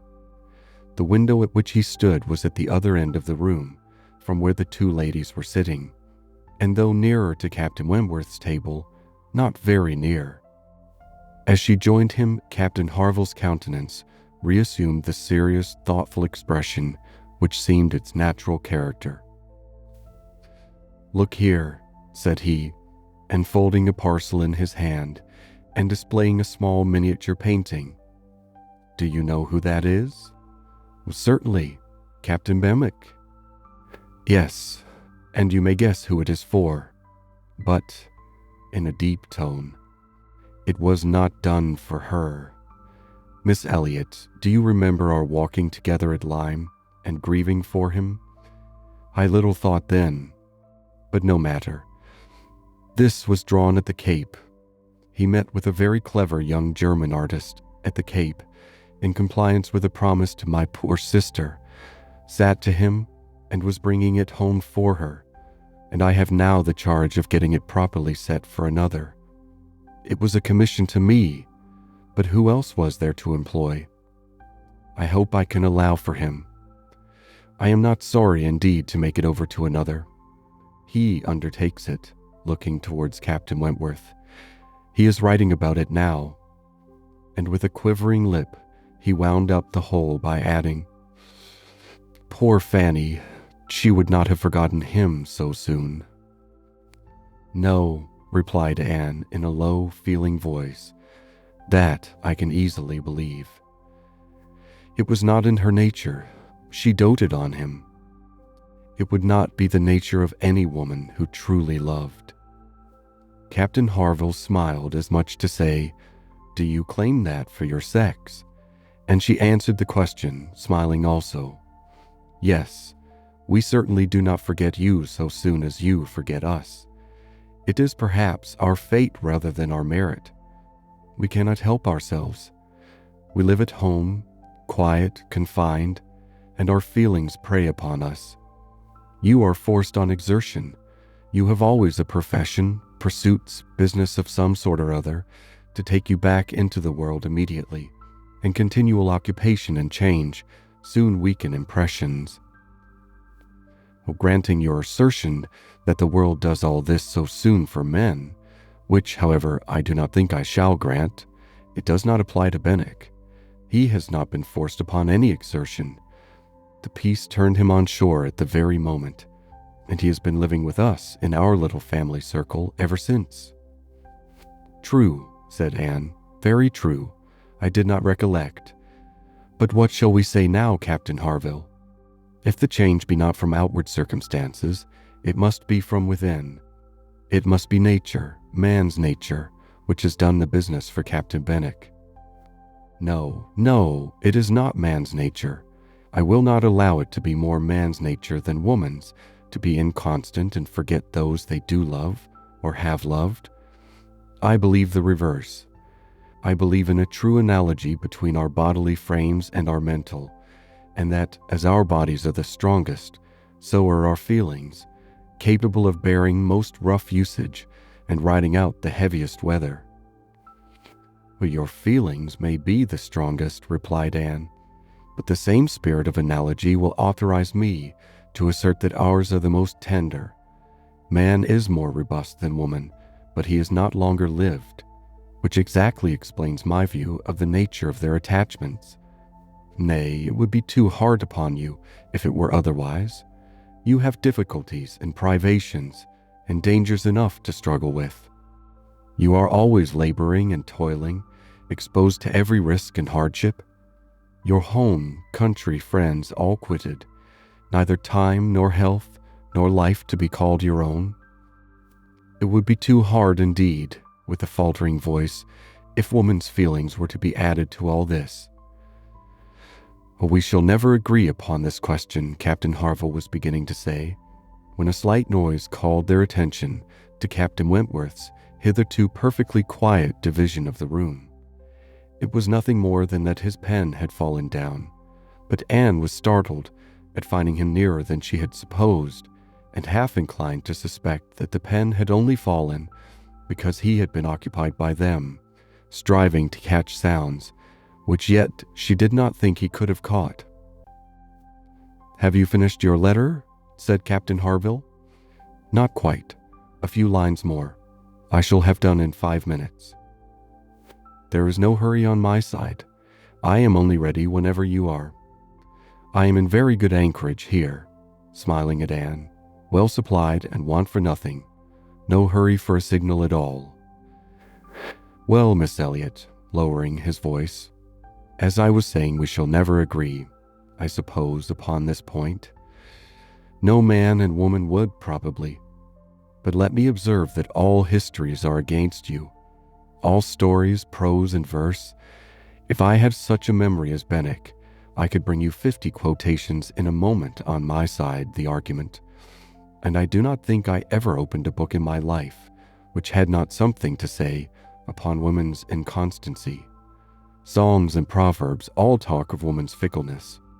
But perhaps you will say these were all written by men. Perhaps I shall. Yes, if you please. No reference to examples in books. Men have every advantage of us in telling their own story. Education has been theirs in so much higher a degree. The pen has been in their hands. I will not allow books to prove anything." "But how shall we prove anything?" "We never shall. We can never expect to prove anything upon such a point. It is a difference of opinion which does not admit of proof.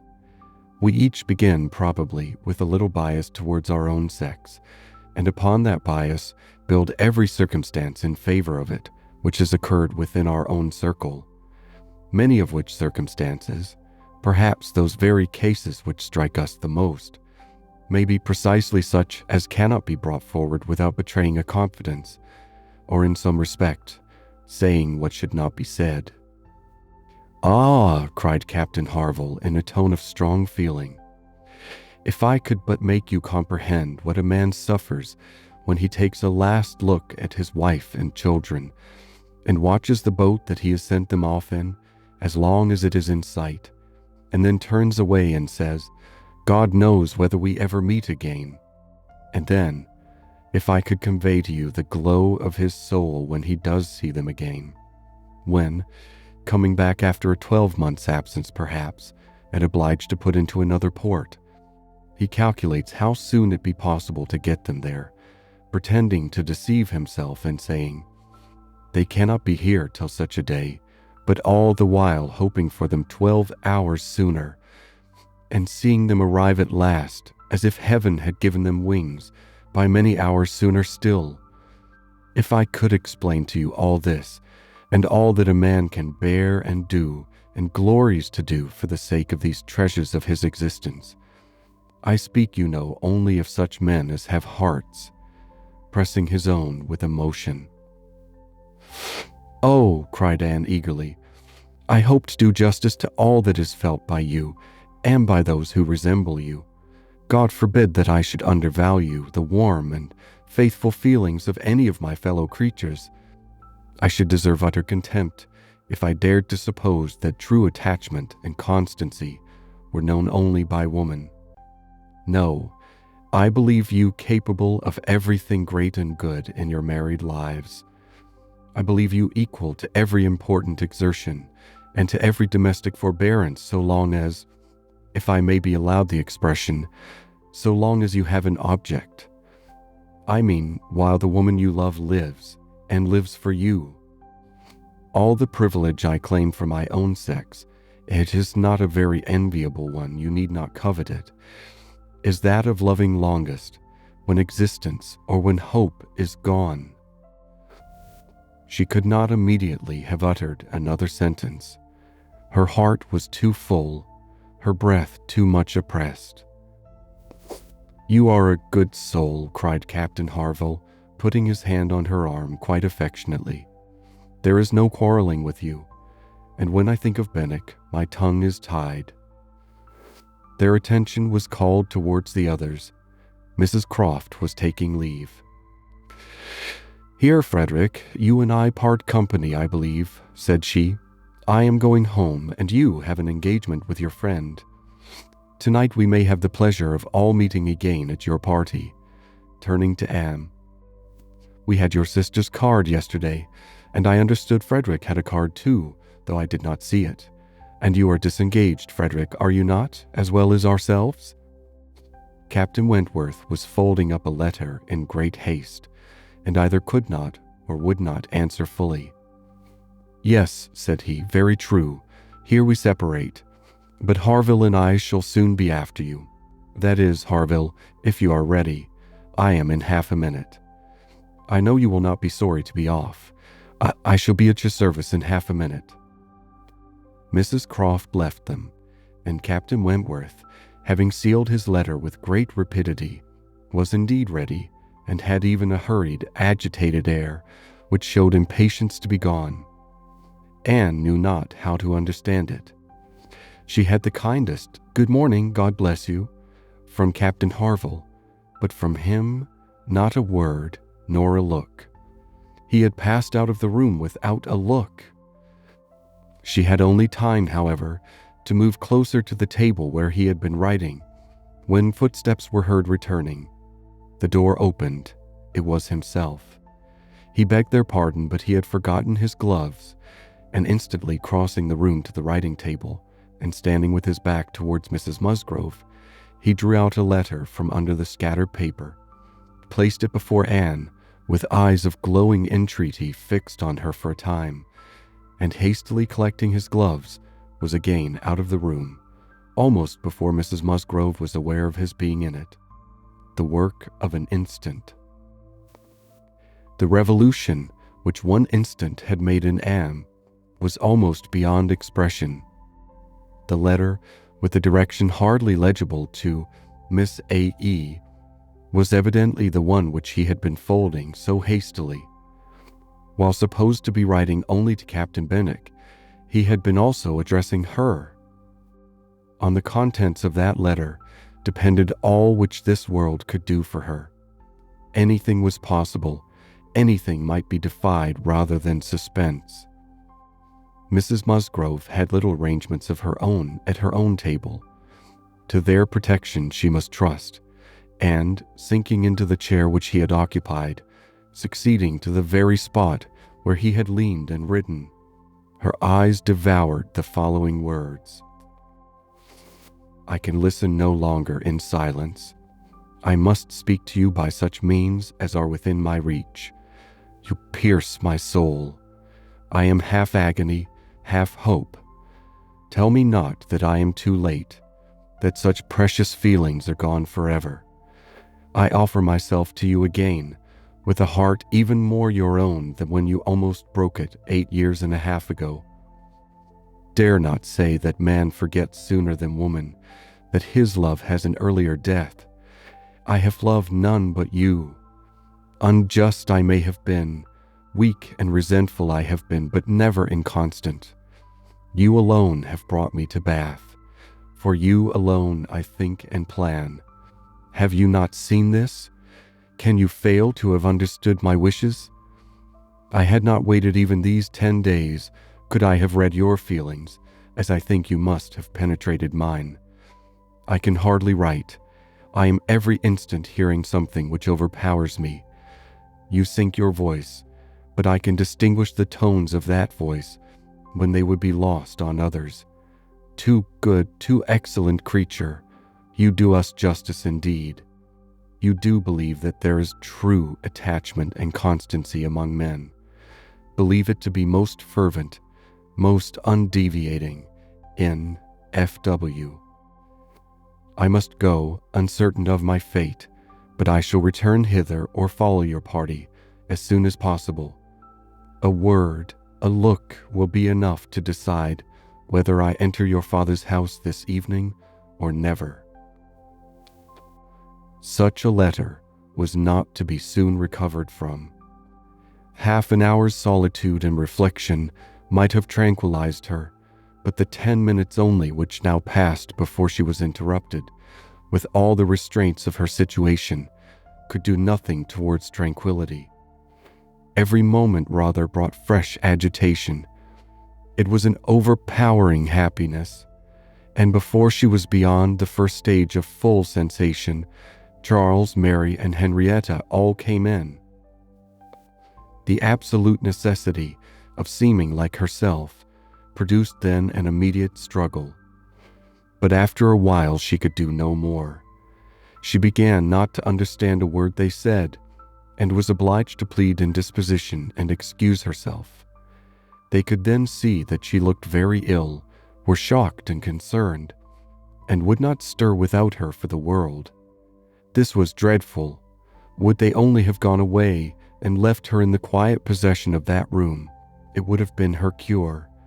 But to have them all standing or waiting around her was distracting, and in desperation she said she would go home. "By all means, my dear," cried Mrs. Musgrove. "Go home directly, and take care of yourself, that you may be fit for the evening. I wish Sarah was here to doctor you, but I am no doctor myself. Charles, ring and order a chair. She must not walk." But the chair would never do. Worse than all, to lose the possibility of speaking 2 words to Captain Wentworth in the course of her quiet, solitary progress up the town, and she felt almost certain of meeting him, could not be borne.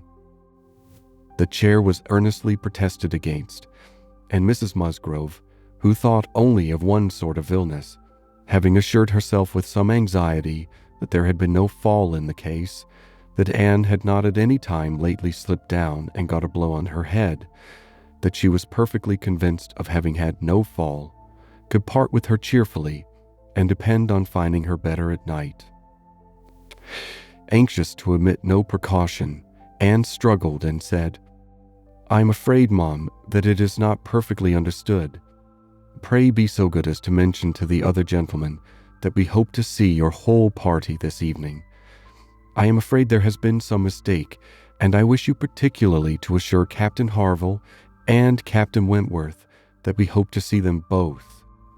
"Oh, my dear, it is quite understood. I give you my word. Captain Harville has no thought but of going." "Do you think so? But I am afraid, and I should be so very sorry.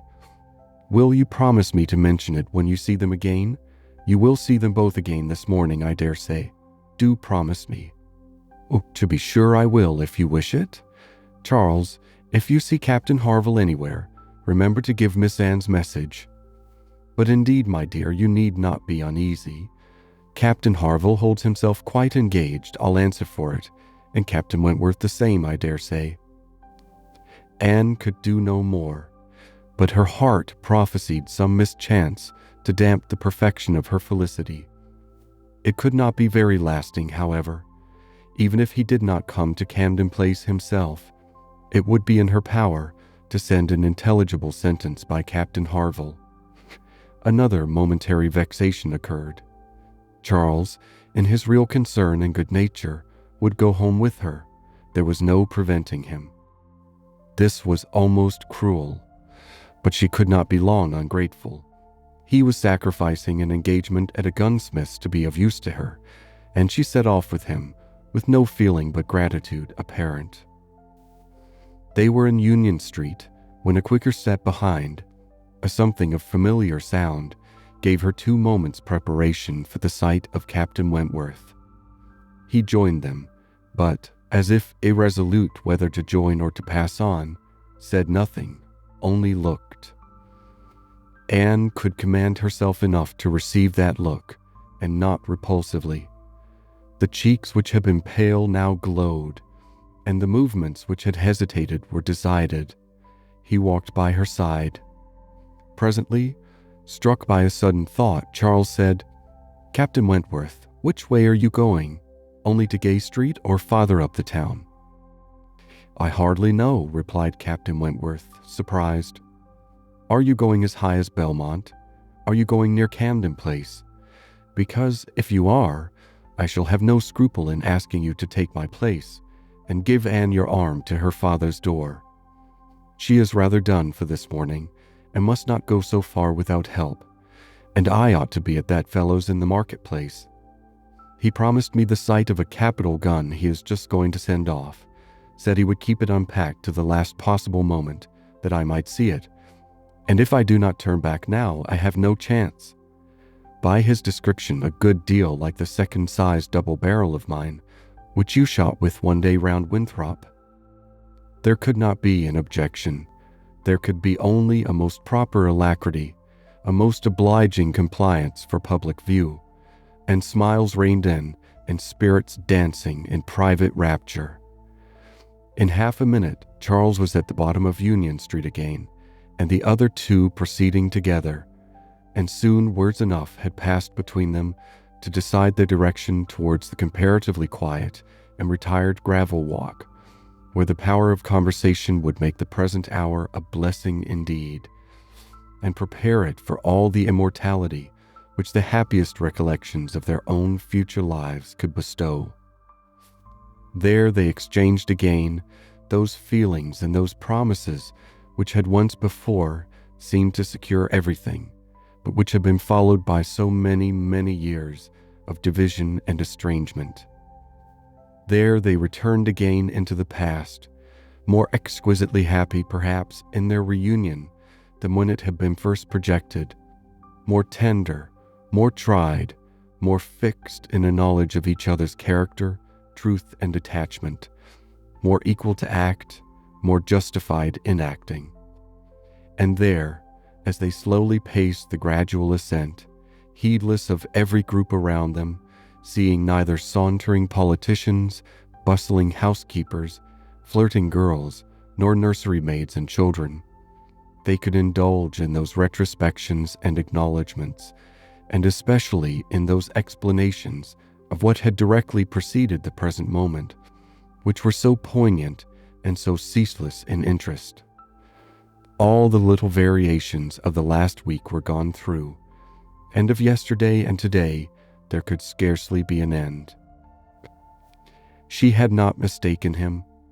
Jealousy of Mr. Elliot had been the retarding weight, the doubt, the torment, that had begun to operate in the very hour of first meeting her in Bath, that had returned after a short suspension to ruin the concert, and that had influenced him in everything he had said and done, or omitted to say and do, in the last 24 hours. It had been gradually yielding to the better hopes which her looks or words or actions occasionally encouraged. It had been vanquished at last by those sentiments and those tones which had reached him while she talked with Captain Harville, and under the irresistible governance of which he had seized a sheet of paper and poured out his feelings. Of what he had then written, nothing was to be retracted or qualified.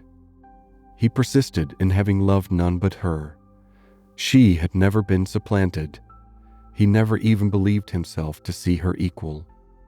Thus much indeed he was obliged to acknowledge, that he had been constant unconsciously, nay, unintentionally, that he had meant to forget her and believed it to be done. He had imagined himself indifferent when he had only been angry, and he had been unjust to her merits because he had been a sufferer from them. Her character was now fixed on his mind as perfection itself, maintaining the loveliest medium of fortitude and gentleness. But he was obliged to acknowledge that only at Uppercross had he learnt to do her justice, and only at Lyme had he begun to understand himself.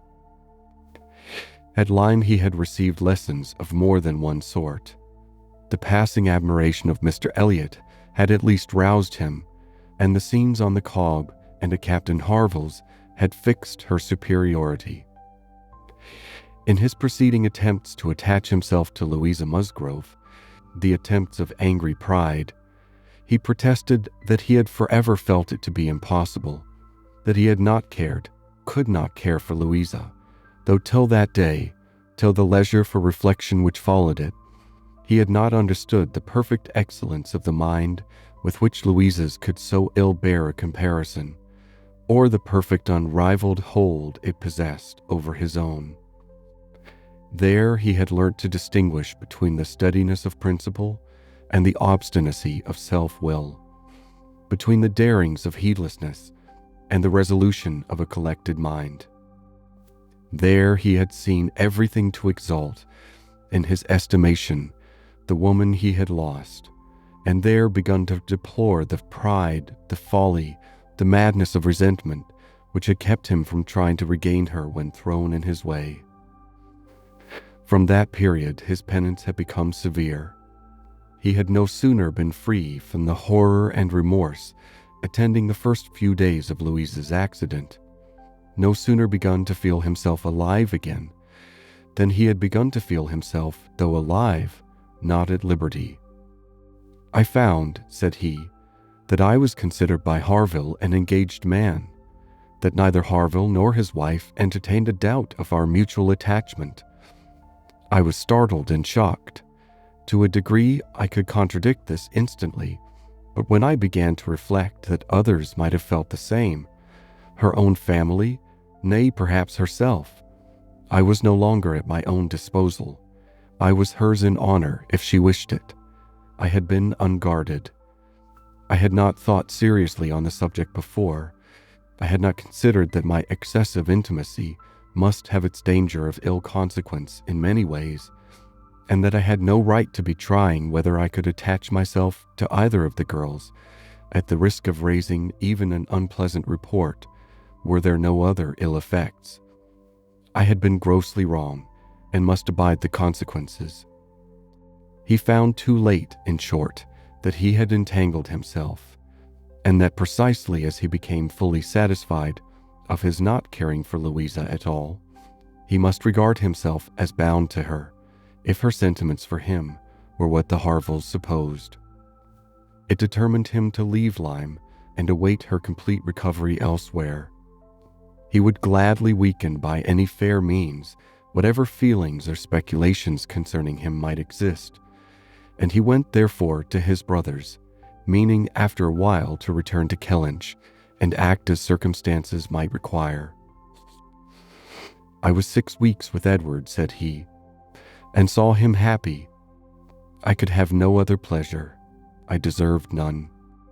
He inquired after you very particularly, asked even if you were personally altered, little suspecting that to my eye you could never alter." Anne smiled and let it pass. It was too pleasing a blunder for a reproach. It is something for a woman to be assured, in her 28th year, that she has not lost one charm of earlier youth, but the value of such homage was inexpressibly increased to Anne by comparing it with former words, and feeling it to be the result, not the cause, of a revival of his warm attachment. He had remained in Shropshire, lamenting the blindness of his own pride and the blunders of his own calculations, till at once released from Louisa by the astonishing and felicitous intelligence of her engagement with Benwick. "Here," said he, "ended the worst of my state, for now I could at least put myself in the way of happiness. I could exert myself, I could do something. But to be waiting so long in inaction, and waiting only for evil, had been dreadful. Within the first 5 minutes I said, 'I will be at Bath on Wednesday,' and I was. Was it unpardonable to think it worth my while to come, and to arrive with some degree of hope? You were single. It was possible that you might retain the feelings of the past, as I did, and one encouragement happened to be mine. I could never doubt that you would be loved and sought by others, but I knew to a certainty that you had refused one man, at least, of better pretensions than myself, and I could not help often saying, Was this for me? Their first meeting in Milsom Street afforded much to be said, but the concert still more. That evening seemed to be made up of exquisite moments. The moment of her stepping forward in the octagon room to speak to him, the moment of Mr. Elliot's appearing and tearing her away, and one or two subsequent moments, marked by returning hope or increasing despondency, were dwelt on with energy. "To see you," cried he, "in the midst of those who could not be my well-wishers, to see your cousin close by you, conversing and smiling, and feel all the horrible eligibilities and proprieties of the match, to consider it as the certain wish of every being who could hope to influence you, even if your own feelings were reluctant or indifferent, to consider what powerful supports would be his. Was it not enough to make the fool of me which I appeared? How could I look on without agony? Was not the very sight of the friend who sat behind you, was not the recollection of what had been, the knowledge of her influence, the indelible, immovable impression of what Persuasion had once done, was it not all against me?" "You should have distinguished," replied Anne. "You should not have suspected me now. The case so different, and my age so different. If I was wrong in yielding to Persuasion once, remember that it was to persuasion exerted on the side of safety, not of risk. When I yielded, I thought it was to duty, but no duty could be called in aid here. In marrying a man indifferent to me, all risk would have been incurred, and all duty violated." "Perhaps I ought to have reasoned thus," he replied, "but I could not. I could not derive benefit from the late knowledge I had acquired of your character. I could not bring it into play. It was overwhelmed, buried, lost in those earlier feelings which I had been smarting under year after year. I could only think of you as one who had yielded, who had given me up, who had been influenced by anyone rather than by me. I saw you with the very person who had guided you in that year of misery. I had no reason to believe her of less authority now. The force of habit was to be added." "I should have thought," said Anne, "that my manner to yourself might have spared you much or all of this." "No, no. Your manner might be only the ease which your engagement to another man would give. I left you in this belief, and yet I was determined to see you again. My spirits rallied with the morning, and I felt that I had still a motive for remaining here." At last Anne was at home again, and happier than anyone in that house could have conceived. All the surprise and suspense, and every other painful part of the morning, dissipated by this conversation. She re-entered the house so happy as to be obliged to find an alloy in some momentary apprehensions of its being impossible to last. An interval of meditation, serious and grateful, was the best corrective of everything dangerous in such high-wrought felicity, and she went to her room and grew steadfast and fearless in the thankfulness of her enjoyment. The evening come, the drawing rooms were lighted up, the company assembled. It was but a card party. It was but a mixture of those who had never met before and those who met too often. A commonplace business, too numerous for intimacy, too small for variety, but Anne had never found an evening shorter. Glowing and lovely in sensibility and happiness, and more generally admired than she thought about or cared for. She had cheerful or forbearing feelings for every creature around her. Mr. Elliot was there. She avoided, but she could pity him. The Wallaces, she had amusement in understanding them. Lady Dalrymple and Miss Carteret, they would soon be innoxious cousins to her. She cared not for Mrs. Clay, and had nothing to blush for in the public manners of her father and sister. With the Musgroves there was the happy chat of perfect ease, with Captain Harville the kind-hearted intercourse of brother and sister, with Lady Russell attempts at conversation which a delicious consciousness cut short, and Admiral and Mrs. Croft everything of peculiar cordiality and fervent interest, which the sane consciousness sought to conceal, and with Captain Wentworth, some moments of communication continually occurring, and always the hope of more, and always the knowledge of his being there.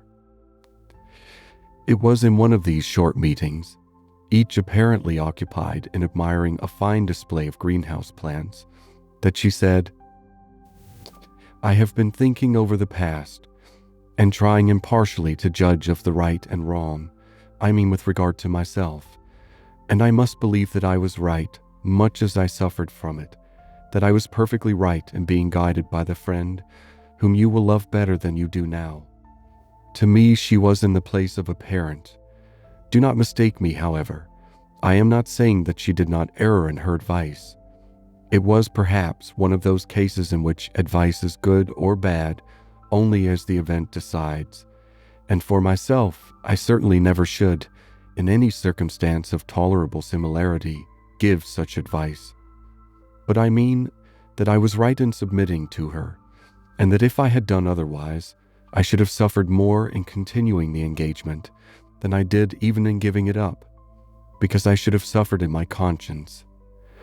I have now, as far as such a sentiment is allowable in human nature, nothing to reproach myself with. And if I mistake not, a strong sense of duty is no bad part of a woman's portion." He looked at her, looked at Lady Russell, and looking again at her, replied, as if in cool deliberation, "Not yet, but there are hopes of her being forgiven in time. I trust to being in charity with her soon. But I too have been thinking over the past, and a question has suggested itself, whether there may not have been one person more my enemy even than that lady. My own self. Tell me if, when I returned to England in the year 8, with a few £1,000, and was posted into the Laconia, if I had then written to you, would you have answered my letter? Would you, in short, have renewed the engagement then?" "Would I," was all her answer, but the accent was decisive enough. "Good God," he cried, "you would! It is not that I did not think of it or desire it, as what could alone crown all my other success, but I was proud, too proud to ask again. I did not understand you. I shut my eyes and would not understand you or do you justice. This is a recollection which ought to make me forgive everyone sooner than myself. 6 years of separation and suffering might have been spared. It is a sort of pain, too, which is new to me. I have been used to the gratification of believing myself to earn every blessing that I enjoyed. I have valued myself on honorable toils and just rewards. Like other great men under reverses," he added with a smile, "I must endeavor to subdue my mind to my fortune. I must learn to brook being happier than I deserve." End of chapter 23. Persuasion by Jane Austen, chapter 24. Who can be in doubt of what followed? When any two young people take it into their heads to marry, they are pretty sure by perseverance to carry their point, be they ever so poor, or ever so imprudent, or ever so little likely to be necessary to each other's ultimate comfort. This may be bad morality to conclude with, but I believe it to be truth, and if such parties succeed, how should a Captain Wentworth and an Anne Elliot, with the advantage of maturity of mind, consciousness of right, and one independent fortune between them, fail of bearing down every opposition? They might, in fact, have borne down a great deal more than they met with, for there was little to distress them beyond the want of graciousness and warmth. Sir Walter made no objection, and Elizabeth did nothing worse than look cold and unconcerned. Captain Wentworth, with £25,000, and as high in his profession as merit and activity could place him, was no longer nobody. He was now esteemed quite worthy to address the daughter of a foolish spendthrift baronet who had not had principle or sense enough to maintain himself in the situation in which Providence had placed him, and who could give his daughter at present but a small part of the share of £10,000 which must be hers hereafter. Sir Walter, indeed, though he had no affection for Anne, had no vanity flattered to make him really happy on the occasion, was very far from thinking it a bad match for her.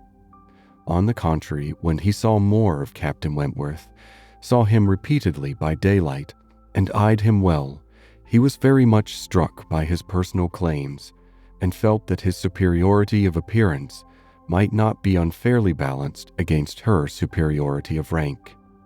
And all this, assisted by his well-sounding name, enabled Sir Walter at last to prepare his pen with a very good grace for the insertion of the marriage in the volume of honor. The only one among them whose opposition of feeling could excite any serious anxiety was Lady Russell. Anne knew that Lady Russell must be suffering some pain in understanding and relinquishing Mr. Elliot, and by making some struggles to become truly acquainted with and do justice to Captain Wentworth. This, however, was what Lady Russell had now to do. She must learn to feel that she had been mistaken with regard to both, that she had been unfairly influenced by appearances in each, that because Captain Wentworth's manners had not suited her own ideas, she had been too quick in suspecting them to indicate a character of dangerous impetuosity, and that because Mr. Elliot's manners had precisely pleased her in their propriety and correctness, their general politeness and suavity, she had been too quick in receiving them as the certain result of the most correct opinions and well-regulated mind. There was nothing less for Lady Russell to do than to admit that she had been pretty completely wrong, and to take up a new set of opinions and of hopes. There is a quickness of perception in some, a nicety in the discernment of character, a natural penetration, in short, which no experience in others can equal, and Lady Russell had been less gifted in this part of understanding than her young friend. But she was a very good woman, and if her second object was to be sensible and well-judging, her first was to see Anne happy.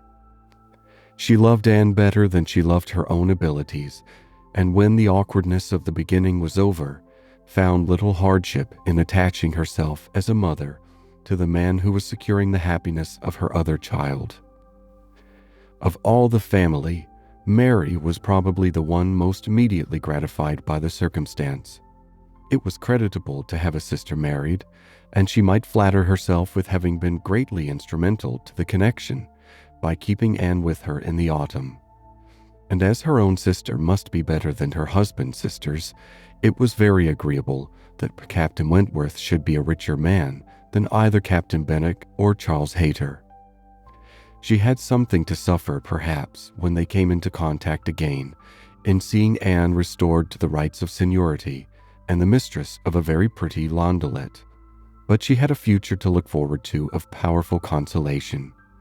Anne had no Uppercross Hall before her, no landed estate, no headship of a family, and if they could but keep Captain Wentworth from being made a baronet, she would not change situations with Anne.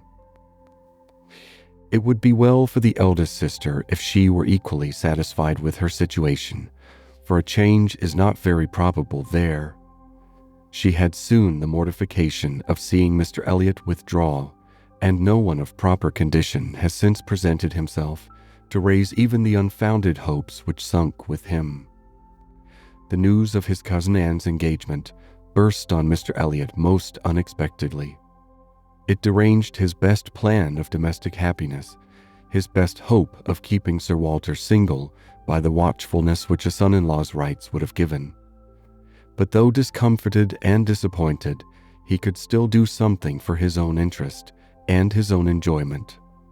He soon quitted Bath, and on Mrs. Clay's quitting it soon afterwards, and being next heard of as established under his protection in London, it was evident how double a game he had been playing, and how determined he was to save himself from being cut out by one artful woman at least. Mrs. Clay's affections had overpowered her interest, and she had sacrificed, for the young man's sake, the possibility of scheming longer for Sir Walter. She has abilities, however, as well as affections, and it is now a doubtful point whether his cunning or hers may finally carry the day, whether, after preventing her from being the wife of Sir Walter, he may not be wheedled and caressed at last into making her the wife of Sir William. It cannot be doubted that Sir Walter and Elizabeth were shocked and mortified by the loss of their companion and the discovery of their deception in her. They had their great cousins, to be sure, to resort to for comfort, but they must long feel that to flatter and follow others, without being flattered and followed in turn, is but a state of half enjoyment. Anne, satisfied at a very early period of Lady Russell's meaning to love Captain Wentworth as she ought, had no other alloy to the happiness of her prospects than what arose from the consciousness of having no relations to bestow on him which a man of sense could value. There she felt her own inferiority keenly. The disproportion in their fortune was nothing. It did not give her a moment's regret. But to have no family to receive and estimate him properly, nothing of respectability, of harmony, of goodwill to offer, in return for all the worth and all the prompt welcome which met her and his brothers and sisters, was the source of as lively pain as her mind could well be sensible of, under circumstances of otherwise strong felicity. She had but two friends in the world to add to his list, Lady Russell and Mrs. Smith. To those, however, he was very well disposed to attach himself. Lady Russell, in spite of all her former transgressions, he could now value from his heart.